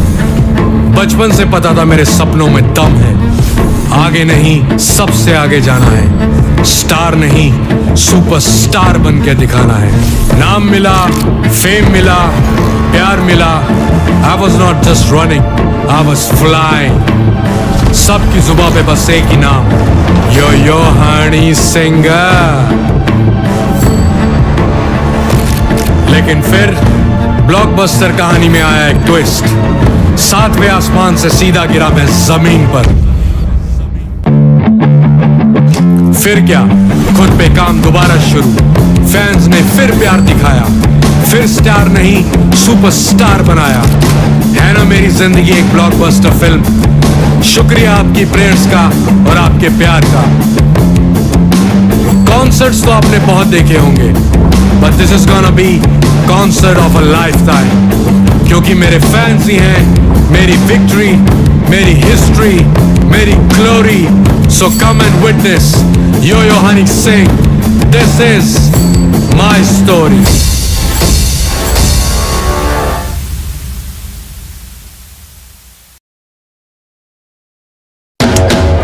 After Delhi and Hyderabad teed off in style, the NDTV PGTI Golf Pro-Am now travels to Mumbai, where business leaders and professionals will connect and compete, charged with excitement.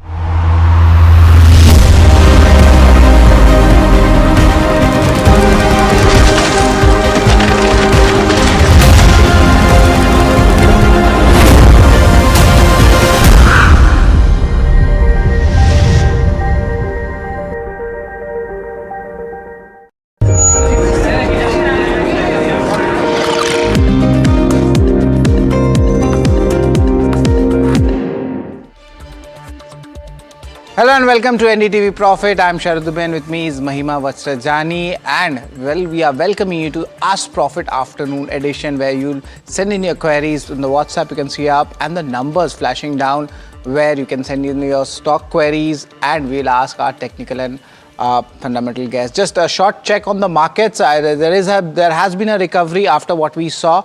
The Nifty, if you could just pull up, that was down less than 25,200. A recovery was made, short covering was there, but it's still very volatile. And Rupee, that is at record levels at 91.7. That's the key concern of the markets.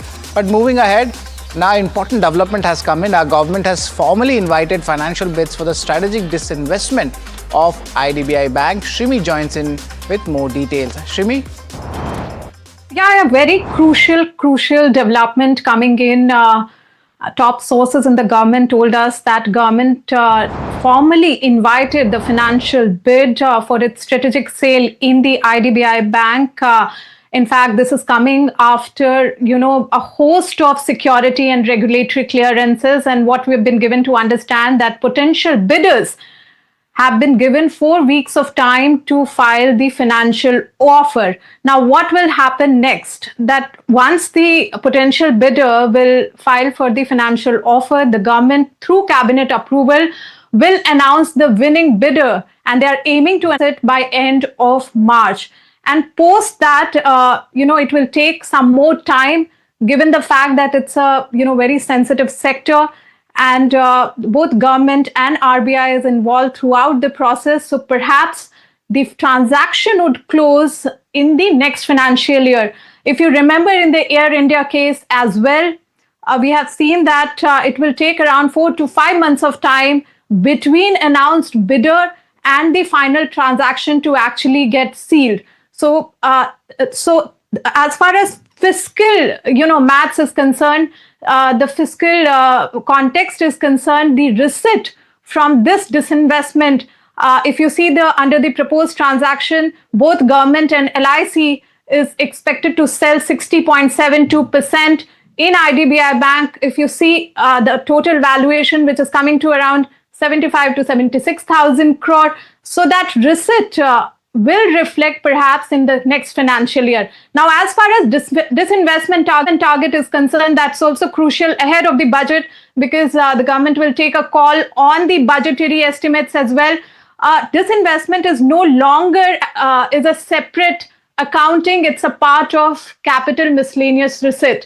And that the target for this financial year is actually 47,000 crore. And so far in this financial year, the government has garnered around 8,700 crore. So clearly a shortfall. But this shortfall is not actually concerning for the government at this point of time. But the main big story here is that government is moving fast on the IDBI disinvestment, which has been dragging for some time. But now with calling for financial bid, we will see, they are getting close to the transaction, and it will be sealed perhaps by, between July and August is what the sense we are getting. Thanks a lot, Shrimi, for that interesting development coming in for IDBI Bank. I just want to show the chart as well. IDBI Bank, what's the reaction happening in the stock? If you could just pull up the daily chart, and we see, yes, there's a good up move coming in the stock itself. But now joining in, we are having our guest for Ask Profit Afternoon Edition, Kunal Rambia, Fund Manager and Trading Strategist at The Streets, and Prashant Tapse, Senior VP Research Analyst at Mehta Equities. Good afternoon to you, gentlemen. I'd like to start with Kunal. Views on IDBI Bank before we move on to our viewers. Kunal, what's the view coming in? Interesting update coming from Shrimi on the speeding up of the process of the disinvestment. Good afternoon. Thanks for having me on the show. So overall formation on the IDBI Bank is pretty much sideways, consolidating since almost June 25 so far. And this counter has not shown any extraordinary moves, though it's a up move, but it's a muted up move. So I think with the stop of 90 levels, one can definitely accumulate this counter. The volumes are pretty good, which is supporting the muted up move. So with the stop of 90, I think one can initiate the trade at this level where the risk reward ratio is extremely favorable. Right, now let's come back to our show, your Ask Profit Afternoon Edition, and these are the numbers. You can call in there. These are the numbers it's flashing on the screen where you can put in your queries and we will get in all your answers. First one is, of course, Venkat here, and he is holding 45 shares of CE Infosystem, that is MapMy India. The price is at 1792 rupees per share. He needs a 6 months suggestion on this, and in recent months, nothing has happened. MapMy India, Prashant, I want to get you on this. What's your view on this? What should Venkat do? I think he should try to be avoiding this stock at this point of time. If he is holding, I think it should be the exit call from my side. If you see the financial numbers, the valuations are very expensive at this point of time. Plus, the quarterly earnings are not so good, so that I will have a very positive outlook. For me, it's a negative outlook for the stock for the near term as well as the long term. So exit is my call. So the exit call coming in for MapMy India. Another query from WhatsApp is Suman from Kolkata. 30 shares of Zaggle prepaid he has. Average price is roughly at 309 rupees. Is the right time to accumulate? Good to hold for long term? Kunal, your views? So again, the recent correction in the market has brought almost all the counters near to the support level, and this counter is also one of them. The strong support is near 270, though as of now it's near to 280. If the counter consolidates near this 270, 280 mark, I think this can offer a good risk-reward ratio. Overall trend is definitely negative, but from risk-reward point of view, I think, this is the level to watch out for. Keep a watch on it for 2-3 days. After consolidation, you can initiate a buy with the stop of 270.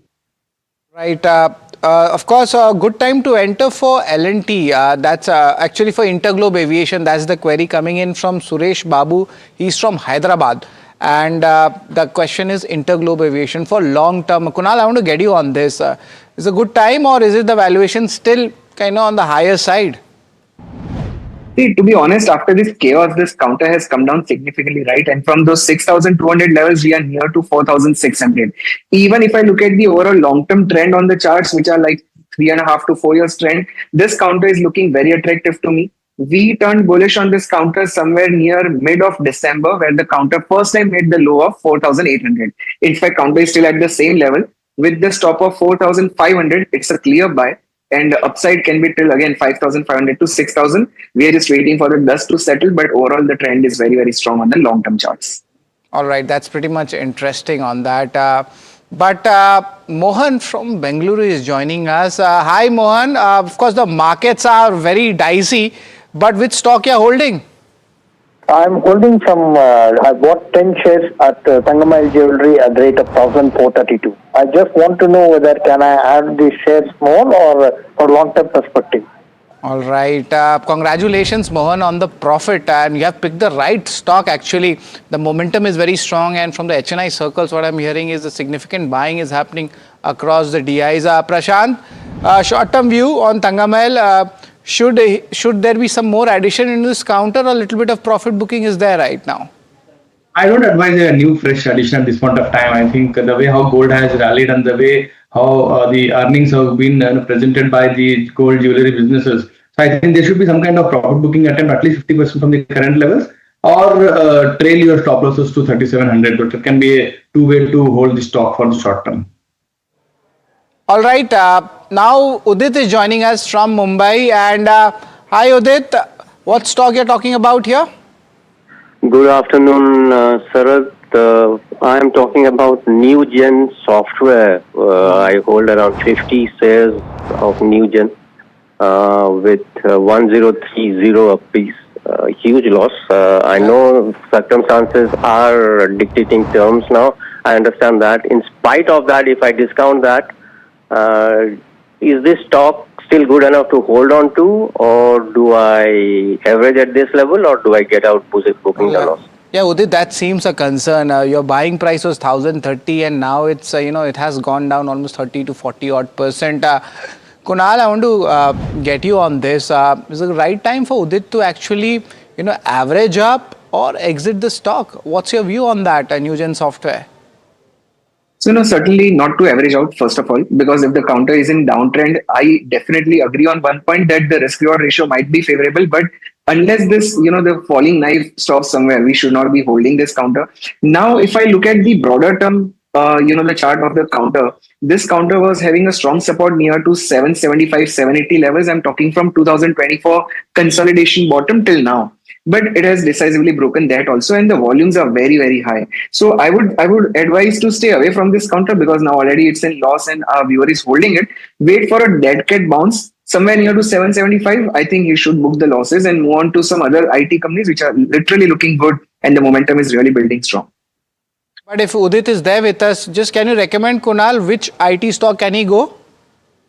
So I'm betting honestly on the large cap IT counters. The first is Infosys. Today also it's trading at 1650 days high, and the overall trend since last 3 to 4 months is very, very positive. So with the stop of 1550, we are long on Infy and the target remains at 1800 to 1850. The second is TCS, where again the trend is very, very muted but positive. Near to the support with the stop of 3000, one can go long on TCS also. I think these are two better counters, though the recovery in Newgen can be faster. But here we will have a risk reward ratio which is favorable and the capital protection which is the must in such kind of markets. Definitely some kind of recovery also happening in this large cap IT names. But now moving on, Siva from Hyderabad, he is holding 1000 shares of CG Power and Industrial Solutions at 650 rupees per share. Of course, there is a loss. He has stated it's a huge loss, but it's not that big loss also, to be honest. At these levels right now, the company's fundamentals are still decent. Kunal, is good time to average out or exit the stock? Feels like it can be a good average play. So beginning of 2025, this counter was near 530. From there, a big upswing was seen and again counter has reached the same level. Interestingly, on 19th of Jan, the highest volumes were recorded. The highest volume of the entire year were recorded on that day. We also shortlisted this counter, but only we were waiting for the higher top, higher bottom to just confirm the trend, which did not happen. But yes, this level is very attractive. If the counter manages to close above 590 to just 600 level, which is a round off level, we will definitely be into it. And I would advise our viewer also to average out at that point in time with the stop of 560. So with the stop of 560, buying above 600, and then let's ride the rally if at all there is a significant recovery. That's the view coming in. But Hanish from Bengaluru joins in. Hi Hanish, which is the stock you want to ask our technical or the fundamental guests? So I would like to ask on with respect to SBI card as well as Tata Motors, but anyone is buying for me right now? Right. So it's Tata Motors CV, right? Okay. So there are two stocks, Tata Motors CV and SBI from Hanish. I would like to take the technical views first. Prashant, your views, which would be better, Tata Motors CV or SBI in current levels? I think Tata Motors CV can be a better stock in this market. I think that is making all-time highs, and the way how CV cycle is going forward, I think that is creating a lot of good earning visibility for me. So currently, I think continue to hold this stock at this point of time, and even if you can add more, adding more at this point of time is highly recommendable. And SBI Cap, I think that is also a good stock right now. NBFC, that is a great company right now to accumulate. Going forward, the consumption story will be more on the spending cycle of a credit card. So SBI credit card can be a best stock at this point of time. All right. Apart from this, Kunal, even your views on it, SBI or Tata Motors CV, fundamentally, which looks good now?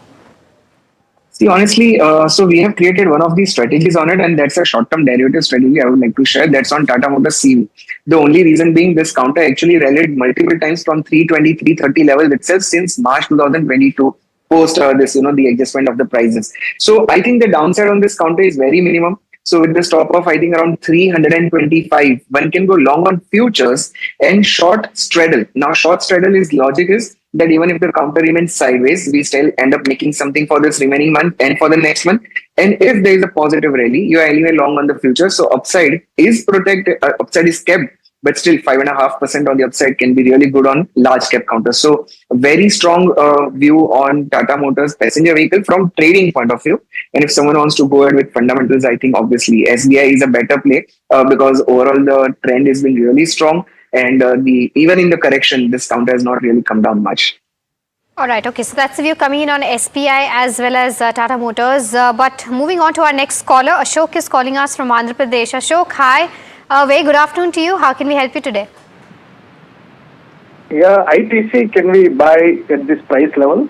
I have already 400 shares with average price of 355. Okay. And this is, I believe, from a long-term perspective. Yeah. All right. Okay. Prashant, I'll come to you on this one. ITC, what's the view like? Yeah, continue to hold and add more at this point of time. I think the way taxation will always keep on hitting this kind of sector. Every year there is some kind of news from the government keeping some extra excess duties or some taxes on these kind of goods. For me, at 320, 310 is a good level to start accumulating for long-term investors. Again, it's a very big conglomerate having a lot of other businesses also. So very good at this point of time. Okay. All right. So that's the view coming in on ITC. We've got the next question, which is from Ananta, who's writing us from Vijayawada. She's bought around 405 odd shares of Stalin India Fluoro at an average price of 261. Now sitting on a loss of around 27,000 odd rupees. Wants to know if she should average out at the current price or exit. 1 year is the time frame. Kunal, I'll come to you on this one. What's the view like? See, again, I would avoid such counters. The only reason being, these counters are either in upper circuit or the lower circuit, and the risk management goes for the toss, whether you're a short-term or a long-term trader. So I would avoid this counter for now, for the sake of the view on the chart. I think 185 can be the good support, and below that 155 can be the next support. Keep these levels in mind, but I would advise an exit on this counter as early as possible. Right. Now we are moving on. Sunil from Mumbai. He's calling. He's holding Angel One at 200 shares. Hi, Sunil. What would you like to do with this counter? Yes, sir. Yeah. Yeah. No, I just want short-term target, sir. Okay, short-term targets for Angel One. And stop loss. Okay, and stop loss. Short-term targets and stop loss coming in for Angel One. Prashant, what's your view on that? I think the stop loss should be anywhere between 2350 on a short-term basis. But again, very much positive on this stock, on the sector as well. The way how BSE has performed, the way volatility has created a lot of good earnings show by Angel One. So I think BSE, Angel One as well as Grow. I am very much positive on this. Obviously, 2370 can be a stop loss for him for short term. All right. Apart from this, another query coming in, and that is from Prakash from Chennai. He's having a tactical bet on UPL. It's invested at 775 rupees. Roughly 250 shares is there. He wants his view, of course, on the long term and the short term.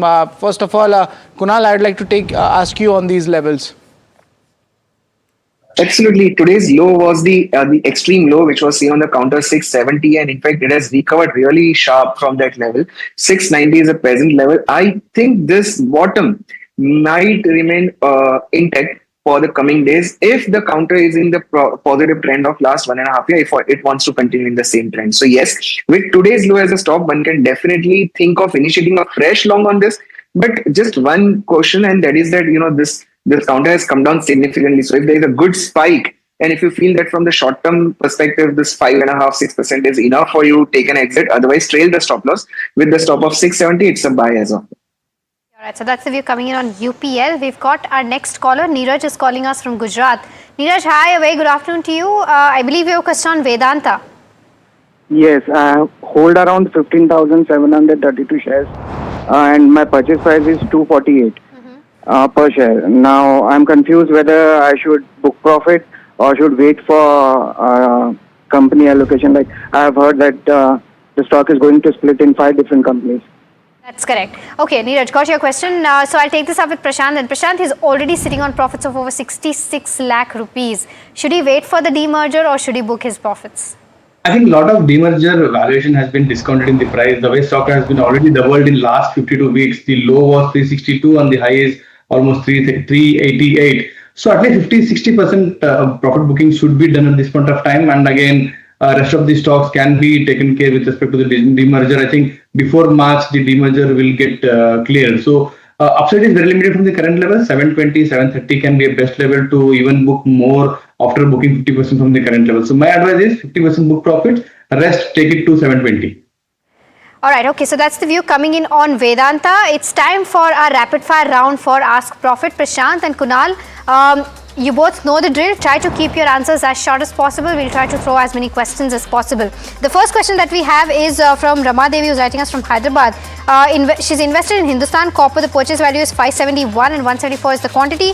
Should she continue to hold from a short-term perspective or not? Kunal, your view? Absolutely hold with the stop of 525. All right, there's Chandrasekhar from Bengaluru. He's holding 10 shares of Vari Energies. Average price is 1900. Can he hold for a long time? Prashant? Exit at this point of time.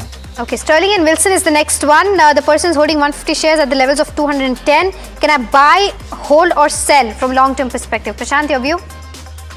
Buy for long term. All right, Guru Shankar from Pune, he's holding Eternal. Zomato, that's around 75 stocks at 74. There's a profit of 16,000 rupees coming in. Should he hold the stock or sell, Kunal? Looking at the profit, one should not exit. Yeah, it's a hold with the stop of 275. Okay, the next one is on Paradeep Phosphates. Google from Odisha wants to know if this is the right time to make an entry. Kunal, your view? It's an exit as of now. Interesting. Sterling, Wilson and Renewable Energy, 150 shares were bought at around 210. Good time to sell or exit or even average out. Kunal? I think the PO answered, but still, I'm very bullish on this counter from the risk reward point of view, waiting for the breakout of 210. One can add about that level. Okay, the next one is from Bhaskar Reddy. He's asking whether this is the right time to buy HDFC Bank. Prashant, would you recommend that? As a long term, yes, buy at this point of time. Vasu Patel, he is asking, should he invest in Gravita? Current holding is 1,000 shares, or should he average more out? Prashant? Considering the recent fall, I think yes, one should start buying at this point of time. Okay, the next one is on Praj Industries. Abhinay Gupta is holding 185 shares at an average cost of 446. He wants to know if he can hold, buy or sell. Kunal, your view? So it has broken the main support, so exit for now, but re-enter about 305. Alright, okay, so that's the view coming in on Praj Industries. But with that, we're completely out of time on this edition of Ask Profit as well as Rapid Fire Round. Kunal and Prashant, thank you so much for giving us all those insights and helping our viewers solve those queries. But with that, as I said, completely out of time. India market close up next. Stay tuned.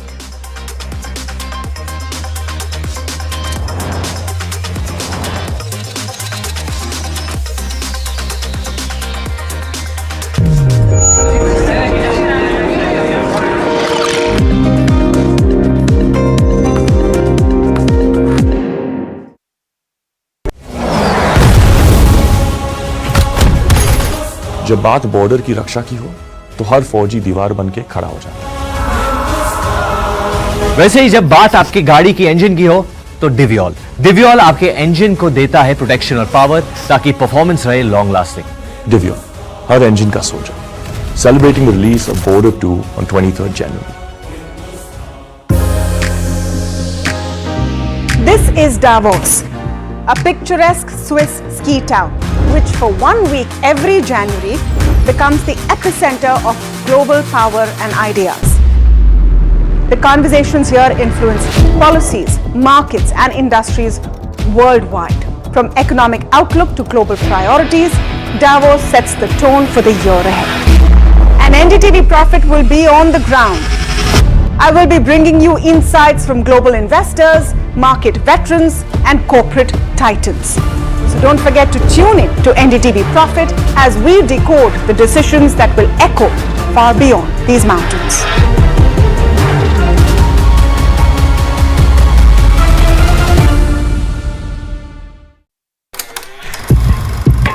लोग कहते हैं कि जिंदगी एक film की तरह होती है, लेकिन मेरी जिंदगी सिर्फ एक फिल्म नहीं, एक ब्लॉकबस्टर फिल्म है।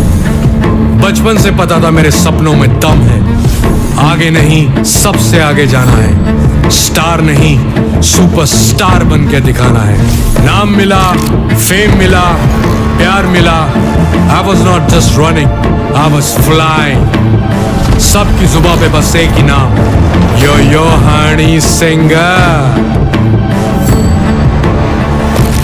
लेकिन फिर ब्लॉकबस्टर कहानी में आया एक ट्विस्ट, 7वें आसमान से सीधा गिरा मैं जमीन पर।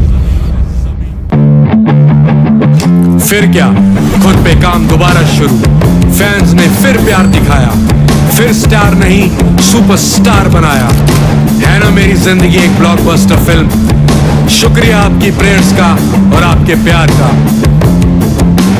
कॉन्सर्ट्स तो आपने बहुत देखे होंगे, but this is gonna be concert of a lifetime, क्योंकि मेरे फैंस ही हैं मेरी विक्ट्री, मेरी हिस्ट्री, मेरी glory. So come and witness yo Honey Singh, this is my story.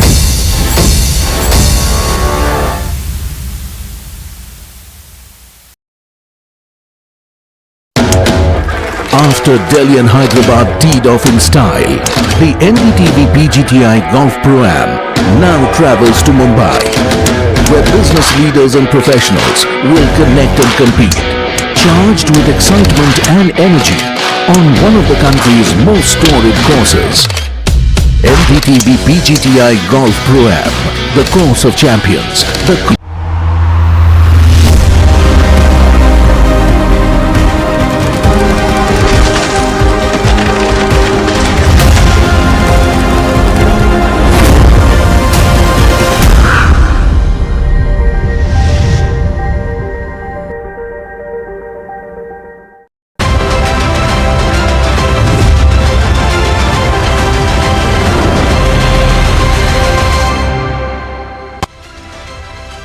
Hello and welcome to India Market Close. I'm Sharad Dubey and with me is Hiral Dadia and Somit Sarkar. We have seen a very eventful day actually. The markets actually cracking below the 25,000 mark, also dipping below the Nifty 200 DMA levels as well, but then a recovery also coming in and now a slight bit of correction from the day's top levels as well. And Nifty still down 80 points. Concerns are still there in the market.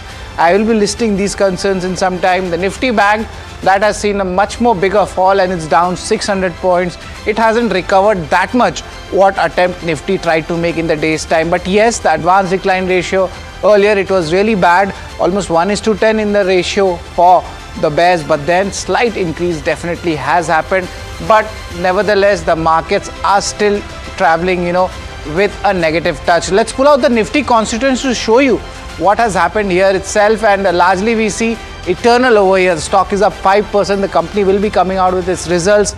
Apart from that, Indigo, Hindalco and Max Health, Ultratech, all of them showing strength in the trade.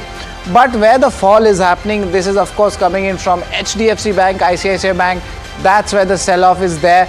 Apart from that, Nestle, Trent and BEL also make it to the list. Of course, the India VIX levels, that has also jumped up 10% and near the 14 odd levels. But definitely the market is in their oversold territory. Let's look at the sectors which would be in focus, what the sectors have been doing, and largely we are back to the metal and PSU banks where we had seen some strength, but again we are in a sea of red and barely Nifty Infra is there in the green, and big sell-off especially in the defense and the consumer durable segment. But to put the perspective in the mid-cap space, stock-specific moves, earnings, all the details Hiral is getting. Hiral? Absolutely, Sharad. The pain is absolutely deep when you talk about the broader markets. If you pull up the mid-cap 150 or even the small-cap 250, you'll see the kind of cuts that are coming in on both these indices. 1.3% on the mid-cap 150, and if you have to look at the small-cap 250, 1.3% is the kind of cuts. Let's just pull up the intraday charts of both the indices, and that will tell you. Because the recovery that has come in terms of the benchmarks is critical. We did see that recovery come in the broader markets as well. Again, come down, but we're not at the day's lowest levels on the broader markets as well. Overall, if you see in terms of individual stocks, let's look at the ones which are gaining first. Credit Access, MRPL, Eternal, India Mart, KPR Mills, J&K Bank, smart gains coming in all these names. What's losing out? Kalyan Jewellers, a 12% downtick coming in on this counter. SRF continues to trade under pressure. Scient is down, Force Motors, Laurus Labs, Paytm, Ciet are a few of the ones which are losing out in trade. So interesting moves, Somit, that we're picking up so far in terms of the markets as we speak. But one stock that is in focus right now is a Supreme Petro. Anything that you're picking, Supreme Industries, I beg your pardon, anything that you're picking up on that front before we speak to the management? Well, pretty much inline set of numbers is what the street has said. Now, if you look at the EBITDA number, that came in at close to 314 odd crore rupees, and analysts were estimating this number to be close to 304. Margins came in at 11.7 as against estimates of 11.5%. The piping volumes, now that grew nearly 16% on a YOY basis to close to 147 KT, and piping realizations that came in below by around 6% on a YOY basis to close to 124 rupees per kg. Blended EBITDA per kg also 10% down to close to 17.1%. But let's go across to MP Tiparia, the managing director of Supreme Industries. Sir, when it comes to the FY26 volume and margin, are you maintaining your volume and margin guidance that you had given earlier? I believe the volume guidance was 12 to 14% that you had guided for FY26, and margin was close to around 14%. Are you maintaining that guidance? No, we have given a guidance of plastic piping 15 to 17% volume growth. And we maintain that we will grow 15 to 17% by volume in plastic piping system. And margin side, we will grow between 13.5 to 14% overall in the company. Right, but I believe the total volume guidance was 12 to 14%. You are right. So that is also maintained for FY26? We maintain. And we had seen a lot of the volume numbers were not that great so far. But are you seeing a pickup right now when it comes to overall piping segment volumes?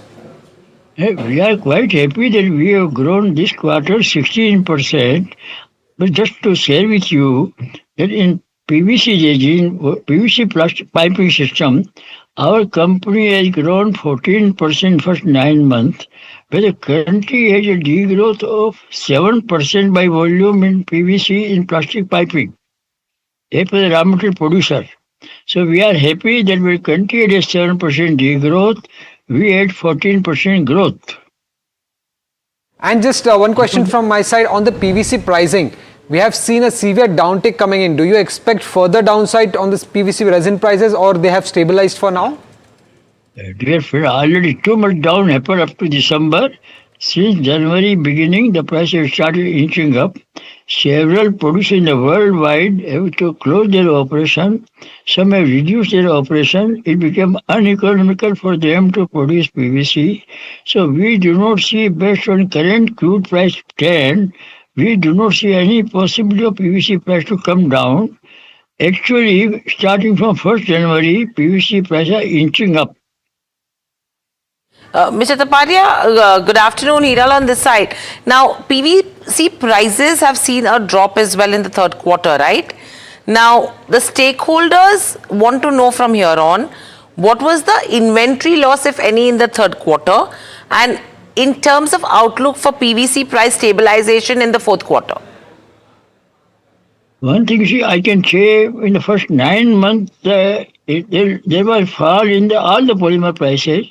So our company may have suffered an inventory loss between 100 to 120 crore rupees 9 months. Now this quarter, we do not anticipate any further inventory loss coming. And we believe that prices will slowly and surely, definitely on PVC and other polymer also inching up. Mr. Taparia, hi, Sharad here. I was just checking your segments, industrial product segment, that's where the degrowth has come in. If you just see on a 9-month basis, which we have compared, is there kind of a, demand pressure in the industrial product segment? And if it's there, will it bottom out in the coming time? Different. We are only supplier of component to the industrial companies. So the component whichever industry we were supplying for them, there is demand poor. So we cannot forecast about the demand, how they are going to fare, but we don't consider any great happening in the industrial component segment. Okay. Mr. Taparia, the question that we are looking at over here is, now you are talking about the margin guidance of 13.5 to 14% for FY26, correct? Yeah, right. Okay. And currently your margin is at around 11.7%, correct? And so the numbers are already with you. Correct. No, so our question is, from a 11.7% in this quarter, a 12.3% in the previous quarter, what will lead you to achieve that 13.5 to 14% margin?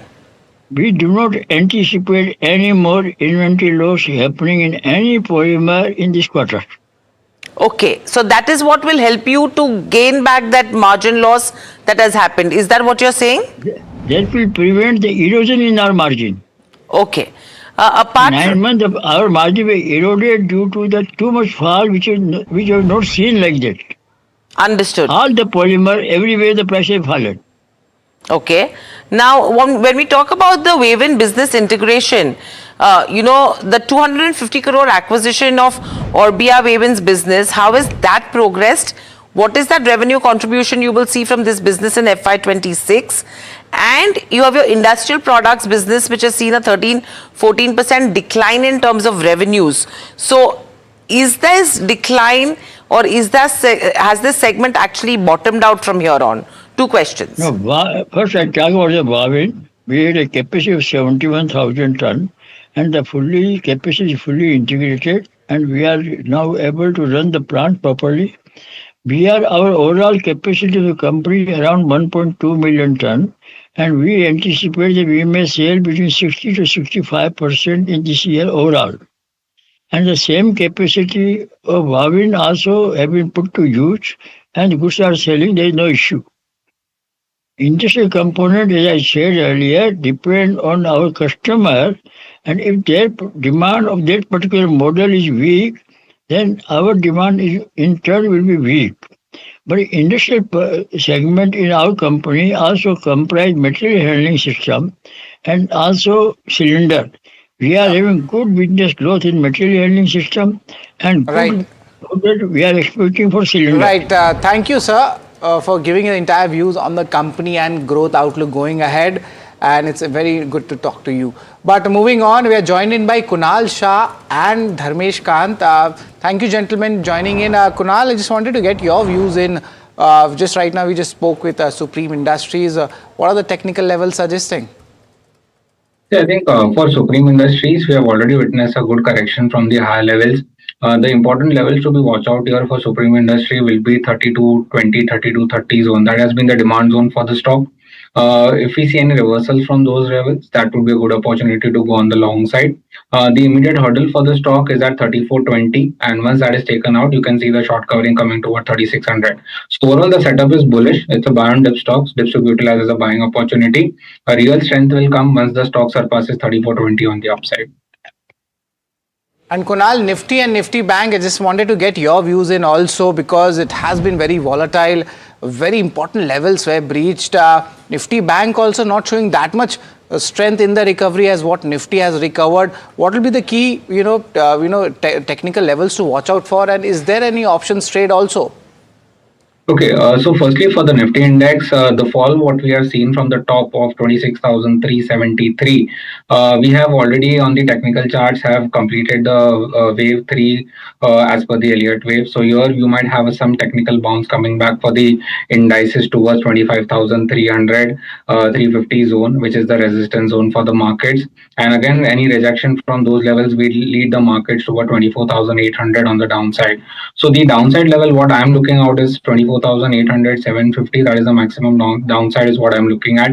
And on the higher end, the resistance continues to be at 25,500 mark. So I think now this is going to be a broad range. We are heading towards the budget.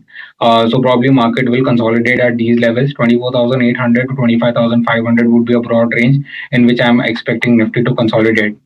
Today we have breached the 200 DMA for the Nifty index, but we have reclaimed that again on a closing basis. We are trading right now also above it. So probably a doji candle will be formed in today's trading session, which indicates an indecisiveness. So probably a consolidation from here on, and then probably we'll see the correction going forward post the budget. So overall, the view remains negative. Pullbacks should be utilized as an exit opportunity. Now the Bank Nifty. So Bank Nifty was the one index which was strong, and in today's trading session, in yesterday's trading session, we breached the 20 DMA, and then we had a follow-up move in today's trading session. Now 58,700 is a key level to watch out for. We have seen multiple bounces from those levels, and in today's trading session, we breached that level on an intraday perspective. But again, now we have reclaimed that levels on the higher end. So if we get a close below 58,700 in today's trading session, expect some more correction in the Bank Nifty towards the mark of 57,600, 57,700 on the downside. So for Bank Nifty, till the time 20 DMA is not reclaimed on the higher end, that is 59,500, the view continues to remain as a sell-on rise mode for the Bank Nifty. Right. Shifting focus to another stock that has declined significantly in the last couple of trading sessions. In fact, UPL has come down nearly 15% after the company announced that it will, in fact, not after the company announced, they came out with the RHP or DRHP of the subsidiary that is Advanta Enterprises. Let's get in Varsha to understand what does this mean for UPL and what could have been the reason behind this fall, Varsha? Well, I think this is all a profit booking that the market is doing after this news. Let's see how Advanta Enterprises is important and what this means for UPL. Talking about Advanta Enterprises, which filed DRHP with IPO size of around 36 million shares, that is 3.6 crore via OFS, and the UPL will sell around 2.8 crore shares. Now, Advanta is UPL seed business, if you see, and why Advanta is important, let's let's highlight on that. It's a seed vertical of UPL, global hybrid seeds player, and among top 10 seeds companies globally. Now, UPL holds almost 78% of stake in Advanta. Rest is owned by KKR and Alpha Wave. Now, talking about the long-term value creation. Now, if you see, Advanta has grown nearly 3.5x in USD terms over last 10 years and has a revenue CAGR of around 18% in last 5 years, with EBITDA CAGR of 23% and EBITDA margin of 25% and ROC of more than 25%, which is highest among its peer companies. Now, talking about the impact on UPL, how the listing of Advanta Enterprises will benefit UPL. So, objective is to reduce UPL's group debt, and the proceeds will be used for the debt repayment. The net debt EBITDA, if you see, currently UPL has almost 1.6x, which is expected to go down to around 1.2 to 1.3 times, a massive reduction when it comes to overall debt.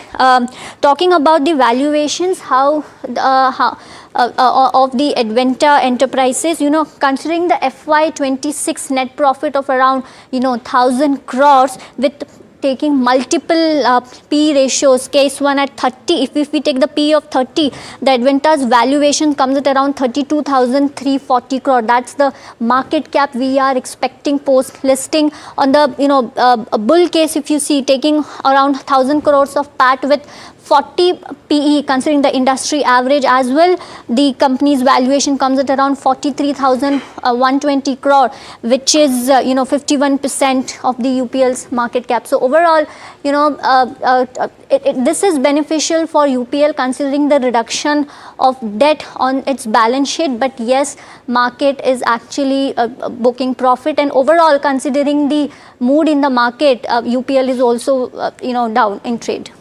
Well, thanks a lot, Varsha, for that. Dharmesh, I want to get you on this. UPL, Street is punishing the stock a lot, it seems, for the last two trading sessions. Is there a value emerging, and what's the outlook looking like for UPL? Of course, the deleveraging is also at play now.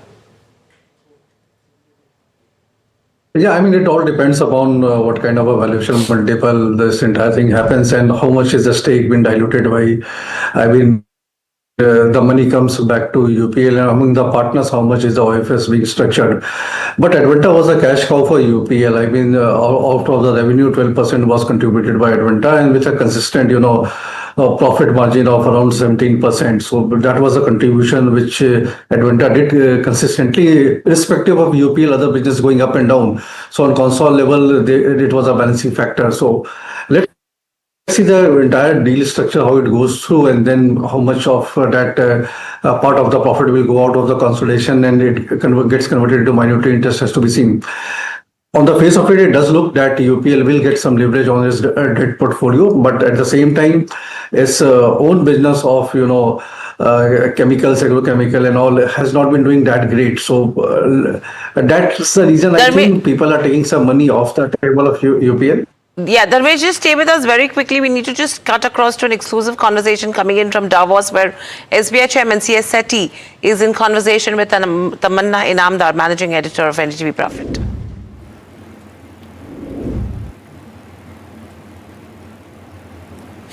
Thank you for that. Yes, in these cold climes and in this beautiful backdrop, we're having a conversation with the State Bank of India Chairman, India's largest bank, over here at Davos, where I must tell you the ongoing commentary is that India seems to have taken over a lot of the promenade. Sir, thank you so much for coming into our studios and speaking with us. Absolute pleasure. How's the trip going so far?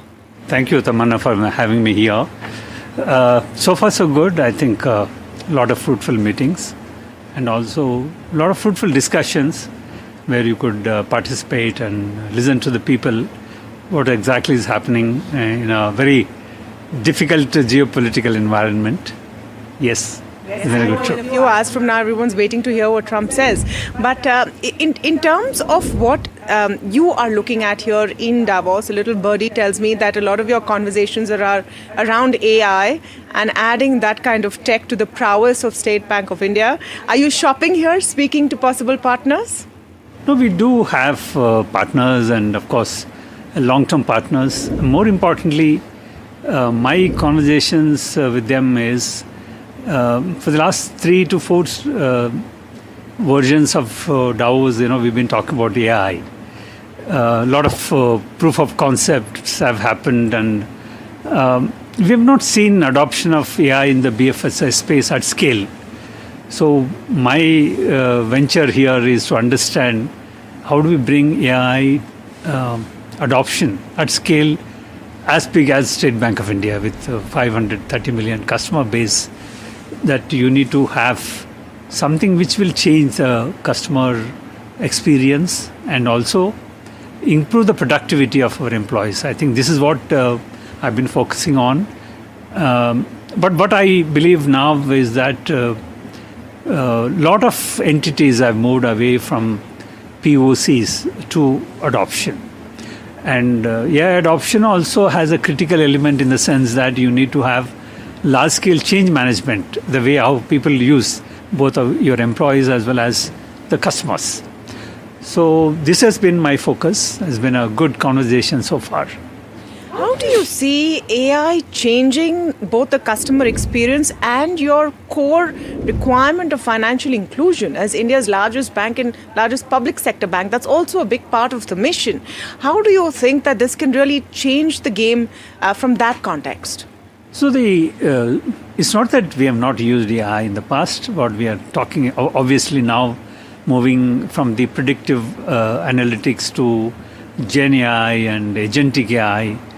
So we were one of the early adopters of AI models, both for purpose of the customer service, lending, for instance, and also fraud risk management. If you really see cyber protection of our customers, where transaction monitoring happens, and also we need to protect them from the cyber frauds. A large-scale Gen AI adoption is happening in SBI on the fraud risk management side. But we can definitely use in terms of creating hyper-personalization. Today, a lot of people receive a lot of calls on many products, right? How do we cut down on them? What Tamanna really requires, only those calls should go. I think Indians will thank you if this is a model everyone can adopt. This is what AI is capable of doing, in the sense that you don't disturb or you don't trouble the customer as much because you have not understood the customer much. If AI tools can provide that insight in terms of what customer needs and when does he or she wants to be contacted for. I think these are some of the things on the customer side. But more in terms of the customer protection side, I think agentic AI and AI have humongous applications going forward. Now, let's come back to a bit of the domestic business. I know we're sitting here in Davos, but we must talk about what is your outlook on urban consumption. Some of those concerns which are being talked about there, are you actually seeing it? Because you will be in the right position to see if that kind of consumption is coming in. A lot of the conversation that after the GST rationalization, it is banks who will see that uptake as people want to go out and consume more and take loans to do the same. So we did see. Of course, I won't be able to speak about our Q3 numbers because the results are scheduled sometime during February. But broadly speaking, I think consumption demand helped in terms of growing some of the consumer loans. What we have seen is that, since you mentioned about urban consumption, the consumption numbers which have been announced now shows that the rural consumption is picking up faster than the urban consumption. And another, dimension of the consumption is that it has been more in non-discretionary items. That means, auto sector, white goods have shown much more uptick than the discretionary or non-discretionary spending. Sorry, discretionary spending was more than non-discretionary. So I think GST has to help maybe the lower middle class to consume more, that consumption in the urban areas is yet to be seen. But on the discretionary spending, we have seen a significant uptick, both on the auto sector as well as white goods. So I want to ask you about numbers because, like you said, it's the silent period. But just want to get a sense of how you're seeing deposit growth. Deposit growth has been a pain point for the industry and for several reasons. How do you look at it as the largest player? So the kind of financialization, the overall financialization of savings which have been there, and the unconscious asset allocation which has been happening. People earlier probably used to have savings, and savings are destinations were only bank deposits. But today you may not call it asset allocation in the truest sense, but you would like to keep some money in the mutual funds and some money goes to the insurance, some to the pension fund. So which means that I personally believe that it is a kind of irreversible movement which is happening from the bank deposits to the other alternative financial instruments. It may change if the stock market is doing, probably more flows will be there towards that. But broadly, the banks have to live with a lower deposit growth rate. That's one. Number two, I think we also have to see that how do you structure your balance sheet? Do you want to structure your asset growth purely based on deposits, or you can go to the market and some of these savings which are currently going to various instruments have to come to the real economy, right? Back to the real economy. They are coming in some form. But ultimately the banks have to build their balance sheets based on not only on deposits, but other alternate instruments, market instruments, certificate of deposits, bonds. I think this is inevitable. I think that will definitely happen. Eyebrows raised when, a bank of your size goes after certificate of deposits. See, this is. I mentioned certificate of deposit to make you to ask me that question. So I think it's important to realize that every bank in India has to look for alternate sources of funding their balance sheet. This is what happened globally. If you really take my New York office, for instance, 75 to 80% of the balance sheet is built on market borrowings, not on deposits. So as the individuals and households diversify their saving instruments, the banks also have to diversify their source of funding. Just one last point. We've talked about deposit growth slowing down. Interest rates are also coming down. I'm not going to ask you for a number, but margins or 4% margins, thing of the past for now. Banks have to look at other ways and avenues. The margins, I think, are different for different banks. The way we structure our liability franchise, what kind of asset segment what we are doing, what kind of risks we are taking on the balance sheet, they all determine our margins. But broadly, I think the margins are likely to moderate as we go forward. It is also a fact that, while the asset side, that is loans are getting repriced faster, the deposits are taking a little longer time to reprice, which means that the margin pressure will be there. But as I mentioned earlier, I think on the guidance side, we are still sticking that most of the banks will be able to maintain the margins, not because of anything, but the better management of the liability side. You also have a big listing coming up for State Bank of India Mutual Fund, SBI MF, and that's, the red hot space, really. But do you think that there's that kind of an appetite for so much paper? So the investor community is also, very diversified. I think this is one stock I believe that is widely being looked forward to. We are the largest AMC in the country, and we had created value not only to the investors, two of the investors who backed the company, but we created value in the ecosystem of the overall mutual fund industry. I think it's a good stock to invest in. There you have it. One last question, sir. We're speaking ahead of budget. What would you hope to see as the message that India gives? And I think this time the budget is going to be important because it's a domestic budget, but it's coming at a time of so much geopolitical crisis and turmoil. What is it that you are looking forward to? I think the whole the financial system obviously looks at budget from a directional point of view, and broadly, it is expected that fiscal management, which has been the hallmark of this government, will be maintained. And if you see, despite so much geopolitical uncertainty, the resilience which has been shown by the Indian economy is admirable. There is absolutely no doubt about it. So the government, we assume that would continue to be on the path of fiscal consolidation and fiscal management.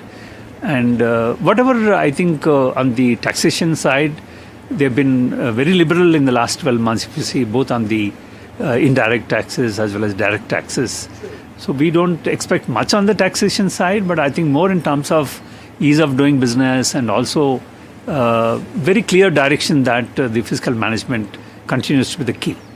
Well, that's great. So I hope we get to a chance to speak to you after the budget and get your views then as well. But there you have it, the State Bank of India chairman. And I think the big headline for me, amongst other things, is the SBI mutual fund. He's saying it's a good stock to buy. So take a look at that. Thank you so much, sir.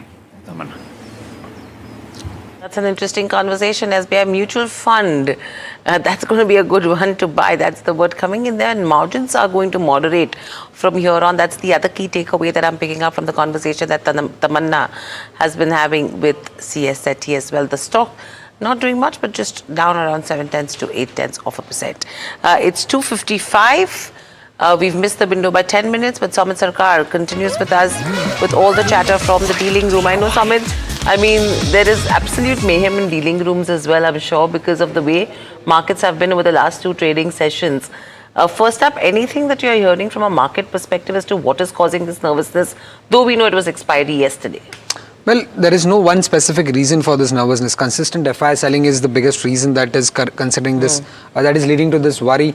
Apart from that, yes, rupee depreciation is another concern. But given the fact that there is a lot of volatility in the market, not a lot of stocks is being dealt by dealers, or there are not much of news flow that is coming in the dealing rooms. Few stocks that dealers have still highlighted. Firstly, it's Timex. Dealers are indicating that there are buy flows on the large HNI desk on this counter.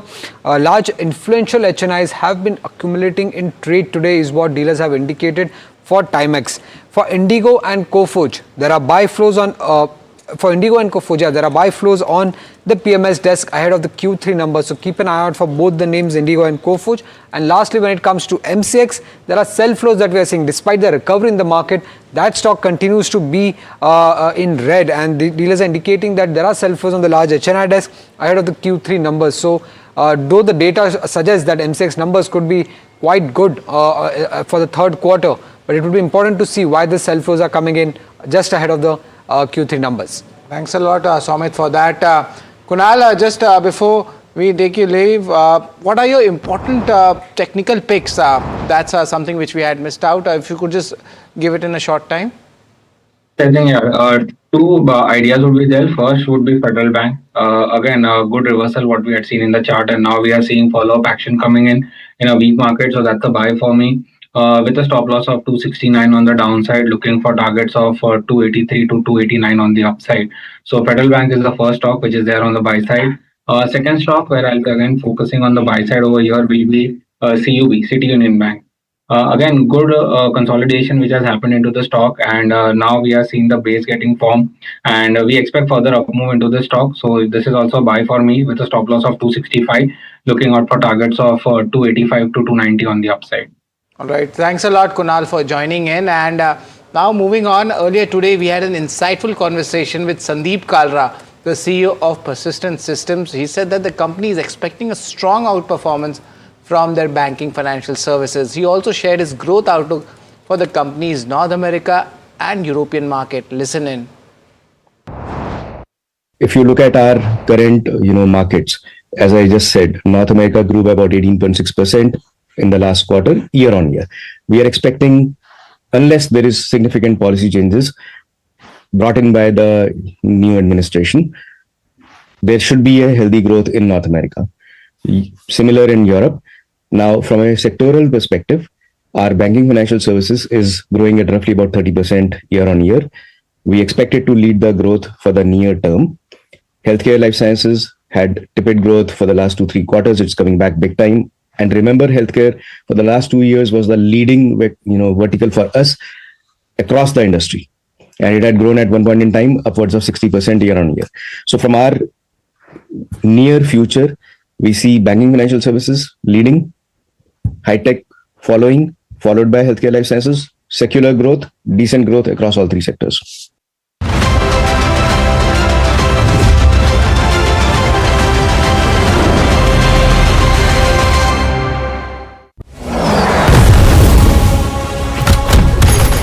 जब बात border की रक्षा की हो तो हर फौजी दीवार बन के खड़ा हो जाता है। वैसे ही जब बात आपकी गाड़ी की इंजन की हो तो डिवियोल आपके इंजन को देता है प्रोटेक्शन और पावर ताकि परफॉर्मेंस रहे लॉन्ग लास्टिंग। डिवियोल हर इंजन का soldier, celebrating the release of border 2 on 23rd January. This is Davos, a picturesque Swiss ski town, which for 1 week every January becomes the epicenter of global power and ideas. The conversations here influence policies, markets and industries worldwide. From economic outlook to global priorities, Davos sets the tone for the year ahead. And NDTV Profit will be on the ground. I will be bringing you insights from global investors, market veterans and corporate titans. So don't forget to tune in to NDTV Profit as we decode the decisions that will echo far beyond these mountains.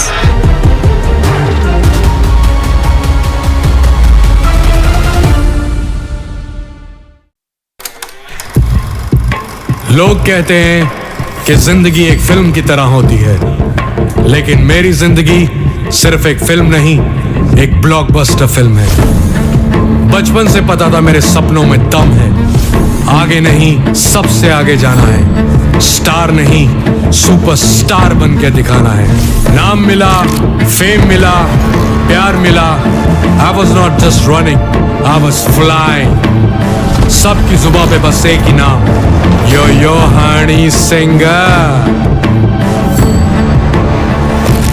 लेकिन फिर blockbuster कहानी में आया एक twist, 7वें आसमान से सीधा गिरा मैं जमीन पर।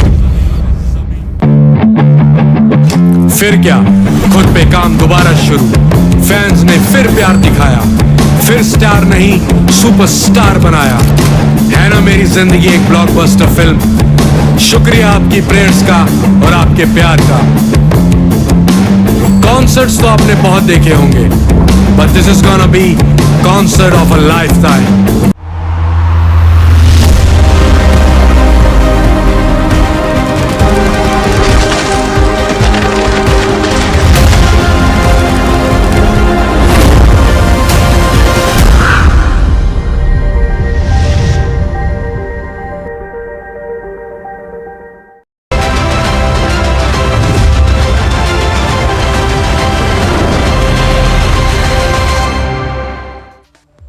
Welcome back to India Market Close, but let's also get in Shivangi Sarda from Motilal Oswal Financial Services. Shivangi, welcome to the show. Always a pleasure to speak to you. In this kind of a market, your strategy and your top picks. Very good afternoon. Thank you for having me. So we've seen that, the indices have been facing some sort of pressure, and we've seen profit taking and the best to take full control. But the good part is that we've seen a smart recovery from the lower levels, which has kind of, provided some bit of comfort to some pockets and sectors. Looking at the markets, there would be some sort of weakness which is likely to continue here because the call writers are still positioned with heavy, positions at these levels. Now we're looking at 25,400 as the next resistance levels with a support at 24,900 marks. And talking about Bank Nifty, of course, this is stronger out of the lot, but we've seen that, there has been some slight bit of profit booking here as well. But overall, Bank Nifty looks, more stable than the broader market, and one could actually start accumulating good PSU names even at these levels. We're looking at, 59,300 level as the next, resistance for Nifty with a support of 58,500. So, right, Shivangi, and what would be your top picks? So, top picks first up on my radar is Hindalco. We've seen that metal stocks have been doing exceptionally well, and even in such kind of a volatile market, they've been holding at the higher levels quite strongly. Hindalco recently touched an all-time high levels and is hovering near its all-time high territory as well. It has been making an upward sloping channel on the monthly basis, and it has been an outperformer consistently from the last 6 years. So definitely one of the strongest names in this entire pack, and likely to continue the move here because RSI is showing positive signs from the lower levels, and it is turning towards the positive levels. So we're recommending a buy here with the next target of 975 levels for Hindalco with a support of 920. So. And what about a counter like SRF? Yesterday it was down 4%, today again a 7% downtick. Any support levels for SRF? So SRF has been seeing a lot of weakness of lately. In fact, it's given a weekly breakdown. It broke the important support level of 2770 levels, which was an important level to watch out for this one. And even after the gap down today, we've seen relentless selling and every bounce being actually sold into. So SRF is something which we are keeping a watch and wait and watch over here. There is no signs of reversal that we can see as of now clearly in the data, but there could be some bit of weakness that could continue even more here. So we're looking at a base of 27. We're looking at a base of around about 2650, 2630 levels. And the upside still remains capped at 2700 because of the call factors that are still present. Shivangi, hi, Sharad here. Kalyan Jewellers, that's been a concern for the stock. The stock is down almost 14%. I'm just seeing that in the trade. Kind of a recovery attempt was being made, but that's also getting nullified. Any technical views on Kalyan Jewellers? Good time to enter or any important stop loss? So Sharad, when we look at the entire jewelry business space, there are stocks like Titan which have shown signs of reversals here at these levels. Of course, too early to say, but the data is suggesting that buying has started to happen at the important key retracement levels. But when you look at Kalyan Jewellers, we've seen that there has been a weekly breakdown. So clearly, Kalyan Jewellers is not moving with the entire broader market. And of course, with the gold prices, touching sky high levels, we've seen that, these stocks have actually kind of had an impact, but a positive one. But amidst all this, Kalyan Jewellers has not been able to sustain, and it has actually fallen by more than 12% today. So overall, this stock may continue some sort of weakness on the technical front, and we could, kind of wait and watch on this one before starting to accumulate. Okay, so that's with regards to where Kalyan Jewellers goes. In fact, that stock has nosedived in trade, extending losses for 8 consecutive sessions. Let's get a bull versus bear on this one. Mahima standing by with both the cases. Mahima, over to you. Right, so Hiral, it's been, a bad day for Kalyan Jewellers for sure. And if we take a look at the bull versus bears, side of this particular counter, Q3 business update suggests that there was a revenue growth of around 42%. But that as compared to the rise in gold prices year on year, that stands at 65%. Though all of that revenue growth has largely come in from a pricing growth perspective rather than a volume growth perspective. And that's been the story for a lot of these jewelry companies. The second argument remains with regards to where debt stands. They've said they earlier paused their debt with regards to some land acquisition claims going on, but now they have resumed their debt reduction and they plan to be debt free by the next year. But at the same time, the working capital days for them have really gone up in the past couple of days, past couple of quarters, and has risen to around 23 days. This is also largely on account of the way prices have panned out as to where gold stands. The next one, with regards to where the profit CAGR stands, that's been at a healthy 38.2% CAGR over the last 5 years. But valuations are nowhere near cheap for something like a Kalyan Jewellers. It's still sitting at a 57 times PE versus a 5-year average of 67 times. Slightly, better than the 5-year average, but still very expensive as compared to peers like PN Gadgil or for that matter Thangamali Jewelry as well. Lastly, in terms of where the segment candor stands, now Kalyan is focused on growing this particular business for them. This is largely an online business and a store that focuses more on lightweight jewelry. Kalyan has the candor segment has recorded a revenue growth of 147% this particular quarter, but it is yet to be profitable. And the expansion plans that the company has for candor store addition is also something that could, put pressure in terms of where profitability stands. So this is the overall view of the bull versus bear case for something like Kalyan Jewellers. Right, Mahima, while you're with us and the Zomato or Eternal will be reporting its numbers anytime soon, what is the street expecting here? Right, so, Somit, the street is expecting a good set of numbers going forward from Eternal. It can come anytime now. Generally, they post their earnings around the 3 p.m. time, but overall revenue might see an uptick of around 2 times in terms of where it stood in Q3 FY25. EBITDA may rise around 1.5 times. Margins will be at that 2% mark versus that of almost 3% earlier, but that is largely on account of the additions of, the rapid addition of dark stores that they are doing. Net profit may also be at that 115 odd crores versus that of 60 crores in Q3 FY25. In terms of what to expect, festive season might get slightly impacted because of the gig workers strike, but overall strong revenue growth is expected. Higher marketing spends could also put pressure in terms of where the margin stands, and this is largely on account of competition panning out in the quick commerce and food delivery space. Lastly, key things to watch out for, the guidance in terms of where expansion of dark store addition is concerned, whether it is on track, whether they are increasing their guidance in terms of where the dark store addition is concerned. Recovery in food delivery will take place or not is something that the street is watching out for, because that's not been the case for the past couple of quarters. Quick commerce market share expansion, how much has that happened this quarter, considering the kind of pressure or competitive pressure that is there in the quick commerce space? And Hyperpure revenue growth, what is the trajectory looking like? And lastly, how has going out business scaled up in the last quarter is something that we'll be watching out for. So this is the overall view of what you can expect from Eternal earnings. Right, Shivangi, despite the market volatility today, Eternal was one counter that has been continuously gaining in trade. Any breakout that we have seen on technical level or any target that you can give?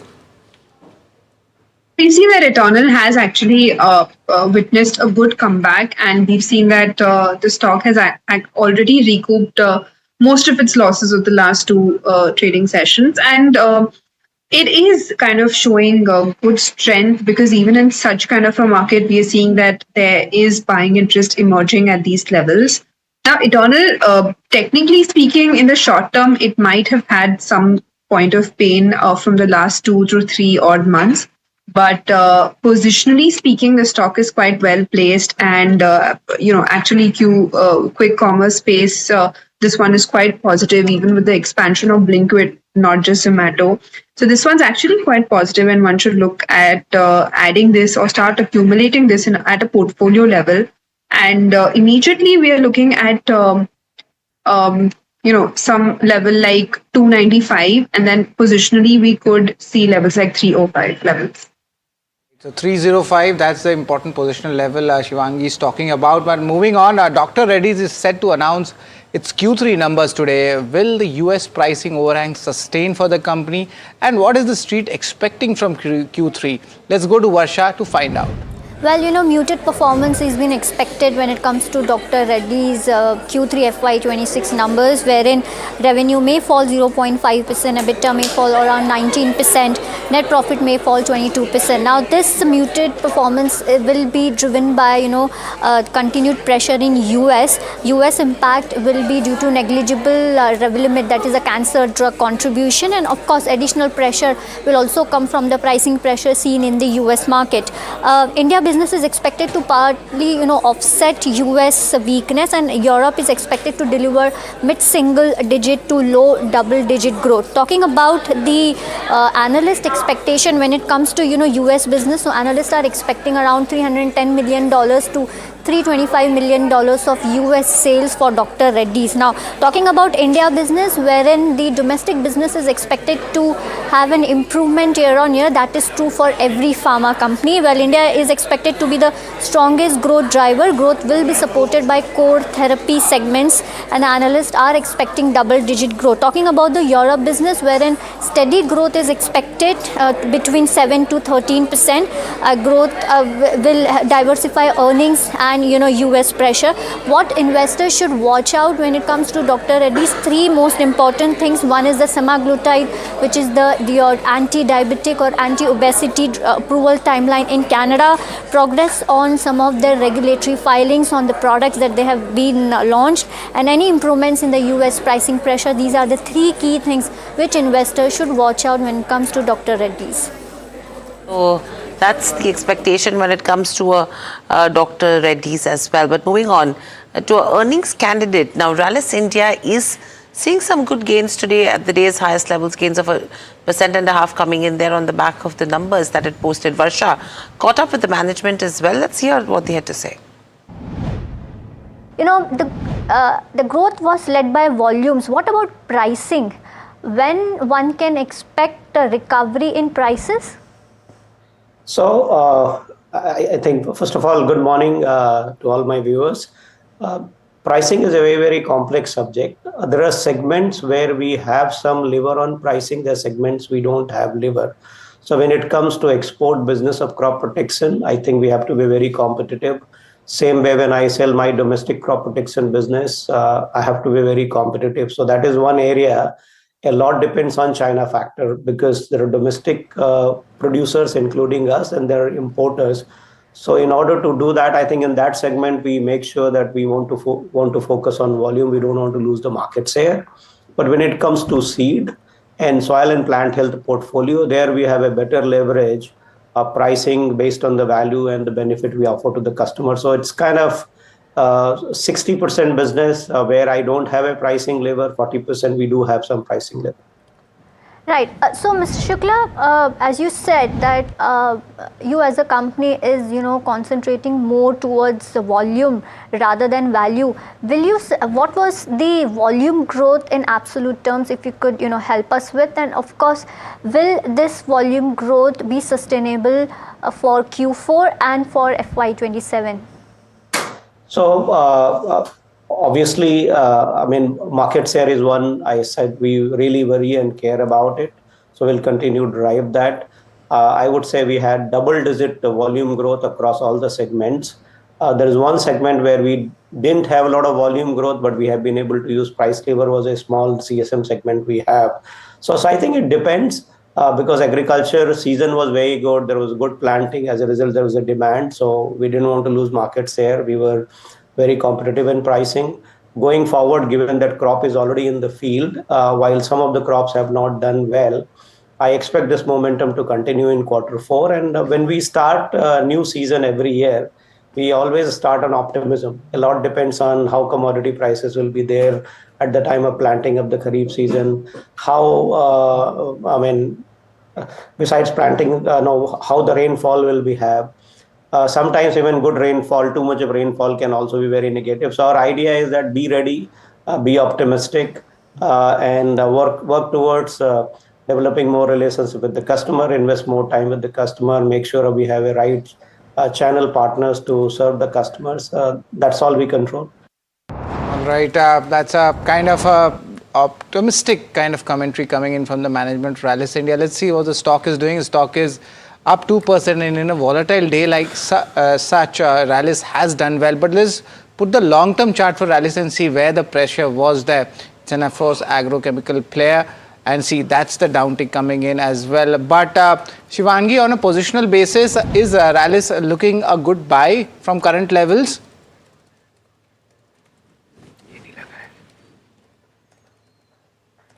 Shivangi, if you could unmute yourself. Yes, Sharad. So actually looking at Rallis, we've seen that, of course, there has been some bit of bounce back today, but on a monthly basis, the stock has actually wiped off the gains of the minor attempts of recovery that it had made in the last couple of months. In fact, barring these 2 months, it has been in a downtrend from the last 5 odd months, and we've seen that weakness has persisted here. Even though there have been minor attempts in between. So overall, this stock is actually lacking a lot of strength here, and confidence is clearly missing. So I would recommend avoid from Rallis at these levels. Any STBT trades today? So looking at the markets, we've been seeing that the metal pack is actually one of the strongest out of the lot. And apart from this, we are seeing a lot of movement in some steel action stocks. So my BTST here would be Vedanta. It has been consolidating at the higher zones from the last 4 sessions. And after a very good breakout last week, we've seen follow-up is quite strong. And from the lower levels, it has actually shown immense buying interest from 660 odd levels today. So overall, this stock is quite strong and closing on the higher note, which is indicating that it would continue on a positive note. So 705 is what we're looking at for Vedanta, and with a stop loss of 665. Right, Industars is another counter that one should keep an eye out for, because the company yesterday came out with an exchange announcement where they are saying that on Feb 2nd they will consider their Q3 results. But with the Q3 results, they have not announced anything about a dividend or a buyback. Now, why is this announcement important? Because Street was expecting a dividend announcement to come in from Industars side, given the fact that the Vodafone Idea AGR issue is now behind and the company has a lot of time to make the payment for this AGR. So the cash flow coming in from Vodafone Idea to Industar wouldn't be an issue. Hence, Street was expecting a dividend to come in from Industar's side in the third quarter numbers. Now, as a rule, Industars largely pays off all the free cash flow that it generates to its shareholders as a reward. Now, what the management has said so far when it comes to the dividend point. In the fourth quarter of FY25, the board deferred the dividend, citing that it would form a committee to decide the best way to pay back the money to shareholders. In the first quarter of FY26 result, the company said that the board will be relooking at decision of giving dividend at the end of the financial year FY26. In the second quarter of FY26, board said that they will consider and is committed to distributing the cash to shareholders, and the timing still remains at the end of this financial year Q4. But they also said that this is the case because there was no clarity when it comes to Vodafone Idea AGR issue. But given the fact that this clarity has come in, Street was expecting this amount to come in. Now, what could be the quantum of dividend if at all the company announces a dividend by the end of FY26? Now, for FY26, the company is expected to generate a free cash flow of close to 5,400 crore rupees, which is nearly 5% of the company's market capitalization, which means that the dividend yield could also be as much as 5% for Industar in FY26. Now, there are 3 possibilities why the company has so far not announced any dividend. Possibility 1 is the fact that the company is sticking to their guidance of announcing a dividend at the end of this financial year. Second possibility is that they are still analyzing their investment plans when it comes to the Africa business foray, and hence they are yet not announcing this dividend because they still do not know how much capital expenditure they will be doing in Africa, and hence they do not know the free cash flow that will come in by the end of this financial year. And the third possibility is that Reliance Jio might likely shift few of its tenancies out of Industars to other tower companies on Renewable. Now, Jio contributes around 12 to 13% to the top line, and if that happens, then the company's cash flow could take a hit, not in FY26, but in FY27 at least. Okay, so that's with regards to where, Indus Towers goes. And if you look at Indus Towers as well, the stock from today's lows has recovered quite a bit now. Shivangi, any view when it comes to Indus Towers? And in turn, I would want to look at a Vodafone as well, because that stock, none of us have spoken about of this one since quite some time. It's languishing around those 10 levels. Let's just pull up a 1-month chart. That range has always been 8 to 12. Currently, you're at 10. Anything on Indus and Vodafone? So here, when we look at this entire space, of course, Bharti Airtel is one stock which I would start looking at. And we've seen that this stock has actually seen a lot of weakness from the last 20 odd sessions. Now, if we pull out a chart of Indus Tower or a Vodafone, we've seen that, in line with the broader market, these stocks have actually not done quite well. And they've, kind of given up most of its gains of the last 1 month. So overall, I'm not expecting such comeback here at these levels. One could actually consolidate over here and, a little wait and watch at these levels, and not recommend to start accumulating here. That's pretty interesting on that. But let's just point out Thangamel Jewelry. The stock is up 4% and of course on back of earnings coming in and some kind of a good volume move as well. See a sharp recovery also come after the fall. Your views on this, Shivangi? Absolutely. This has been one stock which has moved right from the start of the session today. We've seen volatile cues in between, but overall it has made a good volatile day. We've seen that it is closing on a better note, higher than its opening levels, but then again, the swings are quite high. So I would recommend if one is trading in this stock to, strictly maintain a stop loss and do it on an intraday basis because of the volatile nature. But the levels that we could watch out is 38.30 levels on the downside, and on the upside, one could look at 4,020 odd levels. Okay, so that's with regards to Thangamel. Let's just quickly put up all the metal names on the screens as well, because that is pretty interesting when you talk about what's happening there. Hind Copper, Hind Zinc, Hindalco, JSW, all of these have been trading in the positive. Shivangi, do you see Hind Copper, Hind Zinc sustaining the kind of up moves that have already come in so far? So definitely, Hiral, these two stocks are quite positive, and we've been quite bullish on both of these names since we've seen that, of course, metal stocks and especially copper has also started to show signs of strength from here. If you look at Hindustan Zinc, this has been one of the most resilient stocks in the past few months. And even Hindustan Copper is holding at the life high levels currently, with good momentum.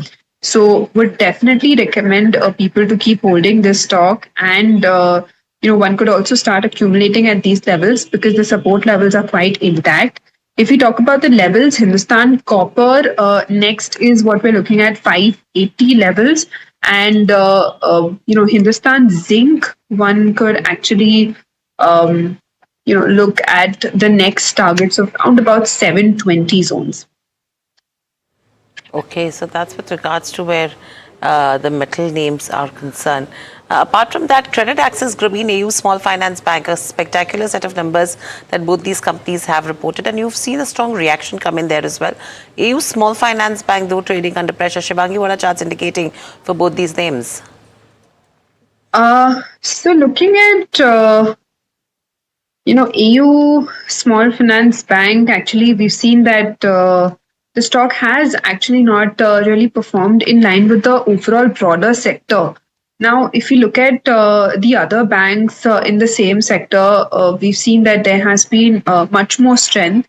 Of course, AU Bank has performed on a month-on-month basis from the last 4 months, but the kind of volatile swings that we've seen in this stock from the last 5-6 trading session has actually made it quite volatile. So overall, we would expect some bit of swings to continue here, but my preferred pick would still be some of the PSU names that one can look at.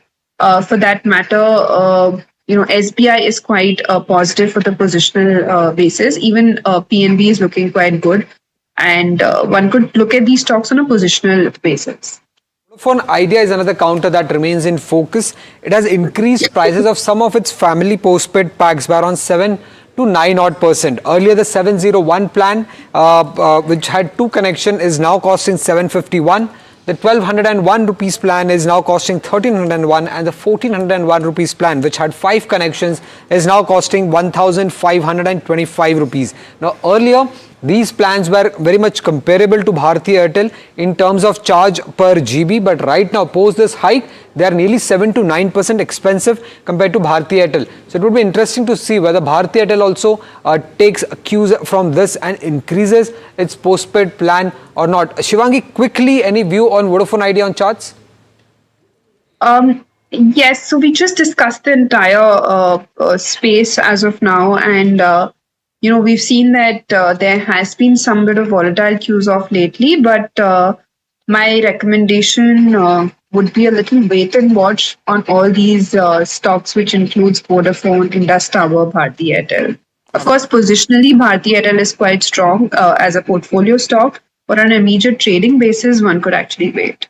All right. Thank you very much, Shivangi, for joining in and giving your technical views at India market close. But now let's look at the market closing, how things are shaping up. And of course, market staged the recovery, but it's not very convincing. If you look at it, it's still, 70 points down. It's below the 25,200 mark. But yes, comfortably above the 200 DMA levels and the 25,000 levels. Nifty Bank, better placement and still down 600 points. But the majority of the pain which we had seen earlier, the broader market pain, that has actually recovered. But still 1:2 in the favors of bears. Let's pull out the Nifty stocks and show you what the stocks have been doing in the constituents. Largely we see it's even Stevens. Eternal will be coming out with its number. Stock is near its day's high level, up 5%. Interglobe Aviation and the steel related stocks also buzzing in trade. But what's not working are your two big banks, HDFC Bank and ICICI Bank. Apart from that, Tata Consumer Trend are also taking the pain. But yes, today was a very volatile session and a big range was there which we saw. Let's see the sectors which is moving, or most probably most of the sectors are in red. A slight up move coming back in metals and the infra and the oil and gas space. But majority wise, we see most of the sectoral indices traded in the red in the closing session. Let's pull out the advanced decline ratio to give you a perspective on how the markets fared. And yes, there were gyrations, but it still was largely in the favors of the bears. Let's pull out the mid cap and the small cap indices, because last two trading sessions there was a massive sell off, and today also the story remains the same. Mid cap index was down 1%. There was a slight attempt at recovery, but small cap was not that bad as compared to the mid cap. It was down almost 0.6%. Let's show the BSE 500 stocks where the action is happening, and in the last moment the Veranda Learning also went up.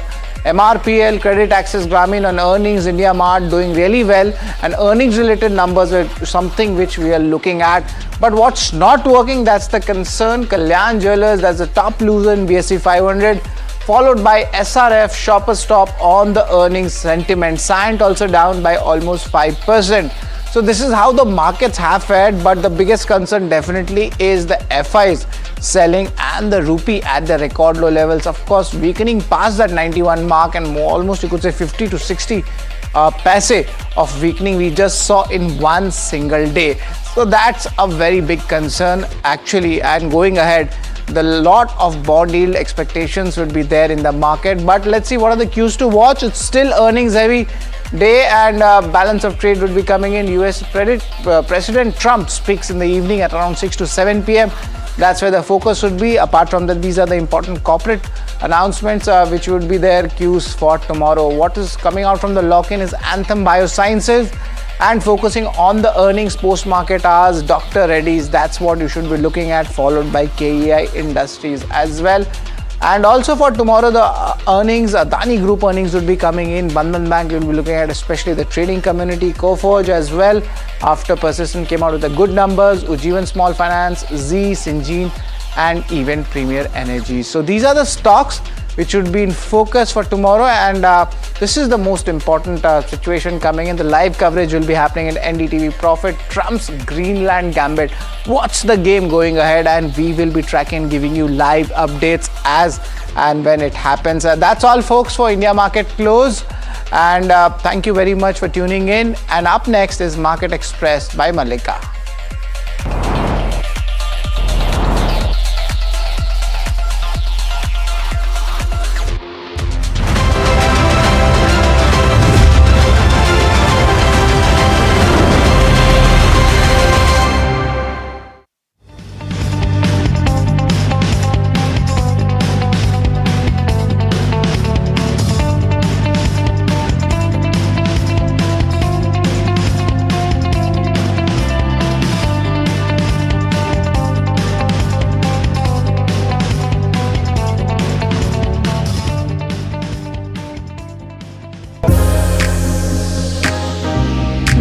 is Davos, a picturesque Swiss ski town, which for 1 week every January becomes the epicenter of global power and ideas.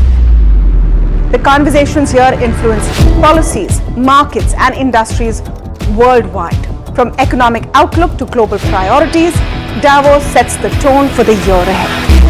And NDTV Profit will be on the ground.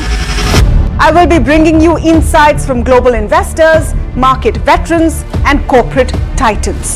So don't forget to tune in to NDTV Profit as we decode the decisions that will echo far beyond these mountains.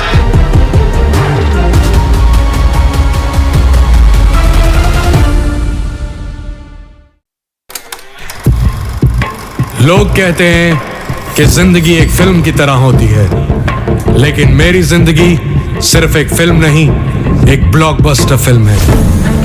बचपन से पता था मेरे सपनों में दम है, आगे नहीं सबसे आगे जाना है, स्टार नहीं सुपरस्टार बन के दिखाना है। नाम मिला, फेम मिला, प्यार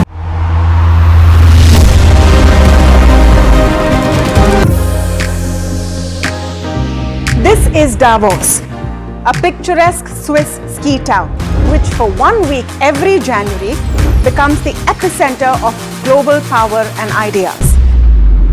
The conversations here influence policies, markets, and industries worldwide. From economic outlook to global priorities, Davos sets the tone for the year ahead. And NDTV Profit will be on the ground. I will be bringing you insights from global investors, market veterans, and corporate titans. So don't forget to tune in to NDTV Profit as we decode the decisions that will echo far beyond these mountains.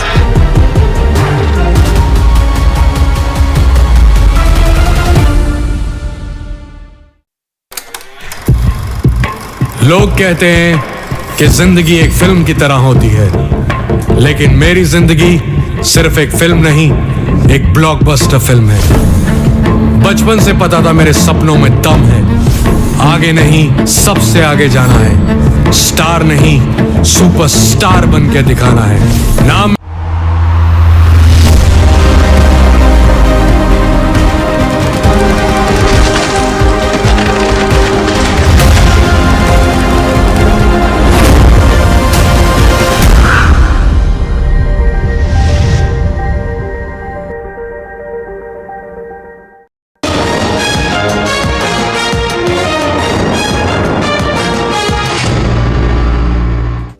Hello and welcome viewers, you're watching Market Express and I'm Malika Mishra. Let's get straight into the show and first check the markets. It was a day of high volatility on Dalal Street as benchmarks saw sharp swings between gains and losses in trade throughout the day. Nifty, after giving up the 25,000 level in morning, saw a sharp recovery of near 300 points, eventually ended around 25,150 odd levels. Broader markets witnessed a broad-based sell-off as both mid and small cap indices saw near 1% cut. Sectorally, other than metal and oil and gas index, others ended in the red. The Indian rupee falls to a record low against the dollar, touching 91.75 levels today amid continued foreign outflows from equities and rising geopolitical uncertainty. Bonds also rise on lower state debt supply. Credit Access Grameen is creating a buzz after a strong third quarter. The microfinance lender has swung back to profitability, reporting healthy revenue and a big jump in margins driven by better operations and lower provisions. Brokerage firm Investec also maintains a buy rating with healthy target prices as the company begins an upcycle. SRF posts a strong third quarter performance with profit jumping close to 60% and margins expanding even after one-time costs. Revenues up modestly, but despite the solid numbers, the stock tanked in trade as investors reacted to caution around future demand and industry pressures. Morgan Stanley maintains underweight with a target of 2,177. Shoppers Stop hosts a weak third quarter with net profit plunging nearly 70% year-on-year, while revenue inches up modestly amid soft demand. Operating earnings and margins contract as festive timing and uneven consumption weigh on sales. Despite some growth in premium offerings, the overall performance disappoints, leading to a slide in the stock.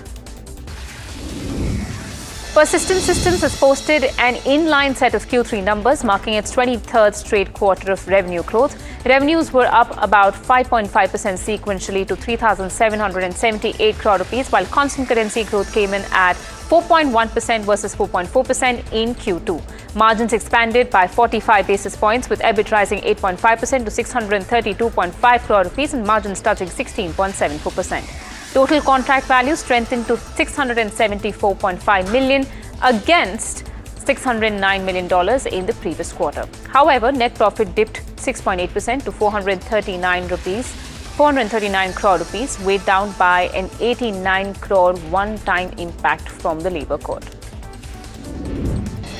Bazaar Style Retail is in focus today after Cupid announces a strategic investment of around 331 crore rupees through preferential warrants in a deal stuck at a slight discount to recent prices. The value fashion retailer posts year-on-year revenue growth, but same-store sales and sales per square foot fall as festive timing shifts impact demand. Both Bazaar Style and Cupid shares show volatility in trade as markets assess the news. Morgan Stanley stays bullish on select steel players even as markets watch volatility in this sector. The brokerage favors names with strong pricing power and domestic demand support, but it also flags risks from capacity additions and pricing pressures. Our desk looks at which steel stocks make the cut and why analysts see spreads and supportive macro trends driving the sector. IndiaMart Intermesh posts a solid third quarter with profit and revenue beating estimates, but weakness in paid subscriber additions keeps investors cautious. Despite strong collections growth, the number of paying subscribers falls slightly and brokerages see muted upside ahead. Jefferies upgrades the stock to a hold, trims its target price to around 2,100 rupees and forecasts moderate revenue and earnings growth over the next few years. Lupin has signed a major pact with Spain-based Galicia Health to bring finished formulations of semaglutide to global markets. Semaglutide, a GLP-1 receptor agonist, is widely prescribed to regulate blood sugar and appetite, making it a key therapy for type 2 diabetes and weight management. With this deal, Lupin expands its diabetes portfolio beyond India and will commercialize semaglutide across 23 countries, strengthening its presence in one of the fastest growing therapeutic segments. And in a big shake-up in the QSR space, Restaurant Brands Asia is set to be acquired by Inspira Global, with Ayush Agrawal taking majority control. The deal, valued at around 1,500 crore rupees, will be routed through Lenithis Foodworks and could trigger an open offer for public shareholders at 70 rupees a share. Inspira Global plans to infuse 900 crore rupees via equity and another 600 crore rupees through warrants, marking a significant recapitalization of the Burger King India operator. Cyient DLM's Q3 numbers disappointed with revenue down 31.8% year-on-year. Macquarie has maintained its neutral rating on the stock with a target of 380 rupees. The brokerage says that while management commentary is positive, it still needs more conviction, especially after the company missed estimates due to some tariff push-outs. Management, however, remains confident about returning to growth in Q4, but Macquarie says it would rather wait for execution before turning constructive.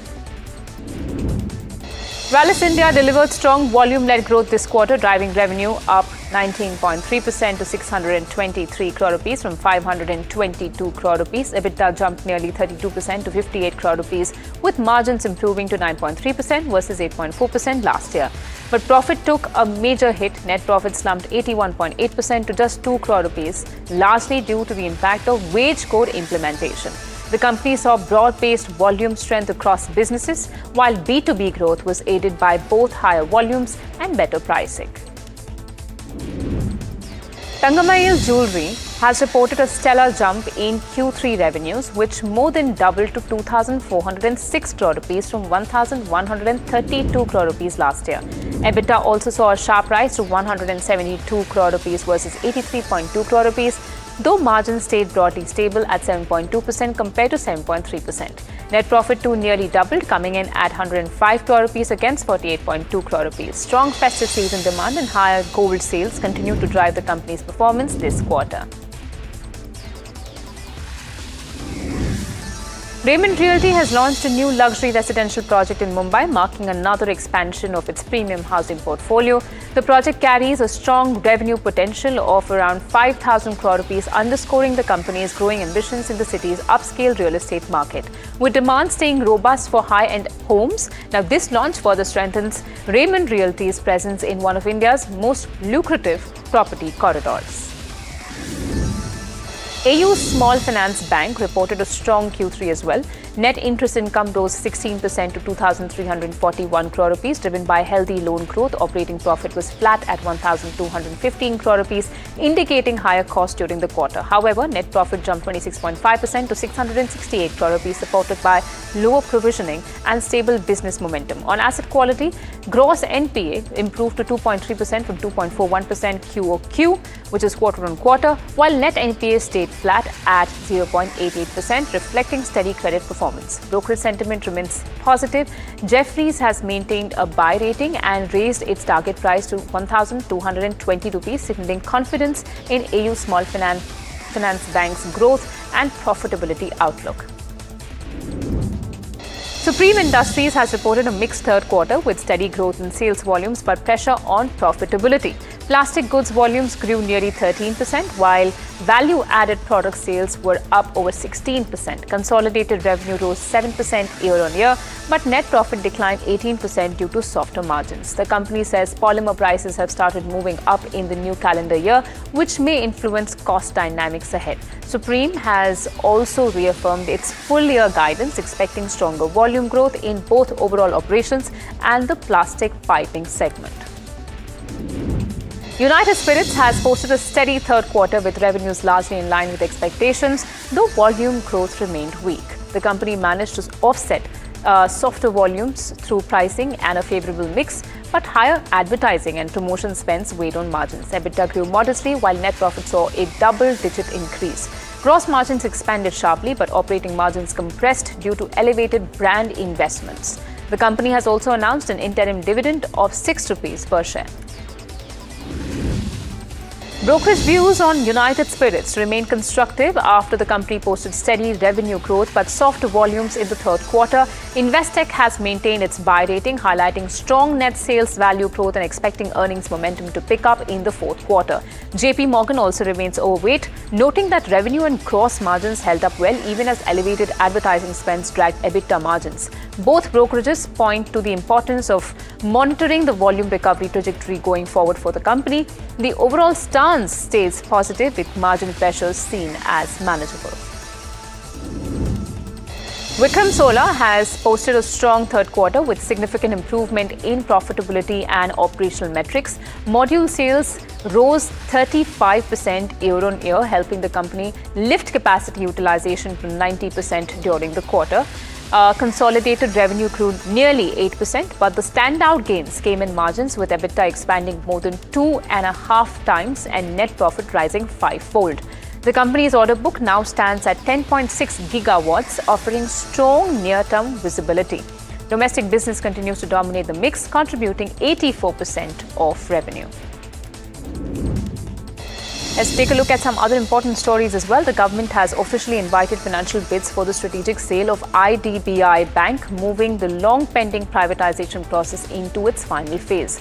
Bids have been sought after all key regulatory clearances came through, clearing the path for serious contenders to make their offers. Potential bidders have been given 4 weeks to submit final financial bids. The government is aiming to declare the winning bidder by end March 2026, signaling a clear timeline for closure. Among the four front-runners, are Fairfax Financial and Kotak Mahindra Bank, both seen as strong contenders. And importantly, NDTV Profit's earlier news break on this development now stands confirmed. Netflix has stepped up its takeover bid for Warner Bros. Discovery, switching to a fully all-cash offer while keeping the deal value unchanged at $82.7 billion. The revised proposal offers $27.75 per share in cash, replacing the earlier mix of cash and Netflix stock. The move has won unanimous support from the Warner Bros. Board, which says the all-cash structure gives shareholders greater certainty and immediate liquidity once the deal closes.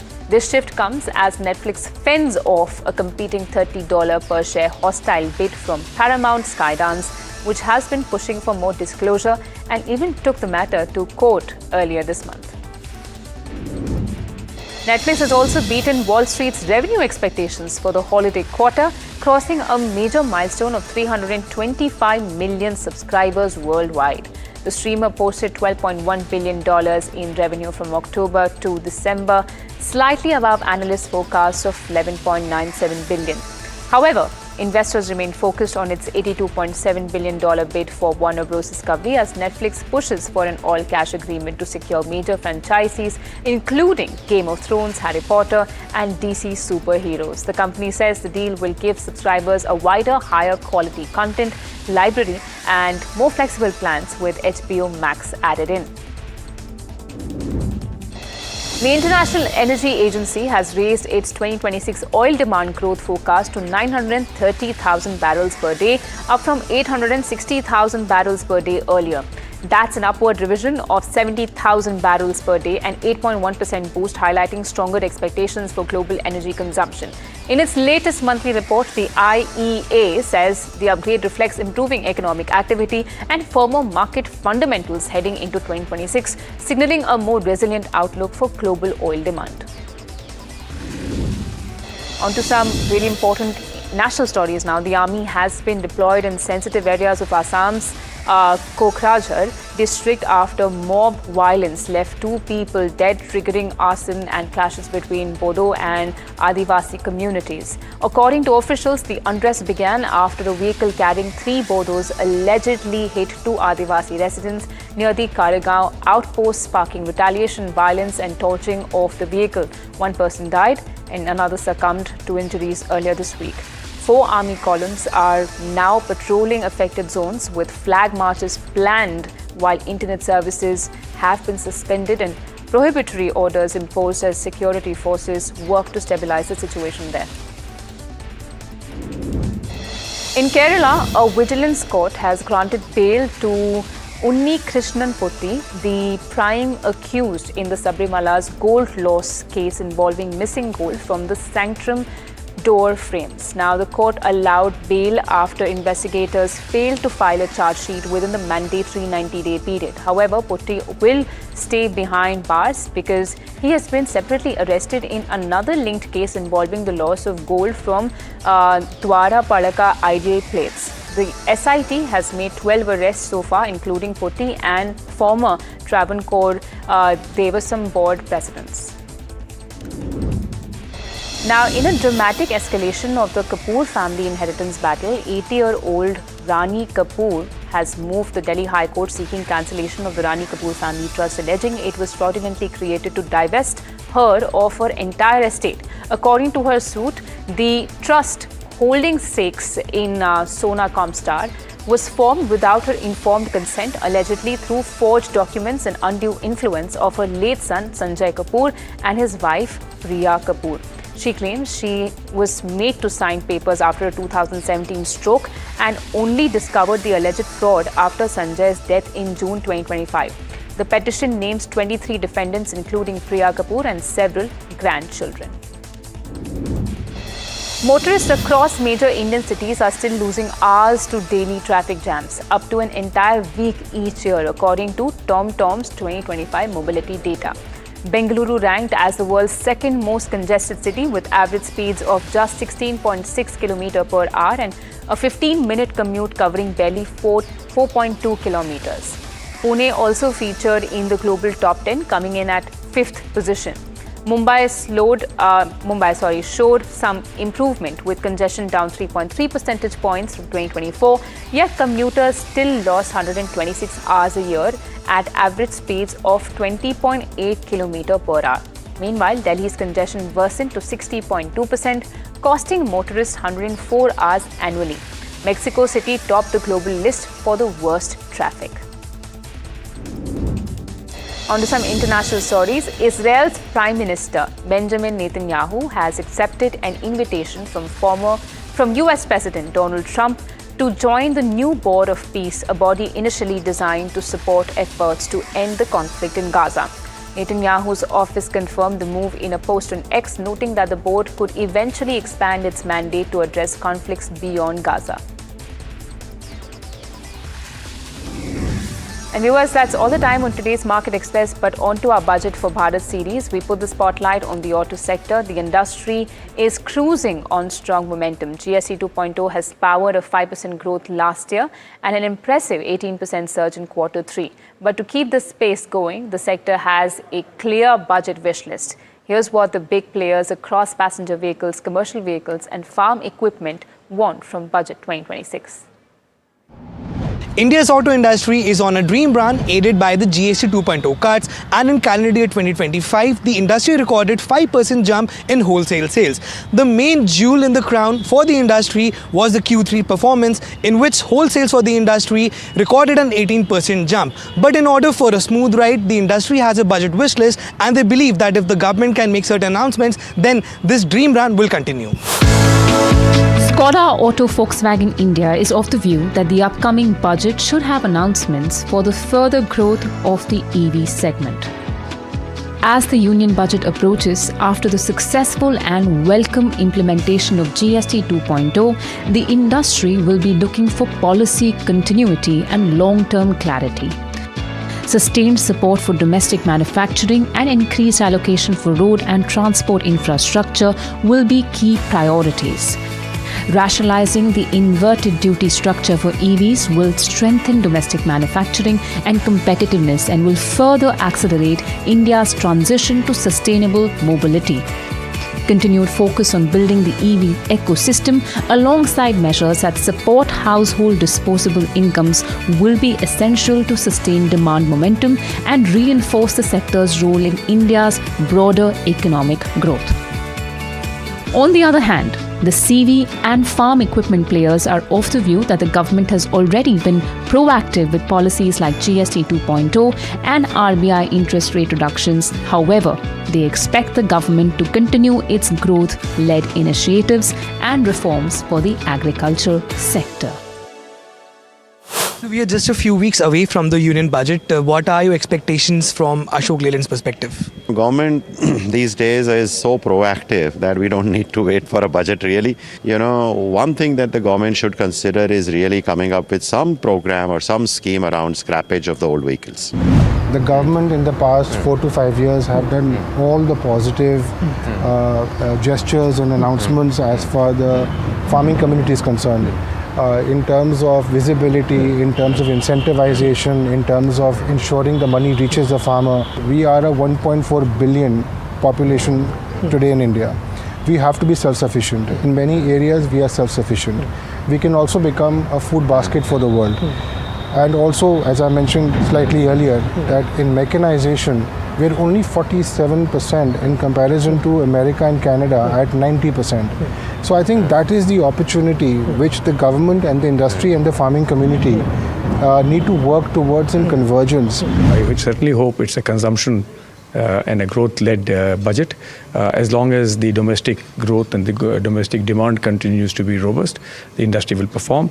And lastly, as we've been discussing exports, if there are some things that can be done to be able to help and boost exports, if there are some policy interventions that can be brought in there, that would be most welcome. If there are some policy corrections on duty drawback and things like that, and those conversations are on, the government has been considering a few of these things to strengthen the general capability of India and exportability. That's the only thing we can continue to push for. India's auto industry expects to continue its journey on the fifth gear, all thanks to GST 2.0 cuts. The industry also believes that in the upcoming budget, the government makes certain announcements through which the government can increase the EV infrastructure across the country. Besides that, the industry has also suggested to bring in a scrappage policy for commercial vehicle segment, and at the same time, the industry has also demanded that the government must make certain announcements and certain policies which can increase farm mechanization across the country. The industry believes that if the government is able to support the industry in the long term, then nothing can stop India from achieving the tag of becoming the largest auto industry in the whole world. With video journalist Suraj Singh, this is Danish Anand for NDTV Profit. And viewers, in a breaking news at the moment that could raise many of your eyebrows as it did mine, Dipinder Goyal has resigned as the eternal CEO and Goyal will take charge as Vice Chair and Director of, and in fact, Eternal appoints Albinder Singh Dhinsa as the CEO, the current CEO. Now, this is an extremely important news because I'm not sure if this was expected. My colleague Mahima, who tracks the proceedings and the major updates of the company, joins us on the phone line. Mahima, was this expected? Right. So, Malika, I think this is a big update coming in. He's posted a letter out to shareholders saying that he's going to step away as the group CEO and has now appointed Albinder Dhinsa, who's going to be the new group CEO of Eternal. He's founder of Grofers as well as the co-founder for Eternal and runs Blinkit right now as a CEO. He's mentioned that, of late he's found himself drawn to set of new ideas, and that is why, he's stepping down. He'll, however, still remain on the board and as board of directors and as well as remain as the vice chairman of Eternal, but stepping down as the group CEO. Probably what changes is that from here on it's going to be Albinder who's going to make the decisions going forward. Plus, the entire press release says that their alignment in terms of ESOPs is not going to change. Looking ahead, the idea of Eternal is going to stay as it was earlier as well. And in terms of Dipender Goyal, he said that his involvement in long-term strategy as well as culture, leadership, etc. for Eternal still will continue going forward. So this is with regards to the update coming in with regards to where Dipender Goyal stands. But overall, if you take a look at the numbers as well, Malika, it's a beat all round in terms of where the numbers, are concerned. Overall net profit surges 73% to the 102 crore mark, slightly lower than what the street was expecting of around 114 odd crore. But overall, it's, a beat in terms of where the profit is concerned. Revenue is also seen a good growth at that 16,315 odd mark, largely in line with what the street was expecting. So good set of numbers, but I think the idea of Dipender Goyal stepping down as a group CEO is going to probably disappoint the streets tomorrow. Yeah, of course, because as you mentioned that Zomato as a company has done well financially, and in fact the stock was up about 5% in trade today as well. If we can get those charts there, you will see that they had an upswing, and in fact it was one of their sharpest intraday gains in about 6 months or so. But the big news of this given moment is the fact that Dipender Goyal has stepped down from his role as Group CEO of Eternal, transitioning to Vice Chairman, subject to shareholder approval, of course. And in his place will be Albinder Dhinsa, as Mahima highlighted. He currently runs Blinkit and also will be taking over what was earlier Dipender Goyal's role as the CEO of the company. But big update as far as Zomato is concerned, and let's see what these ideas are that Dipender is now pursuing after he steps down from his current role. But that's a wrap on this edition of Market Express and the breaking news. Stay tuned to NDTV Profit as we bring you a lot more news and updates. This is Malika Mishra. Thanks so much for watching.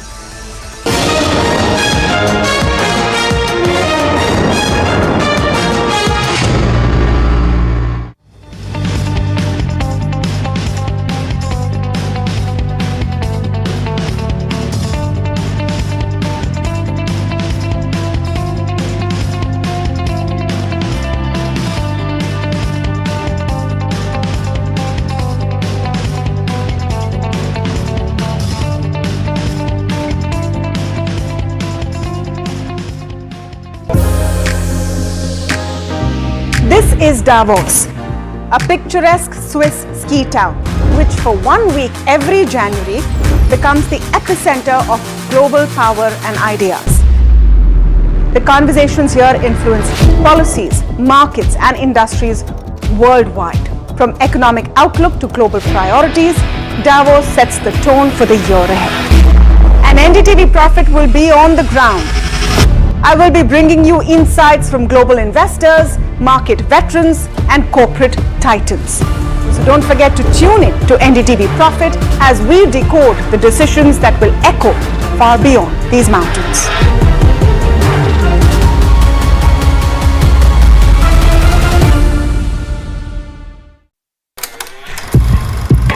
लोग कहते हैं कि जिंदगी एक film की तरह होती है, लेकिन मेरी जिंदगी सिर्फ एक फिल्म नहीं, एक ब्लॉकबस्टर फिल्म है। बचपन से पता था मेरे सपनों में दम है, आगे नहीं सबसे आगे जाना है, स्टार नहीं सुपरस्टार बन के दिखाना है। नाम मिला, फेम मिला, प्यार मिला, I was not just running, I was flying। सबकी जुबां पे बस एक ही नाम, yo Honey singer.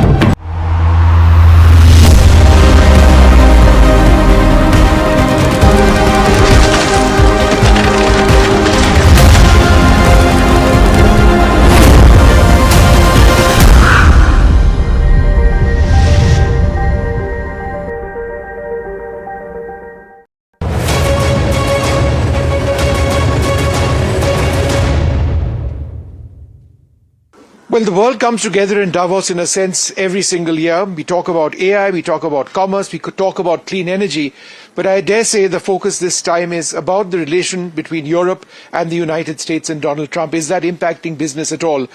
The India story is always very important over here. We've got several Indian pavilions over here, lots of Indian business leaders. We've got excellent business leaders and those linked with Indian business right here in the NDTV studio. Rajiv Mimani with us, Chandrajit Banerjee and Sanjeev Krishnan. Thank you all very much for being with us. Rajiv, I have to ask you the obvious question. How closely are you as CII President looking at what might emerge tomorrow with Donald Trump and what he says here? No, I have not spent any time in predicting. I think it's a futile effort. But clearly, I think it's on the top of the agenda of everyone.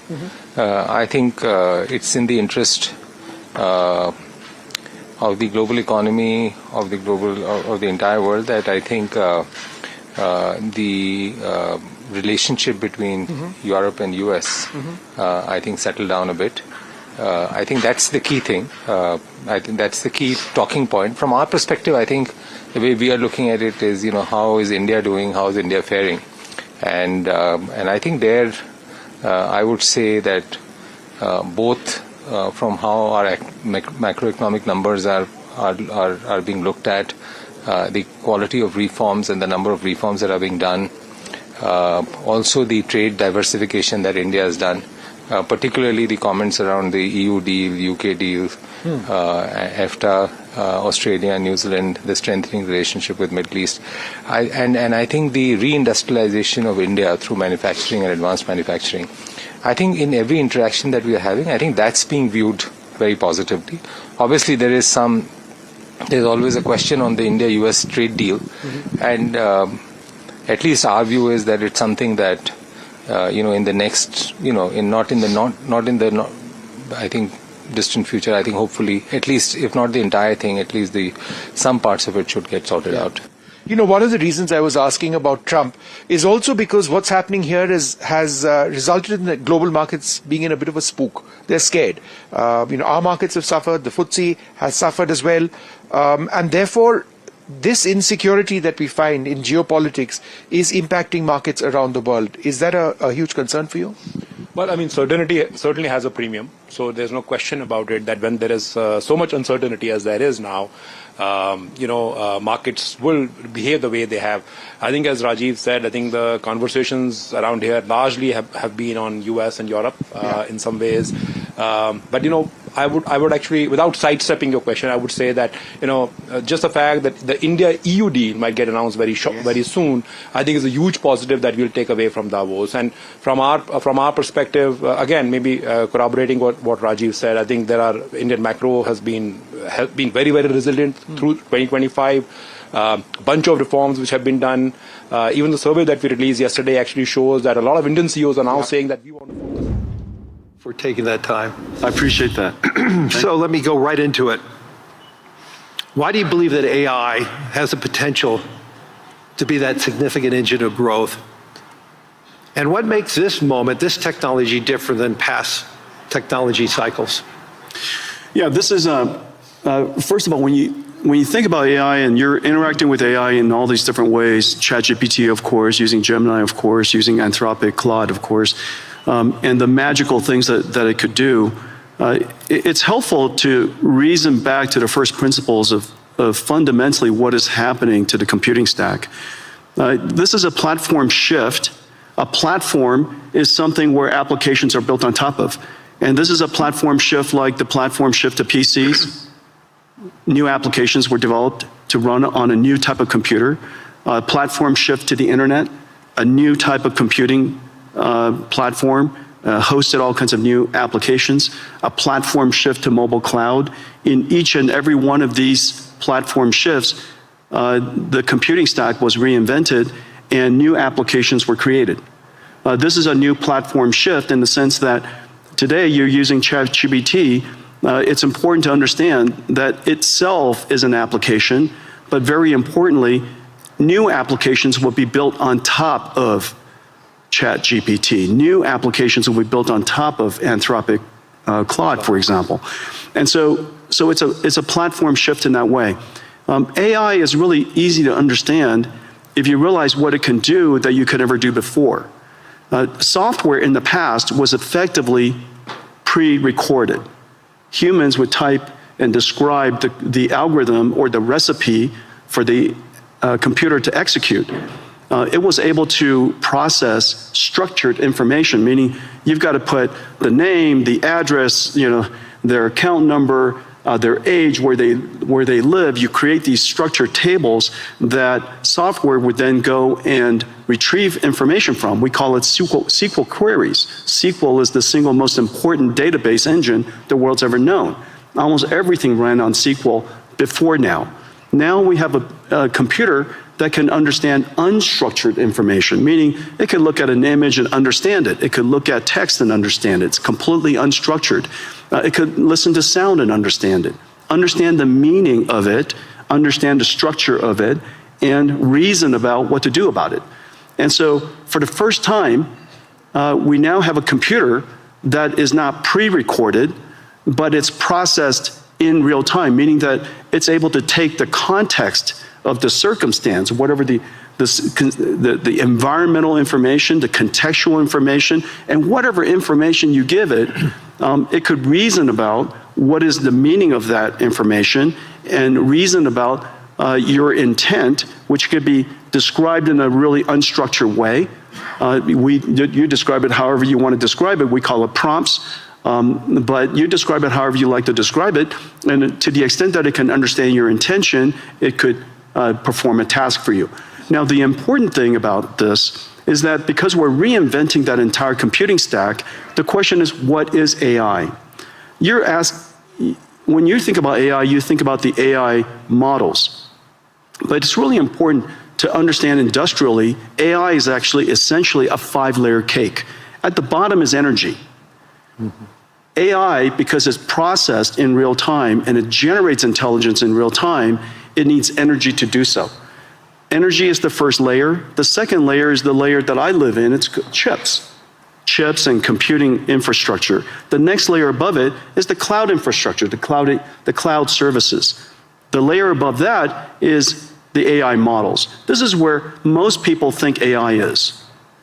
But don't forget that in order for those models to happen, you have to have all of the layers underneath it. But the most important layer, and this is the layer that's happening right now, the reason why last year was an incredible year, frankly, for AI, is that the AI models made so much progress that the layer above it, which is ultimately the layer that we all need to succeed, the application layer above that.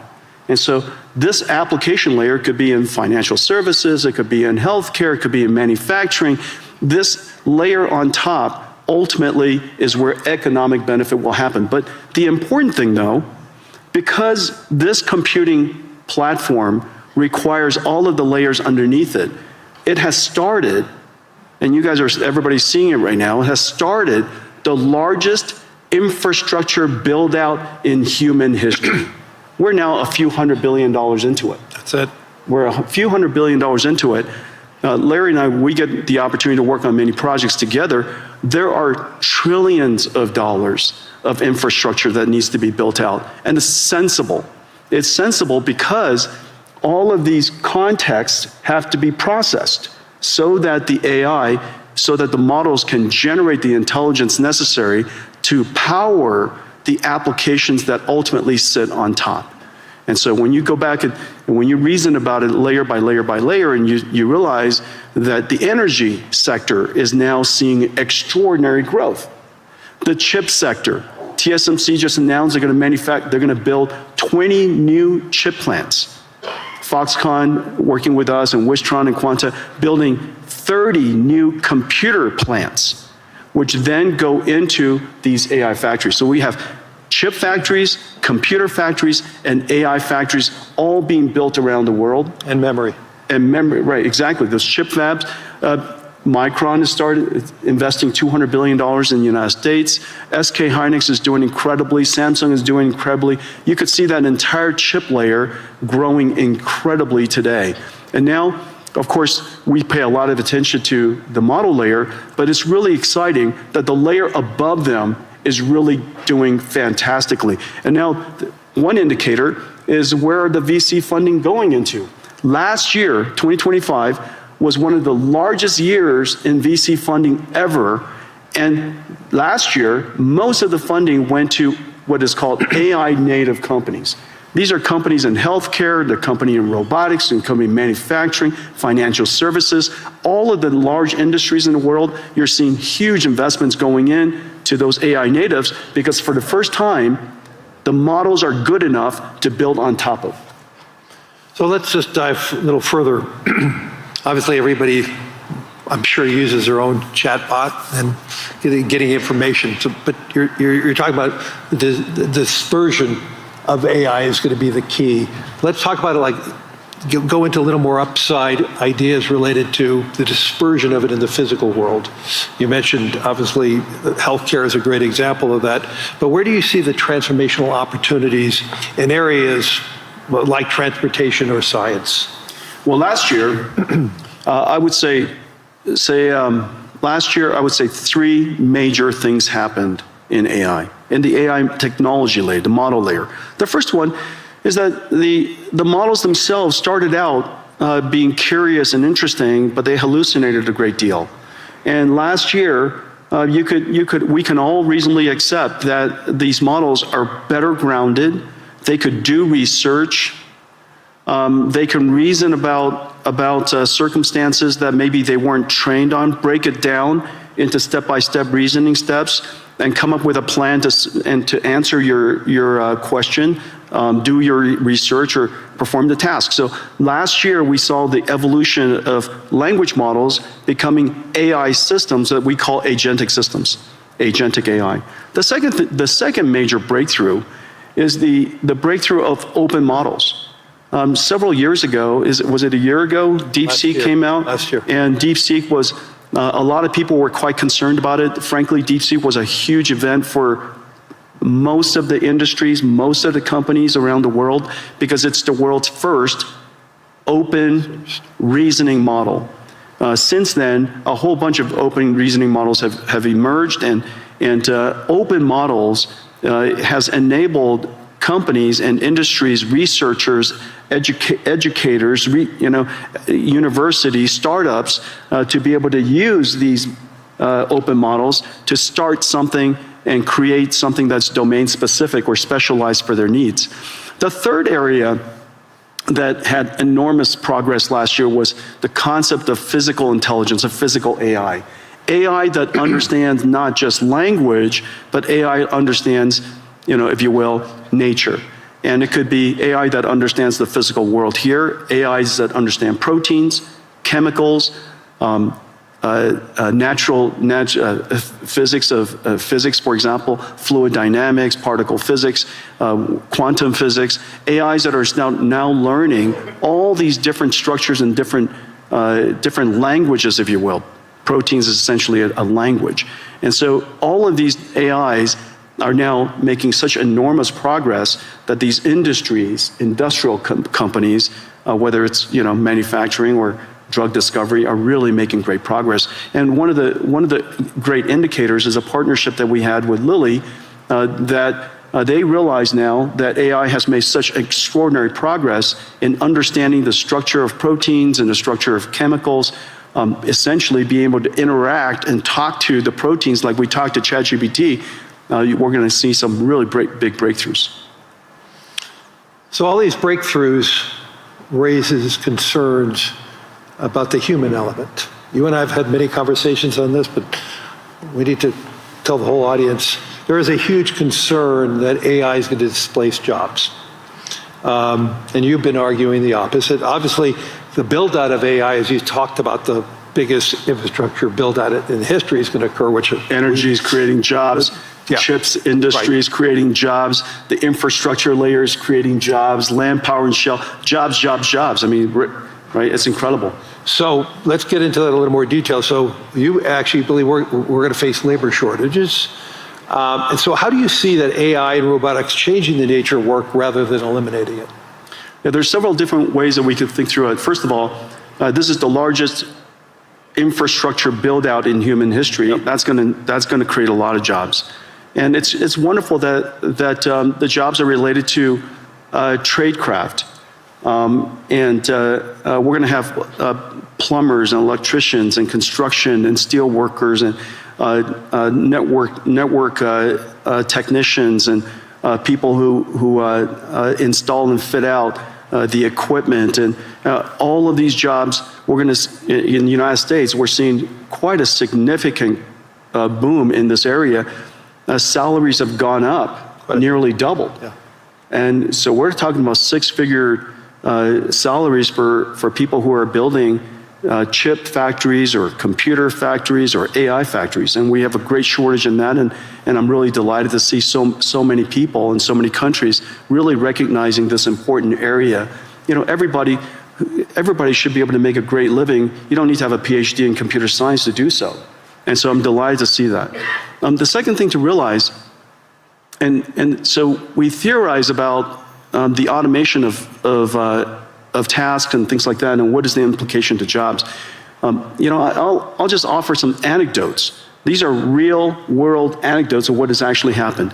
Remember 10 years ago, one of the first professions that everybody thought was going to get wiped out was radiology. And the reason for that was the first AI that became superhuman in capability was computer vision.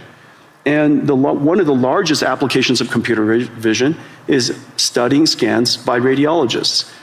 Well, 10 years later, it is true that AI has now completely permeated and diffused into every aspect of radiology. And it is true that radiologists use AI to study scans now. The impact is 100%, and the impact is completely real. However, not surprisingly, I say not surprisingly, if you reason from first principles, not surprisingly, the number of radiologists have gone up. Is that because of lack of trust of, or is that because the human interaction with the results of AI is a better outcome? Exactly. The reason for that is because a radiologist, their purpose of their job is to diagnose disease, to help patients diagnose disease. That's the purpose of their job. The task of the job includes studying scans. The fact that they're able to study scans now infinitely fast allows them to spend more time with patients, diagnosing their disease, interacting with the patients, interacting with other clinicians. Well, surprisingly, also not surprisingly actually, as a result of that, the number of patients that the hospital can see has gone up.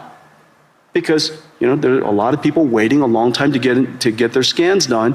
And so now, because the number of patients have gone up, the revenues of the hospital has gone up, they hire more radiologists. This is the same thing as happening to nurses. We're 5 million nurses short in the United States. As a result of using AI to do the charting and the transcription of the patient visits, nurses spend half of their time charting. Documenting. And now they could use AI technology, and one particular company, Abridge, they're a partner of ours doing incredible work. As a result of that, the nurses could spend more time visiting patients. Human touch. That's right. And because you can now see more patients, and we're no longer less bottlenecked by the number of nurses, more patients could get into the hospital sooner. As a result, Hospitals do better, they hire more nurses. And so surprisingly, AI is increasing their not surprisingly, AI is increasing their productivity. As a result, the hospitals are doing better. They want to hire more people. You have too many people waiting too long to get into hospitals. And so these are two perfect examples. Now, the easiest way to think about what is the impact of AI on a particular job is to understand whether the job, what is the purpose of the job, and what is the task of the job. If you just put a camera on the two of us and just watched us, you would probably think the two of us are typists because I spend all of my time typing. And so if AI could automate so much word prediction and help us type, then we would be out of jobs. But obviously that's not our purpose. And so the question is, what is the purpose of your job? In the case of radiologists and nurses, is to care for people.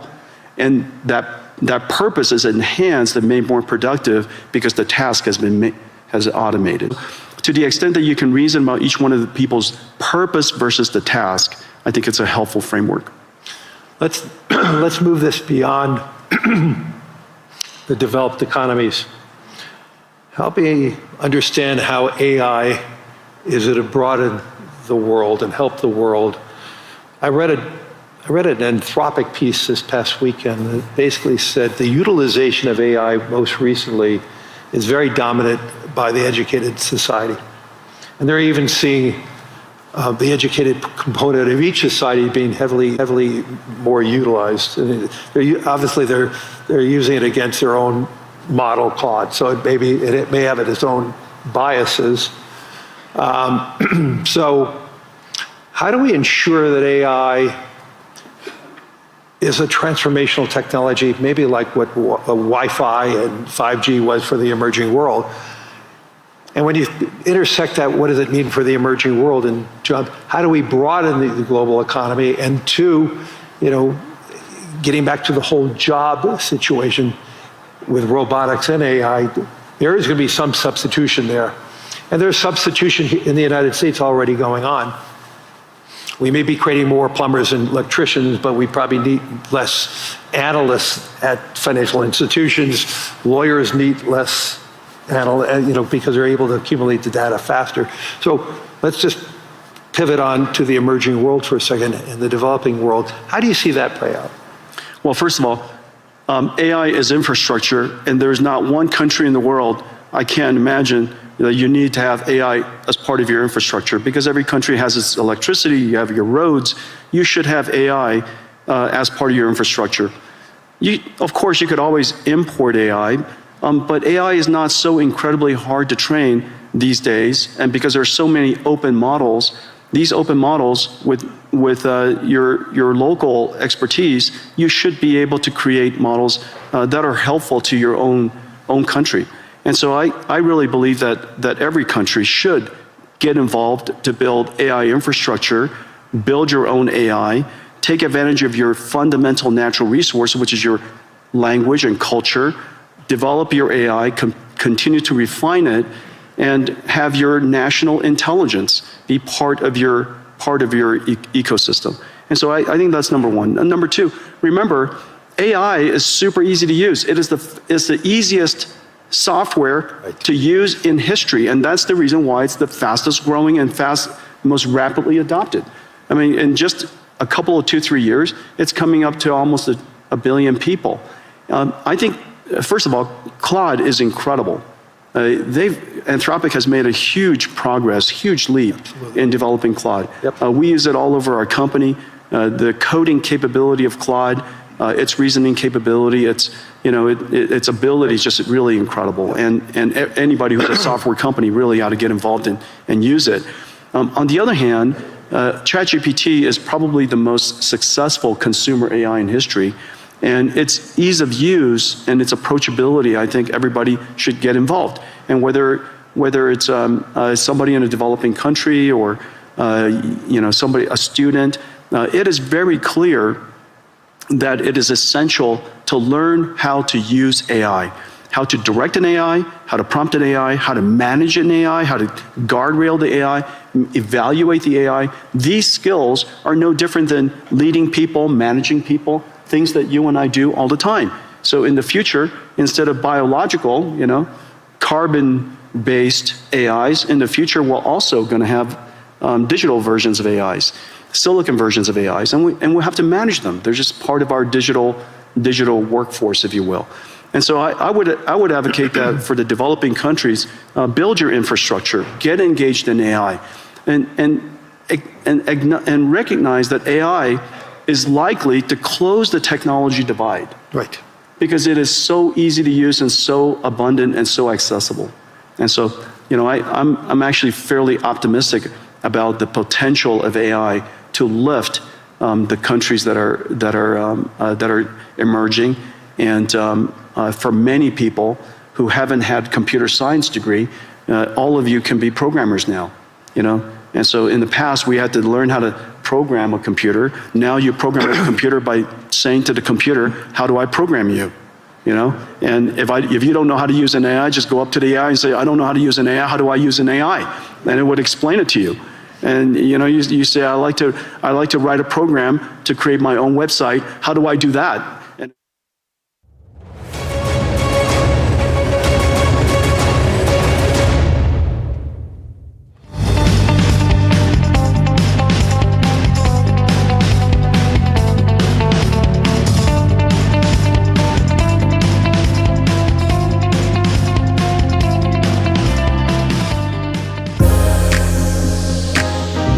This is Davos, a picturesque Swiss ski town, which for 1 week every January becomes the epicenter of global power and ideas. The conversations here influence policies, markets, and industries worldwide. From economic outlook to global priorities, Davos sets the tone for the year ahead. And NDTV Profit will be on the ground. I will be bringing you insights from global investors, market veterans, and corporate titans. So don't forget to tune in to NDTV Profit as we decode the decisions that will echo far beyond these mountains.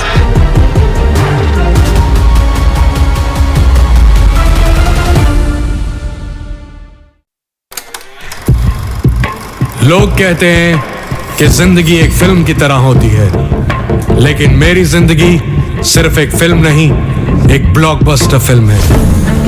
बचपन से पता था मेरे सपनों में दम है, आगे नहीं सबसे आगे जाना है, स्टार नहीं सुपरस्टार बन के दिखाना है। नाम मिला, फेम मिला, प्यार मिला, I was not just running, I was flying। सबकी जुबां पे बस एक ही नाम, yo Honey singer.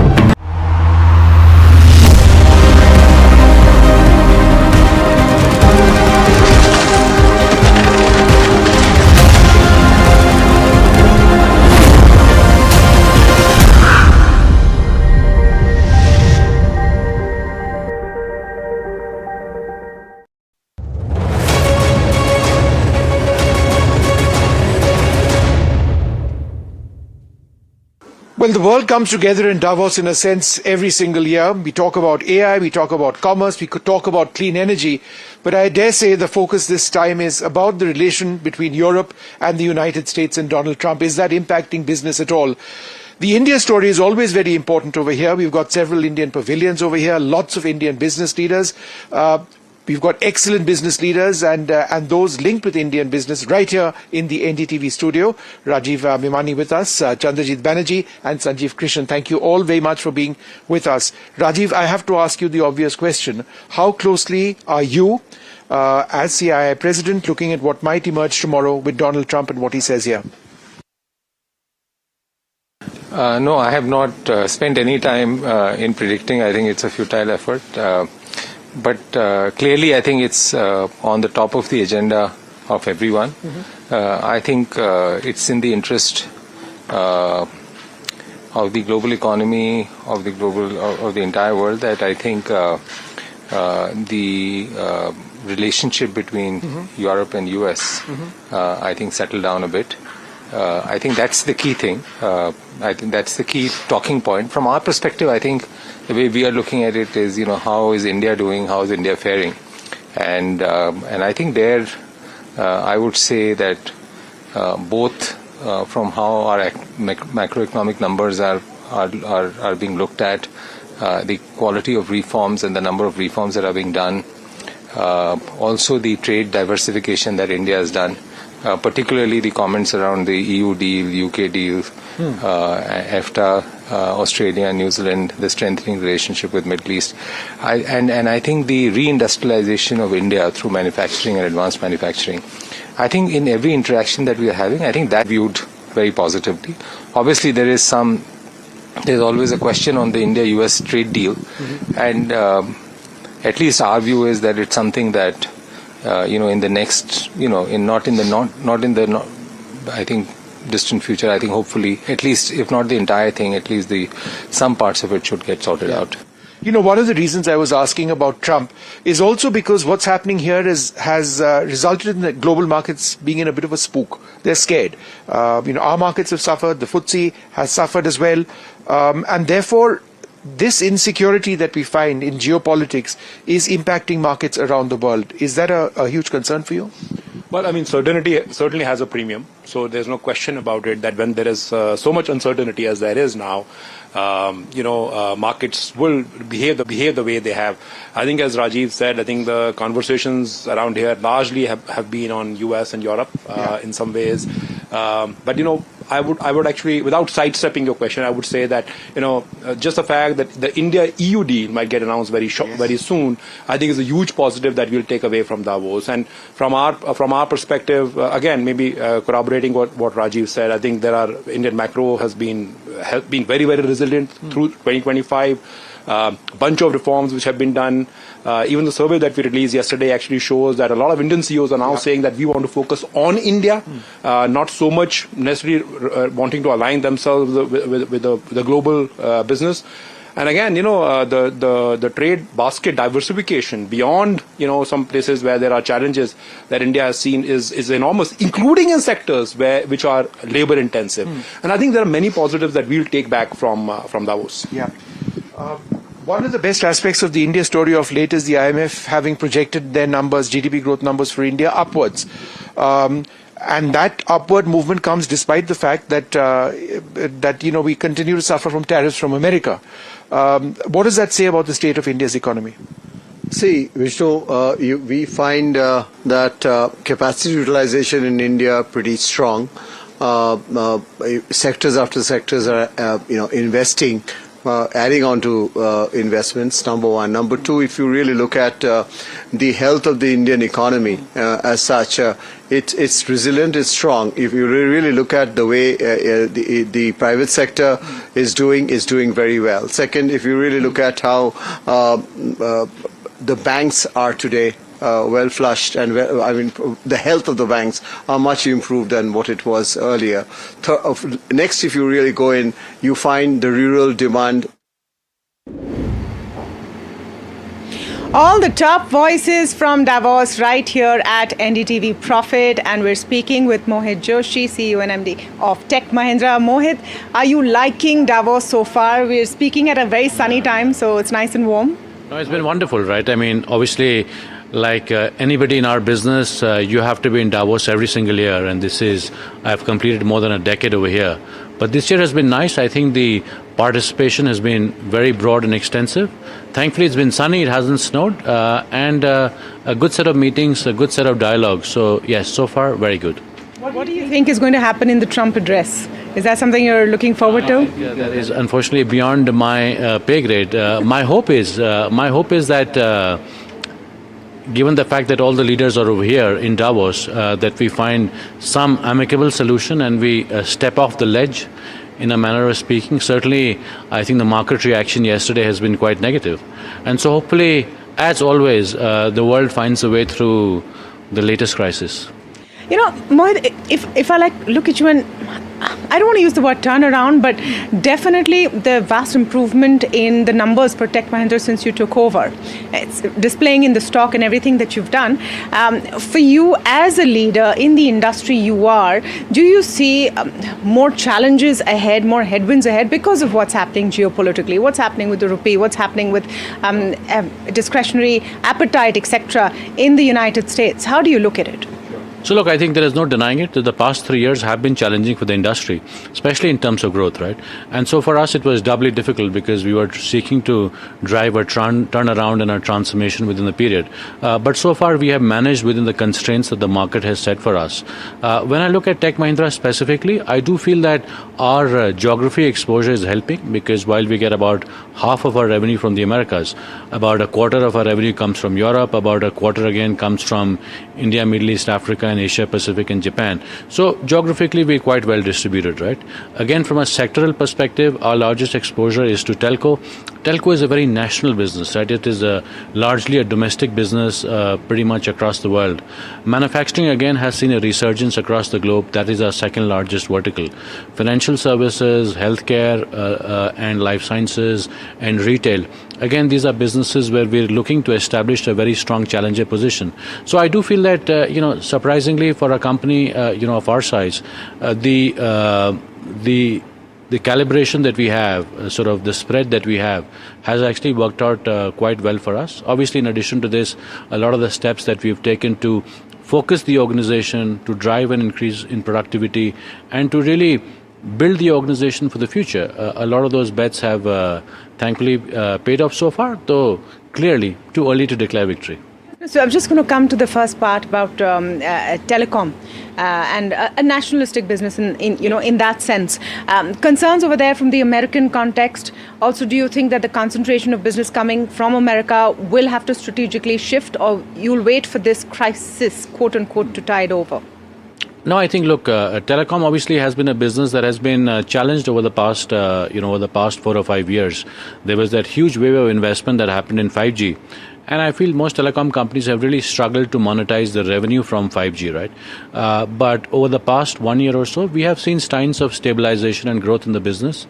Our Americas business has done exceedingly well. Telco business has done exceedingly well in the recent quarter. So after a long time, we had both quarter-on-quarter and year-on-year increases. Our European telecom business is doing really well, but that's been driven more by the consolidation, where we've been winning in terms of consolidation. And Asia Pacific continues to be a growth area from a telecoms perspective, right? As far as the Americas is concerned, look, candidly, it is too large a market to ignore, right? The fact of the matter is that the American market in terms of enterprise technology is by far the single largest in the world. Just to give you an example, the top 10 banks in the US spend more than the top 100 banks in the world if you exclude the American banks, right? So clearly the spend pools there are so large, the innovation being driven is so large, the ecosystem partnerships, whether it's with the Microsoft or AWS, it is a market that you can ignore at your own peril. Fair enough, but for what Indian IT companies provide and the requirement from this, two challenges there. One is AI, and is that going to really work for companies which largely provide services? Will the requirements reduce? And I know you're on top of your game on AI, so I see that smile on your face. But the second one also, if it's become very nationalistic, polarized, is it going to be tougher to do business there? For example, would you feel safe sending Indian employees there with what is happening with immigration, etc.? The fact of the matter is that obviously we're picking out individual instances and building a narrative out of it. I have, lived in the US for 10 years. I've been living in the UK for the past 16 years. And by and large, right, these are very safe, welcoming places to live in. There is a real desire, if you speak to policymakers, with exceptions, to build sort of the technology workforce of the future. And they recognize the role that Indian companies play in transforming their own enterprises towards greater productivity, greater innovation. So I personally would feel very comfortable advising any young person, including my children, if they wanted to move to the US or they wanted to move to Germany. These are, by and large, a few exceptions excluded, very safe and welcoming places where I feel Indian technology industry still has a long way to go. As far as your other question is concerned, look, this business, the IT services business is always being transformed, right? You always, every single year, have to pick up new things and learn new things, whether it was the metaverse a few years ago, cryptocurrencies, Bitcoin, blockchain, distributed ledger. More recently, it is AI, agentic. People are talking about sort of whole world AI. So I feel the industry will keep changing. And as long as you keep changing, as long as you keep picking up new skills, hiring the best talent in the world, I feel the future is very safe, right? The example I'll give you is if you look at some of the audit firms like Deloitte or an EY, they've been around for 100+ years. These firms started out as tax businesses, as audit businesses, then they became advisory businesses, they became strategic consulting businesses, and now they become technology businesses, right? They compete with us. The only reason they have survived and grown for the past 100 years is not because the business has stayed the same, it's because they have a really deep understanding of their clients and their industries, and that is more than anything else. What is the adaptation you see in your context with AI at the bedrock? Yeah. Because, I mean, world calls India the anti-AI trade. Yeah. Someone has to go out and prove them wrong. Yeah. Look, I think the anti-AI trade is because the rest of the world really is an anti-AI trade, right? The US is the AI trade and the rest of the world is the anti-AI trade. I do feel that for us, a lot of the work, so there are three things that we're doing, right? One is obviously we're building the tooling to allow us to enable our clients to get the benefits of AI. We're investing significantly from an R&D perspective, right? So if you look at it, we are the only GSI to be selected for the National AI Mission. We have built a number of large language models from scratch. And now we're thinking about sort of a new model to price with AI, right? So I feel that the work that we've done, which was recently published with Forrester, how do you price for human labor? How do you price for digital labor? And the age-old conundrum of the industry, how do you break out from this linear pattern of linkage to human labor? This is our opportunity, right? So I really feel that AI will be, mark my words, in a couple of years, the tailwind, like COVID, right, that propels the industry to the next phase of growth and relevance. How do you see it working out in terms of your corporate performance? And I know you've posted results, good results, but how do you see AI becoming a tangible part of the revenue stream? Yeah. Because right now it's pilot, let's see what happens, it's up in the air. Are we close enough to put a number to it, to what it would mean for you as a business? We're trying to find out a meaningful metric to report that would show the progress that we're making in AI, right? Some are already reporting. Yeah, but my sense is that either you're applying too narrow an aperture, right, which is the work that you're doing, which is specifically to build AI models or to build AI consulting. And I would challenge anybody that it is going to be at most a few percentage points of the revenue. Or it's a very broad aperture, right, which is all the clients with whom we're working on AI projects, or where our work is being delivered using AI, like a code assist platform or a contact center AI platform, right? Which is 100% of the clients. So it's either going to be close to zero or it's going to be 100%, right? It is like the question, like I mentioned to a colleague yesterday. If you ask me how many people in India get more than $5,000 in income per year, it's relatively easy to calculate, right? If you ask me how many people in India are smart, it's a very hard question to answer. Subjective. Right? And so the thing with AI is that there's a huge amount of subjectivity. And so to come to that common benchmark is what we've been trying to accomplish. Okay. We're speaking ahead of the budget, Mohit. I'll ask a couple of questions only because Sure. I know you have another meeting to rush to. That's how Davos is. What do you hope to see from the budget this year in the context of the geopolitical climate and how India needs to remain resilient? So look, I think from a budget perspective, clearly some of the tax changes that have happened have given a boost to the economy, right? And I think it's very important that we build India as a significant consumption economy as well as an export economy. And I feel a lot of the steps to drive consumption have been very productive. I feel the government also has been quite forward-looking in terms of the National AI Mission. We're really proud of our part there. One of the things that our teams are doing, which is very interesting, is to build a large language model in Hindi so that students from class 6 to class 12 can ask physics-related questions and to learn physics effectively. I think it's a remarkable model, right? Because the number of physics teachers and good math teachers is very limited, especially in the vernacular languages. So to allow students to learn physics in their own language by querying a model is very powerful.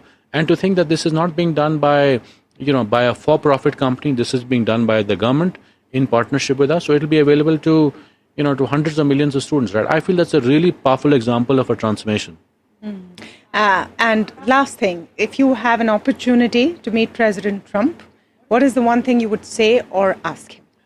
Well, into the camera. I think, candidly, I'd probably just ask for a picture with him with a big V sign and step away. I would certainly not ask him anything controversial because... this is a hypothetical question. I know, but... You don't need to be so safe. The reality is that you do not want to get to his wrong side. And so even hypothetically, I don't want to risk asking a question because I might inadvertently manifest something very dangerous for myself. Okay, we leave it at that. Thank you so much, Mohit, for speaking with us. Thank you. Lovely to see you. Thank you again.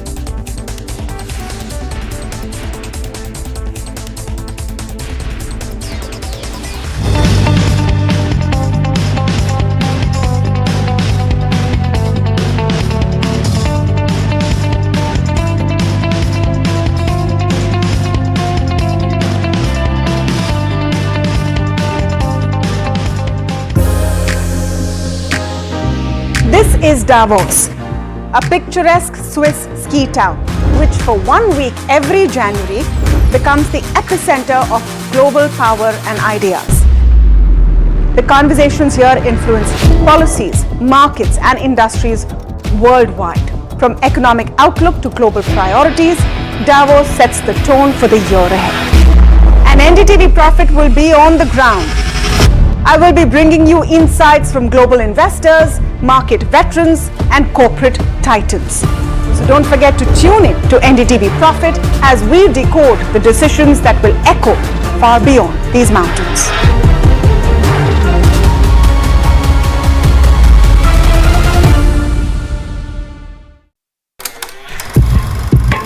लोग कहते हैं कि जिंदगी एक film की तरह होती है, लेकिन मेरी जिंदगी सिर्फ एक फिल्म नहीं, एक ब्लॉकबस्टर फिल्म है। बचपन से पता था मेरे सपनों में दम है, आगे नहीं सबसे आगे जाना है, स्टार नहीं सुपरस्टार बन के दिखाना है। नाम मिला, फेम मिला, प्यार मिला, I was not just running, I was flying। सबकी जुबां पे बस एक ही नाम, यो हनी सिंह। लेकिन फिर ब्लॉकबस्टर कहानी में आया एक ट्विस्ट, 7वें आसमान से सीधा गिरा मैं जमीन पर। फिर क्या, खुद पे काम दोबारा शुरू, फैंस ने फिर प्यार दिखाया, फिर स्टार नहीं सुपरस्टार बनाया। है ना मेरी जिंदगी एक ब्लॉकबस्टर फिल्म। शुक्रिया आपकी प्रेयर्स का और आपके प्यार का। कॉन्सर्ट्स तो आपने बहुत देखे होंगे, but this is gonna be concert of a lifetime, क्योंकि मेरे फैंस ही हैं मेरी विक्ट्री, मेरी हिस्ट्री, मेरी glory. So come and witness yo Honey Singh, this is my story.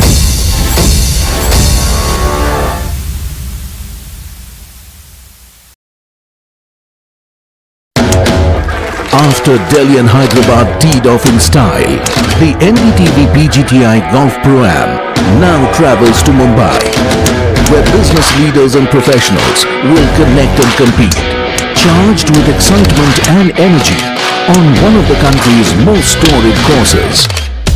NDTV PGTI Golf Pro-Am, the course of champions, the conversation of leaders, 23rd January 2026, Mumbai.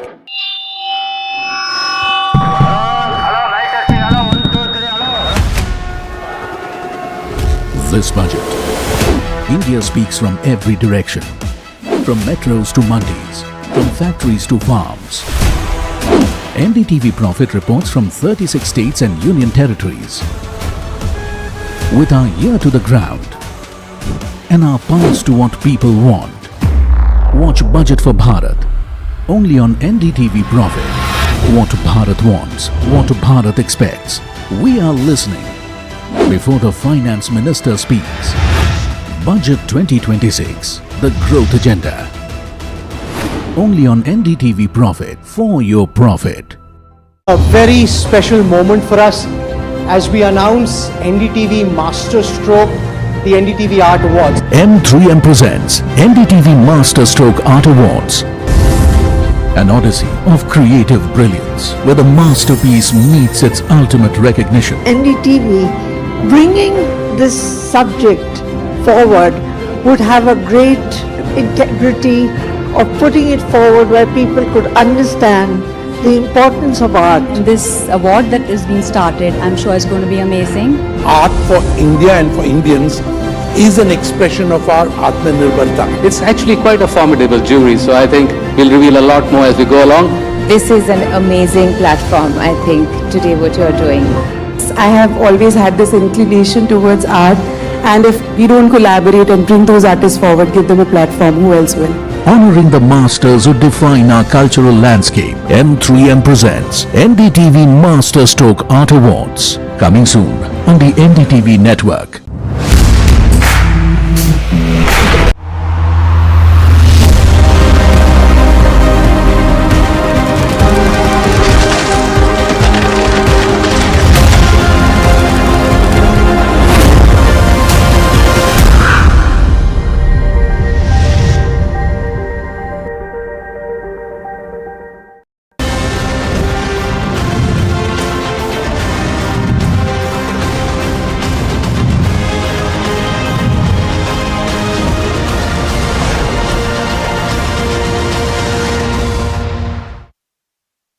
India's auto industry is on a dream run aided by the GST 2.0 cuts, and in calendar year 2025, the industry recorded 5% jump in wholesale sales. The main jewel in the crown for the industry was the Q3 performance, in which wholesales for the industry recorded an 18% jump. But in order for a smooth ride, the industry has a budget wish list, and they believe that if the government can make certain announcements, then this dream run will continue. Skoda Auto Volkswagen India is of the view that the upcoming budget should have announcements for the further growth of the EV segment.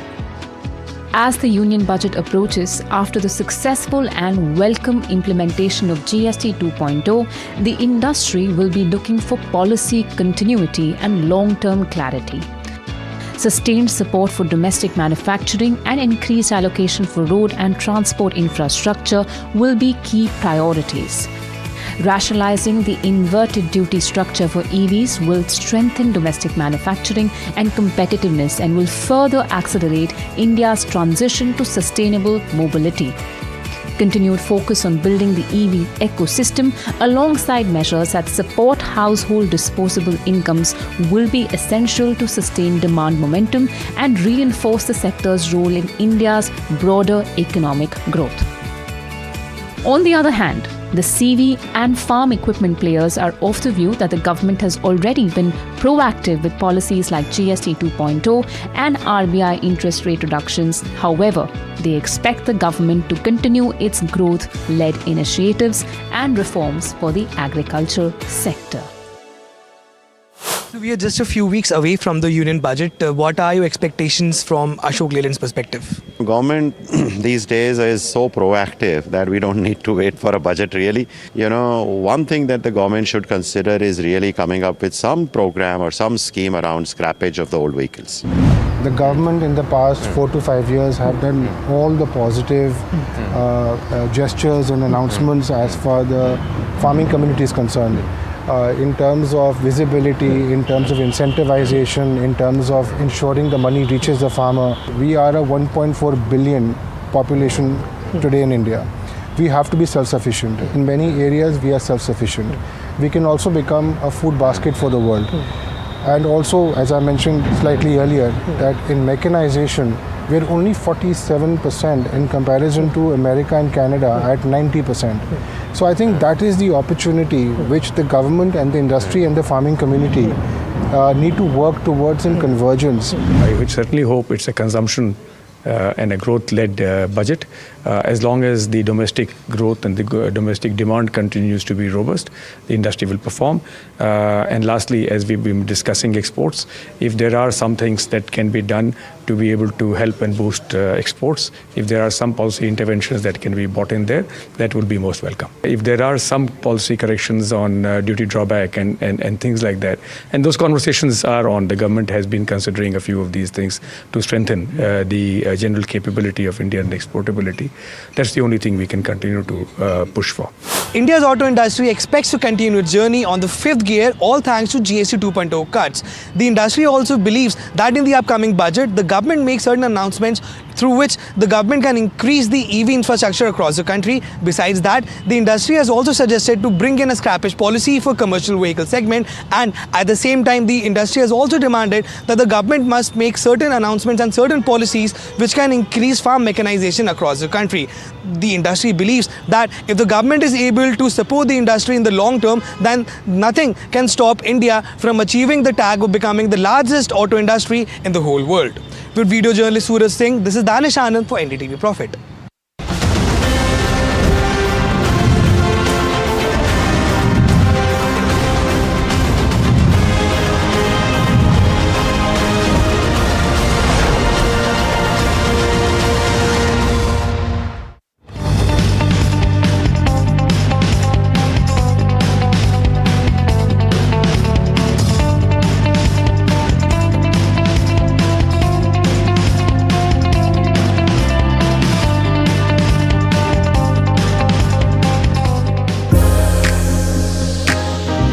This is Davos, a picturesque Swiss ski town, which for 1 week every January becomes the epicenter of global power and ideas.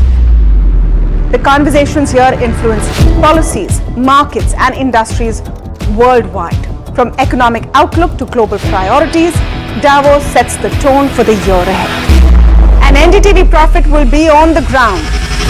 I will be bringing you insights from global investors, market veterans and corporate titans. So don't forget to tune in to NDTV Profit as we decode the decisions that will echo far beyond these mountains.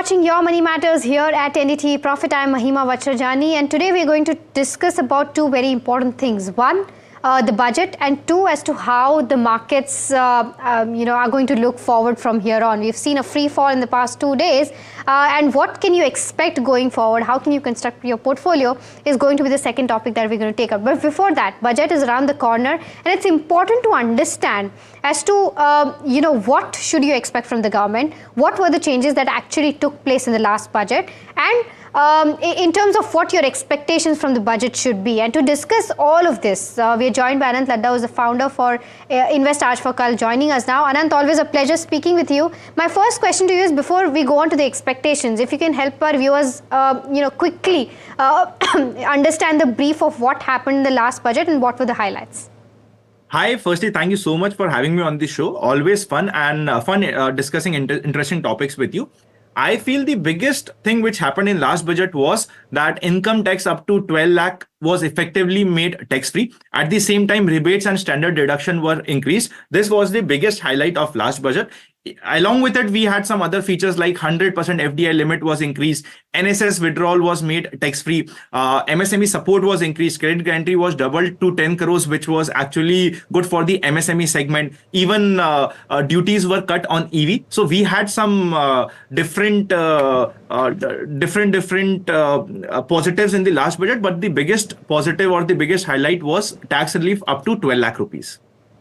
Okay, all right. Now, going forward from a personal taxation point of view, what do you think are the expectations that people have today in terms of what changes need to be made? And this probably, if you can help us break it down into different categories as to this is the most important thing that needs to be done. This could be taken up in the next budget, and so on. If you can help us break that down.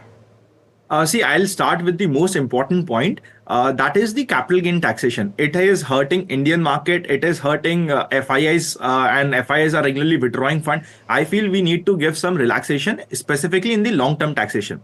I'll also explain the logic behind it. Till 2004, we had long-term taxation in India, but in 2004, long-term taxation was removed, and an STT was introduced. STT was even increased in the coming years. Eventually, what we saw was recently STT is already there. Plus income tax taxation on long-term capital gain is also introduced. So kind of we have double taxation specifically on equity investments. Any which ways, whenever an investor is investing in equity, he is taking an additional risk of volatility, additional risk of market, additional risk of company's performance. Plus, punishing him with more taxation, I think it is not a welcome step. We can probably see some relaxation in income tax, specifically on the capital gain side, is what I'm expecting. This is my first and the foremost expectations from this budget. Second important expectation is, presently in India, companies are taxed better as compared to individuals, but I feel eventually we need to have some synchronization between the two, and taxation which is applied on company and taxation which is applied on individuals have to come on a similar ground. So we might see some reduction or some relaxation in individual taxation. Obviously, they'll mange more, so we will be expecting that this 12 lakh limit will be further increased to maybe 14 lakhs or 15 lakhs, further increasing the tax bracket of India and further motivating individuals to increase taxation. So these three are, I feel, the most important pointers as far as I am concerned. Somewhat less important pointers, but which might be considered is, at times we have many families where either one of the couple is earning. So there has to be an option of dual filing of the returns, which will give them benefit of taxation, and keeping both the individuals in mind, they might get a greater deduction. So this might be on the cards. Next important point might be increasing the 44 AD or 44 ADA limit. So these might be some additional pointers, but the first three are the most important pointers. Specifically, capital gain taxation is for me the most important pointer, looking at the regular outflows which we are seeing from FIS. In 2026 also, I think more than 25,000 crores has flown out of India, specifically from FIS. Already Rupee is depreciating. So we need kind of some good news in the market, and this will be a cherry on the cake. Anant, are you expecting any changes in terms of where new tax regime is concerned, further relief for somebody who's opting for the new regime, and make it more attractable so that more people shift to the new regime? Absolutely, yes. I think department is quite clear that they want new regime to flourish, and they kind of want to remove the old regime. So if they keep their stance, which I think they will, obviously the limits will increase, benefits will increase, and probably people will be more attracted towards filing their tax regime in the new tax regime. So yes, absolutely yes. I am very sure something bonanza will be coming for the new tax regime filers. All right. Just one last question, Anand, because you must be talking to a lot of people, right? Just want to understand, from the last budget, the relief that we already got in the new tax regime, right? Has that actually, kind of translated into savings? Did that feel light on pocket? What is the conversation looking like when you talk to people? See, I feel the biggest benefit was that people have started filing their returns. A lot of people were not filing their returns, but now they're filing their returns. Once they file their return, they have what we call white key income in their bank account, and they can probably get more loans. It is easy for them to process their file. It is easy for them to buy a property, buy an asset. Everything is becoming simpler. Still, I feel we have a long way to go. We need to educate people further, importance of having a proper return, filing a return. Maybe it's a nil return, but we need to file it and we need to show it. We need to further educate people. But yes, we are on the right direction. And if this limit is increased to 15 lakhs, I think it will be a big plus for the complete budget. Absolutely. And I think all of us will be hoping for that to happen. Anand, thank you so much for giving us those details and, of course, taking us through the highlights of the budget as well as what can you expect from this particular budget. So thank you so much for taking out the time and speaking with us at NDTV Profit.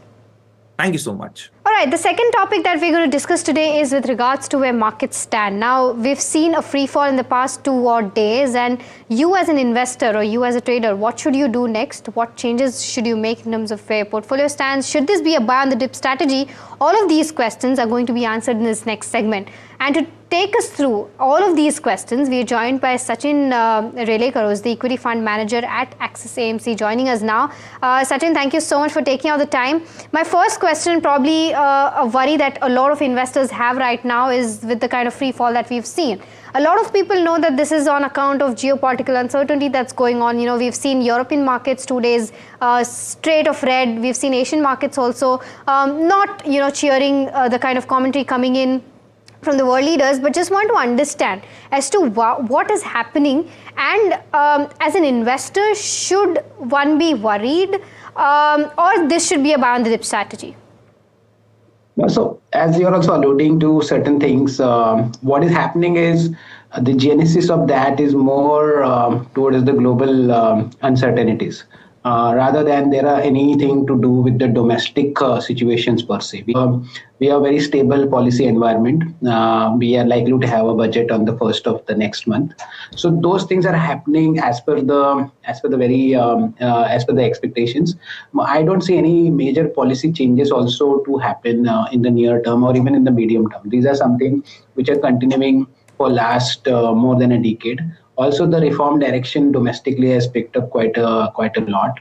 So those things are there. But at the same time, globally, if you see, there are a lot of uncertainties, starting with the change in the administration in US, and that has come out the change in the policy towards the trade, towards the geopolitics, and the shifting of macros is actually in alignment with that.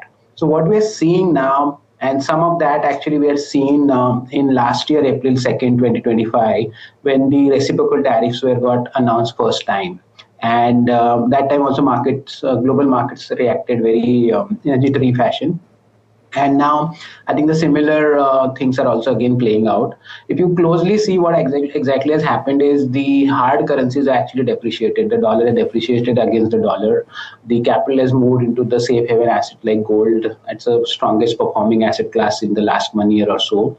And followed by that, the industrial commodities also have performed quite strongly. The reflection of that is actually the weaker currencies is there. And this also has an impact on the long term or the riskier asset class, wherever some element of uncertainty is there, which is where the equities have got impacted. India also is going through a trade negotiation, and there is some bit of a delay or some bit of a versus expectation, some kind of uncertainty is there in the minds of investors, and that has affected the Indian markets to an extent. But however, the majority of the fall in the market in our assessment is actually explained by how the global macros have shifted and how the discounting rates or the risk premium, which is reflected in the long-term bond yields, is actually affecting the valuations over here. And the other part of your question was how investors should respond to this and how they can adjust. So basically all these things need to be taken into account. But at the same time, as I started with saying that the domestic outlooks and where our focus is, majority has remained unchanged. And we had seen in the previous major crisis also, some of these things actually sentiment-wise also change also very fast. It's unpredictable. I also have to say that. But I don't think the outlook-wise from a company position point of view has changed very, very drastically because of this. There are companies which have linkages or direct impact from trade negotiations, etc. But overall listed space does not have a very large linkage. And therefore, I think one need not have to be really defocused from the investment framework or the discipline which is there. Understood. So then, Sachin, you talked about valuations, but do you think that the current correction that we've seen, and even 2025 was an year of consolidation, right? Do you think now there is some comfort in terms of where valuations stand? You see, large cap valuations are closer to the long-term averages. That's not a discomforting space. First of all, I'm talking about the top 100 names. The mid-cap valuations also have moved or ticked down, like they were about closer to 2 standard deviation from the long-term averages.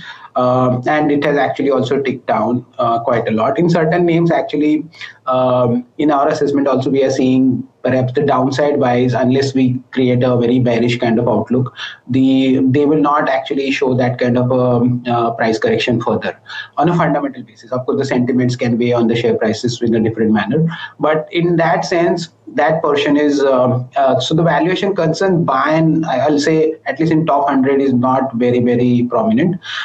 In next 150 names or the mid cap bucket, there is some improvement in the valuation comfort. Although there are expensive names, I will not deny that. I mean, there are expensive names, although they have a growth rates or the growth expectation also very high. But from where we are, maybe 1 year ago or 2024 end to now, of course, the valuation has improved. In small cap, I think one cannot just go by one parameter because it's a very large universe. I mean, anything beyond 250 is actually a small cap, and it's a very large universe, and therefore it actually becomes very individual company specific. And over there, if I just take that same barometer or same measurements, then perhaps the valuations are not cooled off as much. But as I said, the individual names can differ quite a lot in that segment, and that basket is much wider. Perhaps I'll not use the same parameter over there. So leaving aside that, at least for the top 200 or top 250 names, there is some bit of valuation comfort which is there. What is weighing on right now is more of a sentiment, in my view. I'm not calling like things are going to change in a quick fashion, because these macros shift which is happening perhaps can be a long term, because there's a policy change which has been talked about, is quite radical also. Right. I mean, some of these things are actually getting questioned there.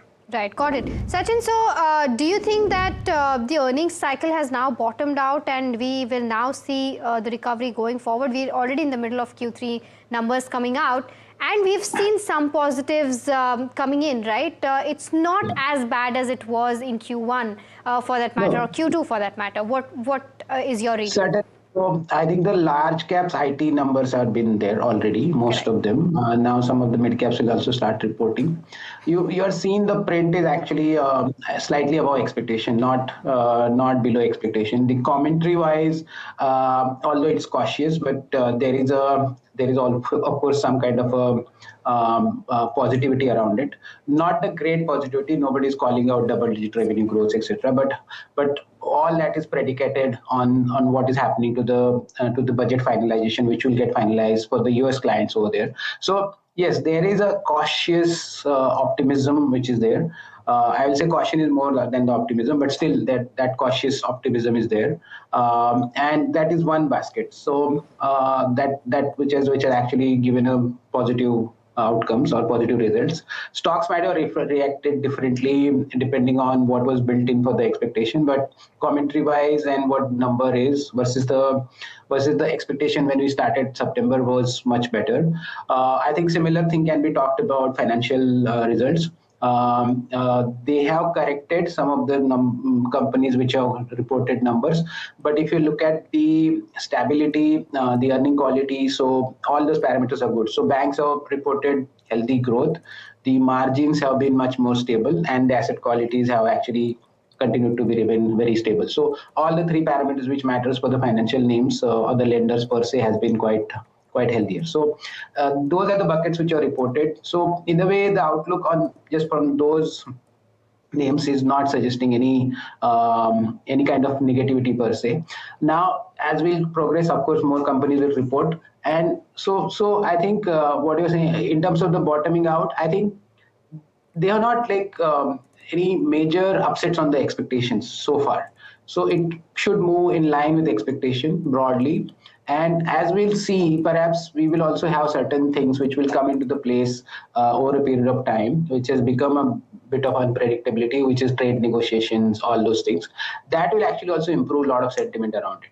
And that will give the fillip to the sentiment as well. Okay.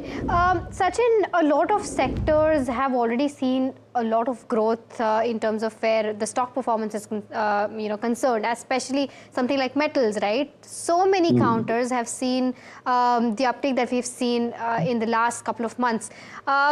what all sectors are you going to be watching out for 2026? One thing. And secondly, would metals still be on your radar considering the run-up it's seen in the past couple of months? Yeah, industrial commodities are definitely on our radar. Although our ownership in that space is very minuscule as of now. The way we look at it is basically we are just looking at the bottom of argument also for the individual companies to buy into.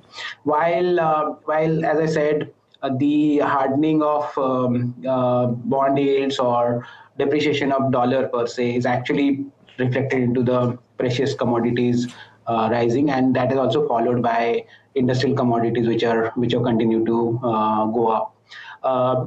The one way of hedging that is either buy the mining stocks which are into those commodities, which are unfortunately is not available in the Indian listed space, and then there is industrial commodities like aluminum and maybe to an extent silver, which is where one can allocate. We are, as I said, that is something we are watchful about, but we are also assessing the bottom-up arguments in that, and perhaps we're also looking at what is the long-term averages for the metals which have been projected by the global analyst also, and how much is factored into the valuations. These are some of the things which are weighing. That will continuously be watched out for sure, and not only from owning the commodities per se, but what is the kind of impact of those will be there on the industrial names, automobile names. That risk assessment also is to be done. So there are both aspects of this. So we are watching that. As of now, our ownership is little less, but at the same time, we are also more watchful about the risk to the earnings or the margins for the users of those commodities. That's how we are looking at it. In terms of the sectors which we are keenly or where our allocation is slight overweight compared to the index are consumer discretionary. Within that there is automobile, there is consumer internet also, and there are certain platform companies also are there. This is one of the key overweights. Followed by that, we are also quite overweight in defense and industrials wherever the energy transition themes are there. Those are the places where our allocation is meaningfully higher than the benchmark. Okay. These are some of the things which are watching very carefully. Financial is another important segment for us to be watchful about. So Sachin, then is 2026 going to be the year for large caps still, or will the recovery in mid caps and small caps take place in 2026? I think recovery in mid and small caps, the way we are looking at, is going to be very, very name specific and a very, very selective basis. Companies showing a clear break from the past in terms of the earning growth or in terms of the improvement in the visibility will be the ones which investors will favor. That is how we are also looking at that. But at the same time, large caps is more steadier and more predictable space, something where the volatility and the earnings is likely to be less. And of course, as I said, the valuation comfort is better. I think that is something obviously will be a major portion where we will also allocate. At the same time, I think the uncertainty which is emanating from the shifts in the macros, that I think is likely to be a little more longer drawn out, because some of these steps and some of these agreements, negotiations are going to continue, and according to that, things are going to remain reactive to that or volatile to that. So that also need to be watchful about. Okay, Sachin, thank you so much for giving us those insights, and I'm sure viewers will now understand as to how all of these factors are going to impact their portfolio and what they can expect from markets in 2026. Thank you so much for taking out the time and helping us understand everything that you just said. Thank you for having us. Thank you very much. All right, so we talked about what you can expect from the budget, what you can expect from markets in 2026, but I think it's also important to address two main things. One being the fall in Bitcoin that we've witnessed in the past couple of weeks, and the kind of fall has been drastic in nature. Now, to understand as to what is causing this fall in Bitcoins and to help us understand as to what you can expect going forward, we are now joined by Ridhima, who will give us a perspective on what is causing the free fall in the Bitcoins and what can you expect going forward. Ridhima, over to you. Bitcoin has been under pressure in the recent sessions, slipping from earlier highs and losing key support levels. Here's what's driving the cryptocurrency lower and why investors are concerned. Bitcoin, the world's largest cryptocurrency, has slid to around $90,000 level after a broad sell-off in the global markets, with its total crypto market down about 3% and major tokens in the red. First, the geopolitical uncertainty and rising trade tensions, particularly concerns surrounding US-EU tariff threats, have pushed investors towards traditional safe havens like gold, which has hit record highs, while risk assets including bitcoins are seeing outflows. Secondly, the market sentiment has turned risk off as macroeconomic factors bite. Investors are reducing exposure to higher risk assets amid worries over interest rates, regulatory uncertainty, and global fiscal pressures, conditions that historically dampen demand for the crypto. Thirdly, the technical factors are also at play. Bitcoin has failed to hold key breakout levels and breached important averages, triggering bearish signals that can prompt automated sell orders and stop losses. Analysts warn that this could push prices even lower if support doesn't return. On the regulatory front, delays in major crypto-related bills such as the Digital Asset Market Clarity Act in the US have also weighed on the sentiment, with prices dipping after key hearings were postponed. While some large buyers like Strategy continue to accumulate Bitcoin, their heavy unrealized losses and the overall selling pressure suggest that confidence is being tested rather than restored in the short term. All right, Ridhima, thank you so much for getting us those details. Everybody who is invested or probably trading in Bitcoin now has a view as to why there was a free fall in the cryptocurrency that we just talked about. But moving on, the other aspect that everybody wants to know about is gold, silver, as well as copper, as to how these metals have been shining in the past couple of months and whether they'll continue to shine going forward or not, and what are the factors behind it. To understand exactly this, we're joined by Shreyansi, who is going to give us a perspective on how the rally has been like, what are the factors behind it, and what can you expect going forward. Shreyansi, over to you. Absolutely, bunch of triggers that you're looking at when it comes to gold, silver, as well as copper. First things first, let's talk about gold prices, because you do have safe haven demand that has actually been helping gold prices quite a lot. You do have that record high that speaks for itself. And in terms of the other factors, you do have Trump's war, the trade war when it comes to US as well as the European Union, and that is actually helping bullion as well. And that's something that you're seeing in terms of the next moves when it comes to this entire conflict, that's actually helping gold prices right now. Other than that, there's also a meltdown when it comes to Japanese government debt as well, and that's also something that is actually powering gold prices. Lower interest rates is also something that you're looking at in terms of key factors. The entire debasement trade, the de-dollarization trend as well is actually helping bullion as well, and the lower interest rates of course increase the opportunity cost of holding bullion. On the back of that, you do have a bunch of these triggers. Add to that list central bank purchases as well, and there you have the perfect mix when it comes to gold prices. When you talk about silver as well, which is a sister metal, similar updates that you have coming in there as well. Safe haven demand is actually powering silver prices as well, and the white metal is doing quite well for itself. When you talk about copper as well, there's actually a bunch of demand-supply fundamentals that you should be looking at. So there's AI-led demand that you have that is new on the back of data centers that actually use a lot of copper. And against that, you have this entire mine disruption story that is playing out for itself to copper. All right, Shreyansi, thank you so much for bringing us those details. Viewers, I hope this episode helped with you, but do stay tuned. More news and updates on the other side.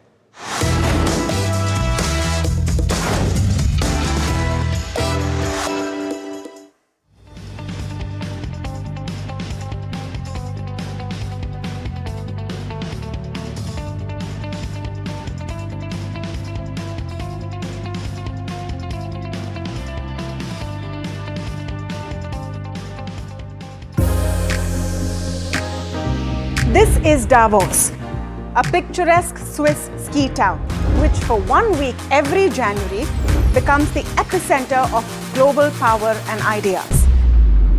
The conversations here influence policies, markets, and industries worldwide. From economic outlook to global priorities, Davos sets the tone for the year ahead. And NDTV Profit will be on the ground. I will be bringing you insights from global investors, market veterans, and corporate titans. So don't forget to tune in to NDTV Profit as we decode the decisions that will echo far beyond these mountains.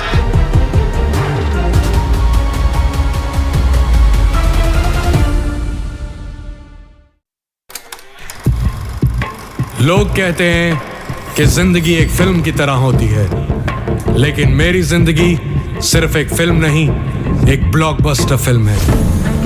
बचपन से पता था मेरे सपनों में दम है, आगे नहीं सबसे आगे जाना है, स्टार नहीं सुपरस्टार बन के दिखाना है। नाम मिला, फेम मिला, प्यार मिला, I was not just running, I was flying। सबकी जुबां पे बस एक ही नाम, यो हनी सिंगर। लेकिन फिर ब्लॉकबस्टर कहानी में आया एक ट्विस्ट, 7वें आसमान से सीधा गिरा मैं जमीन पर। फिर क्या, खुद पे काम दोबारा शुरू, फैंस ने फिर प्यार दिखाया, फिर स्टार नहीं सुपरस्टार बनाया। है ना मेरी जिंदगी एक ब्लॉकबस्टर फिल्म। शुक्रिया आपकी प्रेयर्स का और आपके प्यार का। कॉन्सर्ट्स तो आपने बहुत देखे होंगे, but this is gonna be concert of a lifetime, क्योंकि मेरे फैंस ही हैं मेरी विक्ट्री, मेरी हिस्ट्री, मेरी glory. So come and witness yo Honey Singh, this is my story.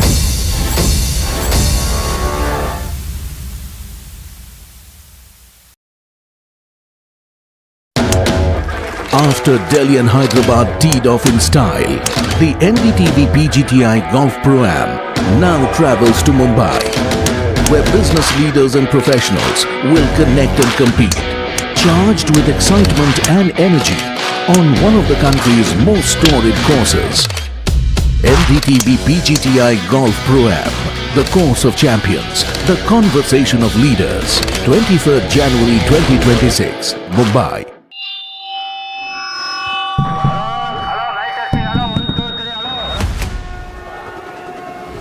This budget, India speaks from every direction, from metros to mandis, from factories to farms. NDTV Profit reports from 36 states and union territories. With our ear to the ground and our pulse to what people want. Watch Budget for Bharat, only on NDTV Profit. What Bharat wants, what Bharat expects. We are listening. Before the Finance Minister speaks. Budget 2026, the growth agenda. Only on NDTV Profit, for your profit. A very special moment for us as we are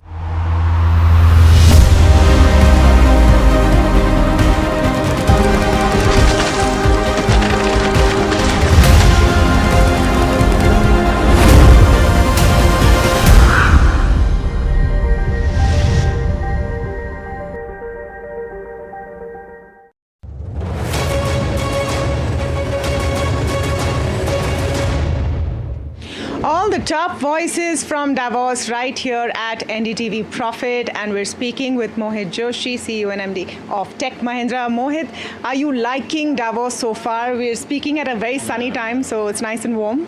No, it's been wonderful, right? I mean, obviously, like anybody in our business, you have to be in Davos every single year, and this is, I've completed more than a decade over here. But this year has been nice. I think the participation has been very broad and extensive. Thankfully, it's been sunny, it hasn't snowed, and a good set of meetings, a good set of dialogues. So, yes, so far, very good. What do you think is going to happen in the Trump address? Is that something you're looking forward to? Yeah, that is unfortunately beyond my pay grade. My hope is that given the fact that all the leaders are over here in Davos, that we find some amicable solution and we step off the ledge in a manner of speaking. Certainly, I think the market reaction yesterday has been quite negative. And so hopefully, as always, the world finds a way through the latest crisis. You know, Mohit, if I look at you, and I don't want to use the word turnaround, but definitely the vast improvement in the numbers for Tech Mahindra since you took over. It's displaying in the stock and everything that you've done. For you as a leader in the industry you are, do you see more challenges ahead, more headwinds ahead because of what's happening geopolitically, what's happening with the rupee, what's happening with discretionary appetite, etc. in the United States? How do you look at it? So look, I think there is no denying it that the past 3 years have been challenging for the industry, especially in terms of growth, right? And so for us, it was doubly difficult because we were seeking to drive a turnaround and a transformation within the period. But so far, we have managed within the constraints that the market has set for us. When I look at Tech Mahindra specifically, I do feel that our geography exposure is helping because while we get about half of our revenue from the Americas, about a quarter of our revenue comes from Europe, about a quarter again comes from India, Middle East, Africa, and Asia Pacific and Japan. So geographically we're quite well distributed, right? Again, from a sectoral perspective, our largest exposure is to telco. Telco is a very national business, right? It is largely a domestic business pretty much across the world. Manufacturing again has seen a resurgence across the globe. That is our second largest vertical. Financial services, healthcare and life sciences and retail. Again, these are businesses where we're looking to establish a very strong challenger position. So I do feel that, surprisingly for a company, of our size, the calibration that we have, sort of the spread that we have, has actually worked out quite well for us. Obviously, in addition to this, a lot of the steps that we've taken to focus the organization, to drive an increase in productivity, and to really build the organization for the future. A lot of those bets have thankfully paid off so far, though clearly too early to declare victory. So I'm just going to come to the first part about telecom and a nationalistic business in that sense. Concerns over there from the American context. Also, do you think that the concentration of business coming from America will have to strategically shift, or you'll wait for this crisis, quote unquote, to tide over? No, I think, look, telecom obviously has been a business that has been challenged over the past, over the past 4 or 5 years. There was that huge investment that happened in 5G. And I feel most telecom companies have really struggled to monetize the revenue from 5G, right? But over the past 1 year or so, we have seen signs of stabilization and growth in the business. Our Americas business has done exceedingly well. Telco business has done exceedingly well in the recent quarter. So after a long time, we had both quarter-on-quarter and year-on-year increases. Our European telecom business is doing really well, but that's been driven more by the consolidation, where we've been winning in terms of consolidation. And Asia Pacific continues to be a growth area from a telecoms perspective, right? As far as the Americas is concerned, look, candidly, it is too large a market to ignore, right? The fact of the matter is that the American market in terms of enterprise technology is by far the single largest in the world. Just to give you an example, the top 10 banks in the US spend more than the top 100 banks in the world if you exclude the American banks, right? So clearly the spend pools there are so large, the innovation being driven is so large, the ecosystem partnerships, whether it's with the Microsoft or AWS, it is a market that you can ignore at your own peril.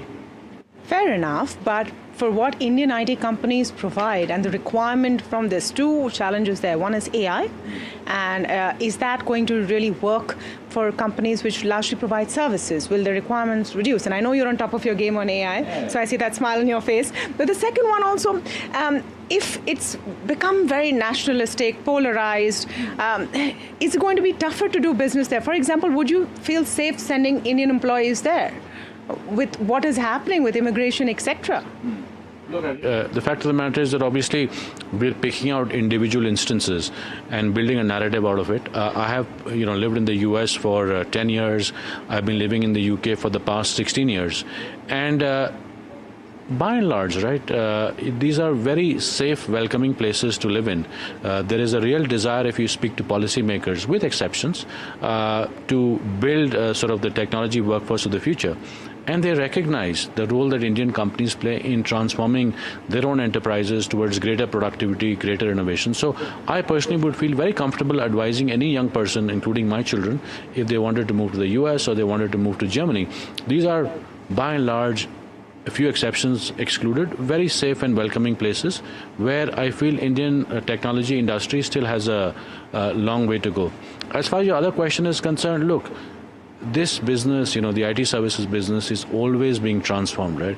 You always, every single year, have to pick up new things and learn new things, whether it was the metaverse a few years ago, cryptocurrencies, Bitcoin, blockchain, distributed ledger. More recently, it is AI, agentic. People are talking about sort of whole world AI. So I feel the industry will keep changing. And as long as you keep changing, as long as you keep picking up new skills, hiring the best talent in the world, I feel the future is very safe, right? The example I'll give you is if you look at some of the audit firms like Deloitte or an EY, they've been around for 100+ years. These firms started out as tax businesses, as audit businesses, then they became advisory businesses, they became strategic consulting businesses, and now they become technology businesses, right? They compete with us. The only reason they have survived and grown for the past 100 years is not because the business has stayed the same. It's because they have a really deep understanding of their clients and their industries, and that is more than anything else. So what is the adaptation you see in your context with AI at the bedrock? Yeah. Because, I mean, world calls India the anti-AI trade. Yeah. Someone has to go out and prove them wrong. Yeah. Look, I think the anti-AI trade is because the rest of the world really is an anti-AI trade, right? The US is the AI trade and the rest of the world is the anti-AI trade. I do feel that for us, a lot of the work, so there are three things that we're doing, right? One is obviously we're building the tooling to allow us to enable our clients to get the benefits of AI. We're investing significantly from an R&D perspective, right? So if you look at it, we are the only GSI to be selected for the National AI Mission. We have built a number of large language models from scratch. And now we're thinking about sort of a new model to price with AI, right? So I feel that the work that we've done, which was recently published with Forrester, how do you price for human labor? How do you price for digital labor? And the age-old conundrum of the industry, how do you break out from this linear pattern of linkage to human labor? This is our opportunity, right? So I really feel that AI will be, mark my words, in a couple of years, the tailwind, like COVID, right, that propels the industry to the next phase of growth and relevance. How do you see it working out in terms of your corporate performance? And I know you've posted results, good results, but how do you see AI becoming a tangible part of the revenue stream? Yeah. Because right now it's pilot, let's see what happens, it's up in the air.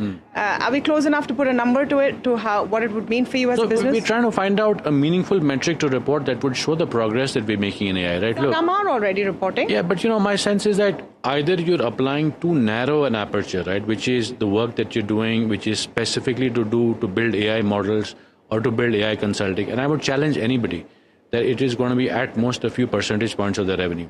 Or it's a very broad aperture, right, which is all the clients with whom we're working on AI projects, so where our work is being delivered using AI, like a code assist platform or a contact center AI platform, right, which is 100% of the clients. So it's either going to be close to zero or it's going to be 100%, right?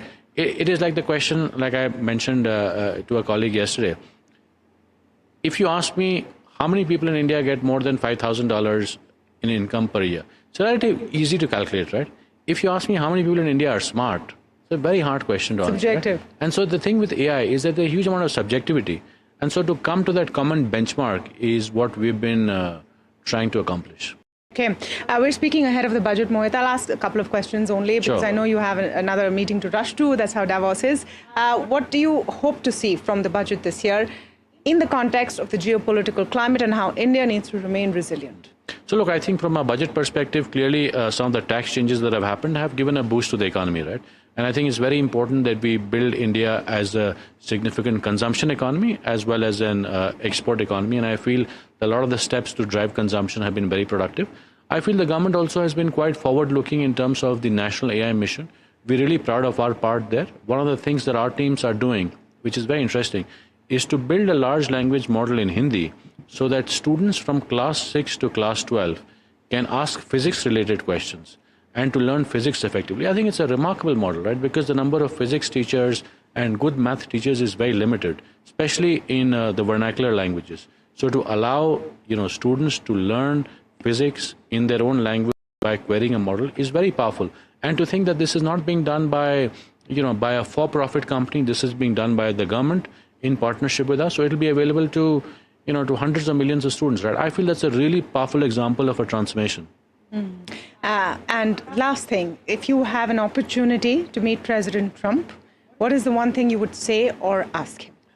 into the camera. You know, I think, you know, candidly, I'd probably just ask for a picture with him with a big V sign and step away. I would certainly not ask him anything controversial because... You know, this is a hypothetical question. I know, but... You don't need to be so safe. You know, the reality is that you do not want to get to his wrong side. And so even hypothetically, I don't want to risk asking a question because I might inadvertently manifest something very dangerous for myself. Okay, we'll leave it at that. Thank you so much, Mohit, for speaking with us. Thank you. Lovely to see you. Thank you again. Thank you for that. Yes, in these cold climes and in this beautiful backdrop, we're having a conversation with the State Bank of India chairman, India's largest bank, over here at Davos, where I must tell you the ongoing commentary is that India seems to have taken over a lot of the promenade. Sir, thank you so much for coming into our studios and speaking with us. Absolute pleasure. How's the trip going so far? Thank you, Tamanna, for having me here. So far, so good. I think a lot of fruitful meetings and also a lot of fruitful discussions where you could participate and listen to the people what exactly is happening in a very difficult geopolitical environment. Yes. Yes, I know in a few hours from now, everyone's waiting to hear what Trump says. But in terms of what you are looking at here in Davos, a little birdie tells me that a lot of your conversations are around AI and adding that kind of tech to the prowess of State Bank of India. Are you shopping here, speaking to possible partners? No, we do have partners and, of course, long-term partners. More importantly, my conversations with them is for the last 3 to 4 versions of Davos, we've been talking about AI. A lot of proof of concepts have happened, and we have not seen adoption of AI in the BFSI space at scale. So my venture here is to understand how do we bring AI adoption at scale as big as State Bank of India with 530 million customer base, that you need to have something which will change the customer experience and also improve the productivity of our employees. I think this is what I've been focusing on. But what I believe now is that a lot of entities have moved away from POCs to adoption. And adoption also has a critical element in the sense that you need to have large-scale change management, the way how people use both of your employees as well as the customers. So this has been my focus. It's been a good conversation so far. How do you see AI changing both the customer experience and your core requirement of financial inclusion? As India's largest bank and largest public sector bank, that's also a big part of the mission. How do you think that this can really change the game from that context? So it's not that we have not used AI in the past. What we are talking, obviously now moving from the predictive analytics to Gen AI and agentic AI. So we were one of the early adopters of AI models, both for purpose of the customer service, lending, for instance, and also fraud risk management. If you really see cyber protection of our customers, where transaction monitoring happens, and also we need to protect them from the cyber frauds. A large-scale Gen AI adoption is happening in SBI on the fraud risk management side. But we can definitely use in terms of creating hyper-personalization. Today, a lot of people receive a lot of calls on many products, right? How do we cut down on them? What Tamanna really requires, only those calls should go. I think all Indians will thank you if this is a model everyone can I think adopt. definitely this is what AI is capable of doing, in the sense that you don't disturb or you don't trouble the customer as much because you have not understood the customer much. If AI tools can provide that insight in terms of what customer needs and when does he or she wants to be contacted for. I think these are some of the things on the customer side. More in terms of the customer protection side, I think agentic AI and AI have humongous applications going forward. Now, let's come back to a bit of the domestic business. I know we're sitting here in Davos, but we must talk about what is your outlook on urban consumption. Some of those concerns which are being talked about there, are you actually seeing it? Because you will be in the right position to see if that kind of consumption is coming in. A lot of the conversation that after the GST rationalization, it is banks who will see that uptake as people want to go out and consume more and take loans to do the same. So we did see, of course, I won't be able to speak about our Q3 numbers because the results are is scheduled sometime during February. But broadly speaking, I think consumption demand helped in terms of growing some of the consumer loans. What we have seen is that, since you mentioned about urban consumption, the consumption numbers which have been announced now shows that the rural consumption is picking up faster than the urban consumption. And another dimension of the consumption is that it has been more in non-discretionary items. That means auto sector, white goods have shown much more uptick than the discretionary or non-discretionary spending. Sorry, discretionary spending was more than non-discretionary. So I think GST has to help maybe the lower middle class to consume more. That consumption in the urban areas is yet to be seen. But on the discretionary spending, we have seen a significant uptick, both on the auto sector as well as white goods. So I won't ask you about numbers because, like you said, it's the silent period. But just want to get a sense of how you're seeing deposit growth. Deposit growth has been a pain point for the industry and for several reasons. How do you look at it as the largest player? So the kind of financialization, the overall financialization of savings which have been there, and the unconscious asset allocation which has been happening. People earlier probably used to have savings, and savings are destinations were only bank deposits. But today you may not call it asset allocation in the truest sense, but you would like to keep some money in the mutual funds and some money goes to the insurance, some to the pension fund. So which means that I personally believe that it is a kind of irreversible movement which is happening from the bank deposits to the other alternative financial instruments. It may change. If the stock market is doing, probably more flows will be there towards that. But broadly, the banks have to live with a lower deposit growth rate. That's one. Number two, I think we also have to see that how do you structure your balance sheet? Do you want to structure your asset growth purely based on deposits, or you can go to the market and some of these savings which are currently going to various instruments have to come to the real economy, right? Back to the real economy. Yes. They are coming in some form. But ultimately the banks have to build their balance sheets based on not only on deposits, but other alternate instruments, market instruments, certificate of deposits, bonds. I think this is inevitable. I think that will definitely happen. There were some eyebrows raised when a bank of your size goes after certificate of deposits. No. See, this is. I mentioned certificate of deposit to make you to ask me that question. So I think it's important to realize that every bank in India has to look for alternate